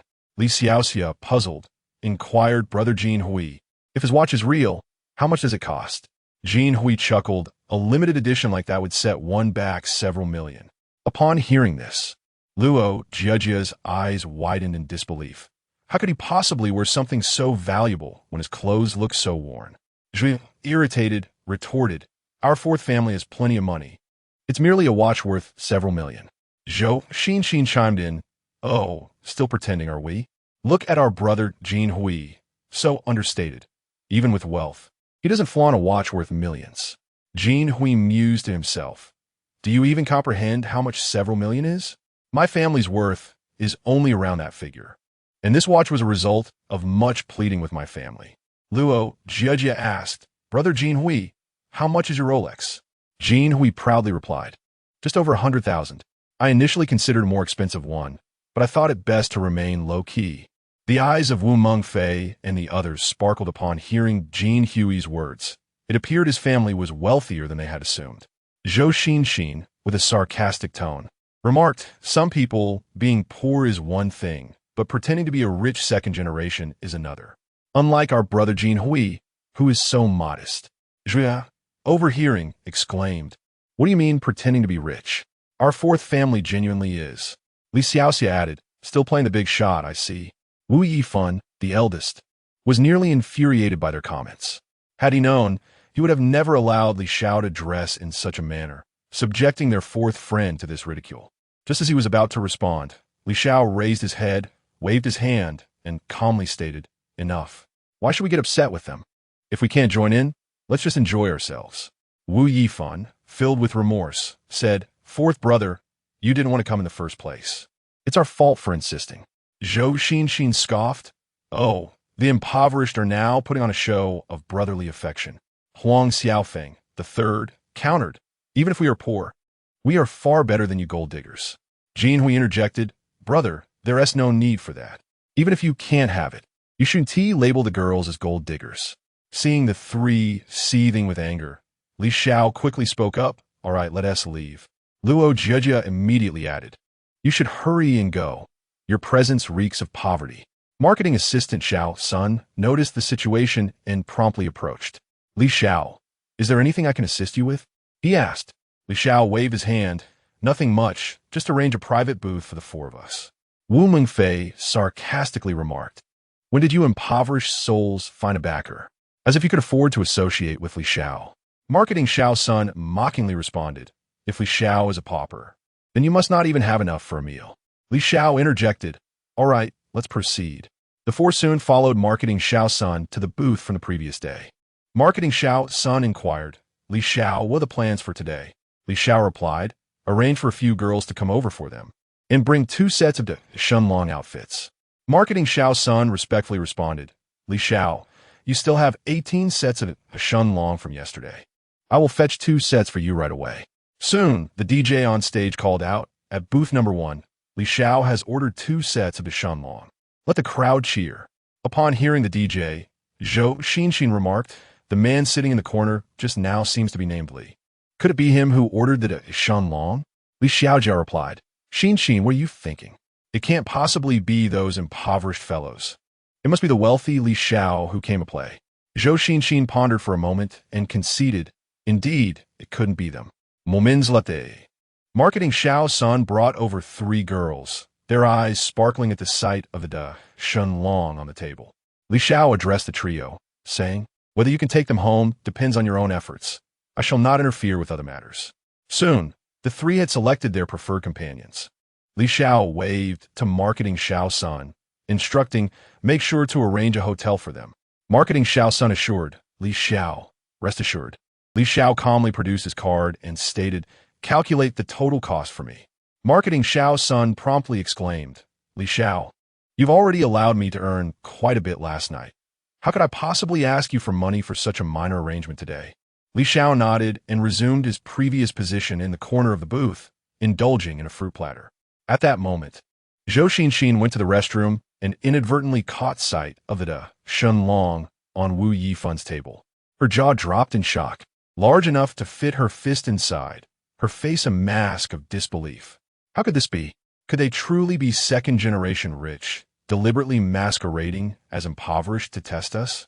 A wave of regret washed over her, feeling as though she had missed an opportunity to enter high society. Once she finished in the restroom, Zhou Xinxin hurried back to her booth. Guess who I saw at booth number 1? She exclaimed. Luo Jiejia, filled with curiosity, asked, what is the suspense? Who is it? Zhou Xinxin replied, it was that group of paupers. Wu Mengfei, incredulous, thought to herself that perhaps she had misjudged the situation. Zhou Xinxin suggested, shall we go take a look? Luo Jiejia agreed, let us. The 4 women abandoned Jin Hui and proceeded towards Li Zhao's booth. Jin Hui, seated at the booth, found himself momentarily at a loss. Upon seeing the genuine Shenlong outfits on Li Xiao's table, Wu Mengfei immediately approached with a broad smile. Fangirl, they were merely jesting with you, Wu Mengfei said in a delicate tone. You wouldn't be angry with me, would you? However, the esteemed Wu Yifan did not even lift his gaze, continuing to engage in lively conversation with the girl seated beside him. Noticing his indifference, Wu Mengfei approached him, attempting to displace the girl beside him. At that moment, Wu Yifan looked up at her and remarked, "What brings you back to play with us lowly fellows?" In a playful manner, Wu Mengfei replied, "Fangirl, I simply wish to test you, but I never expected you to be genuinely upset." Wu Yifan beckoned her with a finger, and as she leaned in, he suddenly shouted in her ear, "Get lost, you gold digger." Wu Mengfei, reluctant to leave, remained. Marketing representative Xiao Sun, accompanied by bar security, approached. "Miss, if you do not vacate the premises, we shall be compelled to take action," he admonished. Upon hearing his words, the four girls scurried away in embarrassment. Returning to their booth, Wu Mengfei's expression was darkened by indignation. She had never endured such humiliation before. Jin Hui, noticing her distress, inquired with concern, "Fei Fei, have they been bullying you?" Luo Jiejia added, "They did not merely bully us, they also insulted us." Jin Hui clenched his teeth in anger, contemplating the need to defend Fei Fei. However, given the circumstances, it seemed that Li Xiao's Richard Mille watch was indeed authentic, putting Jin Hui's family's influence at a disadvantage against Li Xiao and his associates. "Fei Fei, I shall summon my elder brother to seek vengeance for you," Jin Hui declared after contemplation. He could not believe that his family's assets, exceeding 2 billion, would be insufficient to contend with Li Xiao's group. This connection had taken him considerable time to cultivate at school, during which he had introduced numerous young ladies to maintain their rapport. Chapter 69. Are reinforcements on the way? Li Xiaoxia gazed at Jin Hui with admiration and remarked, "Brother Jin Hui, you are truly remarkable. Je lui replié, Fei Fei, reste assured. I will definitely help you reclaim your dignity today." Zhou Xinxin hastily interjected, "Brother Jin Hui, you should quickly summon your boss." Luo Jiejia echoed, "Yes, Brother Jin Hui. Hurry and call your boss. Our Fei Fei has never endured such humiliation." Hearing the women's words, Jin Hui took out his phone and dialed his superior. A languid voice came through the line, asking, "Jin Hui, what is it that you need at this hour?" Gathering his courage, Jin Hui responded, "Young Master Fan, do you have a moment to spare?" Fan Jingsheng, with a commanding tone, asked, "What is it? Are you trying to introduce me to another woman?" Jin Hui glanced at the four women, somewhat reluctantly saying, "Young Master Fan, I am at Rolling Stone Bar with some beauties from our school. Would you care to join us?" He felt a twinge of concern that Fan Jingsheng, a notorious womanizer, might take an interest in Wu Mengfei. Yet he had no other means to defend her and could only hope that Fan Jingsheng would overlook her. Fan Jingsheng responded with delight, "You are doing quite well. My boy, if you ever need assistance, I will surely help you." Jin Hui awkwardly replied, "Then I shall await your esteemed presence at Rolling Stone Bar." Fan Jingsheng, with an air of superiority, declared, "I shall be there shortly. Be sure to greet me at the entrance." Jin Hui respectfully assured, "Young Master Fan, do you doubt my hospitality? I will certainly be there to welcome you." After ending the call, Jin Hui proclaimed with pride, "Mengfei, you need not worry. Your grievances will soon be addressed. My boss is on his way." Zhou Xinxin inquired softly, "Brother Jin Hui, what does your boss do? Is he truly as formidable as you say?" Jin Hui boasted, "My boss is engaged in international trade, with family assets in the billions.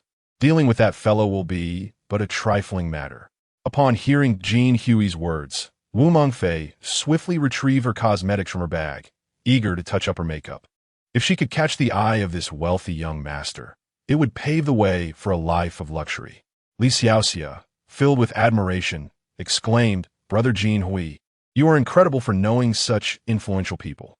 Jin Hui, feeling elevated, remarked, "This is all trivial. If it weren't for helping Mengfei, I wouldn't have bothered to call my boss." Li Xiaoxia, feeling a pang of jealousy, wondered why Jin Hui seemed only to have eyes for Wu Mengfei. What was it about her that made her less desirable? Luo Jiejia, filled with envy, said, "I sometimes truly envy Fei Fei for having such a gallant protector like you. At that moment, Wu Mengfei had finished her makeup and, with a beaming smile, asked Jin Hui, "How long until your boss arrives?" Confident in her looks and figure, she eagerly anticipated the arrival of Jin Hui's esteemed superior, desperate to make a favorable impression. Once she establishes a connection, she will no longer need to pay any attention to Jin Hui, the impoverished fellow who even has to ponder for a long time before purchasing a handbag. Jin Hui chuckled and said, Fei, do not worry, my boss will be arriving shortly." Upon hearing the information she was eager to know, Wu Mengfei ceased her engagement with Jin Hui. Meanwhile, Li Xiao remained seated in the corner booth, quietly indulging in the fruit platter before him. His superior, Wu Yifan, remarked forth, "Stop just eating the fruit platter and come join us for some fun." Li Xiao waved his hand dismissively, languidly replying, "You all enjoy yourselves. Pretend I'm merely the heir." Wu Yifan responded, "Very well, we shall disregard you then." Xiao Mengqi's face flushed as she softly remarked, "Fan Ge, you are truly wicked. You keep making me lose, not allowing me to win even once, and I'm nearly drunk." Wu Yifan, with a mischievous grin, teased, "Your Fan Ge is particularly adept in other areas as well. Would you care to know more?" Curious, Xiao Mengqi inquired, "Fan Ge, where else are you particularly skilled?" Leaning closer to her ear with a roguish smile, Wu Yifan whispered, "Your Fan Ge excels in bed as well. Would you like to try it out tonight?" Instantly, Xiao Mengqi's cheeks turned crimson as she bashfully exclaimed, "Fan Ge, you are so naughty. Wu Yifan missed it. A man must be a little wicked for a woman to love him. So, Mengqi, do you prefer bad boys or good boys?" Shyly, Xiao Mengqi replied, "I do not like either." Wu Yifan was momentarily at a loss for words and cast a pleading glance toward Li Xiao. Li Xiao shrugged in response, indicating his inability to assist. Meanwhile, the second in command, Xiu, had already taken the initiative and teased, "Qianmei, your hands are incredibly smooth. What hand cream do you use?" Lu Qian blushed and replied, "Yuge, I haven't applied anything on my hands." Xiu playfully touched Lu Qian's small hand and quipped, "If you haven't applied anything, then how come your hands are so silky?" Lu Qian hastily withdrew her hand. Her cheeks flushed as she exclaimed, "Yuge, why do you keep touching my hand? You are making me sweat." Rubbing his head with a grin, Xiu replied, "That is because, Qianmei, your hands are simply too beautiful to resist." Lu Qian shyly asked, "Yuge, do you say this to every girl?" Xiu jested, "Not at all. I have only ever said this to you." The third, Huang Xiaofeng, was even more audacious. "Feng Mei, your figure is truly remarkable. You nearly make it difficult for me to contain myself," he said with an unmistakable swagger. Upon hearing his words, Lu Feng's face immediately flushed as she retorted, "Feng Ge, you are so bad." Li Xiao had initially thought that during his time with the three roommates, he had come to understand them well. However, observing them now, he realized he had no idea just how audacious they could be. At that moment, Jin Hui's phone vibrated, and upon checking, he discovered a message from Fan Jing. Jin Hui, with an air of arrogance, declared, "Jin Hui, I have arrived. Come to the entrance to greet me." Jin Hui immediately stood up and addressed Wu Mengfei. "Fei, my boss has arrived. I shall go to the entrance to welcome him." Wu Mengfei's eyes sparkled with excitement as she gently replied, "You should go quickly. We cannot keep him waiting too long. Finally, he has arrived. I must ensure I make a connection with this young master fan." As Jin Hui approached the entrance, he spotted Fan Jing, his face adorned with a smile, adopting a sycophantic demeanor. He addressed Fan Jing, "Young master fan, I shall escort you now." Fan Jing, brimming with self-importance, remarked, "Jin Hui, you are quite the lad. You always remember me when there are women around." Jin Hui flattered, "Of course, I could never forget young master fan when fortune is at stake."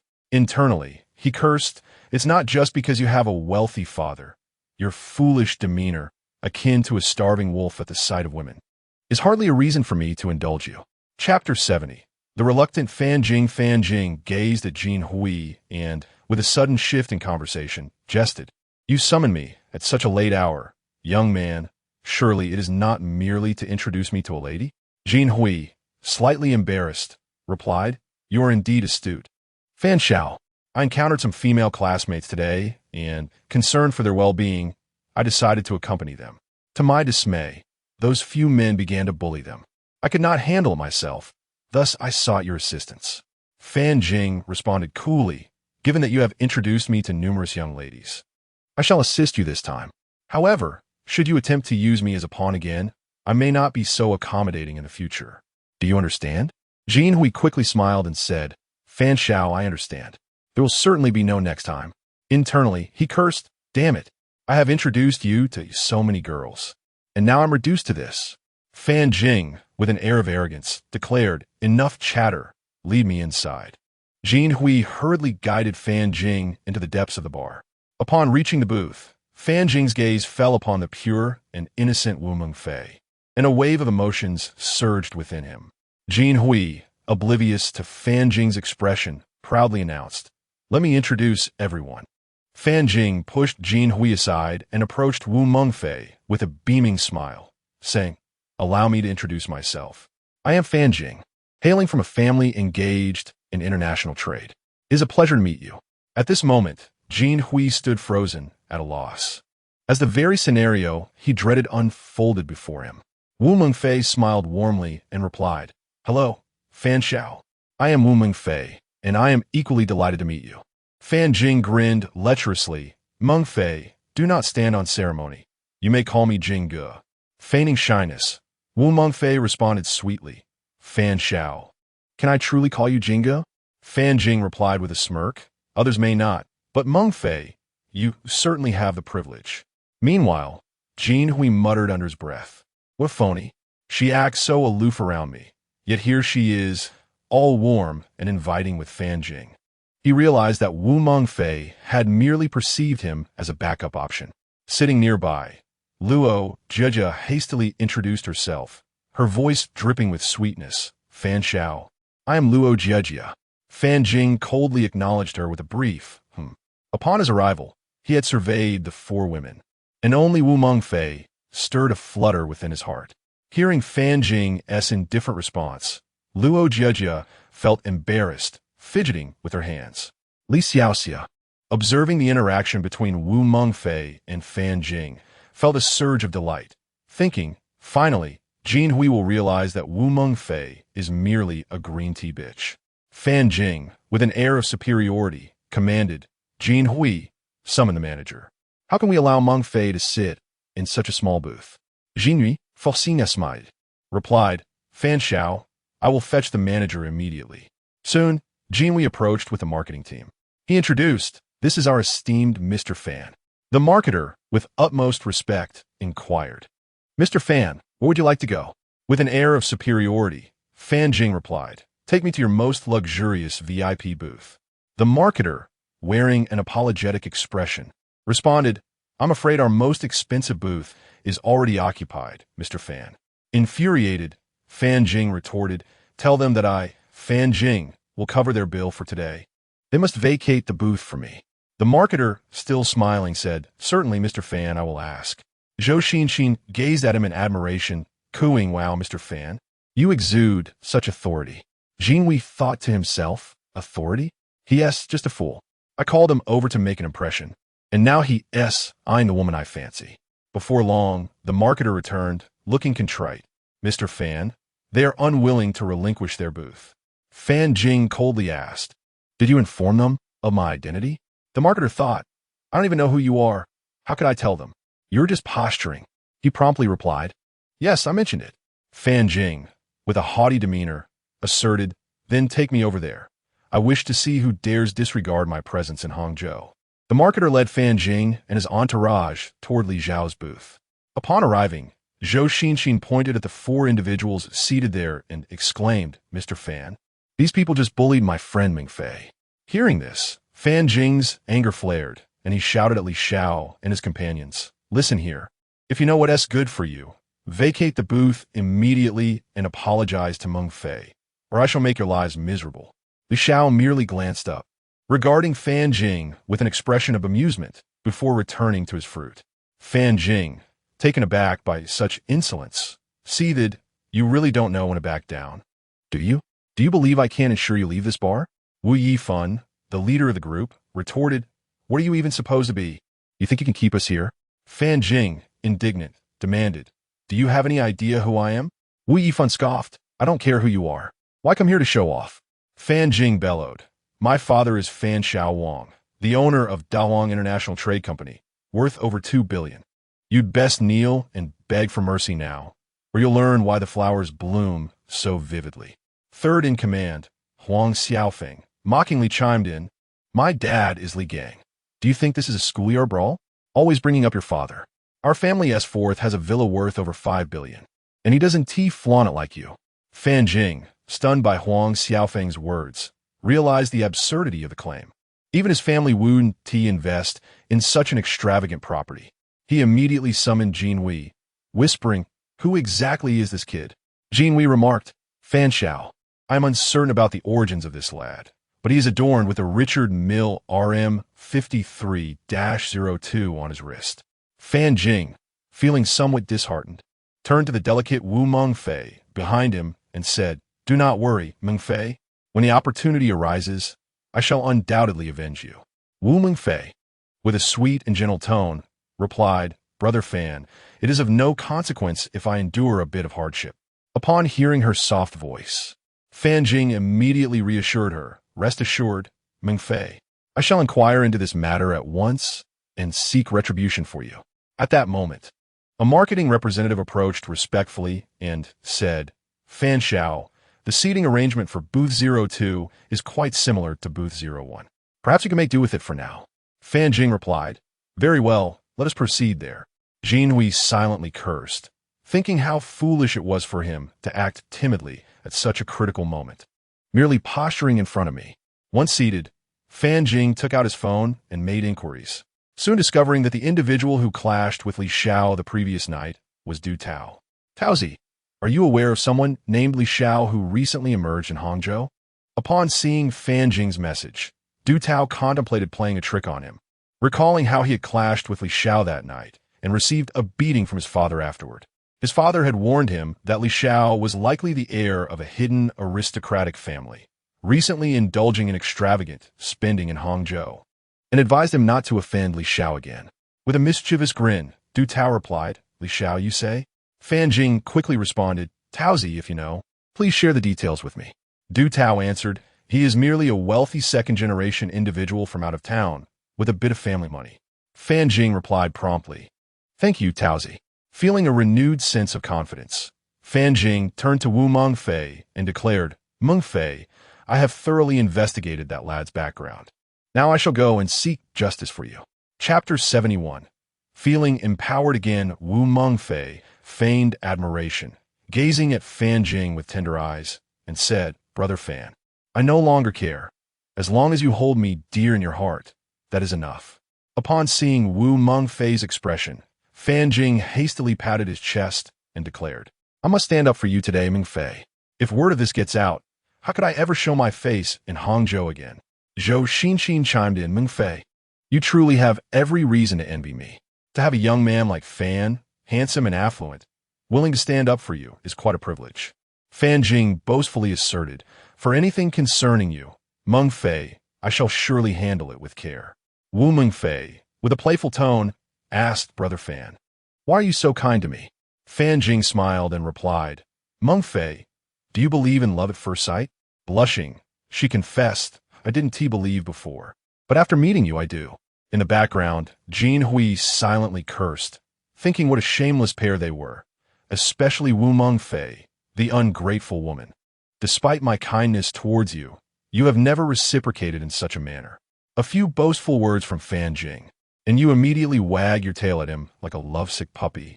With utmost confidence, Fan Jing asked, So, Mengfei, would you be willing to be my girlfriend? Li Xiaoxia immediately shouted, Get together, get together. Witnessing this scene brought her immense joy, as it seemed Jin Hui had finally given up on Wu Mengfei. Zhou Xinxin encouraged, Say yes, say yes. Wu Mengfei pretended to be coy, teasingly responding, Brother Fan, I hardly know you.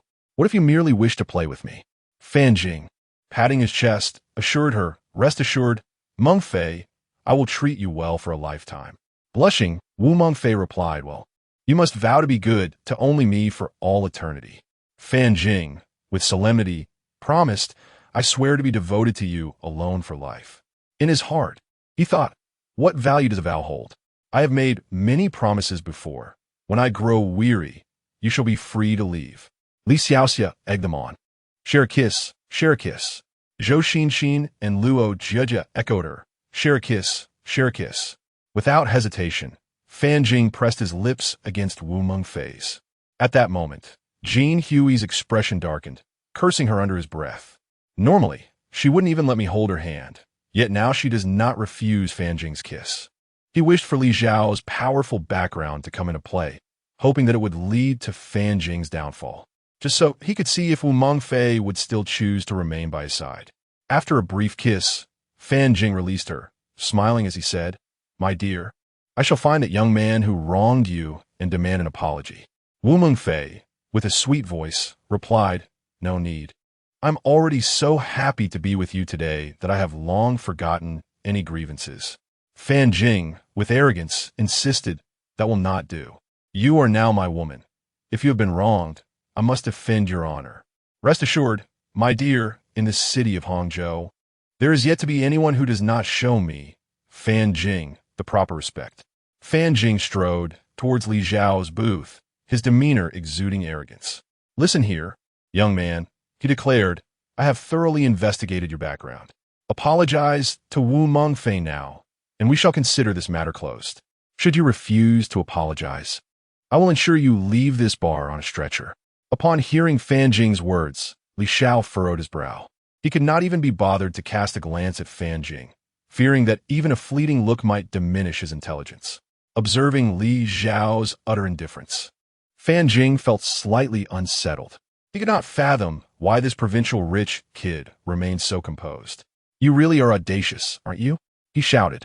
Soon, you will learn that even the mightiest dragon cannot suppress a local snake, and you are but a mere little mudfish. Li Xiao set down the fruit in his hand, realizing that Fan Jing's intellect was somewhat questionable. He regarded Fan Jing and asked, My friend, did you suffer a head injury as a child, leaving you with these lingering effects? You boast about being a dragon, yet I see nothing but a deaf and dumb fool before me. I cannot be bothered to engage with you, yet you insist on approaching me. Apologize? I would rather apologize to your grandfather. Now, do yourself a favor and get as far away from me as possible. Fan Jing stood dumbfounded, at a loss for words, having never encountered someone who dared to speak to him in such a manner. His companion, Wu Yifan, teased, Old Four. This kid must truly be a few fries short of a happy meal. Look at his blank expression. The second, Zhuya, chimed in. It's only because Old Four has a good temperament and is too lazy to deal with him that he continues to provoke. The third, Huang Xiaofeng, chuckled. Look at that fool, standing there motionless like a wooden puppet. The three girls seated at the booth covered their mouths and laughed, hearing their jeers. Fan Jing gritted his teeth and retorted, You lot think you're so clever? Just wait, and you'll see who truly possesses the upper hand. Wu Yifan mocked. Oh dear, we are truly terrified. Fan Jing's anger flared at Wu Yifan's words, and he shouted, Damn it, if I don't make you regret this today, I won't bear the surname Fan.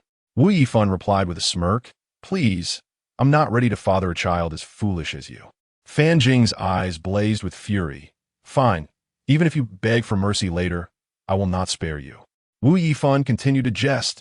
Old Four, he asked, threatening me. You must protect me. Li Xiao laughed heartily. Old man, you are truly repugnant. Hurry and get lost. Fan Jing took out his phone and sent a message to a thug named Dashi. Dashi, swiftly bring a few individuals to Rolling Stone Bar for me. I intend to teach a lesson to those who are utterly unaware of their own insignificance. Dashi replied, Fan Xiao, who has once again provoked you this time. To what extent do we need to escalate this matter? Fan Jing, gritting his teeth in anger, responded ideally, I want this group of rascals to languish in a hospital for a year and a half. Dashi replied respectfully, Fan Xiao, I will arrange for people to come immediately. Fan Jing declared in a grave tone, Young man, soon you will learn who in Hangzhou is worthy of respect and who is not. Li Xiao calmly interjected, When we meet, I too will make it clear whether I am someone you can afford to provoke. You will find yourself on your knees, pleading for my forgiveness. Fan Jing scoffed. Young man, at such a time, you still have the audacity to boast? If I were you, I would hastily call for an ambulance. Li Xiao, with an expressionless demeanor, retorted, you should consider summoning one for yourself instead. Chapter 72. The beaten Fan Jing, seething with anger, declared, remember your words, boy. Do not dare to flee. Wu Yifan, with a sardonic tone, retorted, son, rest assured, your father would never abandon you to run away. Fan Jing coldly replied, I hope your tongue remains as resilient as it is now. Wu Yifan chuckled, your father has always been steadfast. Otherwise, how would I have produced a scoundrel like you? Fan Jing indignantly shot back, you cur, don't you dare run. If you do, you shall be my grandson. With that, he stormed back to his booth. Zhou Xin, noticing Fan Jing's return, hastily inquired, young master Fan, are they coming soon to apologize to our Fei? Fan Jing, infuriated, replied, what nonsense. Are you in such a hurry to visit your mother's grave? Zhou Xin, upon hearing Fan Jing's words, sat there feeling wronged, tears welling in her eyes. Wu Mengfei softly interjected, brother Fan, why are you being so harsh on Xin? Quickly apologize, or I shall ignore you. Just as Fan Jing was about to retort, he suddenly realized and hurriedly said, Fei, I was just provoked by that group of fools which caused me to inadvertently scold Sister Xin. Sister Xin, you wouldn't hold it against me, would you? Zhou Xin timidly replied, no, not at all. She dared not provoke this wealthy heir, swallowing her grievances in silence. Fan Jing remarked, Fei, look, Sister Xin has forgiven me. Surely you are no longer upset. Wu Mengfei pouted. All right, I shall forgive you this time, but should there be a next, do not expect such leniency. Fan Jing inwardly cursed, you wretched girl, pretending with me. Wait until we are in bed, and you shall see who truly holds power. Wu Yifan suggested, fourth brother, shall we take our leave? A wise man avoids immediate peril. The ones calling from across the way have yet to arrive. Li Xiao calmly responded, boss, what are you afraid of? Go on and enjoy yourself. I am here. You need not worry. Third brother's Yue added, indeed, with fourth brother here, what do you have to fear? Look at fourth brother, steady as a mountain. It signifies that the fool from earlier is nothing before him. Hearing their reasoning, Wu Yifan felt reassured and resumed his activities. Li Xiao silently commanded, system, purchase 51% of Dahuang International Trade Company. A mechanical voice echoed in his mind. Congratulations, host, for spending $1.2 billion to successfully acquire the shares. With a five-fold critical hit, earning $6 billion, balance 7, 530, 748, 634, and acquiring 12,000,000 luxury points. Meanwhile, Fan Xiaowang, engaged in a vigorous activity with his female secretary in the villa, was suddenly interrupted by a phone call. With his face contorted in fury, he answered, Zhang Chengwang, you better have something of utmost importance. Otherwise, I shall toss you into the sea to feed the fish.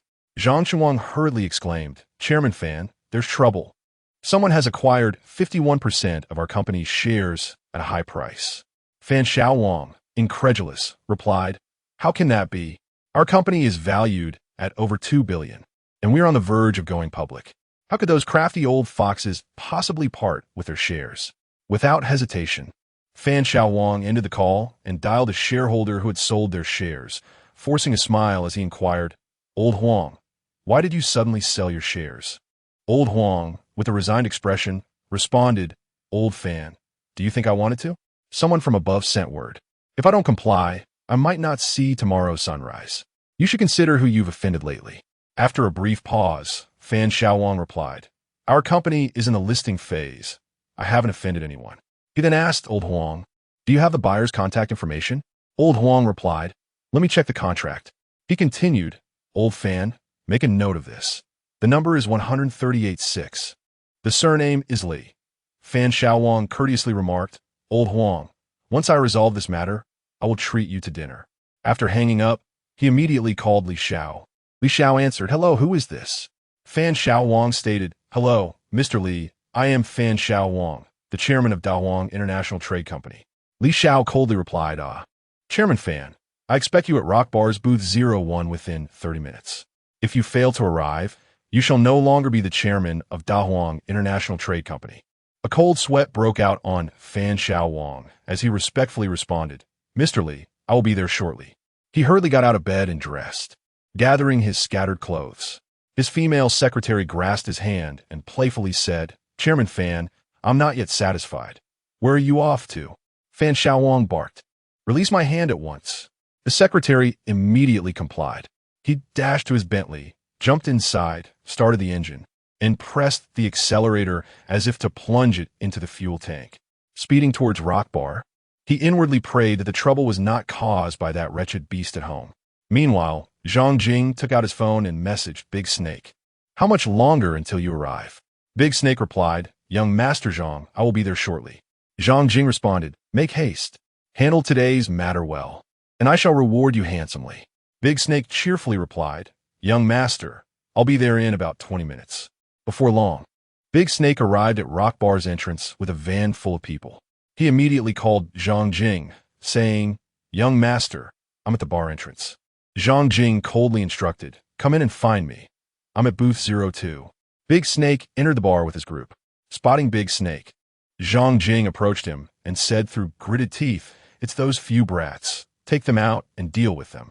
As Fan Xiao pressed the accelerator to the brink of smoke, he navigated through an unknown number of traffic lights before finally arriving at the entrance of the Rolling Stone bar. He hastily abandoned his vehicle at the door and strode towards the bar. Upon entering, he quickly intercepted a young woman and inquired, Excuse me, where is booth 01? The young woman teased him, Oh, sir, at your age, what brings you to a bar like this? Can your heart handle it?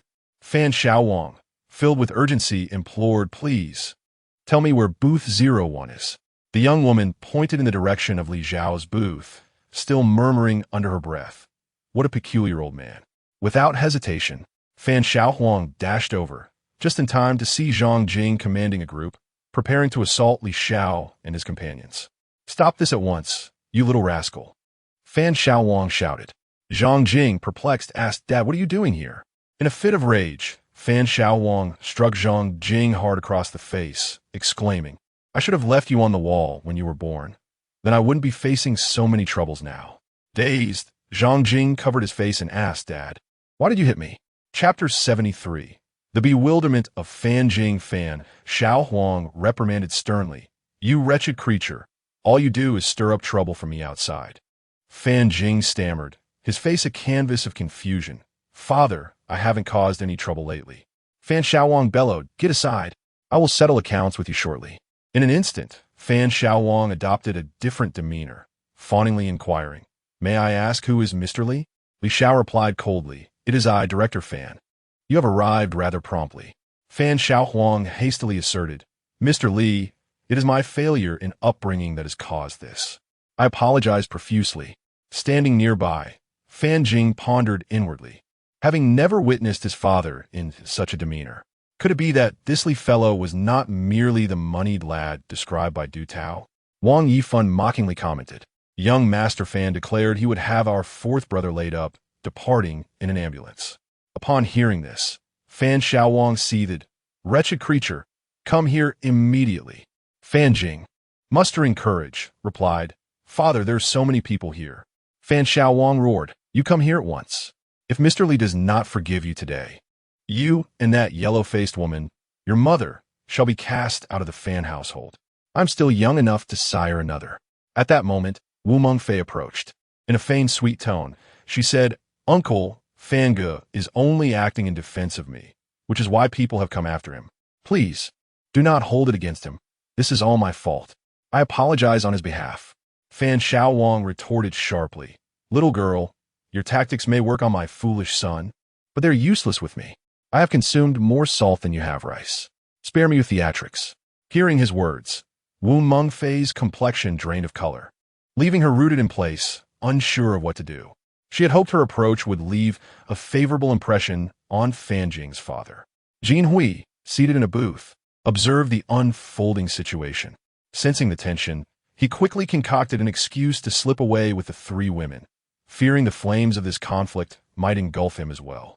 The three ladies, still reveling in the anticipation of soon mingling with the esteemed, were engrossed in flaunting their impending opportunity to their classmates, oblivious to the turmoil surrounding Fan Jing. Fan Xiaowang, noticing that Fan Jing remained stationary, barked, "Wretched creature, why are you still standing there?" Reluctantly, Fan Jing approached and muttered, "I'm sorry." Li Xiao, maintaining his cold demeanor, remarked, "Director Fan, you may take your leave." Upon observing Li Xiao's attitude, Fan Xiaowang kicked Fan Jing with disdain, exclaiming, "You wretched child, apologize properly to Mr. Li, or I shall consider it a personal affront." Fan Jing scrambled to his feet and said, "Mr. Li, I am truly sorry." Li Xiao replied calmly, "Just a moment ago, your voice was rather loud in instructing me to call for an ambulance. Now it resembles the faint buzz of a mosquito." In a panic, Fan Jing raised his voice, "Mr. Li, I apologize." Fearing another reprimand, Fan Xiaowang, with a face full of obsequiousness, said, "Mr. Li, please see." Li Xiao waved his hand and spoke in a low voice, "You may take your son and leave." Fan Xiaowang interjected, "Mr. Li, regarding the company's matters." Li Xiao dismissively replied, "I have no time to manage the company's operations, but you should understand what is due and what is not." Fan Xiaowang respectfully responded, "I understand. I understand. I will certainly take good care of the company, and I will ensure that your dividends are deposited into your account." Li Xiao calmly acknowledged. Fan Xiaowang did not spare a glance at Fan Jing and walked directly towards the bar's exit. She stood frozen, uncertain of his next move. If even Fan Xiao's father had come personally to apologize to the young man before him, what could he, a mere thug, do? He feared that if he left now, Li Xiao might later send someone after him. Yet if he stayed, he was equally at a loss. After much contemplation, she finally mustered the courage to say respectfully, "Mr. Li, today's incident has nothing to do with me. Please, show me mercy and let me go." Li Xiao coldly replied, "Get lost."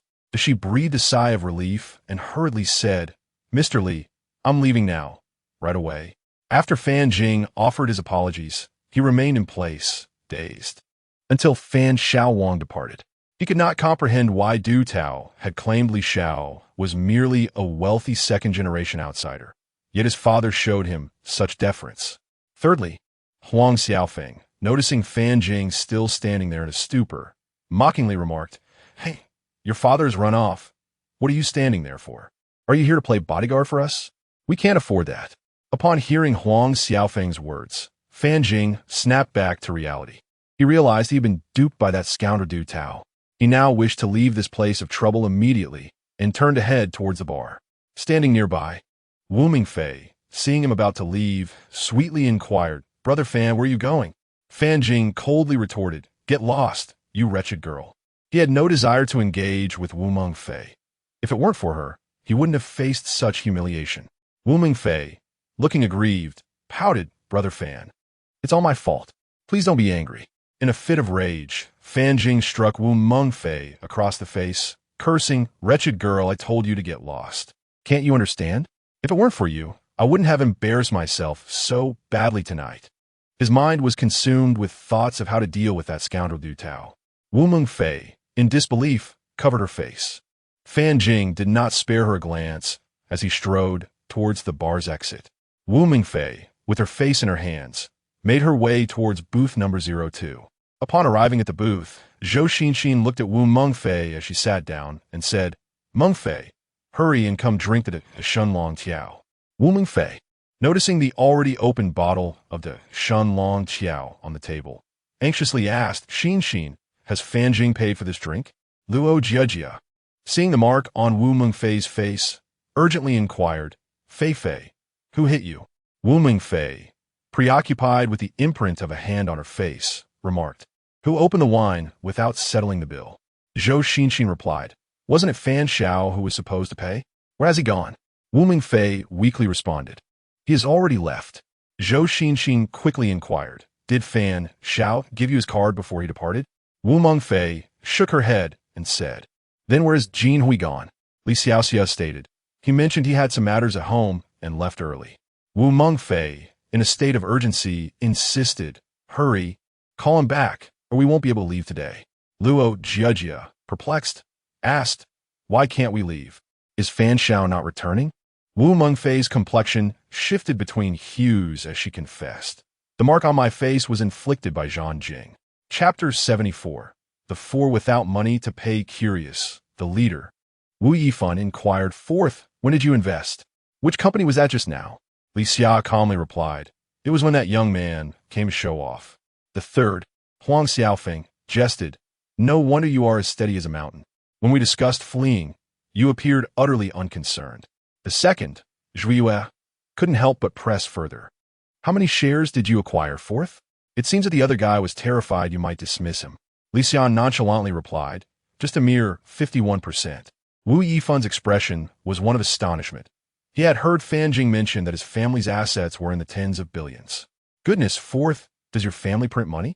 Li Xia shrugged, remaining silent. Indeed, it felt as if he were printing money. As long as he spent, he could amass even more wealth. Zhuiyue chuckled, jesting, "Fourth, I'm starting to contemplate tying you up." Huang Xiaofeng chimed in, "Who could argue? It's only been a brief time since school began. And fourth has already spent over 10 billion.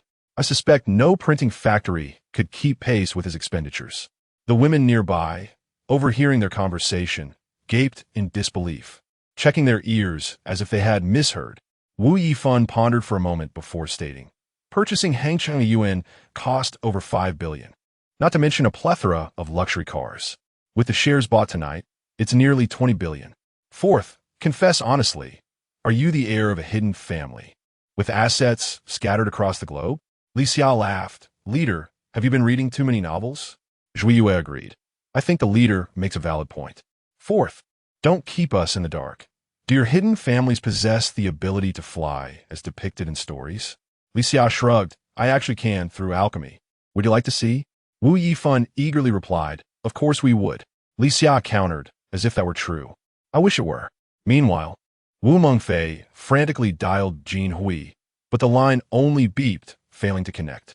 The manager urged, "Miss, who will settle the bill?" Fuming, Wu Mengfei retorted, "Why are you so anxious? We're right here and can't flee. Once I reach my friend, he will come and pay immediately." The manager frowned. "All right, I'll wait a moment longer, but if you cannot pay soon, the consequences are yours to bear." Zhou Xinxin, pale-faced, said, "Fei, what shall we do? Perhaps you should ask Fan Xiao to come and settle the bill." Wu Mengfei wished to contact Fan Jing, but she did not even possess his contact information. Ever since meeting Li Xia, she felt her luck had soured. She had hoped to marry into a wealthy family, but instead faced rejection from Fan Jing and now found herself trapped in a bar. Seeing Wu Mengfei silent, Zhou Xinxin anxiously pressed, Fei, did you hear me?" Wu Mengfei's complexion turned ashen as she stated, "I have no means to contact Fan Jing. He left immediately after I was dealt with." Though she desired his contact information, she had yet to add him. Luo Jiajia, in a state of despair, exclaimed, "What shall we do? The Divine Dragon set costs 100,000. We cannot afford that."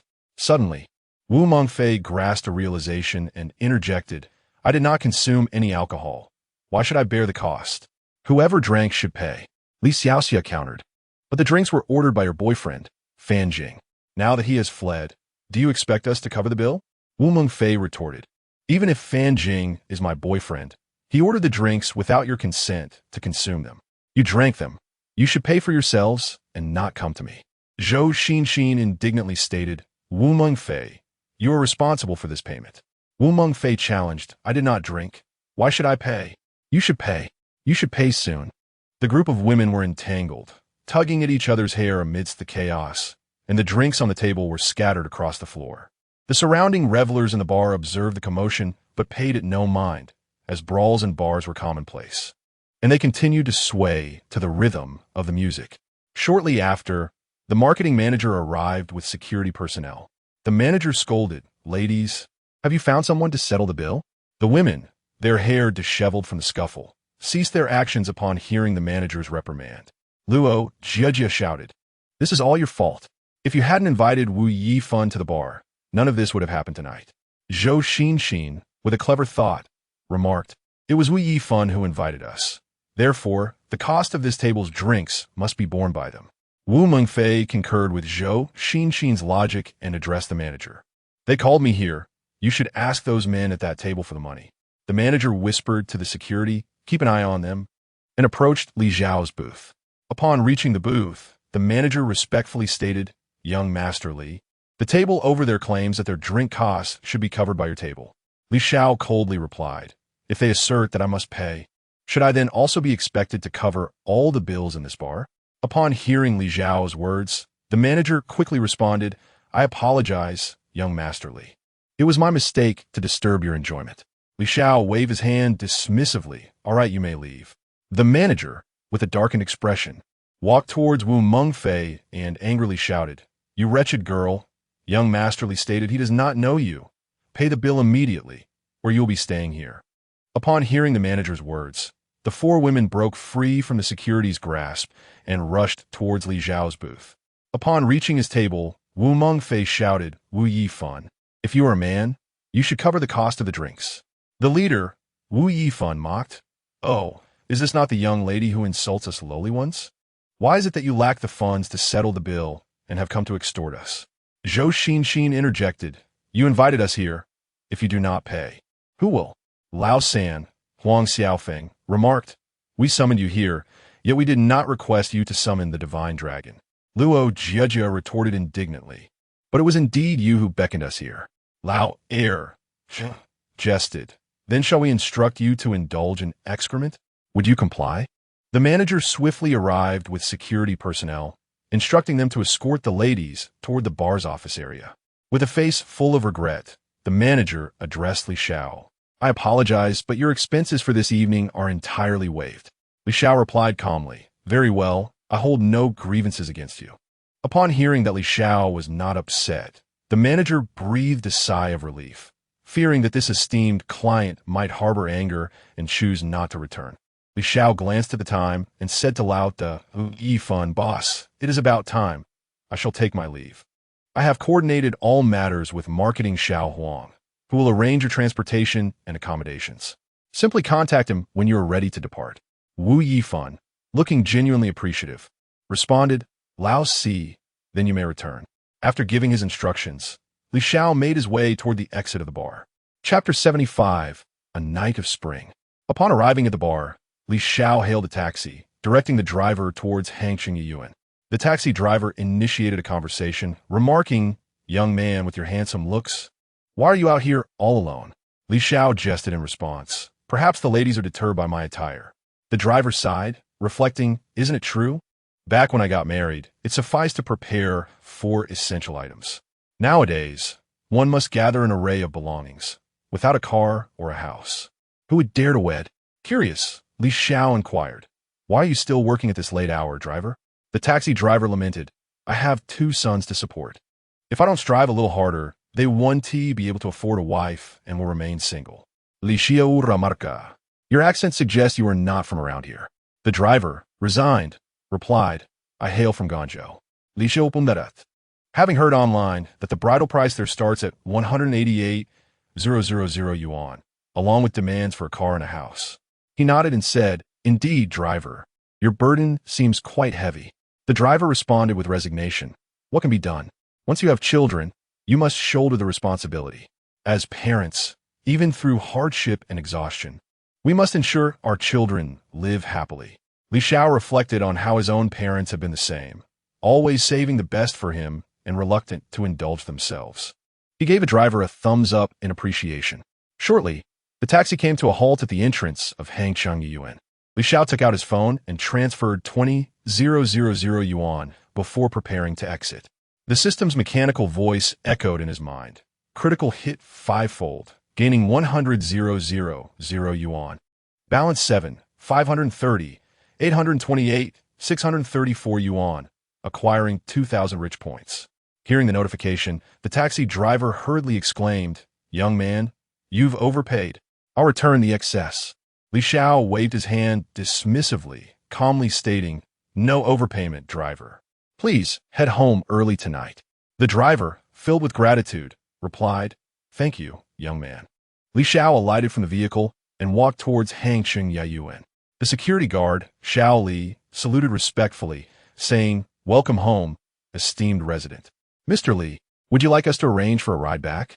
Li Xiao gestured politely, saying, "No, thank you. I prefer to walk.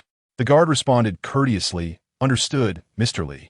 As he strolled, Li Xiao mused that had he not possessed the rich man's system, he too might have been working diligently like that uncle to make a living. However, he quickly adjusted his mindset. Since fate had chosen him, he must embrace life to the fullest.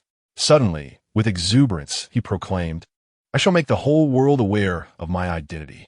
Immediately feeling embarrassed, he hurried towards his home. Upon reaching the door, he opened it and stepped inside, finding that the ladies had already retreated to their rooms for the night. Li Xiao removed his shoes and made his way toward his bedroom. Upon entering, he proceeded to the bathroom. After freshening up and changing his clothes, he emerged. Li Xiao reclined on the bed, ready to rest. Meanwhile, the leader, Wu Yifan, glanced at Xiao Mengqi and tentatively inquired, Mengqi, why not stay the night? Xiao Mengqi, her cheeks flushed, shyly replied, Observing the interaction, the second in command, cautiously turned to Lu Qian and suggested, Sister Qian, why don't you stay as well? Lu Qian, feeling bashful, responded, I don't want to. With a mischievous grin, Zhui Yue countered, What do you mean don't want? Don't want means want. Lu Qian replied in a sultry tone, Brother you're truly naughty, teasing me like this. Zhui Yue playfully asked, So, Sister Qian, do you like the naughty me? Lu Qian quickly shook her head, her face aglow, and stated, I don't like it. Zhui, still grinning, teased, Sister Qian, if you say that, then I won't tea like you anymore. The third member, Huang Xiaofeng, interjected, Sister Fang, it's quite late. It's dangerous for you to go home alone. You should stay. Lu Fang softly agreed. As the time drew near, the three called over Marketing Xiao Huang. Upon arrival, Marketing Xiao Huang respectfully inquired, Are you three ready to leave? Wu Yifan, with a broad smile, replied, Yes. The fourth has informed us that you've made arrangements for us. Marketing Xiao Huang confirmed, I have arranged everything for you. There's a GL8 waiting at the entrance. He added, Just tell the hotel front desk that Huang Xiaohua booked the rooms, and they will provide you with the room keys. Wu Yifan expressed his gratitude. Thank you for your assistance. Marketing Xiao Huang promptly replied, It's my duty. With that, the three gentlemen took their respective ladies and made their way outside the bar. A gray GL8 was parked at the entrance. After all six boarded, they headed toward Hangzhou Grand Hotel. The vehicle soon stopped at the hotel entrance. Each gentleman, accompanied by his lady, collected their room keys and proceeded to their rooms. Wu Yifan entered room 1603 with Xiao Mingqi. With a lewd smile, he suggested, Darling, let us freshen up together. Xiao Mingqi protested, I don't want to. After a while, Wu Yifan lay back on the bed, a look of satisfaction on his face, and shamelessly asked, Mengqi, isn't your brother impressive? Xiao Mengqi, in a coy voice, replied, Brother Fan, you're quite something. I feel I can't bear to leave you. Internally, she cursed, You little brat, while I'm still in a daze. You've already finished. How can you ask if you're impressive? If it weren't for your wealthy friend, I would have left long ago. Hearing Xiao Mengqi's alluring voice ignited Wu Yifan's passion once again, and he pulled her in for another kiss. Meanwhile, Zhiyue led Lu Qian into room 1605. Zhuiyu, filled with impatience, was eager to push Lu Qian onto the bed. Startled by his fervor, Lu Qian exclaimed in a soft, teasing voice, You good, do not rush. Let us take a bath first. With a mischievous grin, Zhuiyu replied, Qian, it makes no difference if we wash later. While Zhuiyu continued his fervent pursuit, Lu Qian found herself parched from calling out. Yet Zhuiyu seemed to be an unstoppable force, akin to an everlasting engine. Meanwhile, Lao San, Huang Xiaofeng, led Lu Fang into room 1607. Before they even crossed the threshold, they were already locked in a kiss, making their way to the edge of the bed. The two were like fish entwined in a kiss, unable to separate. After a prolonged embrace, Lu Fang sweetly murmured, Fengge, I can hardly bear it. Chapter 76. The Reluctant King. Wu Yifan. The following morning, Li Xiao awoke punctually. Rising from his slumber, he stretched languidly before donning his slippers and making his way to the bathroom. After refreshing himself, he donned his attire and proceeded to the dining area, where he observed the four women diligently occupied in the kitchen. Xiao Dao Chuanzi had prepared crispy spring rolls and soybean milk, which were now placed upon the table. Li Xiao eagerly seized the spring rolls and soybean milk, devouring them in a whirlwind of haste. He intended to convey to the four women that he was not yet hungry and would prefer to take the food with him to school. Upon finishing, he hastily remarked, "Monica, once you have completed your breakfast, could you drive me to school?" Monica responded gently, "Young master, I've already finished." Casting a glance at Monica's plate, he noticed she had consumed but a single spring roll and said, "No worries, there's no rush. Please indulge a bit more." Monica, with a radiant smile, shyly replied. Moments later, the four women brought forth their individually prepared breakfasts to the dining table. Linda eagerly interjected, "Young master, please try mine first." The others quickly chimed in. "Urjing, mine, mine, mine." Li Xiao felt a wave of exasperation and said, "I'm feeling somewhat full at the moment. Please pack them up for me to take to school." Upon hearing his words, the four women hurriedly retreated to the kitchen to prepare their breakfasts for transport. At that moment, Monica had also finished her meal. Li Xiao promptly said, "Monica, since you're done, let us depart." Grasping a large bag, he and Monica made their way to the garage. They arrived before the Range Rover, and Li Xiao slid into the passenger seat. Placing the substantial assortment of breakfast beneath the seat, Monica took her place in the driver's seat, started the engine, and pressed the accelerator, speeding out of Hangzhou Yagarden towards Hangzhou University. Before long, they reached the entrance of Hangzhou University. Just as Li Xiao was preparing to exit the vehicle, he recalled the elixir he had procured from the system the previous day. He silently chanted in his mind, and the elixir manifested in his pocket. Li Xiao retrieved the elixir and said, "Monica, this is a vitality-enhancing medicine I acquired for you all. Please take it back and ensure each of them consumes one." Monica replied sweetly, "Thank you, young master, for your thoughtful concern." She felt an overwhelming sense of happiness.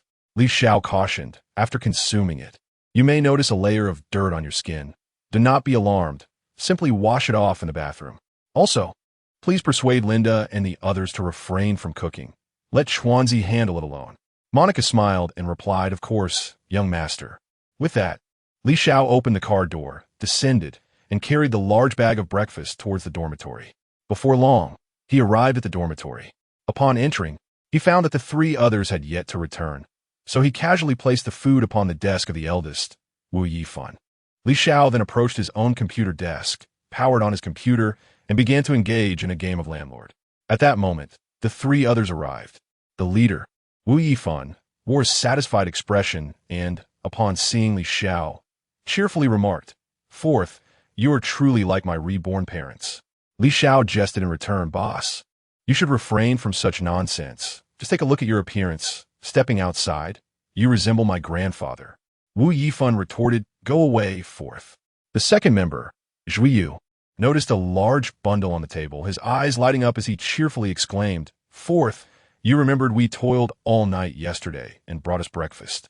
I adore you for this." The three then began to devour the food ravenously. Li Xiao, curious, wondered if today's breakfast was exceptionally delicious. He approached, picked up a pancake, and took a bite. Spitting it out, he thought, "This tastes just as dreadful as yesterday's." He quickly inquired, "Did none of you notice that this breakfast tastes a bit strange?" The third member, Huang Xiaofeng, with his mouth full, replied, "Not at all. I think it tastes a bit odd, but it's quite good." Zhuyu concurred, "I find a flavor acceptable as well." Wu Yifan nodded vigorously, showing his agreement. Soon, the three polished off the entire bag of food.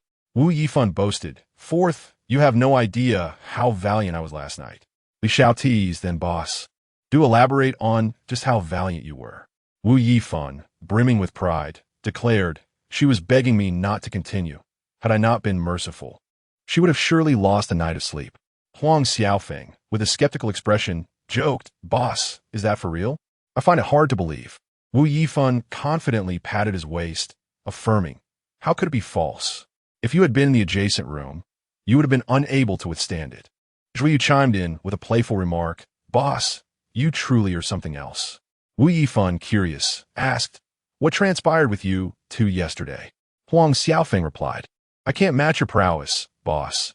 I merely managed a few shallow encounters before succumbing to sleep." Zhuyu echoed, "I was the same as Huang." Wu Yifan, striking a pose, declared, It seems I'm the strongest in this dormitory, aside from fourth. Deep down, he knew he could never rival Li Xiao's strength. Li Xiao interjected. All right, enough of this. Military training is about to commence, so let us change our clothes. The four swiftly changed and made their way to the sports field. Upon arrival, they noticed that everyone on the field was staring in their direction, causing Li Xiao to feel somewhat uneasy and uncertain of the reason behind the attention. At that moment, old Wang from the class approached, asking, "Class leader, is the Pagani Zonda in the parking lot yours?" Li Xiao nodded. Old Wang exclaimed in astonishment, "Wow, class leader. That car must be worth over $500 million." Li Xiao replied calmly, "Yes, it's a bit over $500 million." Old Wang, feeling shy, inquired, "Class leader, may I take a few pictures?" Li Xiao casually remarked, "When the day comes that I have some free time, I shall let you take photographs at your leisure."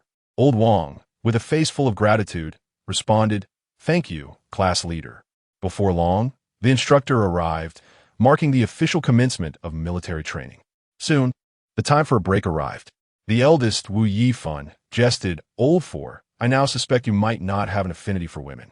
Yesterday at the bar, you summoned ladies for us, yet you merely sat there, indulging in fruit while we engaged in merriment." Li Xiao calmly retorted, "You can go away." At that moment, Li Xiao's phone suddenly rang. Upon checking, he found a message from Sister Zhu. She wrote, "Li Xiao, do you have any time now? My landlord has been harassing me at my door and refuses to leave." Seeing this, Li Xiao replied, "Do not be afraid. Send me your address now, and I will come right away." After receiving the address, Li Xiao turned to Wu Yifan, saying, "Wait a moment. Inform the instructor that I have an urgent matter at home and need to request leave." Wu Yifan responded, "Old Four, do not worry. Go attend to your business." After giving his instructions, Li Xiao hurried back to the dormitory, changed his clothes, grabbed his car keys, and proceeded towards the parking lot. Upon arriving at the school parking area, he entered his car, started the engine, and pressed the accelerator hard, with the Pagani Huayra racing down the road like a bolt of lightning. Chapter 77. The disheveled, bald, middle-aged landlord, the Pagani Huayra, under Li Xiao's deft control, darted through the streets like a bolt of lightning, its V12 engine roaring with an ethereal symphony. As it wove in and out of traffic, other vehicles slowed their pace, wary of a potential collision. Inside a Porsche Panamera, a young woman, her curiosity piqued, inquired, "Darling, what kind of car is that ahead? It's so stunning and must be incredibly expensive." Her young husband replied, without hesitation, "How could it not be magnificent? That car costs at least $500 million. I could buy dozens of my own with that." The woman gasped, "Such an extravagant car. Only the wealthiest could afford it." The man, filled with admiration, responded, "It must belong to one of those elite second-generation rich kids." Before long, the Pagani Huayra arrived at the entrance of Fenghe Jiyuan in Hangzhou. The security guard, though unfamiliar with the vehicle, recognized its value and promptly raised the gate. Li Xiao pressed the accelerator, unleashing a thunderous roar as the car surged into the community. The gossiping aunties within the complex were startled by the commotion. A plump aunt exclaimed in indignation, "Whose raucous vehicle is that? It nearly gave me a heart attack." A slender, short-haired aunt comforted her, "Calm down. Don't get too worked up. Your blood pressure is high enough as it is. You might burst a vessel." The plump aunt retorted, "If anything were to happen to me, I would hold that ruffian responsible and make him support me for life." The slender aunt suggested, "Let us return to discussing the matters of the old Zhu family." The plump aunt, now intrigued, began to gossip again. "Did you know that the Zhu family's daughter has been married for over 10 years without having children? It has driven old Zhu to distraction." The slender aunt chimed in, "Could it be that the son-in-law has some issues, given that they haven't had children in all this time?" The plump aunt whispered, "I suspect it's something with the Zhu daughter. She appears rather frail." The slender aunt agreed, "You might be onto something. It does seem to be related to the Zhu daughter." Li Xiao parked the car at the base of the building and took the elevator to the 10th floor. Upon reaching the 10th floor, he made his way towards Sister Zhu's apartment. The bald landlord was still at the door, pleading, "Xiao Zhu, please agree to my offer. If you do, this apartment will be yours." Li Xiao approached and called out, "Sister Zhu, I'm here. Please open the door." Sister Zhu rose from the sofa and walked to the door. Upon seeing Li Xiao through the peephole, she opened the door with a charming smile. "Li Xiao, you finally arrived." Li Xiao reassured her, "It's all right. I'm here now. The bald landlord interjected coldly. Who are you, kid? Li Xiao, Raplia, Isili. I am her boyfriend. The landlord warned. I advise you not to meddle in affairs that do not concern you. Little Zhu, do you really think I am unaware of your relationship status? Li Xiao replied calmly. You know nothing. Just leave me alone. The bald, middle-aged landlord arrogantly declared, Kid, I know you are the savior that little Zhu brought along. Convince her that as long as she agrees to my proposal, this apartment will be hers. Of course, I will ensure you receive your share of benefits. He observed the absence of any logos on Li Xiao's attire, dismissing him as a mere impoverished youth. Li Xiao retorted coldly, Bald uncle, with a few coins in your pocket, do you really think you can afford to maintain a relationship? The landlord's expression twisted with anger. Kid, I detest being reminded of my shortcomings, especially being called bald. Do you have any idea how much this apartment costs? You will toil your entire life and still be unable to afford it. Do you understand? Li Xiao chuckled awkwardly. Is it made of gold? If not, I could buy this entire building. The landlord interjected, Little Zhu, look at how this kid brags. Unlike him, if you marry me, not only will I gift you an apartment, but I will also provide you with a monthly allowance of 100,000. You won't have to stay up late streaming. You can focus on beauty treatments and shopping. Sister Zhu replied coldly, I'm afraid our children would inherit your baldness. And frankly, your appearance is so unattractive that I might vomit just from looking at you. The bald landlord shamelessly countered, Little Zhu, you'll get used to it with time. Sister Zhu firmly stated, I'll get used to it. I dislike unattractive men, especially those who are both old and ugly. The landlord pointed at Li Xiao and said, What can this kid offer you besides his youthful looks? Sister Zhu smiled, He can offer me happiness, and that is sufficient. The landlord continued, Little Zhu, you are still too young. Can such things sustain you? Li Xiao teased, Haven't you heard that love can fill the stomach? Sister Zhu, just liking me is enough. If you disagree, feel free to challenge me. The landlord insisted, Kid, I will give you 100,000 now. Just leave little Zhu alone. Li Xiao joked, Oh, I didn't realize you were so wealthy. The landlord proudly replied, Of course, I own over 20 properties and several floors of office buildings for rent. If you truly care for little Zhu, take the 100,000 and go. Li Xiao cheerfully replied, All right, if you give me 100,000, I will leave little Zhu. The landlord, with a beaming face, transferred the money to Li Xiao. He arrogantly stated, Now, take this 100,000 and leave immediately. Do not show your face in front of little Zhu again. Li Xiao accepted the check with a mischievous grin, saying, All right, I will take my leave. Sister Zhu watched Li Xiao's actions, somewhat perplexed. She mused that someone like Li Xiao, a super-rich heir, would hardly miss 10,000 yuan, especially since he had already spent over 100 million on her streaming platform. Li Xiao approached the elevator, but then turned back with a cheerful smile, saying, I just left, and now I've returned. The bald, middle-aged landlord angrily retorted, You little rascal, hurry up and refund my money. Li Xiao jested, Uncle, did I really trick you? I merely left. I never claimed I wouldn't come back. If you can't handle the game, then I shall return your money. Sister Zhu covered her mouth, laughing. She hadn't anticipated Li Xiao could be so mischievous. Chapter 78. The mocked bald man, the bald, middle-aged landlord. In a desperate attempt to impress Sister Zhu, gritted his teeth and declared, Kid, I'll give you another 100,000. This time, don't come back. Li Xiao responded with a smile, Sure, if you give me another 100,000, I won't come back. The bald landlord, feigning calmness, pulled out his phone and transferred the money to Li Xiao. After completing the transaction, he handed it over and threatened, Kid, I hope you can keep your promise this time and don't toy with me again. Otherwise, I won't be so easy to deal with. Li Xiao cheerfully accepted the check and then hopped back up the stairs, grinning as he said, What I meant was that I wouldn't return. Not that I wouldn't bounce back, so I've kept my word. Upon hearing Li Xiao's words, Zhu Bela could no longer contain her laughter, bursting into delightful giggles. Fuming, the bald landlord shouted, You little brat, you've been toying with me. Go find out if my money is so easy to take. Li Xiao, still smiling, replied, I took it, and what are you going to do about it? He then added with a mischievous grin, Sister Zhu, let us go buy some gear. It's been a while since we last met, and I've missed you. The bald landlord, enraged by Li Xiao's words, nearly collapsed on the spot. Through gritted teeth, he warned, "Kid, I advise you to return my money right now. Otherwise, I'll make sure you don't leave this compound." Feigning fear, Li Xiao ran to Sister Zhu and whispered, "Sister Zhu, I'm so scared. Please hold me." Seeing Li Xiao's antics, the landlord was nearly driven to madness. Li Xiao turned from Sister Zhu and made a face at the bald landlord, causing veins to bulge on the landlord's forehead. Not only had Li Xiao swindled him out of 200,000, but now he was being ridiculed.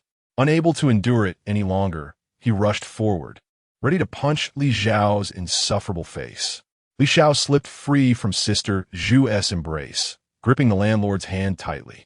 With a slight increase in pressure, the landlord grimaced in pain and shouted, "Kid, let go of my hand." Hearing the landlord's plea, Li Xiao tightened his grip further. The landlord's face contorted in agony as he cried out, "It hurts. Let go of my hand, or you'll break it." Upon hearing the landlord's desperate pleas, Li Xiao finally released his grip. The landlord, seizing the moment of freedom, resumed his brash demeanor. "Kid, consider yourself fortunate that I released your hand. Otherwise, I would ensure both your hands are broken today. Since you've let go, I'll settle for breaking just one." Li Xiao, uninterested in further banter, turned to Sister Zhu and said, "Let us go inside and pack your things. You're moving out today. It's not safe to stay here." Zhubella nodded gently and said, "I will stay at a hotel for now. Once I find a suitable place, I will move my things." Li Xiao replied, "Why stay at a hotel? I have a vacant apartment. You may reside there." Upon hearing his words, Zabella's face flushed with warmth. She thought to herself, "If Li Xiao allows me to stay at his home, does that mean I am considered his girlfriend?" Observing her blushing and momentarily dazed demeanor, Li Xiao teased, "What inappropriate thoughts are you entertaining?" Zhubella stammered, No, I was just thinking of something amusing." She quickly added, "Let us hurry inside and pack up." Li Xiao smiled. "All right." Zhubella opened the door and led Li Xiao inside. The apartment was modestly decorated, but exuded a vibrant homeliness, impeccably clean. Li Xiao, puzzled, asked, "You must earn quite a bit from your live streams. Why haven't you bought a place?" Zhubella replied softly, "Indeed, I have earned well over the years, but most of my earnings have gone towards my mother's medical treatment, as her liver health is poor." Li Xiao remarked nonchalantly, "Why didn't you mention this, Zhubella?" She blushed and said, "I'm not someone significant to you, Li Xiao. How could I bother you with such matters?" Li Xiao teased, "We have done what we ought to and what we ought not to. Do you still wonder who I am?"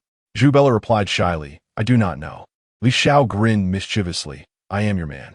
He playfully slapped her backside and asserted, "From now on, if you need anything, come to me." Zhubella shyly responded, "Okay. Please sit on the sofa while I tidy up our things, and then we shall leave." As Li Xiao approached the sofa, he noticed a lace thong in the corner. Holding it up with a smirk, he said, "Oh, this little mask is rather unique." Zabella's face turned an even deeper shade of crimson. "That's personal. Please put down," she exclaimed. Instead of complying, Li Xiao brought it closer to his nose, teasing, "Little Zhubella, why does this smell so delightful?"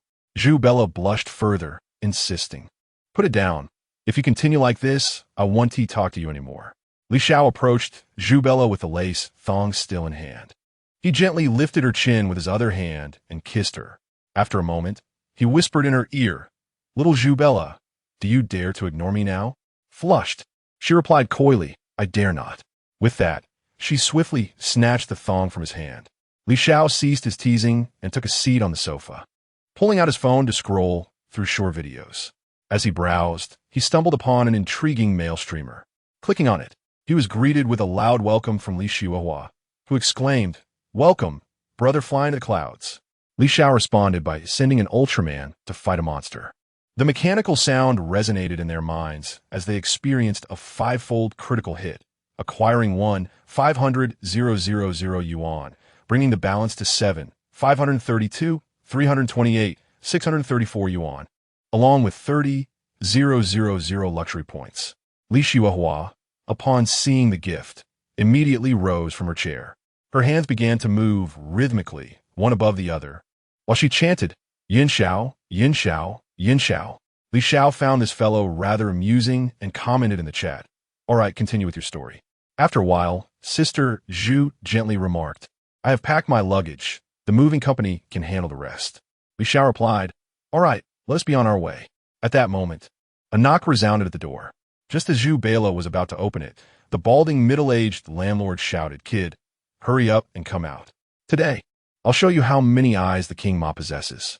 Zhu Bela, in fear, said, let us not go out. The door was changed when I moved in, so he cannot enter. Li Xiao held Zhu Bela back and reassured her, do not be afraid. I am here. Chapter 79. The tables turned. The bald, middle-aged landlord cursed furiously, you little brat. Weren't you quite arrogant just now? Why have you turned into a timid turtle now, hiding away? Upon hearing this, Li Xiao prepared to open the door. Enhanced by the system, his physical prowess and mastery of martial arts made him confident that a few punks could not pose a threat to him. Zhu Bela gently cautioned, Li Xiao, they are many in number. Please do not act impulsively. Li Xiao replied calmly, you needn't worry. Those scoundrels outside are no match for me alone. Besides, after that night, you should have a clearer understanding of my abilities. Zhu Bela's face flushed at his words, and she playfully retorted, Li Xiao, you are quite naughty. How can you still bring up that night? With a mischievous grin, Li Xiao replied, what time is it now?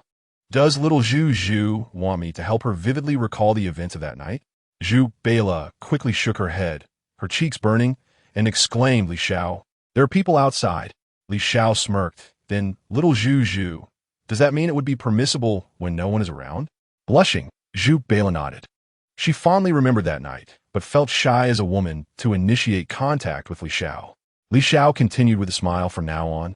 Do not call me Li Xiao, call me Xiao Xiao. If you prefer not to call me Xiao Xiao, you can call me darling husband. Zhu Bela shyly responded. I would never call you darling husband. Just call me Bela instead. Meanwhile, the bald landlord continued to shout from outside. You little brat, where did that courage go? Come out now. I will break down the door. Li Xiao cursed inwardly. Damn it, this bald fool keeps interrupting my flirtation with Sister Zhu. Furiously, the landlord ordered, Snake brother, have your men break down the door. Drag that kid out and break one of his hands. I'll give you 100,000 yuan. With a grin, Snake replied, brothers, let us smash the door. Li Xiao recognized the name Snake as the very person Fan Jing had summoned to deal with him the previous night. Determined, he decided to open the door. Seeing Li Xiao's intention to open the door, Zhu Bela attempted to stop him. Li Xiao waved his hand reassuringly. Bela, don't worry.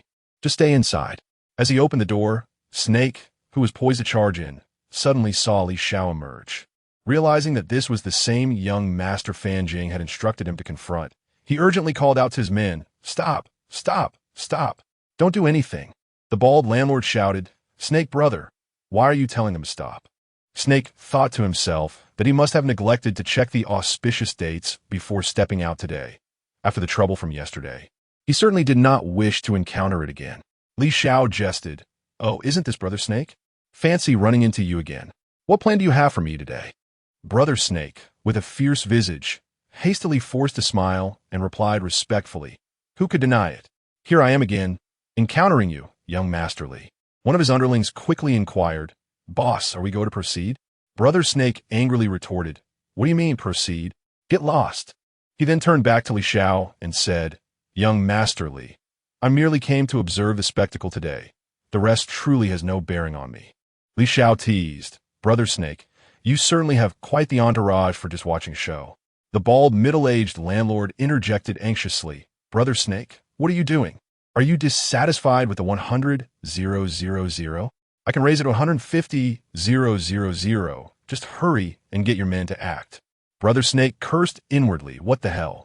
He swiftly slapped the bald landlord and shouted, Damn it, do I even know you? The landlord, covering his face, replied pitifully, Brother Snake, you summoned me here. Why are you hitting me? Brother Snake hastily commanded, Brothers, stop him from speaking nonsense. The landlord, pale as a ghost, stammered, Brother Snake, what do you intend to do? I can offer you more money. Brother Snake shot a glance, and his companions immediately understood, silencing the landlord and dragging him to a corner. Before long, anguished screams echoed from the elevator. The landlord begged, Please stop hitting me. I have money. I'll give you what you want. Brother Snake, with a face full of ingratiation, asked, Young Master Li, how did this unfortunate bald man offend you? Li Xiao replied calmly. It's nothing serious, just that he often harasses the women I know. I extracted some money from him and taught him a lesson. Wasn't he the one who brought you here to confront me? Brother Snake, now sweating profusely, flattered. Young Master Li, I had no idea it was you. Had I known, even with 800 times the courage, I wouldn't dare to trouble you. Internally, he cursed the bald landlord, thinking how he had narrowly escaped trouble yesterday, only to almost offend the young master today. If he didn't handle this properly, he might not see the light of day tomorrow. Brother Snake respectfully stated, Young Master Li, I assure you that I will manage this matter properly. I hope you will treat me as lightly as you did yesterday. Li Xiao waved his hand dismissively, softly saying, Do as you see fit. It's none of my concern. Brother Snake interpreted this as permission to manage the situation without sullying his own reputation. He respectfully affirmed, Rest assured, I will handle it well for you, young master. Although Li Xiao was puzzled, he chose not to dwell on it and turned back inside. Upon witnessing Li Xiao's departure, Dashi turned and made his way towards the stairwell. The younger associates, seeing Dashi approach, promptly halted their actions and respectfully inquired, Brother Snake, shall we continue the beating? Dashi's eyes glinted with menace as he retorted fiercely, Strike with all your might. Unleash every ounce of strength you possess. The bald, middle-aged landlord, upon hearing Dashi's words, urgently pleaded for mercy, Brother Snake. I implore you, cease the assault. If this continues, I shall surely perish. Dashi, with a menacing glare, replied, Were it not for your interference, I might have inadvertently crossed paths with young Master Li. Now strike mercilessly, so that this old fool learns who may be offended and who must not be trifled with. Chapter 80. The bald man with a heart of ashes, the bald middle-aged landlord, devoid of hope, questioned Snake. Brother Snake, even in death, grant me clarity. Why do you harbor such fear of that young man? Snake replied coldly. The young man you refer to is someone even Fan Xiao Wang of the Dahuang International Trade Company dares not provoke. And you, a mere demolition resident, presume to harass the woman of young Master Li? Furthermore, I narrowly escaped a disaster yesterday, and today, thanks to you, I nearly offended young Master Li again. Tell me, do you not deserve a beating? The landlord's face turned ashen. How could he not have heard of Fan Xiaohuang's infamous reputation? While Fan wielded power in Hangzhou, he was merely tightening screws in a factory. Only a few years ago, he had become wealthy due to the demolition of his home. He had hoped to find a beautiful woman after years of being single and had fixated on Zhu Bela, having seen no other suitors approach her.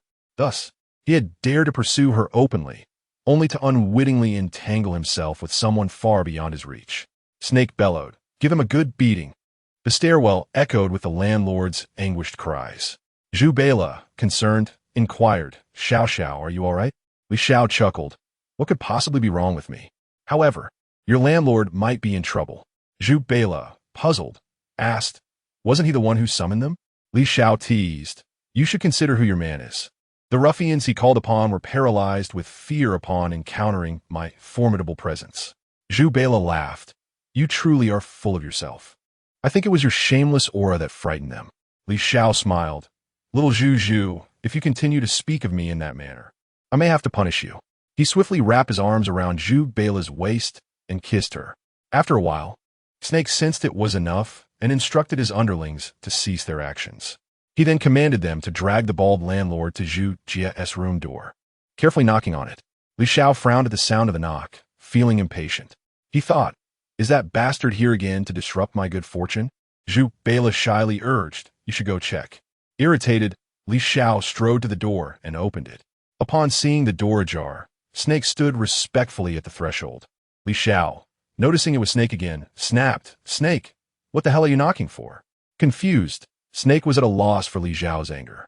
He respectfully replied, Young Master Li, I have dealt with that bald man. Is there anything else you wish to command? Li Xiao waved his hand dismissively, coldly stating, Your disappearance from my sight is the greatest assistance you can provide.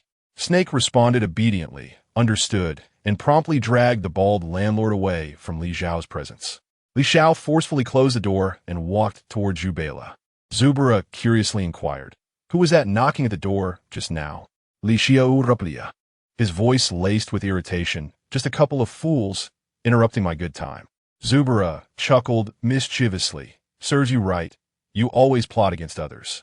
Upon hearing her words, Li Xiao immediately pulled Zubura into his embrace and pressed his lips against hers. After a moment of passionate kissing, he lifted her and carried her towards her room.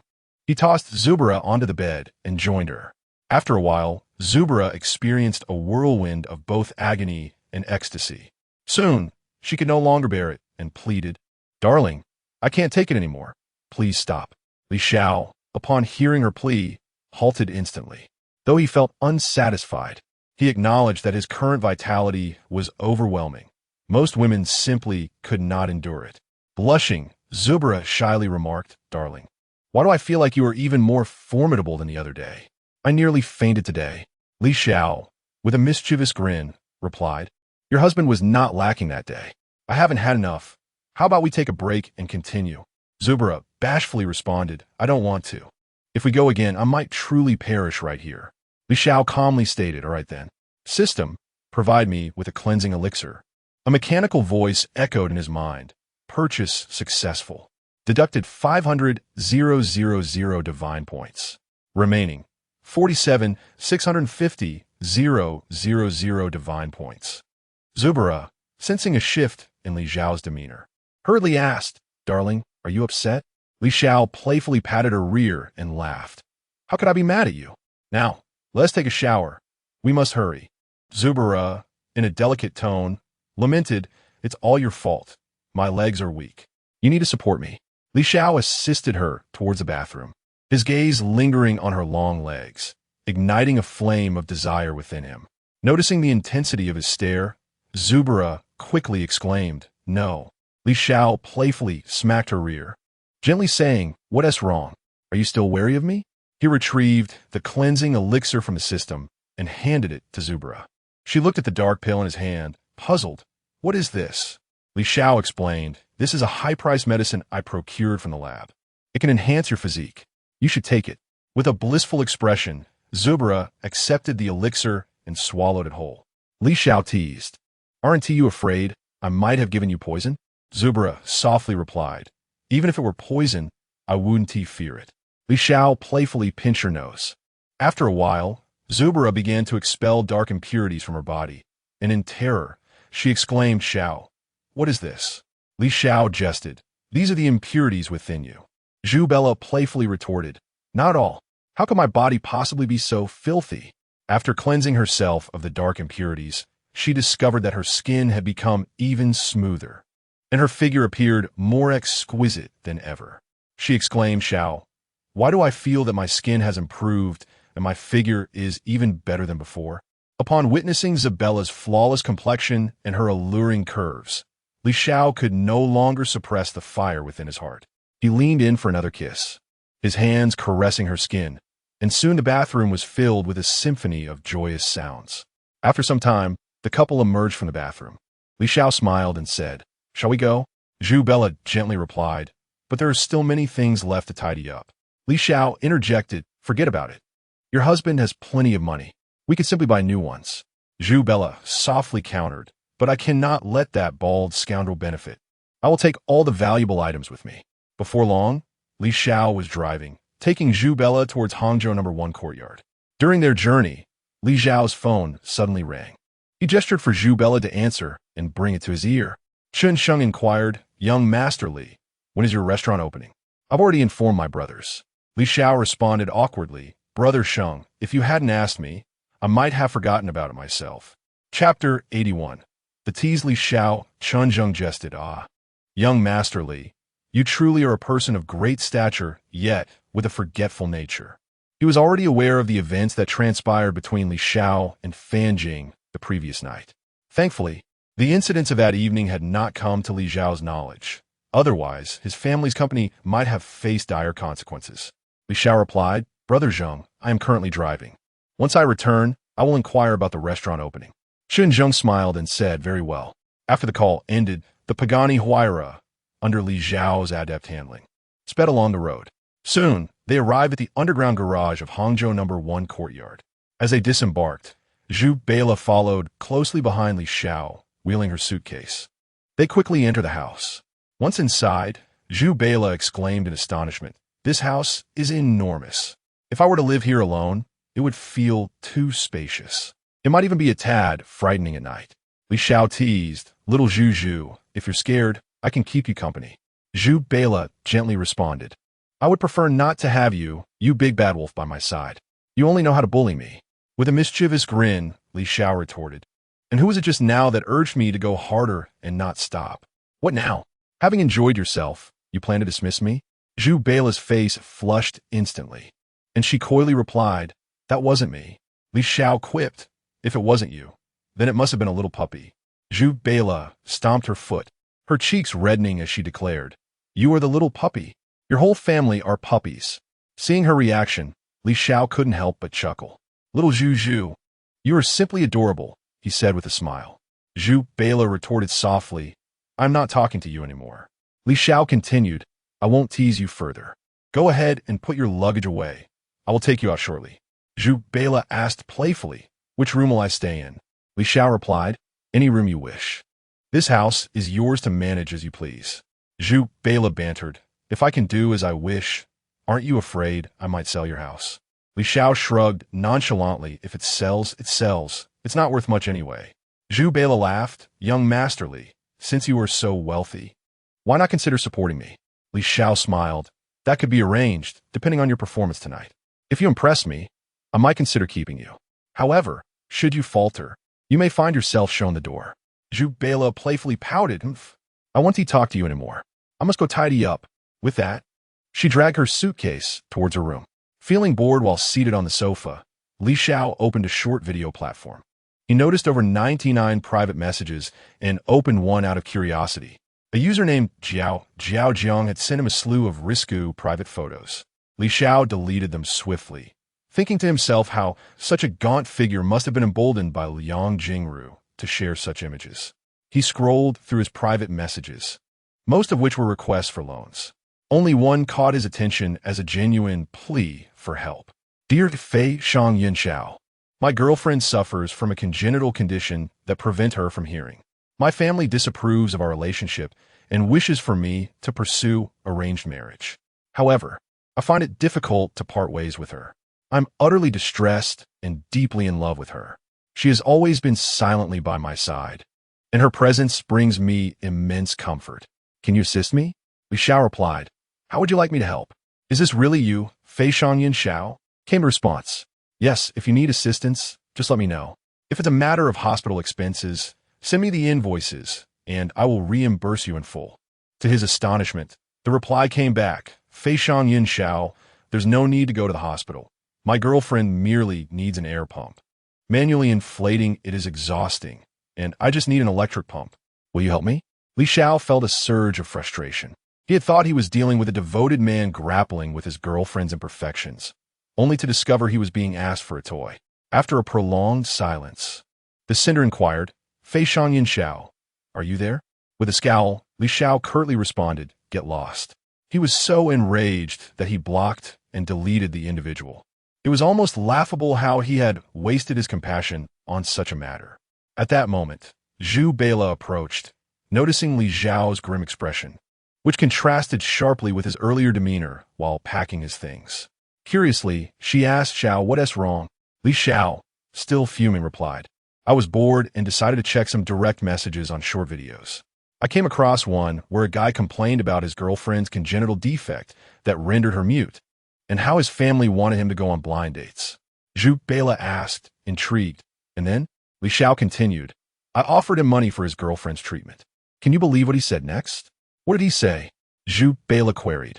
In a fit of anger, Li Xiao exclaimed, he told me he wanted to buy an electric pump for her. I realized then that his girlfriend was merely a blow-up doll. Zhu Bela, covering her mouth to suppress laughter, eventually succumbed to her amusement. After laughing for quite some time, she said with a smile, how could you trust people like that?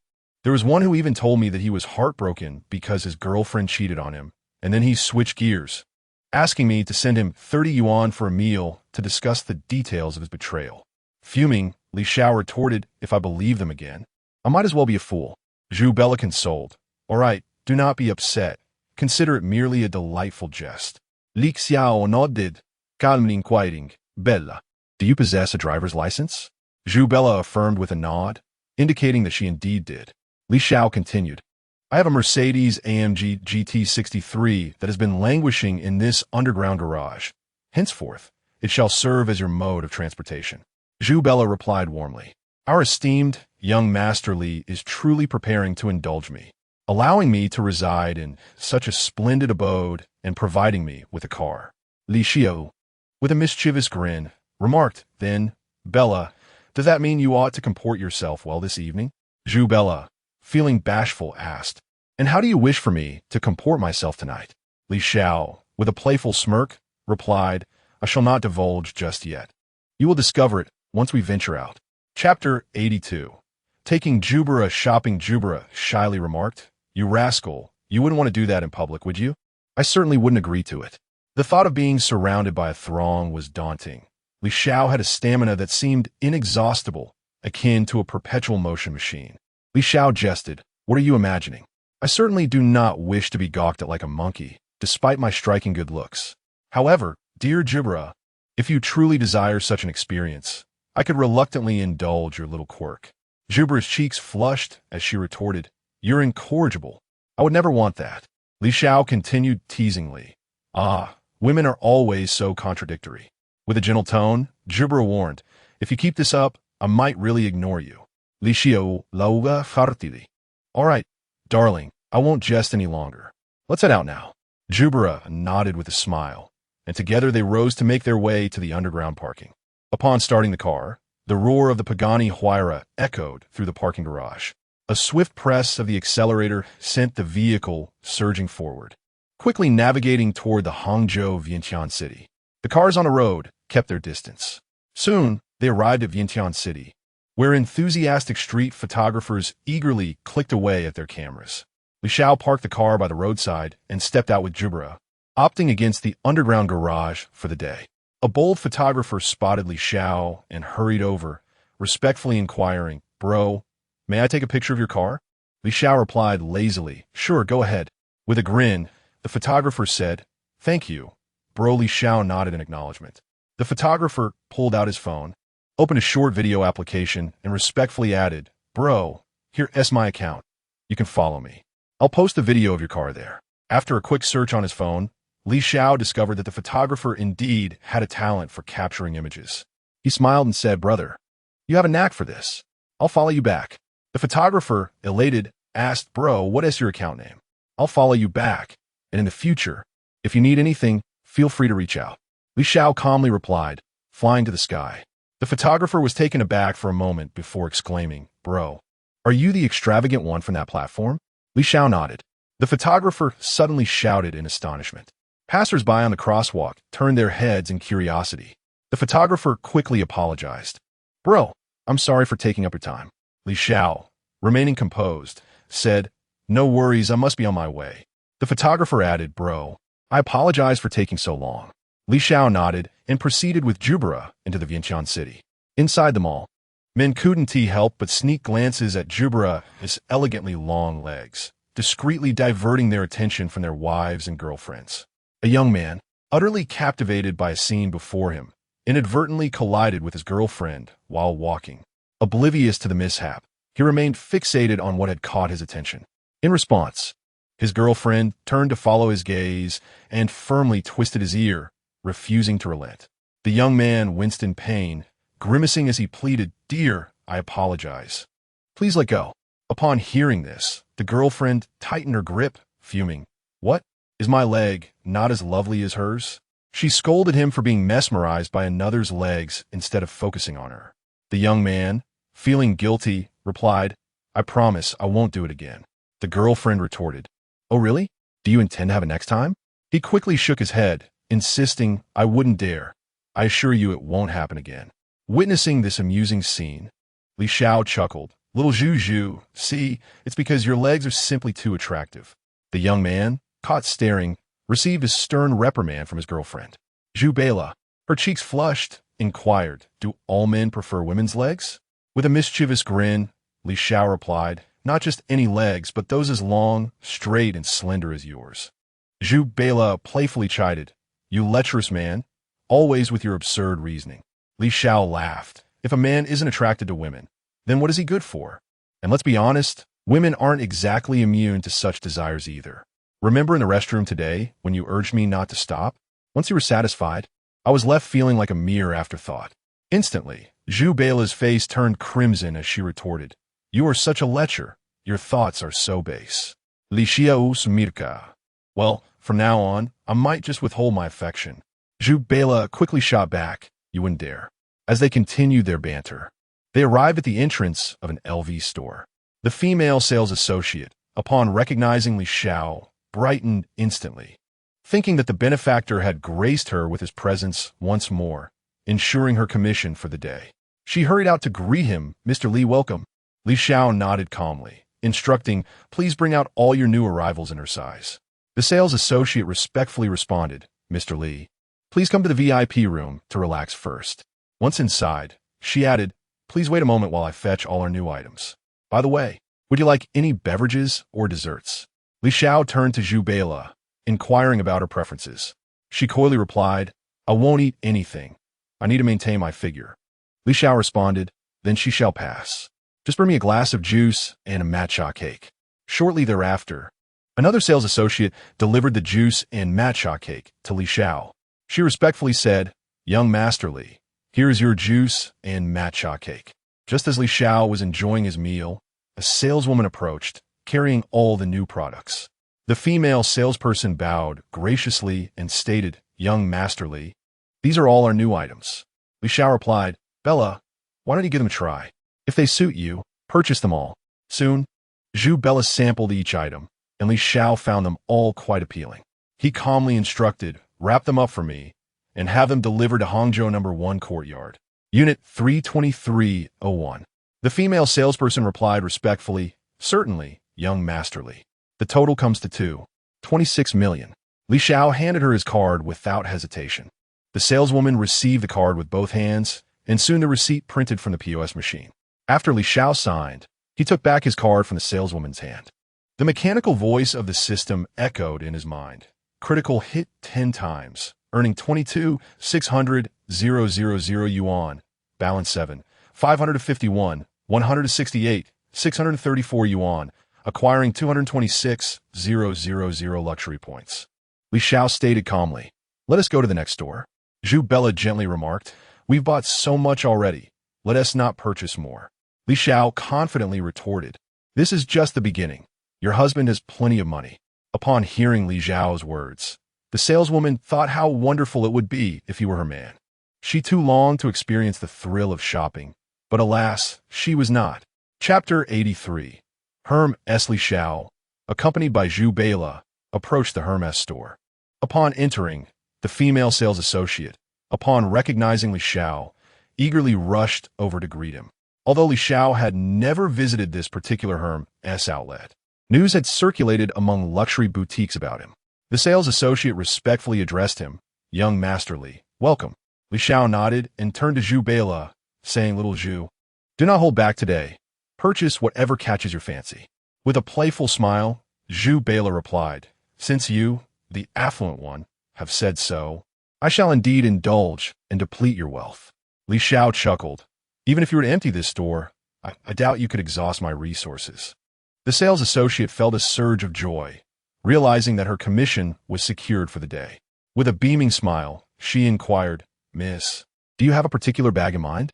Zhu Beila shook her head, indicating her lack of familiarity.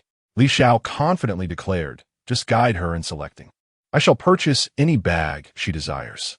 The sales associate cheerfully agreed, "Of course, young Master Li." Before long, she led Zhu Beila in her selection.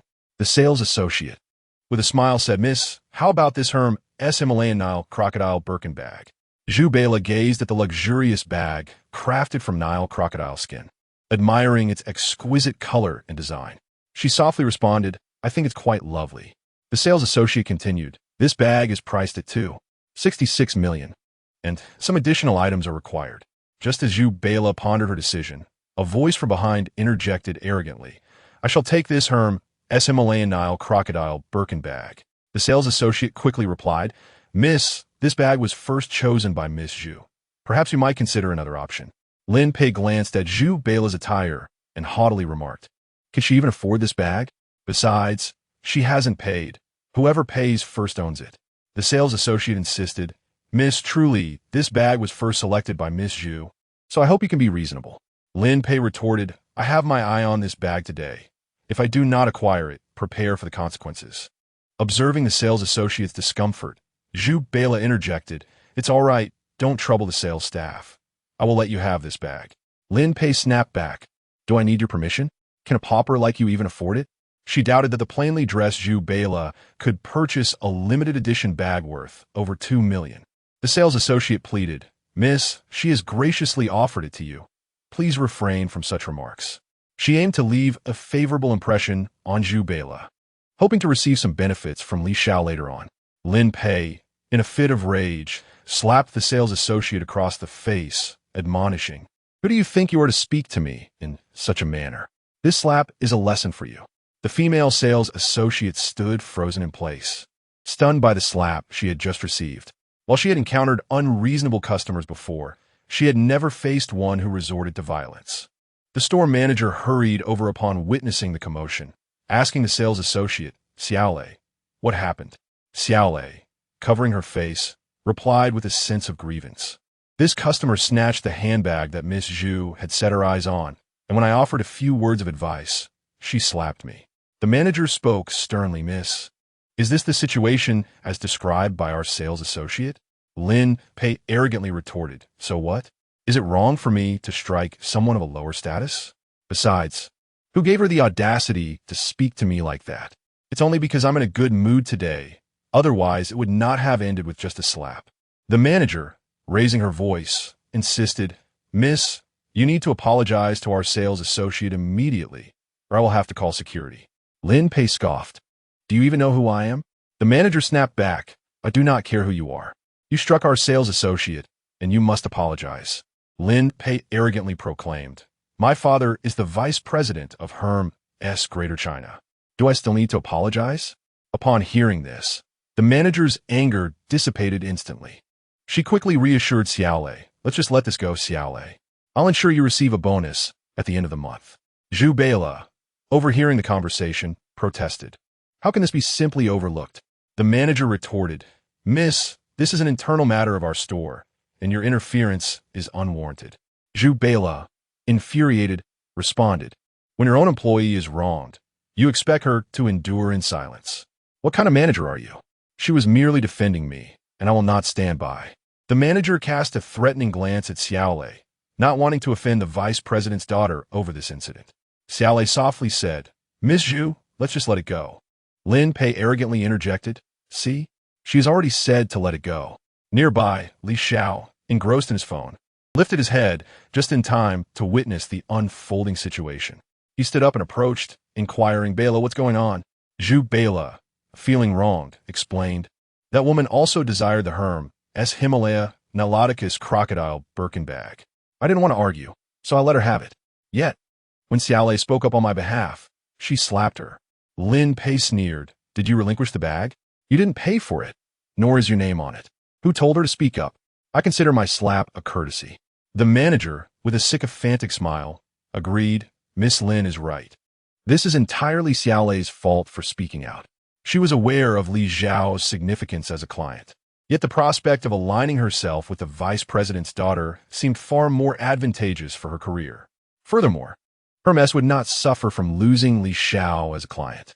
Lin Pei smugly declared, "I specifically came from Shanghai to Hangzhou for this bag. Hurry up and wrap it for me." The store manager, with a tone of obsequiousness, remarked, "Miss Lin, please hold on. I shall promptly package it for you." Lin Pei, with an air of haughtiness, responded, "You have performed admirably. I am quite satisfied. When I return to Shanghai, I shall speak a few kind words on your behalf to my father." The manager's face lit up with delight, and he hurriedly expressed his gratitude. "Thank you, Miss Lin. Thank you." Li Xiao interjected sharply, "We want the package. Who permitted you to give it to her?" The manager retorted, "As the manager, I have the discretion to sell to whomever I choose." Li Xiao replied coldly, "I hope you do not regret this decision later." Lin Pei, feeling self-assured, stated, "What can you possibly do to her with me here?" Upon hearing this, the manager became even more arrogant and declared sternly, "Our Hermes store does not welcome you. We kindly ask you to leave at once." Li Xiao smirked coldly. "Very well, just do not beg for mercy later." Chapter 84. Acquiring shares of Hermes, Li Xiao took Zhu Bela by the hand and led her outside. With an expression of deep remorse, Zhu Bela said, "Xiao, it's all my fault." Li Xiao gently patted her back and replied softly, "Bela, you bear no blame in this matter." He guided Zhu Bela to a chair situated at the entrance of Hermes, where they sat down. System: proceed with the acquisition of 7.5 billion Hermes shares. A mechanical voice resonated in his mind. Purchase successful. Acquired 0.27 of shares. Critical hit 5 times. Gained 37,500,000 yuan. Balance 37,551,168,634 yuan. Acquired 750,000,000 luxury points. System: continue with the purchase. The mechanical voice echoed again. Purchase successful. Acquired 0.54 of shares. Critical hit 3 times. Gain 112,653. 505,902 yuan. Balance 112,653. 505,902 yuan. Acquired 37,551,168,63 luxury points. System: proceed with the next purchase. Purchase successful. Acquired 178 of shares. Critical hit 2 times. Gained 225,307, 011, 804 yuan. Balance 225, 307, 011, 804 yuan. Acquired 225, 307, 011, 80 luxury points. At the Hermes Group headquarters, the secretary, Serene, hurriedly approached the office of President Piaggi. She knocked vigorously on the door. "Come in," a stern voice called from within. Serene pushed the door open and rushed to stand before President Piaggi. Just as she was about to speak, he interjected with a deep tone, "Serene, why are you in such a hurry?" "President, there's trouble. A man from Daxia is frantically purchasing our Group's shares," she replied anxiously. President Piaggi dismissed her concern casually. "It's just one man from Daxia. Our group is valued at over $276.3 billion. How much can he possibly acquire?" Serene quickly countered, "President, he has already purchased 32 of our shares." Piaggi's demeanor shifted as he inquired urgently, "Serene, is that truly the case?" "President, would I jest about something like this?" She responded earnestly. "Then hurry and fetch me the information on this Daxia individual. I must reach out to him personally," Piaggi commanded. Meanwhile, Li Xiao continued to procure shares of the Hermes Group. System: continue with the purchase. Purchase successful. Acquired 8.9 of shares. Critical hit 3 times. Gained 675. 921, 035, 412 yuan. Balance 675. 921, 035, 412 yuan. Acquired 675. 921, 035, 41 luxury points. Secretary Serene hastily gathered Li Xiao's information and raced toward President Piaggi's office. She had just received news that Li Xiao had purchased shares once again, and this time he acquired a substantial 8.9 stake, establishing himself as a major shareholder of the group. Without knocking, Celine pushed the door open and exclaimed anxiously, "President, we have a serious situation. That individual has purchased another 8.9 of our Group's shares." President Pichi, incredulous, asked, "Is that true?" Celine nodded vigorously and handed over Li Xiao's information. As President Pichi meticulously examined the documents, his mouth fell agape in astonishment. An 18-year-old had indeed acquired 11.22 of his Group's shares. He immediately took out his phone and dialed a number. Li Xiao, puzzled by the foreign number, nonetheless answered the call. Pichi respectfully inquired, "Is this Mr. Li?" Li Xiao replied calmly, "Yes." Pichi, in his broken Mandarin, complimented, "Mr. Li, I am Pichi, the president of the Hermes Group." Li Xiao responda, "Ah, Mr. Pichi, what brings you to call?"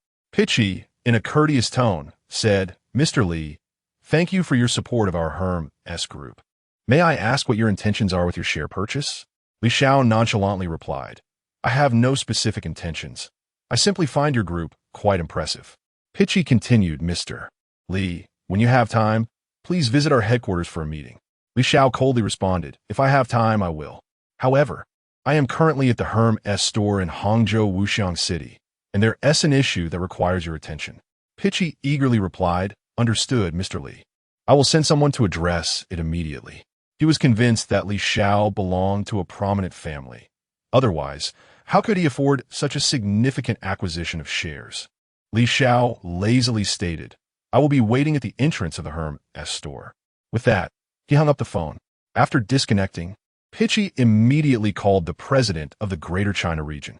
Once the call connected, he spoke in a grave tone, Lu Dong, our major shareholder, Mr. Li has encountered a problem at the Hermes store in Hangzhou, Wuxiang City. Hurry and send someone to handle it.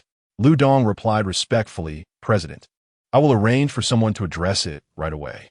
Pitchy coldly warned, if you fail to manage this situation, you can forget about being the president of the Greater China region. Lu Dong quickly assured, President, rest assured, I will handle this matter properly. Pitchy hung up without further conversation. Lu Dong, realizing that Pitchy had ended the call, promptly dialed the regional director in Hangzhou. Once connected, he sternly instructed Jia Dongxiu, get to the Wuxiang City store immediately. Our shareholder Mr. Li is in trouble there. Handle this issue well. If you fail, I will ensure that you and your team are out of job. Before I go, I will make sure you suffer more than I have. Do you understand? Jia Dongxiu, trembling with cold sweat, respectfully replied, Mr. Liu, you can rest assured, I will go handle it right away. He hurriedly grabbed the car keys, pushed open the door, and raced towards the parking lot. Over the years, he had indulged in numerous kickbacks and had engaged in improper relations with female employees. If he failed to handle today's situation adeptly, he would likely face severe repercussions. Starting the vehicle, he pressed the accelerator as if to plunge it into the fuel tank, speeding towards the Wuxiang City. Meanwhile, Lin Pei, satisfied and clutching her Hermes Himalaya Melodicus crocodile platinum bag, was making her way outside Wuxiang City. Unbeknownst to her, disaster was looming on the horizon.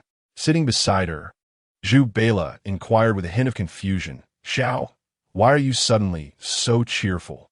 Li Xiao replied with a smile, I won the lottery yesterday, of course. I am elated. With his assets surpassing 100 billion, how could he not be joyful? Zhu Bela gently remarked, Xiao, with your wealth, it takes a substantial prize to make you this happy. Li Xiao chuckled, regardless of the size of the prize. Winning always brings joy. At that moment, a voice echoed in his mind. System upgrade deducting 600 billion, balance 75, 921, 035, 412. Upgrade duration, 24 hours. After the system function upgrade is complete, the host is encouraged to explore independently. Li Xiao cursed inwardly, System, you lack integrity, deducting 600 billion without warning. Meanwhile, Jia Dongxiu had unknowingly run numerous red lights, fervently hoping to arrive promptly, avoiding further ire from the company's shareholders. Chapter 85, Shifting Blame. Soon, they arrived at the Vientiane city. Jia Dongxiu casually parked his car by the roadside and hurried towards the Hermes store. He sprinted along, breathless and drenched in sweat. Not far from the store, he spotted Li Xiao and jogged over. Are you Mr. Li? Jia Dongxiu inquired respectfully. Li Xiao, with an impassive expression, replied in a calm tone. If there are no unforeseen circumstances, then it should be me. Jia Dongxiu quickly introduced himself with utmost reverence. Director Li, I am Jia Dongxiu, the regional director of Hermes in Hangzhou. President Liu sent me to address matters on your behalf. He thought to himself that the shareholder would likely be a middle-aged foreigner, only to discover that it was a young man from Daxia. If he handled this matter well, perhaps he could establish a connection with Li Xiao. Li Xiao responded coolly. Jia Dongxiu, eager to ingratiate himself, asked, Director Li, is there anything that requires my attention? Li Xiao spoke, nothing too significant, just that my woman had her eye on a bag, and not only was it snatched away, but the manager of your store claimed she could sell it to whomever she pleased. Jia Dongxiu assured him, rest assured, Director Li, I will certainly resolve this for you. Internally, he cursed, thinking that if Li Xiao wished to ruin himself, he should not drag him down with him. It was only because of his satisfactory performance in bed that he had been promoted to manager, and now he had offended a shareholder from headquarters. Li Xiao replia calmly. Jia Dongxiu, still fawning, asked, "Shall we go together?" Li Xiao, with an expression devoid of emotion and a gaze as cold as ice, responded, "I will wait for you right here at the entrance. I cannot dare to go back in, lest I be expelled again, as I was moments ago." Upon hearing Li Xiao's words, Jia Dongxiu felt as if struck by lightning. His body trembled violently, and beads of sweat dripped from his forehead like rain, splattering onto the floor of the shopping center. His complexion turned ashen, devoid of any color, as if all his strength had been drained, making it difficult for him to remain upright. Simultaneously, cold sweat began to seep from his back, soaking through his shirt. He hastily exclaimed, "Director Li, you can rest assured that I will provide you with a satisfactory resolution." He felt a surge of fear at Li Xiao's demeanor. If this matter was not handled properly, he would surely face consequences from Lu Dong. Li Xiao coldly stated, "Very well, I will wait here for you." Jia Dongxiu, hearing this, hurriedly made his way into the Hermes store. Upon entering, the female sales associate, upon seeing Jia Dongxiu, respectfully greeted him. "General Manager Jia, what brings you here?" Jia Dongxiu, with little patience for idle chatter, replied sternly, "Where is Manager Bai? Bring her to me immediately." The female sales associate quickly responded, "Our manager is in her office." Jia Dongxiu, irate, insisted, "Go fetch her for me now." The sales associate hurriedly sprinted towards the office, her proximity to the door increasing. As she ran, perspiration glistening on her skin. At last, she arrived before the office door, hastily pushing it open. She rushed to Bai Ji's side, barely managing to speak. Bai Ji, puzzled, inquired, "Xiao Zhang, why are you in such a frantic hurry?" The female sales representative, Xiao Zhang, replied, "Sister Bai, President Jia has arrived." Bai Ji calmly responded, "So what if he has come? Why are you in such a tizzy?" Xiao Zhang continued, "Sister Bai, I noticed that President Jia's expression was grim and unwelcoming, and he asked me to immediately fetch you." Bai Ji, her face etched with anxiety, exclaimed, "Why didn't you tell me sooner? Let's hurry to find President Jia." With that, Xiao Zhang led Bai Ji in a hurried manner towards Jia Dongxiu's location. Upon spotting Jia Dongxiu in the distance, his face ashen, Bai Ji gestured for Xiao Zhang to attend to her own tasks, then approached Jia directly. As Bai Ji stood before him, Jia Dongxiu urgently demanded, "Did you expel a client named Li today?" Bai Ji, with a feigned innocence, replied, "Yes. I did send away a client named Li, but was it really necessary for you to rush over?" Upon hearing Bai Ji's affirmative response, Jia Dongxiu was filled with a desire to strangle her. He questioned, "Do you have any idea what kind of calamity you've caused?" Bai Ji retorted defiantly, "It was merely one client. Surely, our Hermes does not lack for his business." Jia Dongxiu thundered, "If he were just an ordinary client, I wouldn't be racing over here in such a panic. But the client you drove away is a shareholder of Hermes. Now do you comprehend the gravity of this situation?" Bai Ji's eyes widened in disbelief, her mouth agape, her expression a mixture of shock and incredulity. Stammering, she asked, "How could he possibly be a shareholder of our group when he is so young and just an ordinary person?" Jia Dongxiu barked, "There is no mistake. President Liu himself called me here. If I fail to manage this situation properly, my career is at stake." Bai Ji stammered, "This matter does not concern me. It was the daughter of Vice President Lin who took the bag from Director Li's girlfriend." Jia Dongxiu, gritting his teeth, responded, "So you're the one who expelled Director Li? You incompetent fool. I should never have promoted you to the position of store manager." Bai Ji, her expression somber, asked, "What shall we do about this matter?" Jia Dongxiu, through clenched teeth, replied, "Why are you asking me? Who should I turn to for answers? I am just as clueless about how to rectify the situation." Suddenly, he recalled Bai Ji's mention of Vice President Lin's daughter and pressed further. "Did you just say that this incident stemmed from Vice President Lin's daughter?" Bai Ji hurriedly nodded and explained, "It was because Vice President Lin's daughter and Director Li's girlfriend both coveted the same bag that this entire debacle unfolded." Jia Dongxiu pondered for a long moment, contemplating the implications. He resolved to throw the pot back. Hastily, he retrieved his phone from his pocket and called Lu Dong. Upon seeing that it was a call from Jia Dongxiu, Lu Dong answered with a frigid tone. Jia Dongshu, have you managed the situation? Jia Dongshu replied in haste. General Manager Lu, this incident was instigated by Vice President Lin's daughter. How am I supposed to handle it? Lu Dong pressed further. What does this have to do with Vice President Lin's daughter? Jia Dongshu explained. It all stemmed from Vice President Lin's daughter competing with Chairman Li's girlfriend over a handbag, which led to this turmoil. Chapter 86. Dog bites dog. Lu Dong pondered. You should first go and placate Chairman Li. I will seek out Vice President Lin. Jia Dongshu replied apprehensively. Understood, President Lu. After hanging up the phone, Bai Ji hastily inquired, what did President Lu say? Upon disconnecting, Bai Ji eagerly turned to Jia Dongshu, her voice tinged with urgency and concern. She feared that this incident might jeopardize the managerial position she had painstakingly secured with Jia Dongshu's support. Jia Dongshu replied coldly. For now, it has been smoothed over, but once President Lu investigates the matter thoroughly, you may no longer hold that managerial position. Bai Ji, in a state of distress, implored, President Jia, you must assist me. If you help me this time, I will agree to that arrangement you desired previously.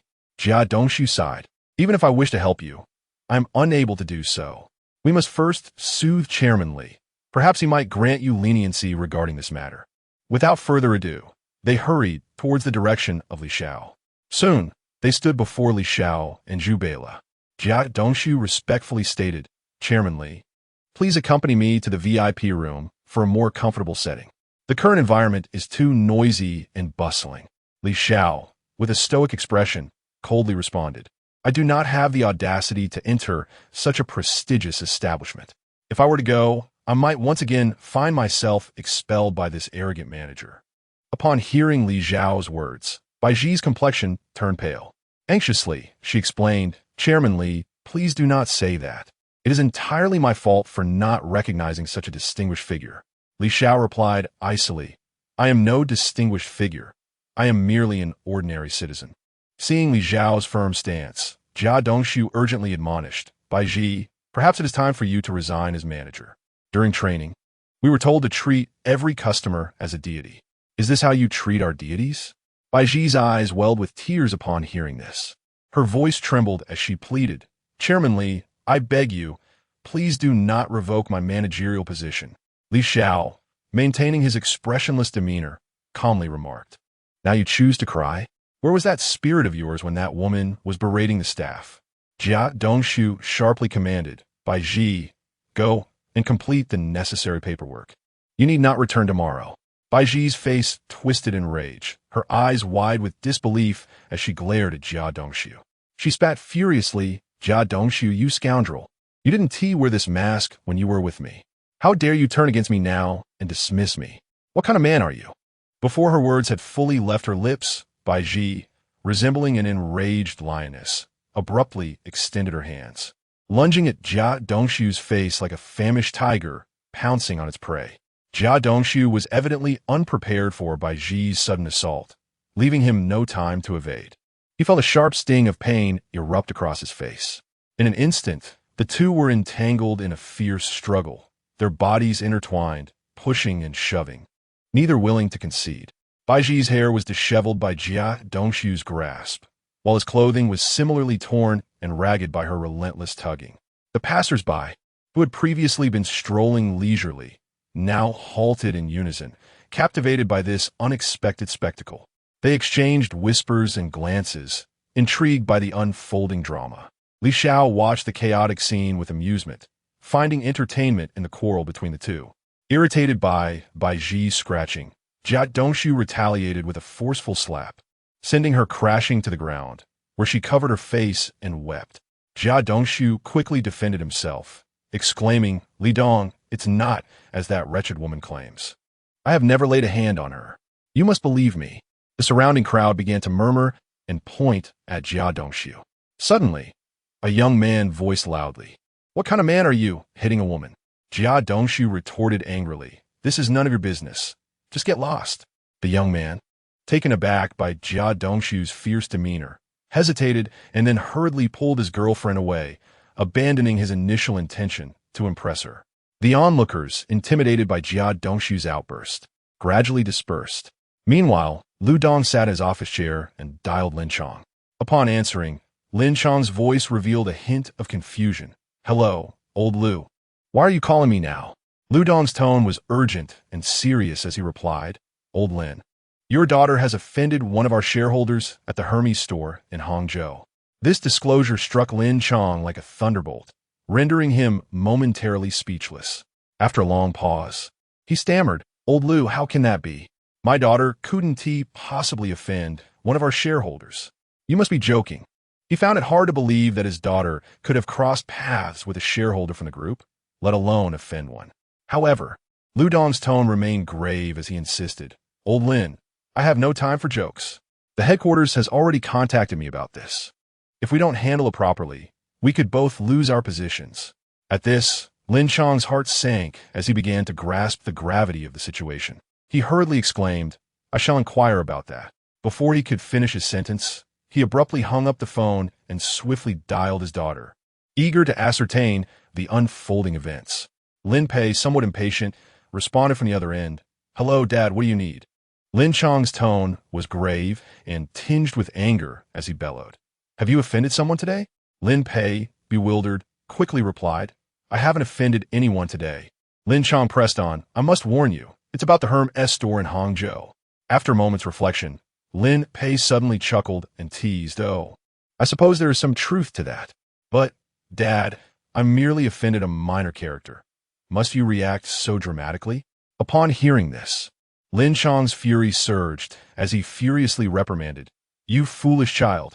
What do you mean by minor character? He's a shareholder of our Hermes group. You must immediately go and apologize, or else do not dare to set foot in our home again. It would be better for you to perish outside." Lin Pei, taken aback, gasped in disbelief, "Dad, you cannot be serious. He looks to be merely in his 20s. How could he possibly be a shareholder of your Hermes group?" Lin Chong thundered, "You are to go and apologize at once, or I shall disable all your cards immediately." Chapter 87. Anxious Lin Pei, upon hearing that her card would be deactivated, Lin Pei urgently pleaded, "Dad, I realize my mistake. I will rush over to apologize immediately. Please, do not deactivate my card." Lin Chong, filled with rage, rebuked her, "You wasteful child. All you do is squander money. It is your mother and I who have spoiled you. If this matter is not resolved properly, we might find ourselves begging on the streets." Lin Pei's face turned pale as she weakly responded, "Dad, it can't be that serious." Lin Chong's veins bulged with anger as he shouted, "Your Uncle Lu informed me that the matter has caught the attention of the group as president. Tell me, do you think this is trivial?" Stammering, Lin Pei said, "Dad, I will apologize right away." Lin Chong's face flushed crimson, as if blood could drip from it. He felt dizzy, his heart racing fiercely as if it might leap from his throat. After hanging up, he immediately rummaged through his drawer for his quick-acting heart medication. Upon finding it, he uncapped the bottle and poured out several pills, swallowing them hastily. Soon, the pills slid down his throat into his stomach, providing a slight sense of relief, though his heart continued to race uncontrollably. Leaning back in his chair, he closed his eyes and took several deep breaths, attempting to calm himself, but tranquility eluded him. After a lifetime of hard work, he had finally ascended to the position of vice president of Hermes in Greater China, and now it seemed he might lose everything due to his daughter's folly. Meanwhile, Lin Pei was in a state of frantic urgency at the roadside.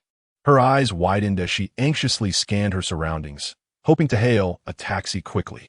As seconds ticked by, her heart raced faster, and beads of sweat formed on her forehead. She waved her arms vigorously, trying to catch the attention of passing taxis. Yet each one sped by as though oblivious to her presence. "Why won't any taxi stop?" Lin Pei muttered to herself, her voice tinged with despair. She understood all too well that failing to reach her destination in time could have dire consequences, affecting not only her future, but also jeopardizing her father's position at Hermes. The thought intensified her anxiety. Her livelihood depended entirely on her father's support. Without it, she feared she could not maintain her current affluent lifestyle. She absolutely could not allow such a calamity to befall her. The prospect of a mundane 9-to-5 existence, laboring tirelessly each day, was intolerable. Just as Lin Pei was pacing in distress, a yellow taxi slowly came to a halt before her. She breathed a sigh of relief, quickly opened the door, and hopped inside. With urgency etched across her face, and speaking a rapid pace, she implored the driver, "Please, take me to Wanxiang City. I'll give you 5,000 yuan. No, 10,000. Just drive quickly and get me to Wanxiang City." Upon hearing the figure of 10,000, the taxi driver's eyes sparkled with excitement, a smile spreading across his face. He eagerly exclaimed, "Miss, hold on tight. I shall take you there at once." With a sudden surge of acceleration, the yellow cab raced forth with the velocity of a Ferrari, speeding towards Wanxiang City. The wheels of the taxi screeched against the pavement, producing a sharp sound. Inside the cab, Lin Pei was taken aback by the sudden sensation of weightlessness, letting out shrill cries of alarm. Her hands clutched the armrest tightly, her face paling in fright. The taxi driver, upon hearing her cries, became even more exhilarated, inadvertently pressing the accelerator harder. Jia Sudong observed Bai Ji, who sat on the ground weeping, while he rubbed his cheek, still stinging from her earlier scratch. He hurriedly explained to Li Xiao, "Mr. Li, do not heed the words of that wretched woman. She merely seeks to drag me down with her. I have no connection to her whatsoever." Upon hearing this, Bai Ji rose to her feet and shouted, "You scoundrel! When you were with me last night, you certainly did not say that." A smile crept across Li Xiao's lips as he watched the spectacle of their quarrel, finding it quite amusing. Zhu Bela stifled her laughter, covering her mouth. Jia Sudong quickly retorted, "You vile woman, do not slander me here. I have never had any dealings with you." Bai Ji furiously replied, "Jia Sudong, you mushroom. You claim not to acknowledge it now, but last night you certainly enjoyed yourself, leaving me to perform for you at the hotel." Jia Sudong, feeling his composure shatter, shouted back, "You shameless harlot. Who are you calling a mushroom? You were quite vocal at the hotel yesterday, and now you dare to slander me." Realizing his outburst, he hastily added, "Mr. Li, this woman is merely trying to provoke me into saying such things. Please do not take her words to heart." Li Xiao, suppressing his amusement, casually remarked, "Rest assured, Mr. Jia, I believe everything you say." He simply wished to tease Jia Sudong further, relishing the unfolding drama, as such entertainment was a rarity. Jia Sudong, heartened by Li Xiao's belief in him, felt a sense of joy that momentarily overshadowed the pain from Bai Ji's scratch. "Thank you, Mr. Li, for your trust. I shall dedicate myself to serve you," he declared earnestly. Bai Ji assumed that Li Xiao genuinely believed Jia Sudong. She interjected, "Mr. Li, he has taken advantage of countless female employees. Anyone he sets his sights on, he will exploit by any means necessary. Those who resist often face intimidation or even termination." Jia Sudong, hearing Bai Ji's attempts to expose his shortcomings, rushed towards her and delivered a sharp slap, causing her to see stars. Zhu Bela leaned towards Li Xiao and quietly asked, "Xiao, shall we simply watch him strike a woman without intervening?" Li Xiao wore a mischievous grin as he leaned closer to Zhu Bela's ear and whispered, "Little Zhu, just a moment ago, when Bai Ji was confronting that salesperson, she didn't show any allegiance to her own staff. Let us sit here, quietly observing this pair of wretched lovers as they tear into each other." Zhu Bela playfully retorted, "Xiao, I've come to realize just how wicked you truly are." Li Xiao softly replied, "So, does that mean you like me even more now?" Blushing, Zhu Bela responded, "You are utterly incorrigible. I do not like you in the slightest." Chapter 88. The spectators. Li Xiao jested, "Little Zhu, if you claim to dislike me, whom do you favor instead?" Zhu Bela replied sweetly, "You are incorrigible. I simply do not like you. That's all." Li Xiao chuckled, "I hope, dear Zhu, that you maintain this bravado tonight. Even if you beg for mercy, I shan't readily let you off the hook." Upon hearing his words, Zhu Bela's face flushed crimson, resembling a ripe peach. Bashfully, she retorted, "There are others present. If you persist, I shall ignore you." Li Xiao smiled. "Very well, I shall cease my teasing. Let us focus on enjoying the unfolding drama." Bai Ji was struck harshly by Jia Sudong, causing her to lose her balance and crash to the floor of the shopping mall like a kite severed from its string. The impact sent a sharp pang of pain coursing through her body, igniting a fiery hatred and fury within her. She swiftly rose from the ground, her eyes bloodshot as she glared at Jia Sudong, akin to a ferocious wolf fixating on its prey. Without hesitation, she charged at him, launching herself forward with reckless abandon. The two were soon entangled in a fierce struggle, exchanging blows with equal fervor. Despite being a man, Jia Sudong found himself grappling with Bai Ji, who fought like a wild beast, seemingly possessed of limitless strength. Amid the chaotic scuffle, Bai Ji tore at Jia Sudong's shirt, leaving a trail of fabric in her wake, exposing his pale flesh. In the frenzy, Bai Ji's hair became disheveled, resembling a bird's nest, and her own top was torn asunder, revealing glimpses of her blue bra. After a time, both stood panting heavily, surrounded by onlookers who whispered among themselves. A young couple stood a short distance away, intrigued by the spectacle. The young woman remarked, "Darling, do you think that man was caught with a mistress by his wife, and now they are fighting?" The young man nodded vigorously, grinning, "My dear, your analysis is quite astute. I believe that to be the case." Suddenly, the young woman shifted her tone, asking softly, "Honey, would you ever fight for a woman like that?" The young man was caught off guard by the question. After a brief pause, he quickly reassured her, "Sweetheart, don't let your imagination run wild. I could never treat you that way. You are my one and only my love." The young woman pressed on, "If both I and your mother fell into a river, and you could only save one, whom would you choose?" The young man's back broke out in a cold sweat at the question. Stammering, he replied, "Of course, I would save you first." The young woman, upon hearing a satisfactory response, instantly blossomed into a radiant smile and fervently kissed the young man on the cheek. With delight, she exclaimed, "Darling, I knew you loved me the most." The young man replied, "My dear, I certainly love you the most." Yet, in his mind, he harbored a resentful thought, pondering how she dared to compare herself to his mother. Were it not for the financial strains of marriage, he would have long since slapped her away. The taxi screeched to a halt at the entrance of the Wanxiang city, the tires screeching against the pavement. Lin Pei, startled by the abrupt stop, remained momentarily dazed. Even as the vehicle halted, the driver, noticing her lack of response, bellowed, "Hey miss, we've arrived at Wanxiang City." The sudden shout jolted Lin Pei, causing her to jump at her seat.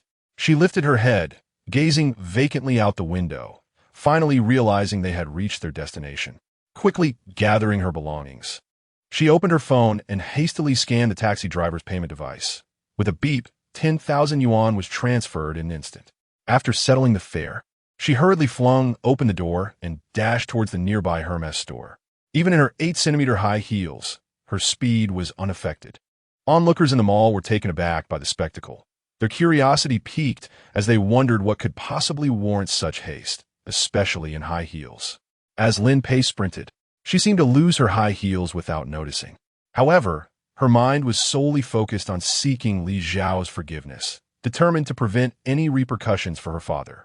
Meanwhile, Jia Sudong and Bai Ji were embroiled in a heated exchange, each revealing the other's shortcomings. Bai Ji angrily retorted, "Jia Sudong, you pathetic fungus. You can't do anything right yet still seek to exploit female employees." Jia Sudong shouted back, "Bai Ji, you promiscuous woman. How could you complain when you were the one crying out praises while we were together?" Bai Ji scoffed, "If it weren't for my ambition to become store manager, I wouldn't even consider being with someone like you. I'd find more pleasure in a cucumber." Jia Sudong bellowed, "What nonsense. I certainly made you feel euphoric that time." Bai Ji shot back, "I felt nothing at all, and you finished so quickly. You really think you can make me feel euphoric? That's laughable." At that moment, Lin Pei rushed in like a gust of wind, arriving breathlessly before Li Xiao and Zhu Beila. Her forehead glistened with beads of sweat, which trickled down her cheeks to the ground, while her back was soaked through. She was panting as if she had just completed a marathon, utterly exhausted. Meanwhile, Jia Sudong and Bai Ji continued their quarrel, showing no signs of abating. Lin Pei suddenly raised her head, her eyes wide open, glaring at Jia Sudong and Bai Ji, then shouted at the top of her voice, "You two, close your mouths at once." Jia Sudong and Bai Ji halted immediately under Lin Pei's fierce reprimand. Lin Pei bowed slightly and said, "Young Master Li, I acknowledge my wrongdoings earlier and I sincerely apologize. You may demand anything from me now. I only hope that you do not vent your anger on my father." Li Xiao, with an impassive expression, coldly replied, "I rather preferred your previous defiant demeanor. This submissive attitude is somewhat disconcerting." Lin Pei felt a jolt in her heart and hastily slapped herself hard, saying, "Young Master Li, I have recognized my faults. I hope you can forgive me this once." Zhu Bela interjected, "You are not here to apologize to us, but rather to the employee you struck just moments ago." Without hesitation, Lin Pei responded, "I shall go and apologize to that employee at once." With that, she hurriedly made her way to the Hermes store. Upon finding Xiao Mei, she deeply bowed and sincerely said, "I was entirely in the wrong earlier. I'm truly sorry and hope you can find it in your heart to forgive me." Xiao Mei was taken aback by this unexpected gesture, but quickly regained her composure and gently replied, "It's all right. I've already forgotten what happened." Lin Pei rushed back to Li Xiao and said, "Young Master Li, I have apologized to her, and she has forgiven me. I hope you will let this matter rest." Li Xiao nodded and, taking Zhu Bela by the hand, walked towards Valentino. Having seen enough of the spectacle, he was disinclined to linger any longer. Jia Sudong, watching Li Xiao depart, hastily exclaimed, "Director Li, you must not believe a word that wretched woman has said." Li Xiao, uninterested in further engagement, continued walking and soon took out his phone to call Lu Dong, the president of Hermes Greater China. Chapter 89. Shopping. Lu Dong observed the incoming call from Li Xiao on his mobile screen, promptly adjusting his posture, straightening his back, and taking a deep breath before cautiously pressing the answer button. "Hello, General Manager Lu. I perceive there are considerable issues in Hangchang." Li Xiao's voice resonated from the other end, deep and serious. A wave of anxiety washed over Lu Dong as he quickly responded, "Chairman Li, are you referring to the matter concerning Jia Sudong?" Li Xiao replied coldly, "General Manager Lu, upon my review today, I noticed that the Hangqing division is facing severe complications. Jia Sudong is engaging in inappropriate relationships and exploiting female employees." A sheen of sweat formed on Lu Dong's forehead, and he hurriedly explained, "Chairman Li, we have already initiated an investigation into Jia Sudong's conduct. However, we are in the process of gathering pertinent evidence." Li Xiao pressed on, "What about Deputy General Manager Lin? Is he clean?" Lu Dong hesitated briefly before answering, "General Manager Lin. He does not appear to have significant issues, but I will advise him to better supervise his daughter." After a prolonged moment of contemplation, Li Xiao stated, "There is a sales associate named Xiao Mei at the Hermes store in Wanshang City, Hangqing. I find her quite impressive." Upon hearing this, Lu Dong immediately grasped the implication and promptly assured, "Chairman Li, I understand. Rest assured, I will address this matter forthwith." Li Xiao refrained from further discussion and abruptly ended the call. As the line went silent, Lu Dong slumped back in his chair, akin to a deflated balloon. He pondered that the immediate crisis had passed, yet the issue with Jia Sudong still required resolution. After a brief respite, he retrieved his phone and dialed Lin Chong. Lin Chong's voice was serious and resonant as he inquired, "Old Lu, what brings you to seek me?" Lu Dong replied cheerfully, "Old Lin, you must be sure to express your gratitude to me." With a face full of skepticism, Lin Chong asked, "What is going on?"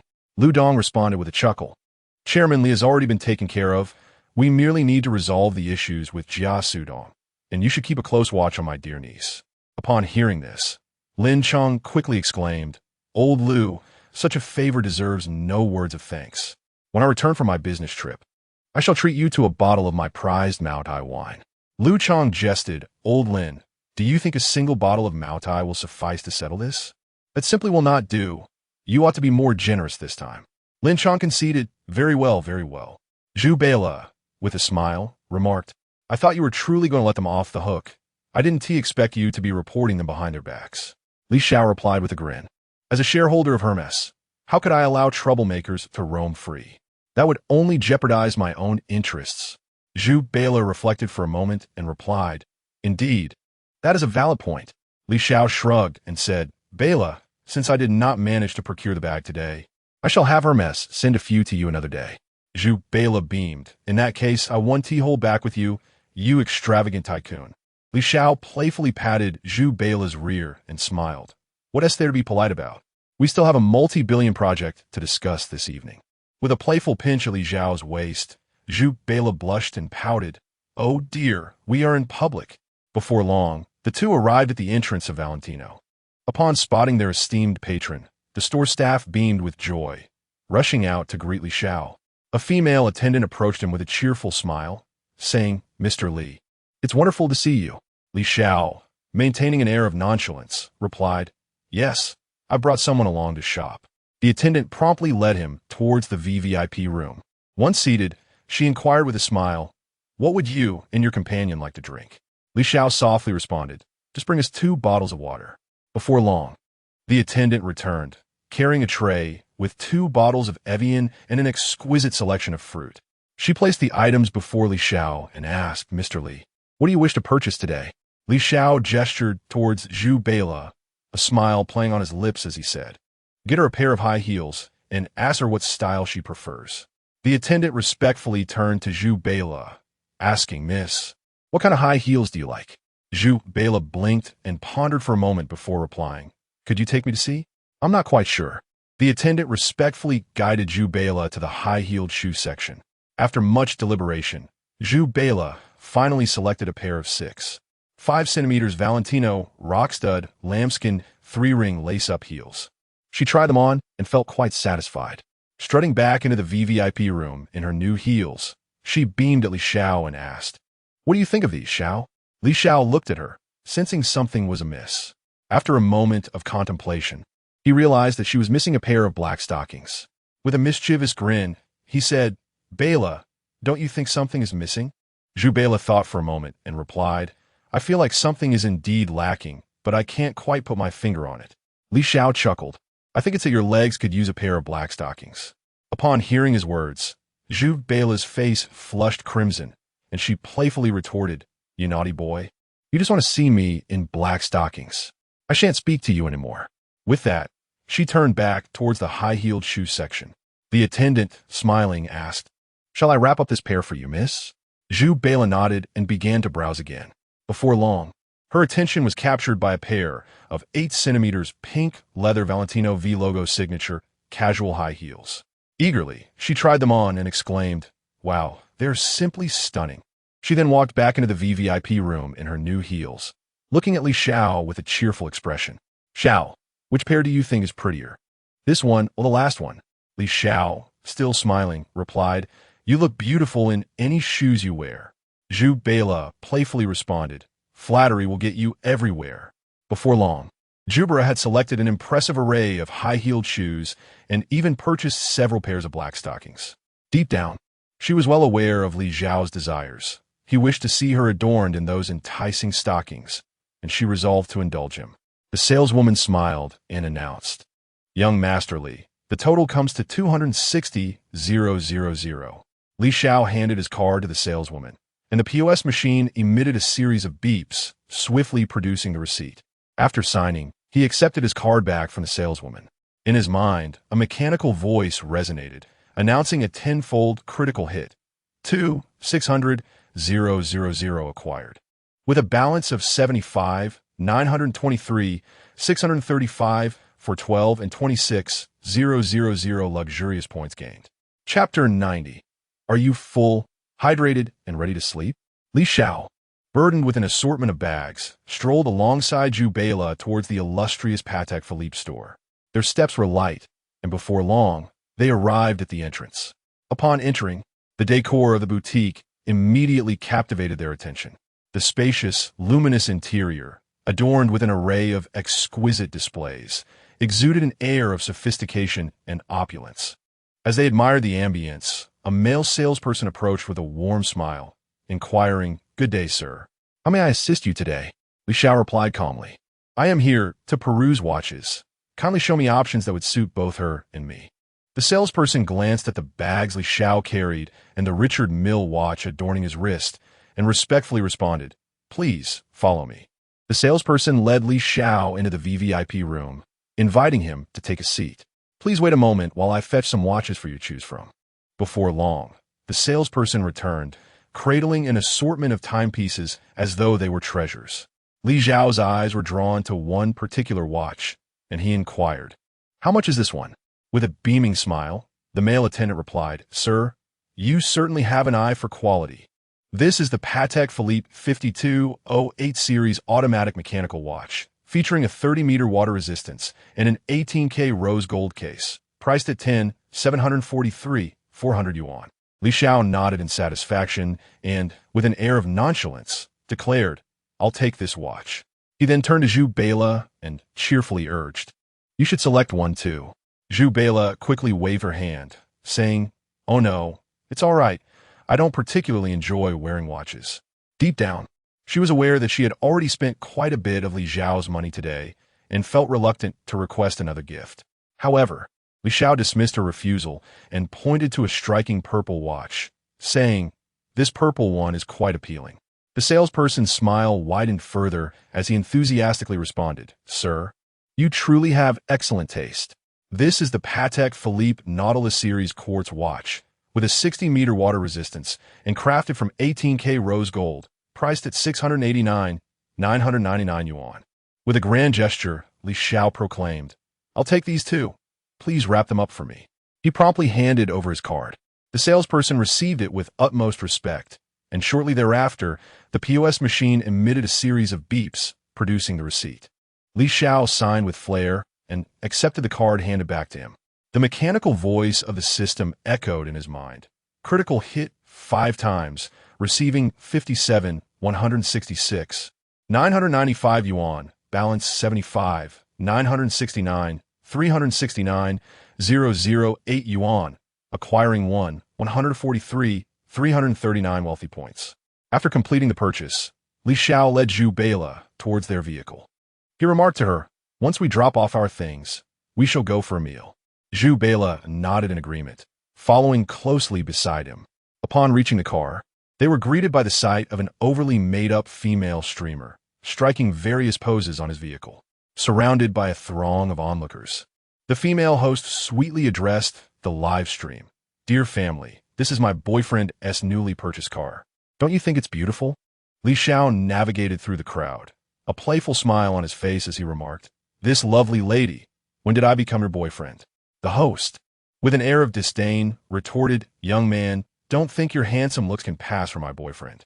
Noticing that Li Xiao wore clothing devoid of any logo, she perceived him as merely a superficial, impoverished youth. Unbeknownst to her, his attire was high-end custom-made, hence the absence of branding. Li Xiao justa, beauty. If you claim this is your boyfriend's car, then this must be mine. When did I acquire a girlfriend? The host laughed, saying, Big brother, if you're going to pretend, at least choose a car that's somewhat respectable. Do you even know what kind of car this is? Li Xiao, fuzza. Press the unlock button on his key fob, open the car door, and place his belongings inside. He leisurely replied, I may not know what it is. But you certainly do. The host stood awkwardly, momentarily at a loss. Comments on the live stream read, What a clown, trying to impersonate the car owner. This is someone else's boyfriend's car. I'm dying of laughter. Li Xiao coldly stated, Keep your distance from my car, or if you leave a mark, you might find yourself in a situation you can't afford. With that, he took Zhu Bela's hand and swaggered into the shopping mall. Before long, Li Xiao led Zhu Bela to the entrance of a Japanese restaurant in Wanxiang City. He cheerfully suggested, Shall we sample the delicacies from the land of the rising sun? Zhu Bela nodded in agreement. Li Xiao strode inside, and soon, a waiter guided them to a table. After taking their seats, the waiter presented them with the menu, and they began to delightfully order dishes including grilled sushi, sashimi platters, snowflake foie gras and tuna, chawanmushi, black gold abalone, peony shrimp, grilled foie gras with scallops, sea urchin hot dogs, and wagyu beef. After a while, the waiter carefully approached, placing the dishes on their table. Li Xiao took a bite and mumbled, Nothing beats our Chinese cuisine, but this is still somewhat palatable. Zhu Bela, smiling, replied, I think you're just picky. I find the flavors quite delightful. Li Xiao softly remarked, Little Zhu, your taste could be perilous. I must correct them tonight. He added, When it comes to our great Chinese cuisine, it is the eternal deity, while this is merely a minor contender. No, not even that. It doesn't even qualify as a contender. Observing Li Xiao's earnest expression, Zhu Bela laughed and said, All right, you're right. Our great Chinese cuisine is indeed the eternal deity. Hearing her words, Li Xiao continued to savor his meal. Just then, a call from Uncle Zhang came through. Upon answering, he heard, Li Xiao, our restaurant opens tomorrow morning. Do you have any ideas? Li Xiao remarked, I have invited some friends to lend a touch of liveliness to our restaurant. Uncle Zhang, upon hearing this, chuckled heartily and replied, Excellent. Li Xiao continued, As for the other matters, Uncle Zhang, I leave them in your capable hands. After ending the call, Li Xiao turned to Zhu Beila and said, Tomorrow marks the grand opening of my restaurant. I will be delighted if you join me. Zhu Beila cheerfully responded, Of course. Before long, the two had finished their meal and strolled leisurely along. Li Xiao took out his phone and messaged Chun Sheng, Brother Sheng, my restaurant opens tomorrow morning. Please inform the others. Chun Sheng quickly replied, Sure, let us gather there in the morning. Li Xiao responded, We shall convene at the entrance of Hangqing No. 1 courtyard. Chun Sheng confirmed, Okay. As the food in their bellies began to settle, Li Xiao grinned and took Zhu Beila's hand, sauntering towards the car. In no time, they arrived at the vehicle. With a swift motion, Li Xiao slid into the driver's seat, barely settling down before he eagerly urged Zhu Beila to join him. Once she was inside, a mischievous smile danced on Li Xiao's face as he said, Having dined well, it's time to return home and attend to more serious matters. Upon hearing this, Zhu Beila's face flushed crimson. Li Xiao pressed the accelerator to the floor, and the Pagani Huayra erupted with a deep roar, speeding away from Wanxiang City like a bolt of lightning. Chapter 91. Surprised the Pagani Huayra, with its exaggerated rear wing and exquisite aerodynamic kit, appeared exceptionally imposing under the moonlight and streetlights. The purple carbon body shimmered in the darkness, akin to a sharp blade slicing through the night. Accompanied by the roar of the engine, the Pagani Huayra surged down the road like a bolt of black lightning. Inside the car, Jabella was startled by the powerful acceleration, letting out a frightened scream. Her little face turned pale as she anxiously shouted, Xiao, slow down. Upon hearing her plea, Li Xiao promptly reduced the speed, a teasing smile playing on his lips as he jested, Bella, why are you so timid? Jabella responded in a sulky tone, I'm not timid. It's just that you suddenly sped up and scared me. Li Xiao pressed the accelerator again, grinning mischievously as he said, Then I'll accelerate now. You certainly want to be scared again, right? Jabella let out another series of shrieks. She shouted, Xiao, slow down. I want to be so brave anymore. Li Xiao laughed heartily, amused by her reaction. He teased, Where did that confident little girl go? I can't seem to find her. Jabella pouted, You're so naughty. Li Xiao chuckled. All right, I won't tease you anymore. He eased off the gas, driving steadily towards the No. 1 residence in Hangzhou. Before long, Li Xiao parked the car smoothly in the underground garage. He quickly gathered his belongings and eagerly led Jabella towards the building. Jabella, in a playful tone, said, Xiao, slow down. If you walk so fast, I can't keep up. Li Xiao grinned. I can wait, but my brother cannot. I feel like he is about to burst. Upon hearing this, Jabella's face flushed with embarrassment, and she retorted, I want to run away. Why are you in such a hurry? Li Xiao continued to tease. Who could resist such beauty as you, Bella? We've already delayed long enough. We cannot afford to linger any longer. Jabella playfully huffed, If you keep this up, the surprise I prepared for you will be gone.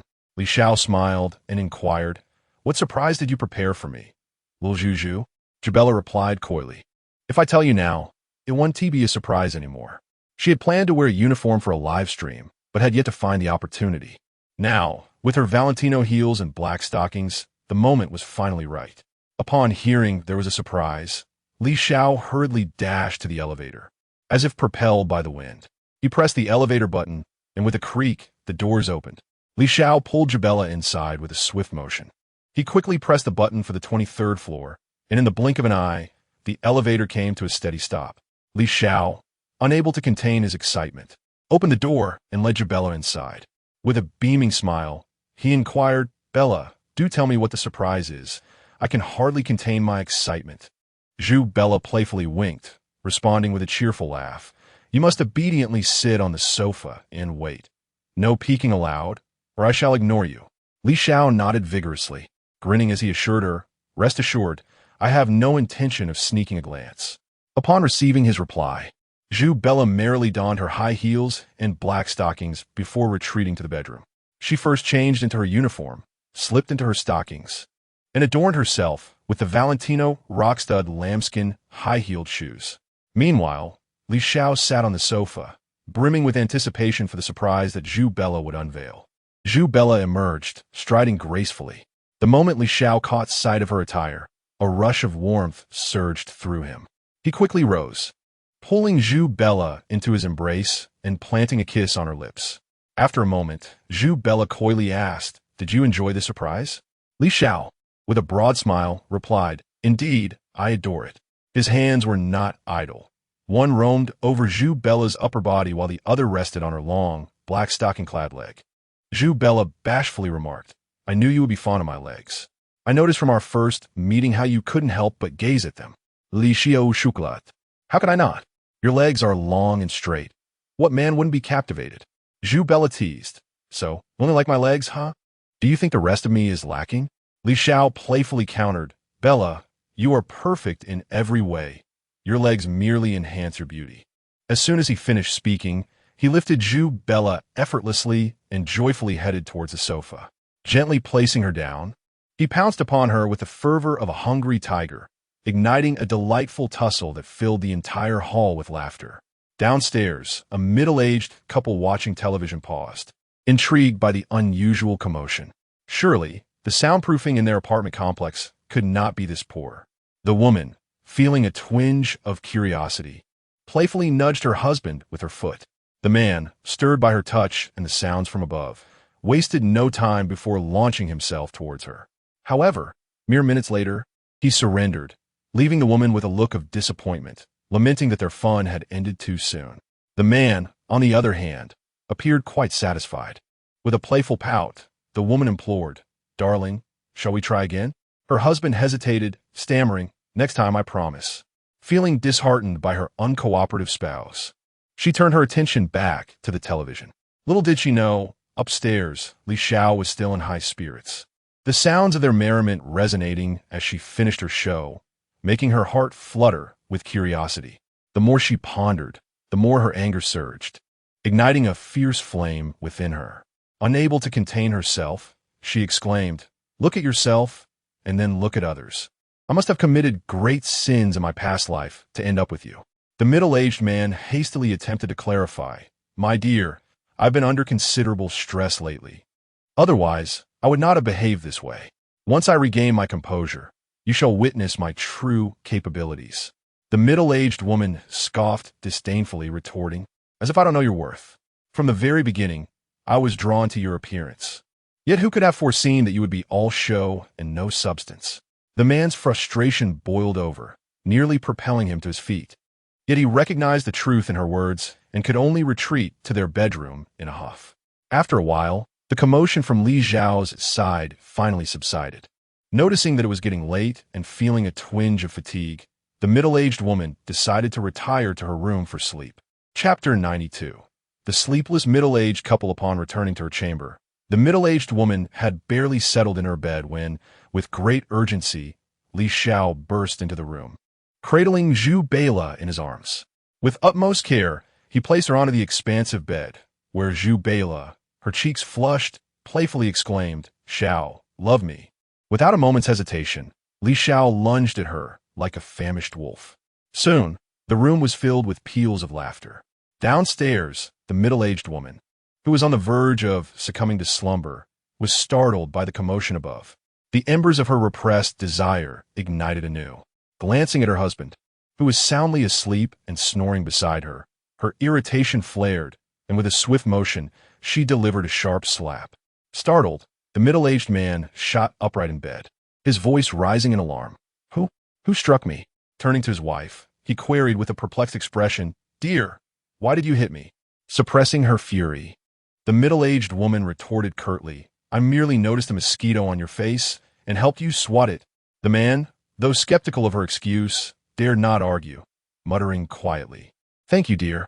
He was well aware that provoking this fierce woman could lead to dire consequences. Initially hoping to return to sleep, the middle-aged man found his drowsiness dispelled by the ruckus from Li Xiao's side.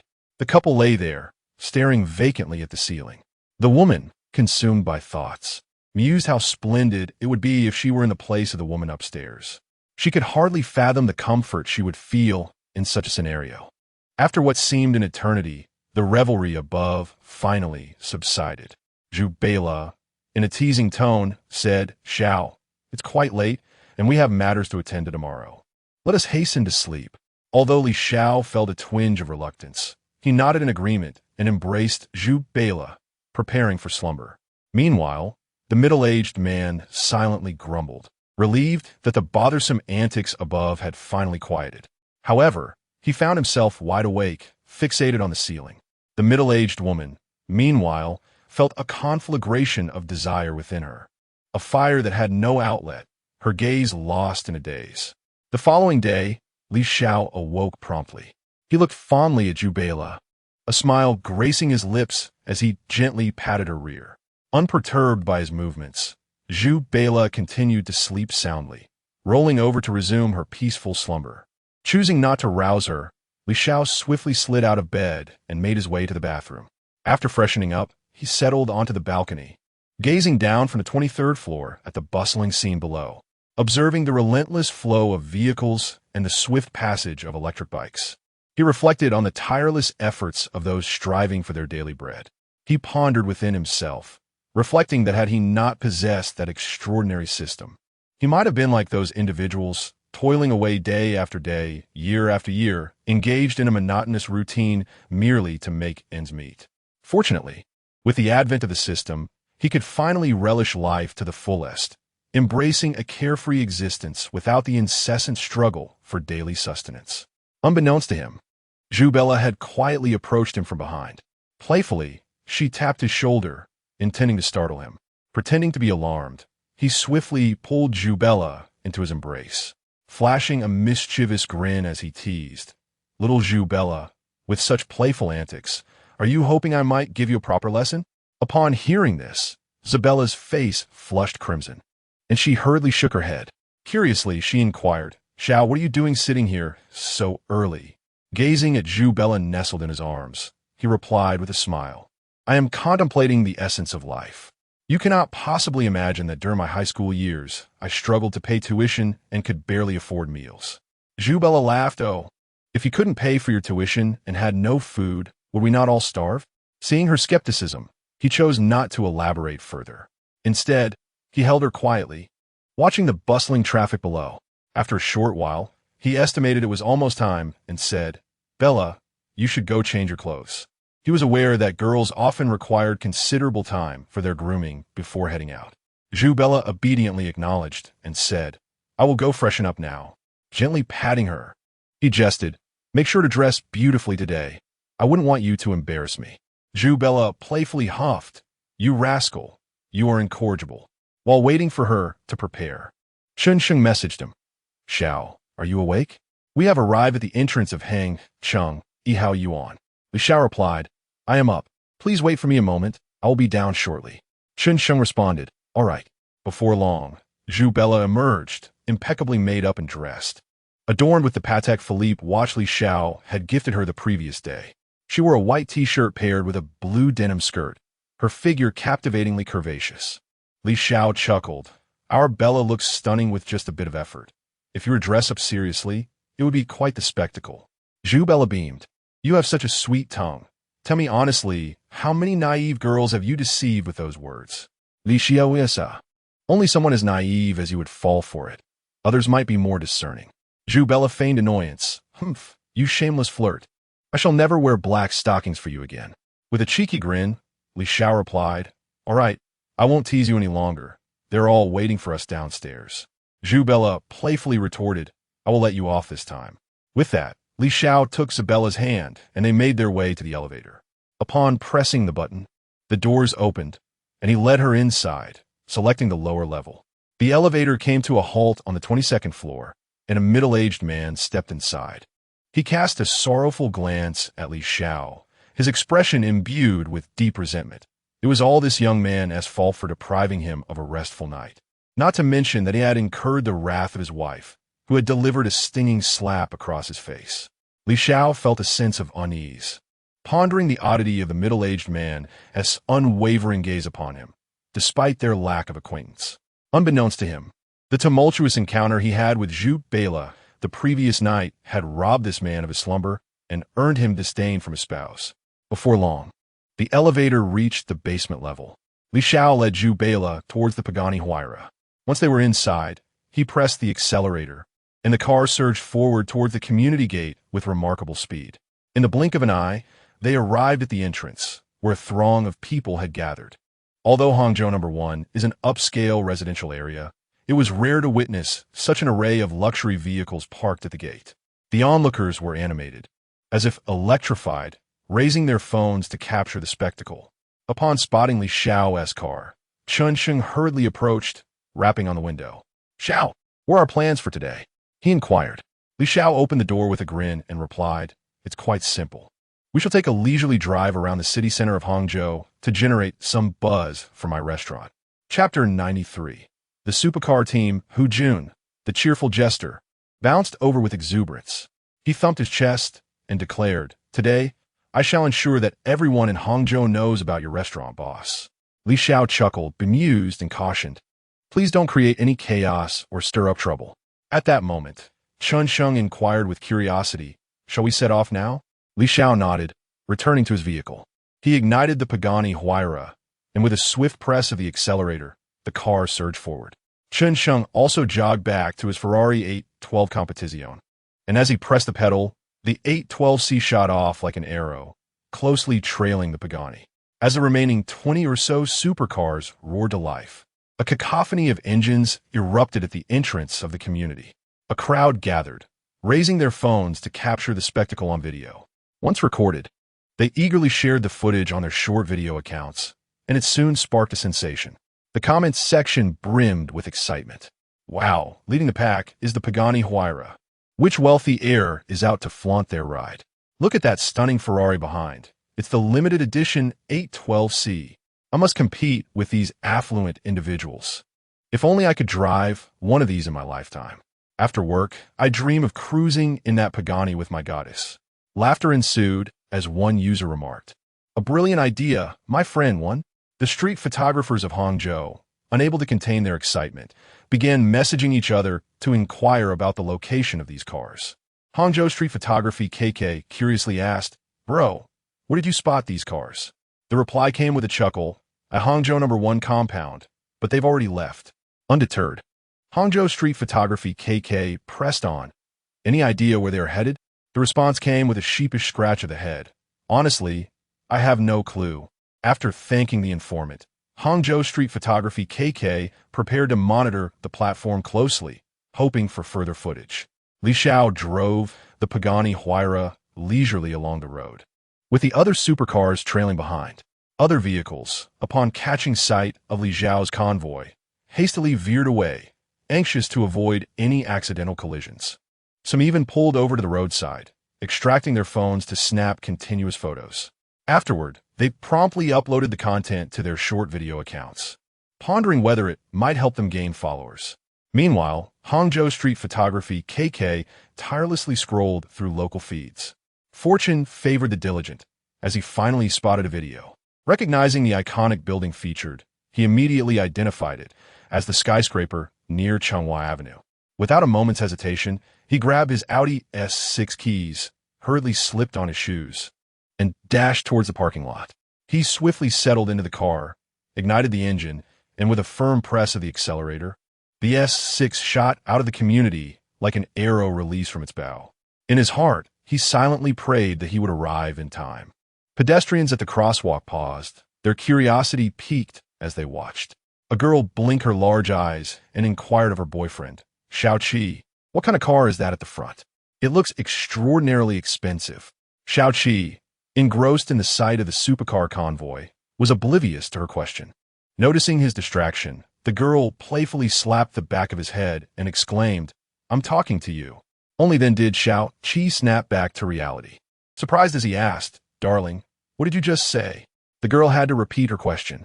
Upon hearing it, Xiao immediately responded, "That's a Pagani Huayra. And even if you have money, it's not something you can easily buy. It costs over $500 million." The girl gasped, her jaw nearly dropping. Is it really that expensive? Is it made of gold? Xiao clarified, the body of that car is primarily carbon fiber, which is certainly costly. The girl dismissed him, saying, but the charcoal we burn isn't expensive. Unable to clarify further, Xiao simply stated, regardless, it's extraordinarily pricey. She then pointed to Chun Sheng's Ferrari behind them and asked, that car looks nice too. Which is more expensive, the carbon car in front or the one behind?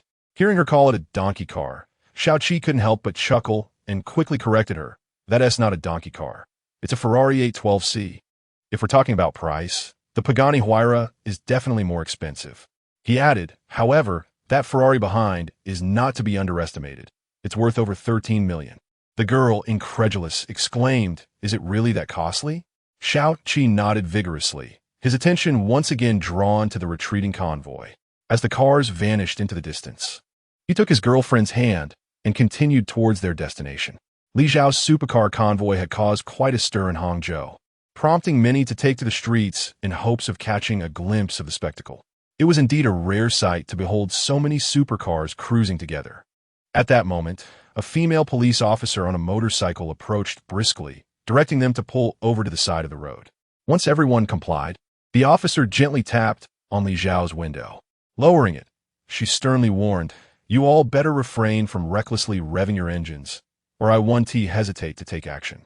She had a particular disdain for these wealthy youths who enjoyed flaunting their supercars. Li Xiao smiled reassuringly. Officer, rest assured, we will drive calmly. No sooner had he spoken than someone within the convoy suddenly began to rev the engine wildly. The officer immediately adopted a serious demeanor, saying, didn't you just say you would drive quietly? Li Xiao felt a wave of embarrassment wash over him. He had just made that promise before the interruption. He quickly replied, Officer, I will ensure they drive quietly. At this moment, Chun Sheng, the driver of the following vehicle, also alighted from his car upon witnessing the unfolding situation. He hurriedly addressed the officer, saying, Officer, I am quite familiar with Captain Hua. As you can see, we haven't done anything wrong. Could we perhaps let this incident slide? The female officer, embodying a stern sense of justice, replied gravely, your acquaintance with the chief does not hold any weight here. If you dare to engage in reckless driving, I will summon a tow truck to have your vehicles removed. On the square, the elderly men and women who had been dancing halted their movements and approached to witness the commotion. Suddenly, one elderly gentleman spoke up, Officer, you must take stern action against them. Every evening, we have individuals racing down the street. An elderly lady with white hair chimed in, Indeed, officer, you must intervene. Every night, there are those who drive their sports cars, revving their engines and disturbing my peace. Chapter 94. The stubborn police officer, the elderly matriarch with long hair exclaimed, Young lady, you must address their behavior with utmost seriousness. These individuals have been causing a ruckus every night, and it is enough to give my heart condition a fright. Just as the elderly were voicing their grievances in a cacophony, a young man approached. He remarked, Officer, these seniors are dancing and singing in the square at the crack of dawn, which disturbs my entire family as sleep. You ought to intervene as well. The elderly matron retorted fiercely, You, young man, show no respect for your elders. Is it so easy for us seniors to find a place to exercise? An elderly gentleman chimed in, You young people only know how to sleep in. What harm does our square dancing do to you? Weren't you the one who reported us to the community last time? Chun Sheng sidled up to Li Xiao and whispered, Xiao, I'm going to find an acquaintance. Let us not waste time here. Li Xiao nodded, continuing to observe the spirited debate among the elderly. The young man lamented, We young people have to work every day, while you seniors have ample time to rest. The white-haired matron interjected, What do you mean we have plenty of time to rest? Our exercising is none of your business. Why do you object so vehemently? The young man persisted, It's not just me. Others are too afraid to voice their opinions. Last time, when a family reported you, you discovered their address and deliberately created noise at their home every morning. That family called the police, and the officers were too intimidated by your age to take action. The elderly gentleman, unfazed, declared, What do you mean by saying we are old? We are clearly in the right here. At that moment, Hu Jun suddenly conceived a mischievous idea. He shouted, There are eggs being given away ahead. Hurry over before they're gone. Upon hearing this, The elderly rushed off with great speed. The police officer stood in stunned silence at the sight. Hu Unipotit commenting. These seniors are in better shape than most young people, yet they pretend to struggle with mobility as soon as they board a bus, only to spring back to life once they disembark. The young man concurred exactly. They only feign frailty when it suits them. Otherwise, they are sprightly. Hu Jun then asked the police officer, "Can we leave now? I have urgent matters to attend to." The officer, with a firm demeanor, replied, "Not yet. The seniors just claimed that someone has been causing disturbances at night. I must investigate if it is you." She added, "If it isn't you, I will let you go immediately. However, if it is, you certainly will not be leaving today." Hu Jun protested, "Officer, we are law-abiding citizens. How could we possibly engage in such disruptive activities?" The police officer regarded him with disdain, stating solemnly, "Being law-abiding is not for you to determine. I must ascertain the facts first. Besides, you all were seen revving your engines just moments ago." She remained skeptical of the affluent youth's excuses, knowing well that even when caught, they would claim innocence. At that moment, a figure approached, holding a phone. He stated, "Officer, could you please take this call?" The female officer lifted the phone to her ear, and a commanding voice resonated from the other end. "Xiao Su, this is Hua Feng. Hurry and let them go." The female officer furrowed her brow and replied, "Captain Hua, we have not yet determined whether they are the ones causing trouble every night. How can we simply let them go?" Hua Feng responded coldly, "Xiao Su, this group of individuals is not someone your father, and I can afford to offend. Let them go immediately. Furthermore, I have reviewed the nearby surveillance footage, and they are not responsible." The female officer relented, "Understood, Captain Hua." She returned the phone to Chen Sheng and said sternly, "You may leave, but do not let me catch you again. Otherwise, no phone call will save you next time." Chen Sheng nodded and turned to Li Xiao, saying, "Xiao, let us go." Upon hearing this, Li Xiao walked towards his vehicle. Once inside, Zhu Bela inquired, "Xiao, is everything all right?" Li Xiao smiled and replied, "It's nothing serious, just a misunderstanding that has been resolved." Zhu Bela beamed, "That's good to hear." She had been quite anxious in the car, unable to resolve the situation. Thus she waited restlessly. Just as Li Xiao was about to drive away, a vehicle, driven by Hang Chung Street Snap KK, sped by at 80 miles per hour. The female officer, frustrated and looking for an outlet for her anger, noticed the speeding S6. With a serious expression, she approached and gently tapped on the car window. Hang Chung Street Snap KK, puzzled, asked, "Officer, is there something you need?" The female officer sternly replied, "Do you know what the speed limit is on this road?" Hang Chung Street Snap KK responded, "ISNT at 80? The officer pointed to the speed limit sign by the roadside and coldly stated, "The limit is 40. You are driving at 80. Now, turn off the engine and step out of the vehicle to face the consequences." Seeing Li Xiao's convoy preparing to leave, Hang Chung Street Snap KK hastily exclaimed, "Officer, I didn't see it, but I have an urgent matter to attend to. Please just issue me a ticket." The female officer, incensed, retorted, "If everyone used the excuse of urgency, would we still enforce the law? Now, get out of the car and accept your punishment." Hang Chung Street Snap KK, upon hearing this, quickly turned off the engine and exited the vehicle. He felt a surge of anxiety, desperately hoping that the female officer would swiftly issue his ticket. Li Xiao continued driving towards his restaurant, this time cautiously pressing the gas pedal, wary of being stopped again by the obstinate female officer.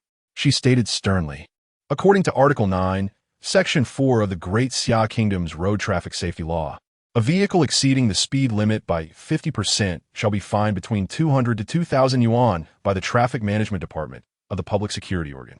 She issued a 2,000 yuan ticket and handed it to Hang Chung Street Snap KK. He respectfully asked, "Officer, may I leave now?" He is now filled with an acute sense of urgency. After much effort, he had finally caught up with Li Xiao's convoy, only to watch helplessly as it gradually vanished from his sight.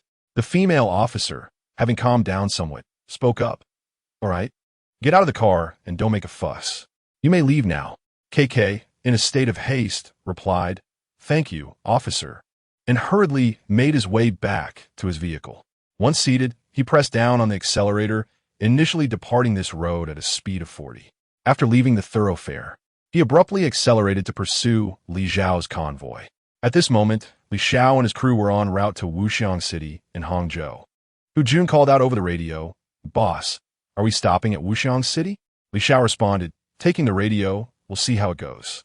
Chapter 95. Revelations of the Hidden Identity. Chen Sheng cheerfully proposed, Xiao, how about we pause for a while at Wuxiang City? There are plenty of street photographers there. We could find someone skilled to capture some memorable shots of us." Hu Jun eagerly chimed in, "You're absolutely right. Shangge, let's stop there for a bit."